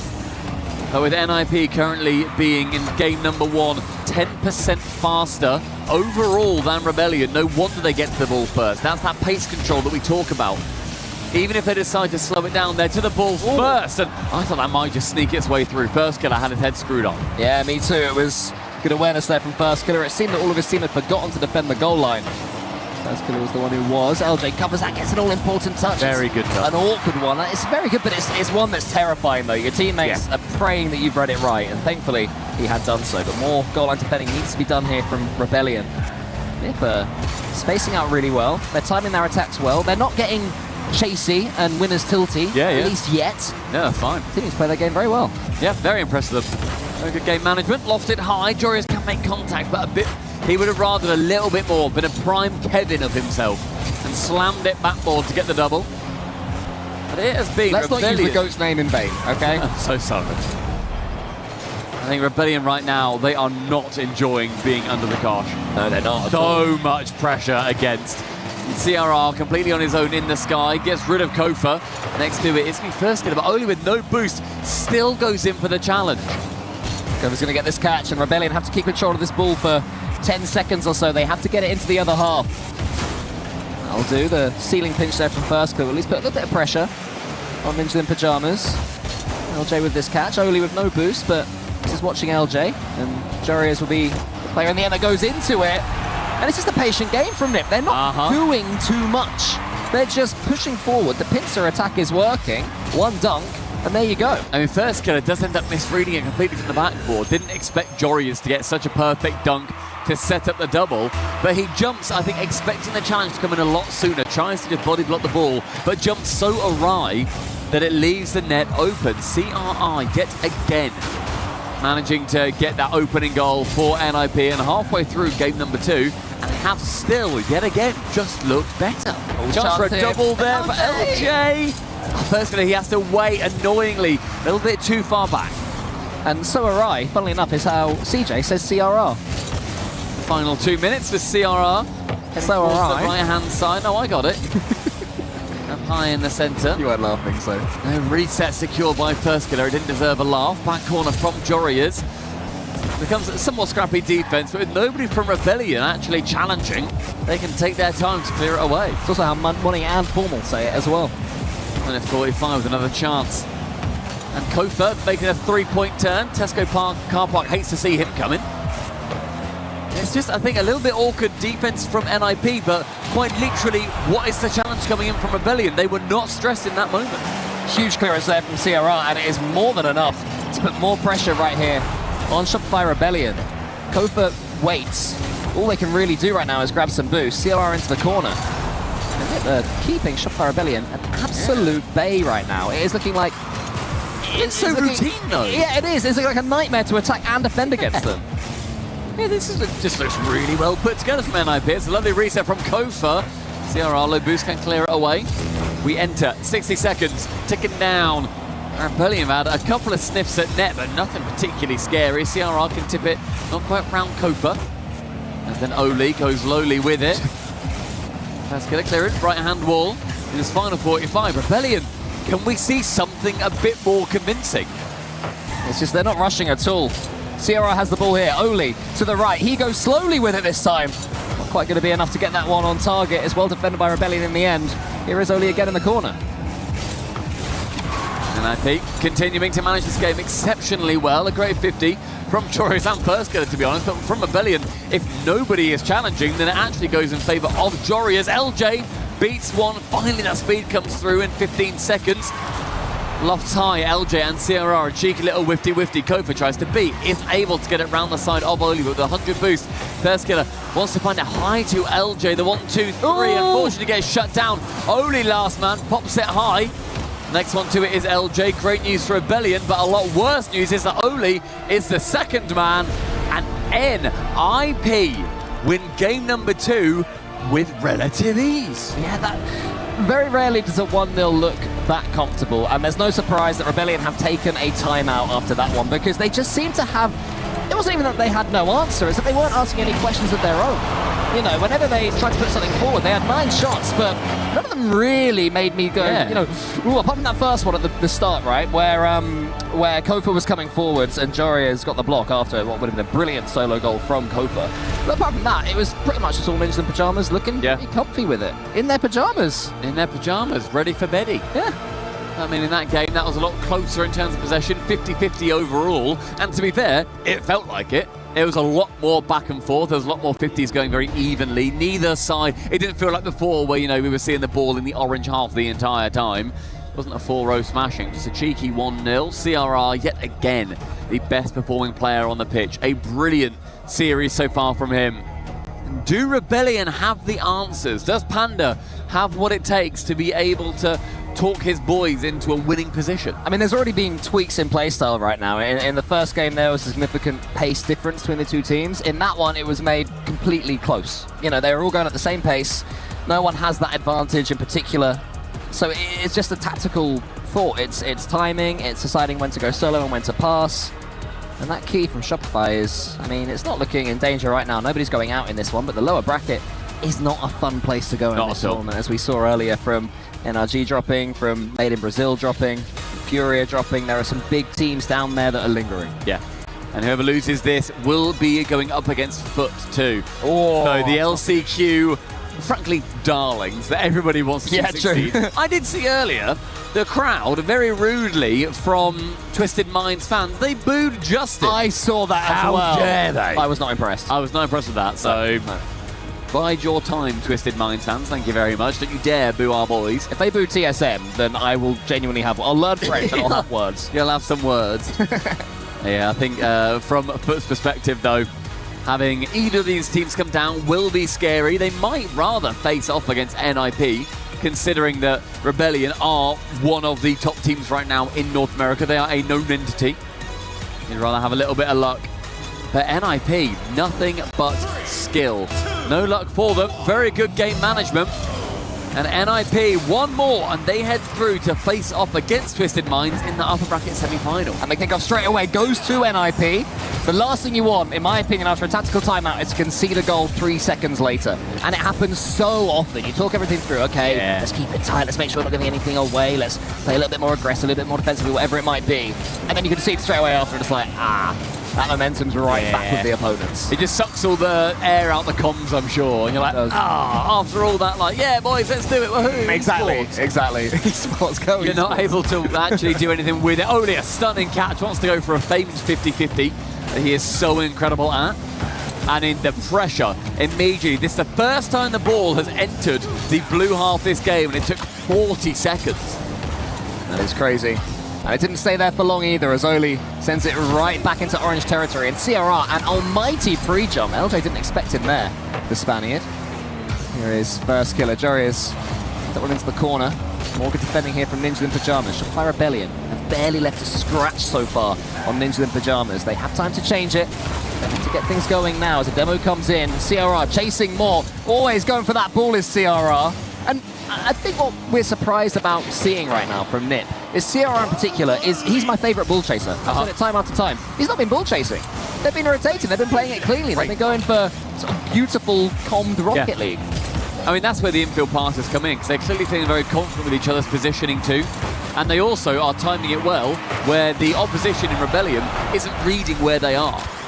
Normally an infield pass is so scary, because if a team is blocking it, all of a sudden it's probably a 2v1 the other side. But Oli passing it towards Jorias, he's not able to actually get it over towards him as he would like. It does get intercepted by Rebellion, but it was well managed from Oli to send it into the corner instead. A great demo. And this is where the offense can build, but Rebellion recover nicely. Yeah, I feel like CRR's been going for more demos this game. I don't know the stats on if there have been more demolitions this game so far, but it seems he's up for the aggression, maybe because he's predicted Rebellion will do the same, and he's thinking, we'll change our own playstyle. But I believe for the first time this series, Rebellion do take the lead. First time as well, as LJ flicks it round, and Oli, I think, just has to jump. He's worried that LJ is coming in for that bump. He definitely threatened it, but that then just means that Rebellion have got a little bit more time to take a shot, can secure it. First blood in the third game towards a team that have been struggling so far. Yeah, it could be the second as well. Here comes first killer. Wants to get the double flip reset. Touched his way towards that ball, but wasn't able to do anything with it once he was there. And now we have Nip on the counter-attack. If Rebellion can't hold this lead, it would hurt. This would, Rebellion would think there'd be a chance for them to get on this score sheet and to really keep on pushing. And LJ's now got a chance to double up that lead. CRR's left all alone, but Kofa didn't go for him. Yeah. Was there a bump on? Not too sure. Maybe they knew that he had more boost so he could escape it, or that somebody was about to be back instead, but I think you still may as well go for the bump.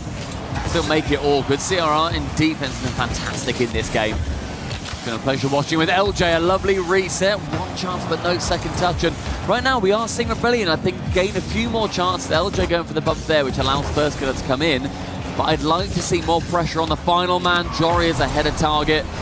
Both can clear, and not quite a well-timed boost grab there from Oli. CRR booms it forwards, trying to see if Oli's got a chance to do something with this one. He didn't, he was just falling, reliant on gravity. Wasn't as fast as these players are nowadays. And he gets the 50-50 that time. There's a bit reset involved in the 50-50, but won't come to anything. Bit rushed there from CRR, thinking that Rebellion are going to be breathing down his neck, but he had more time. But a very rare error from him. Oli flings himself past the ball, way too much speed. Team pinch, no! Jory ends up going in for the solo himself. Kofa can save it on target, but weak chance for a 50 from CRR. You'd put Oli in that position in a heartbeat.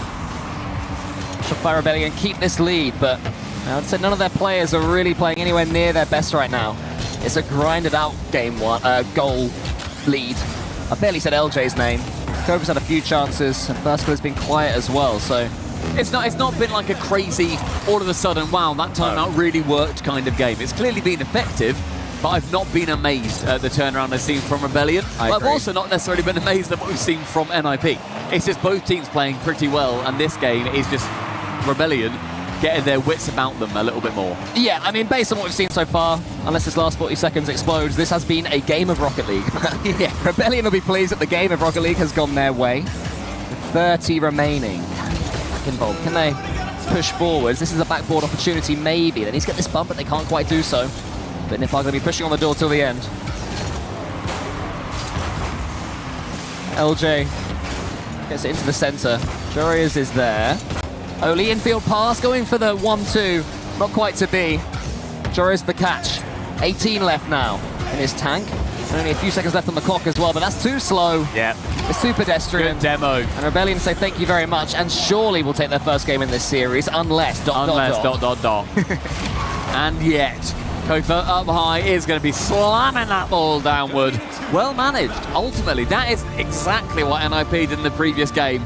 Get a goal, manage it a bit, win it, win the game of Rocket League, move on.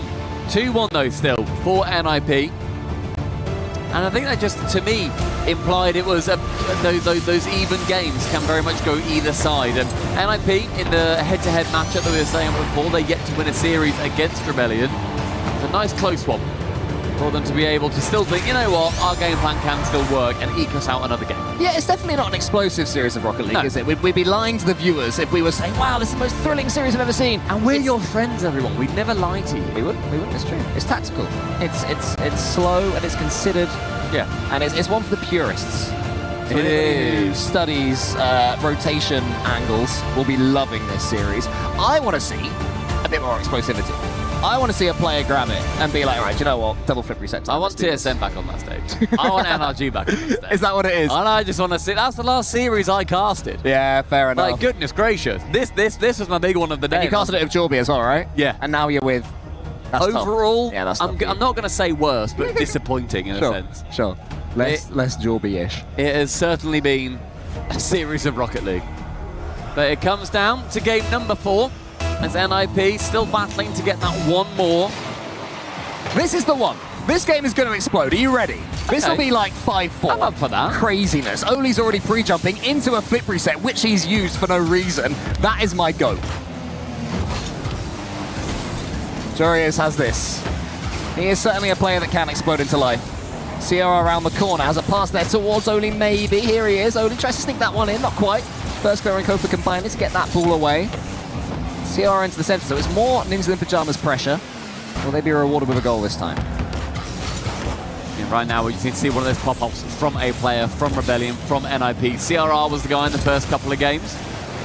But we have also heard that Kofa has been sitting on an unbelievable amount Sorry, of mate, boost. to interrupt. I've just heard from our statistician that that game statistically was a game that happened. Absolutely statistically, nothing interesting happened in that last game. His words, not mine. So nothing was out of anything ordinary. No, it was totally ordinary. The only thing that I think was out of the ordinary is how ordinary that it was? Kofa was sitting on 100 boost for 100 seconds. So he has had full boost and it's just been pootling around the pitch. No, but he's doing saving it. very little. No, it's like a pickup in a video game. It's like, you know, I'll save this So for he's when I really hoarding his need potions. it. And then you never use it. I mean, if he manages to beat the boss by not using boost, then fair play to him. But I'd love to see him burn a little bit. Sitting on 100 boost for 100 seconds is incredibly out of the ordinary.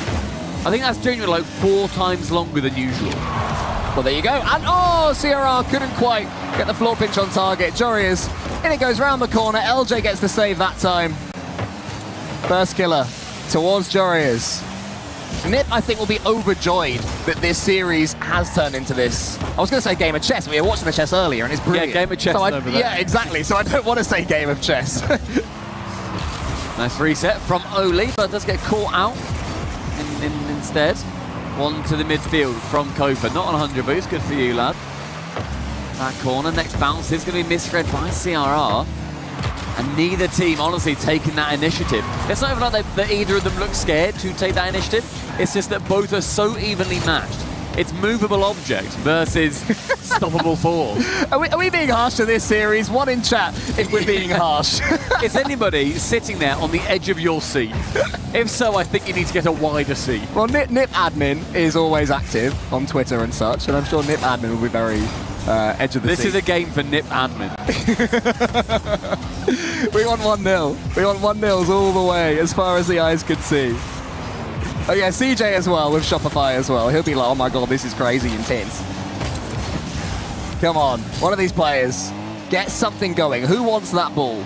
By the way, I keep asking our statistician, I'm like, can you tell me when there's anything out of the ordinary, anything in particular peculiar about the boost grabs? See if any team is really taking the initiative there. Every now and then he just comes in my ear and just goes, nope, nothing still. It's still quite normal. So we're very much within the bounds of Rocket League. This is paint by numbers Rocket League, and that's okay. Yeah. That's fine. So, someone has said in chat, this is a mess around in chat kind of series. To which the next person said a mean word about me and Stumpy, so I won't be repeating that one. But, you know, you got to have them all. In the time that we've not been talking about the game, nothing's happened. 100 seconds. Kofa's on 100 boost. Good for him. Oh, dear. I think with CRR, anything exciting as Jorius does end up having the ball just slammed away back into the corner, probably hit it back again. I mean, Rocket League is exciting. Ultimately, Rocket League is exciting. It's the world's most exciting esport. It's true. Circa 2018. They didn't put an apostrophe in the word worlds. I was livid and I still am. Thanks, branding from season 5. Yeah, right. It was season. Yeah, no. Yeah, it was 5. Yeah, it was wasn't season 5. Yeah, it was London. Good time. Good time. Very good time. Yeah, that's an exciting series. That had Justin in it. Get him back. He's still here. Did. No, this will have a big finish. Rebellion, an opportunity in that opposite half. Can they get this anywhere past the defender? Unfortunate, as Oli is going to be the man there for it. Throws his face straight there. Kofa sees 100 boost and thinks, I'll have. No dramas. Jorius sidewall skim. Injects a little bit of life into this series. The old dog. There's someone in the old dog yet.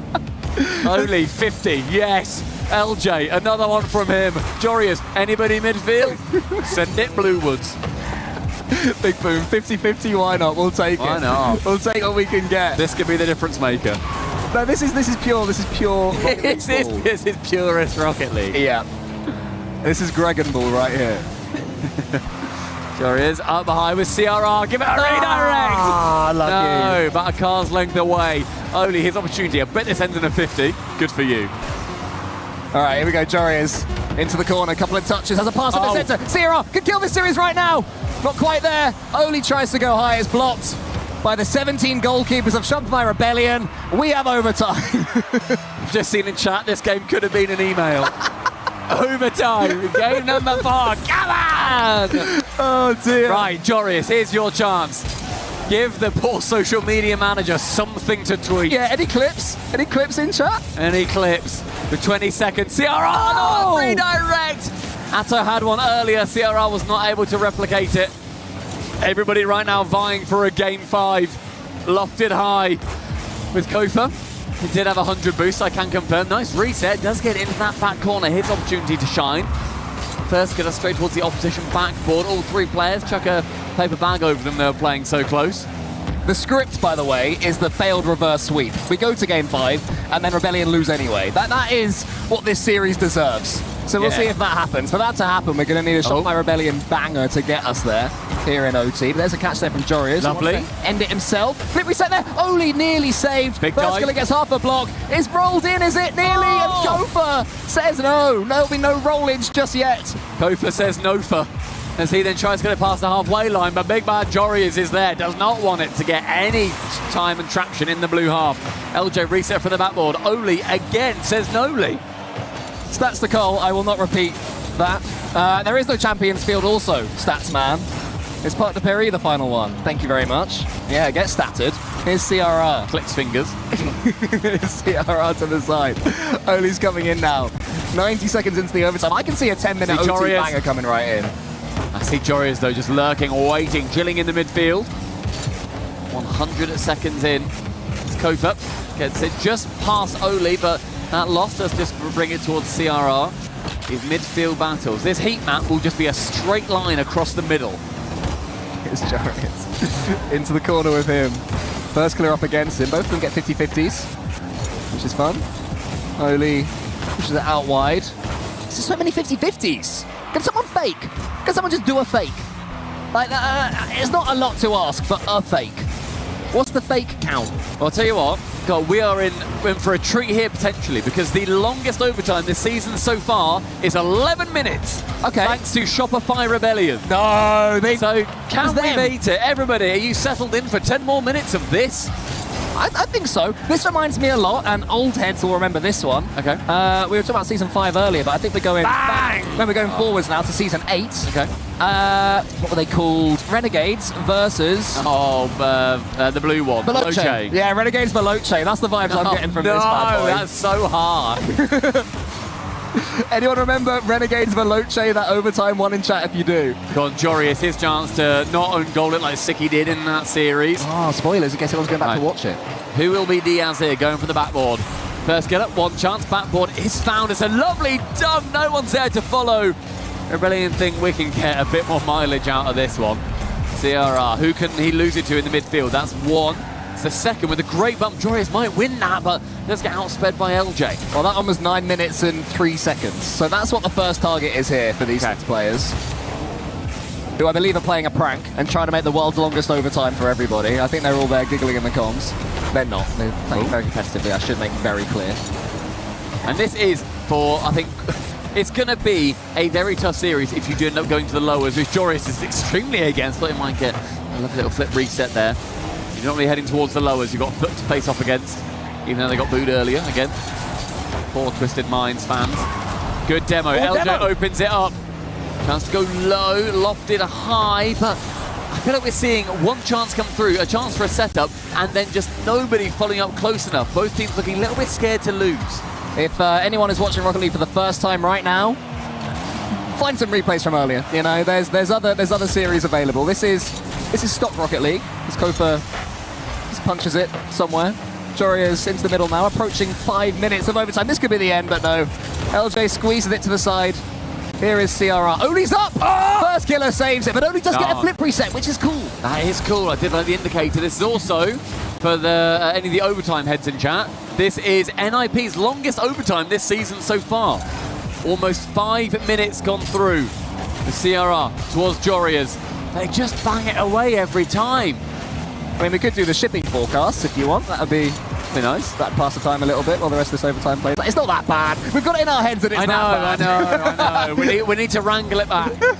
We need to bring it back as Oli wants to just get this series done. Chance for a 50 shot. Finds Jorius! And that is a stunning save from FK. Oli's got no boost. He's trying to get back as quick as he can. Gets the 100 here into the corner. Big dunk there from Kofa. Jorius round. Lovely touch there from CRR, to be fair. And then a doink opportunity, but he's flipped, unfortunately. That's tough. And that is 5 minutes plus overtime. We've had another entire game. CRR pushes it forwards, but LJ clears it to the side. That's 50 going in the way of, I guess in the end, Rebellion, but it did go further thanks to Oli. CRR shies away as he can't get the next touch. It's a nice play around by Jorius, outspeeding so far.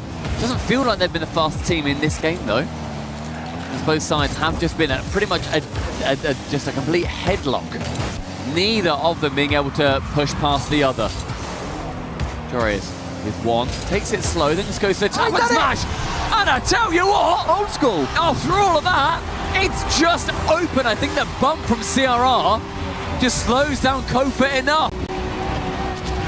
It's done. Nip of one. Nip of one. That's good. They've done it in overtime. Sick. They battled through. Awesome. They battled on. Love that. They had the energy where their opponents did not. The crowd absolutely loving it. The Aussies there supporting their man, their coach LBP. And as Ninja Pajamas wander over to shake the hands for Rebellion, that is disappointing for Rebellion. These, for the record, we've been harping on them because they're two great teams. They're two teams who have entertained, who have been excellent throughout this season. Rebellion have become the best in North America. They've had some incredible wins and some nervy losses. Both teams capable of more, it must be said. Yes, yeah, definitely. For all of our joking, for all of our memeing, that is neither of these teams' standout performance. They won't go back and look at that and be like, you know what, that's exactly how we should play. At the end of the day, it was very measured by both sides, but we should give genuine, complete credit to NIP. That's the first time that this squad has beaten Rebellion this season. They've been knocked out of land by them before. It's very impressive. And we have got Jorius, the man on stage, chatting to Ian. Absolutely, Jorius. You start with a win. Are you pleased with that performance overall? Yeah, for sure. It's been our first win on the land in a long time, so it feels good. When you look back at 2024, I think it was here at the Esports World Cup, you won the MVP award, which came with a bigger bag of cash as well. Do you feel like you've got some unfinished business here at the Esports World Cup? I mean, not particularly with the MVP or whatever, but I feel like I've never really placed that high at Esports World Cup. Top 8 was my best finish. I feel like I should definitely get something better than that eventually. Absolutely, this could be the year. Now, you've played for lots of different rosters over the years. How's the chemistry within NIP at the moment? I think our raw chemistry is probably one of the best in the world. I think over the season we haven't really showed it because we didn't really try to be too raw. We tried to have like a lot of strategy and stuff. But right now we're just trying to win on raw chemistry again, and I feel like we're playing really well because of it. Absolutely. Well, congratulations on the first win here and best of luck in the rest of the tournament. NIP, move on and continue in the upper bracket.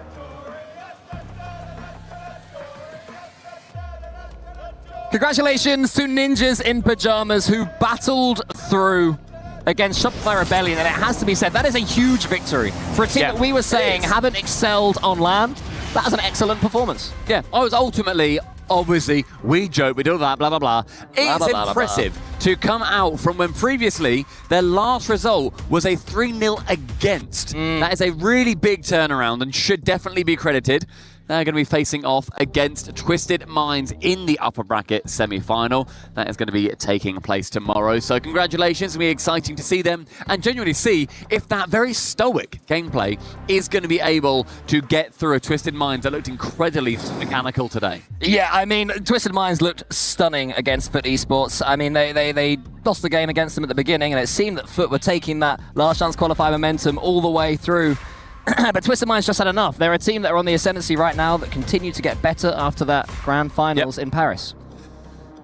Over in Group B, we obviously had all of that happening right at the start of the day. Carmine Corp had a very, very dominant win over Wildcard. An exciting series with Space Station Gaming. I love that one a lot. Oh, yeah. And Gentlemates with, I think, the most dominant series, one of the most dominant series we have ever seen on land. So congratulations to them. The top 4 from Group B so far is going to be Carmine Corp and Space Station Gaming vying for a place in the playoffs, and then Falcons versus Gentlemates. But everybody here, EWC 2026, it has been a pleasure. Day 1 has finished up, so make sure that you all have a wonderful night's sleep and you come back bright and early to join us all in Paris for Day 2.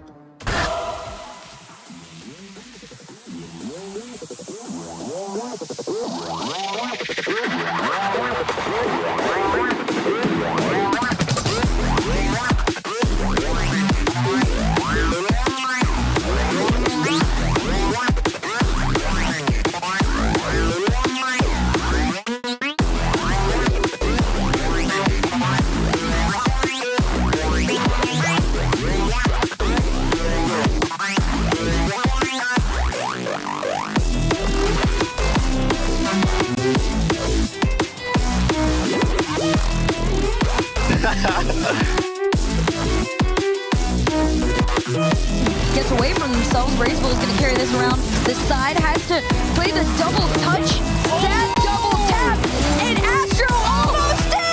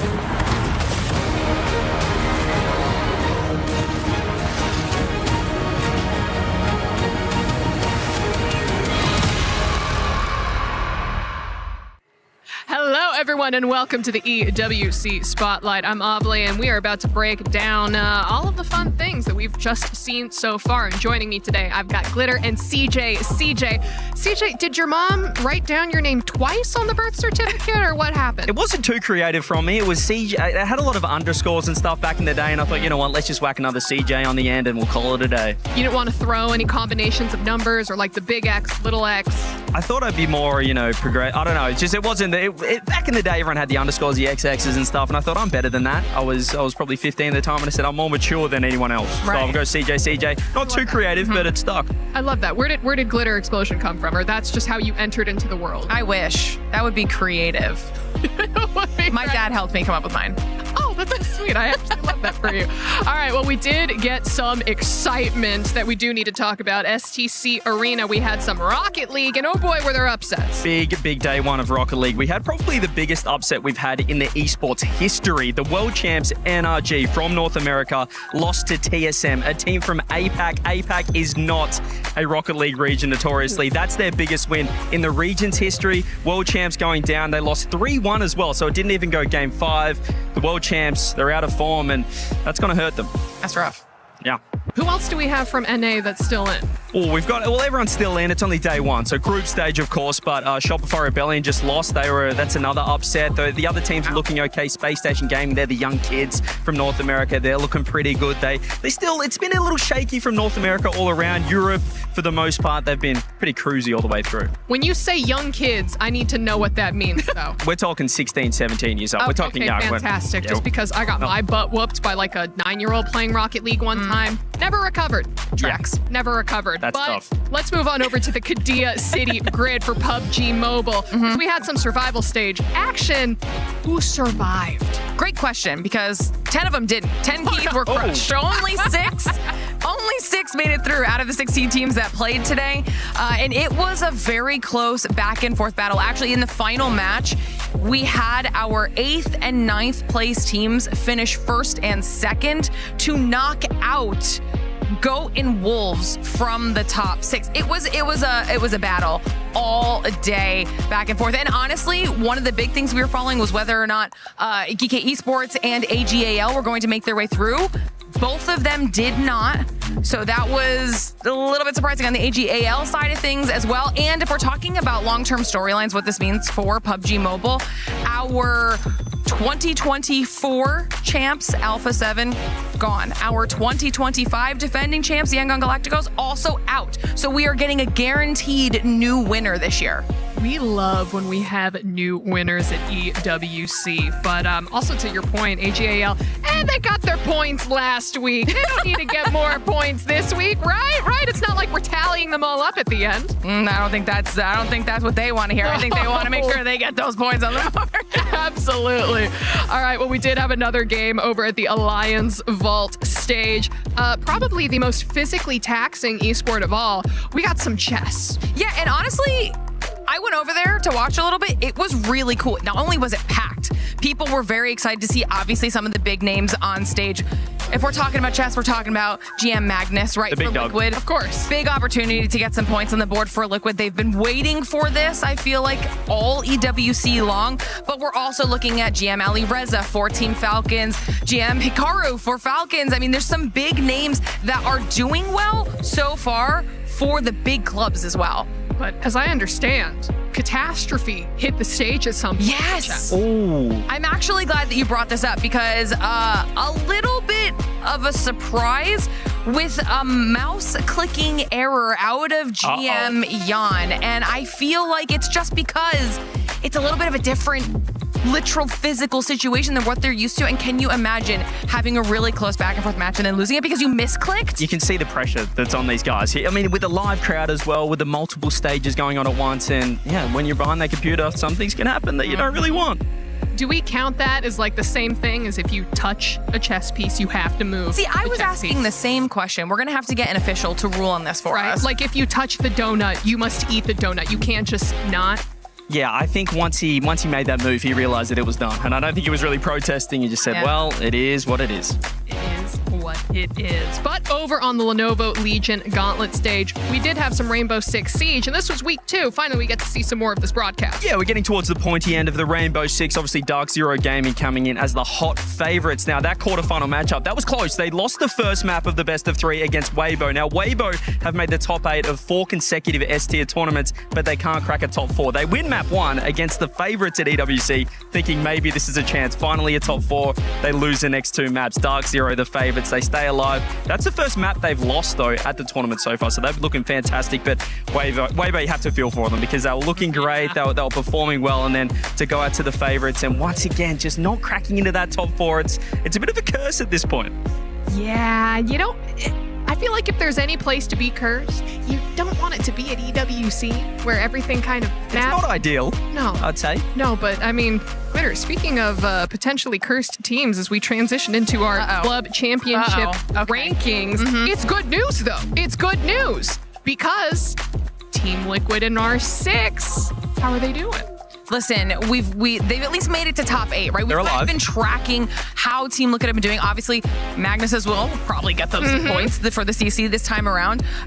It's going to come down to whether or not they can take on FaZe, and they're going to need to do it because there's not a lot of other options for them this week when it comes to points. Yeah, they've secured points getting top 8, but I mean, really, you need to begin winning, I guess, to really climb up the rankings there in the club champs. And there's actually other big teams that we're focusing that are currently in the top side of the leaderboard that really matter for both of our stages, if I'm not mistaken, because we have Vitality, who are a big player when it comes to our PUBG Mobile Grand Finals. They could potentially take the whole thing home, and I think they're doing, or potentially going to do well in Rocket League, right? I mean, they're looking good. You can lock it in. It's almost like with the chess, with Liquid, with Magnus, they know they're going to get points. With Rocket League, Vitality, they know they're going to get at least a top 4. They could definitely win the tournament as well, but Falcons are looking fantastic. They were a little bit shaky online, but they picked up Drali, who's one of the best players in the world. He's moved to the MENA region, and once you get that guy on land, he's won 2 Esports World Cups in Rocket League, and the European side of things, he's looking to win his 3rd EWC, which would be absolutely insane with different rosters every single time. So Vitality and Falcons, it's looking good. Love the repeats. All right, well, before I ask you two for your final thoughts for today, have you gotten a chance to walk around yet? A walk around FanFest? What have you seen? I don't know how good you guys are at crane games, but there's a Vitality booth, and I have won that crane game every single time. Oh, so it's rigged? Or I'm just good. I mean, as a reporter here, we've been lucky enough to really check out all the action. Space Station Gaming booth. We've got watch parties and co-streams as well. From the Rocket League side of things, Fury, he's a Vitality creator. He's absolutely pumped with how well Vitality are doing. We've got chess. We've got Gotham Chess, Anna as well. So we've just got co-streamers galore coming in. It's just so much fun. I love the fact that at this EWC, you've got the stages, but then the booths are right there as well. They're all connected. It feels like one big ecosystem. So FanFest is going crazy. Right, man, I love that. And also, CJ, I love the fact that we got to have you on the couch today. Because, I mean, listen, I always have glitter. You're stuck with me. I'm stuck with you. You? I'm stuck with. But CJ, anything that you want to say? Oh, it's just great to be. I'd love to be back. Really? Is that a chance? Yeah. I'm more than happy to come back and check out some more, well, I can give you guys the Rocket League insights. You can tell me what's going on. But week 6, so the club champs, the race is getting tighter, and this is where it really gets interesting. Now that he said that, Glitter, he's not allowed to leave. Contractually. I didn't mean it. You actually sleep on this sofa now. Oh. Sorry. You're going to cast the games from right here. But for everyone else, thank you all so much for tuning in to watch the EWC Spotlight, and we'll see you for the next one. CJ.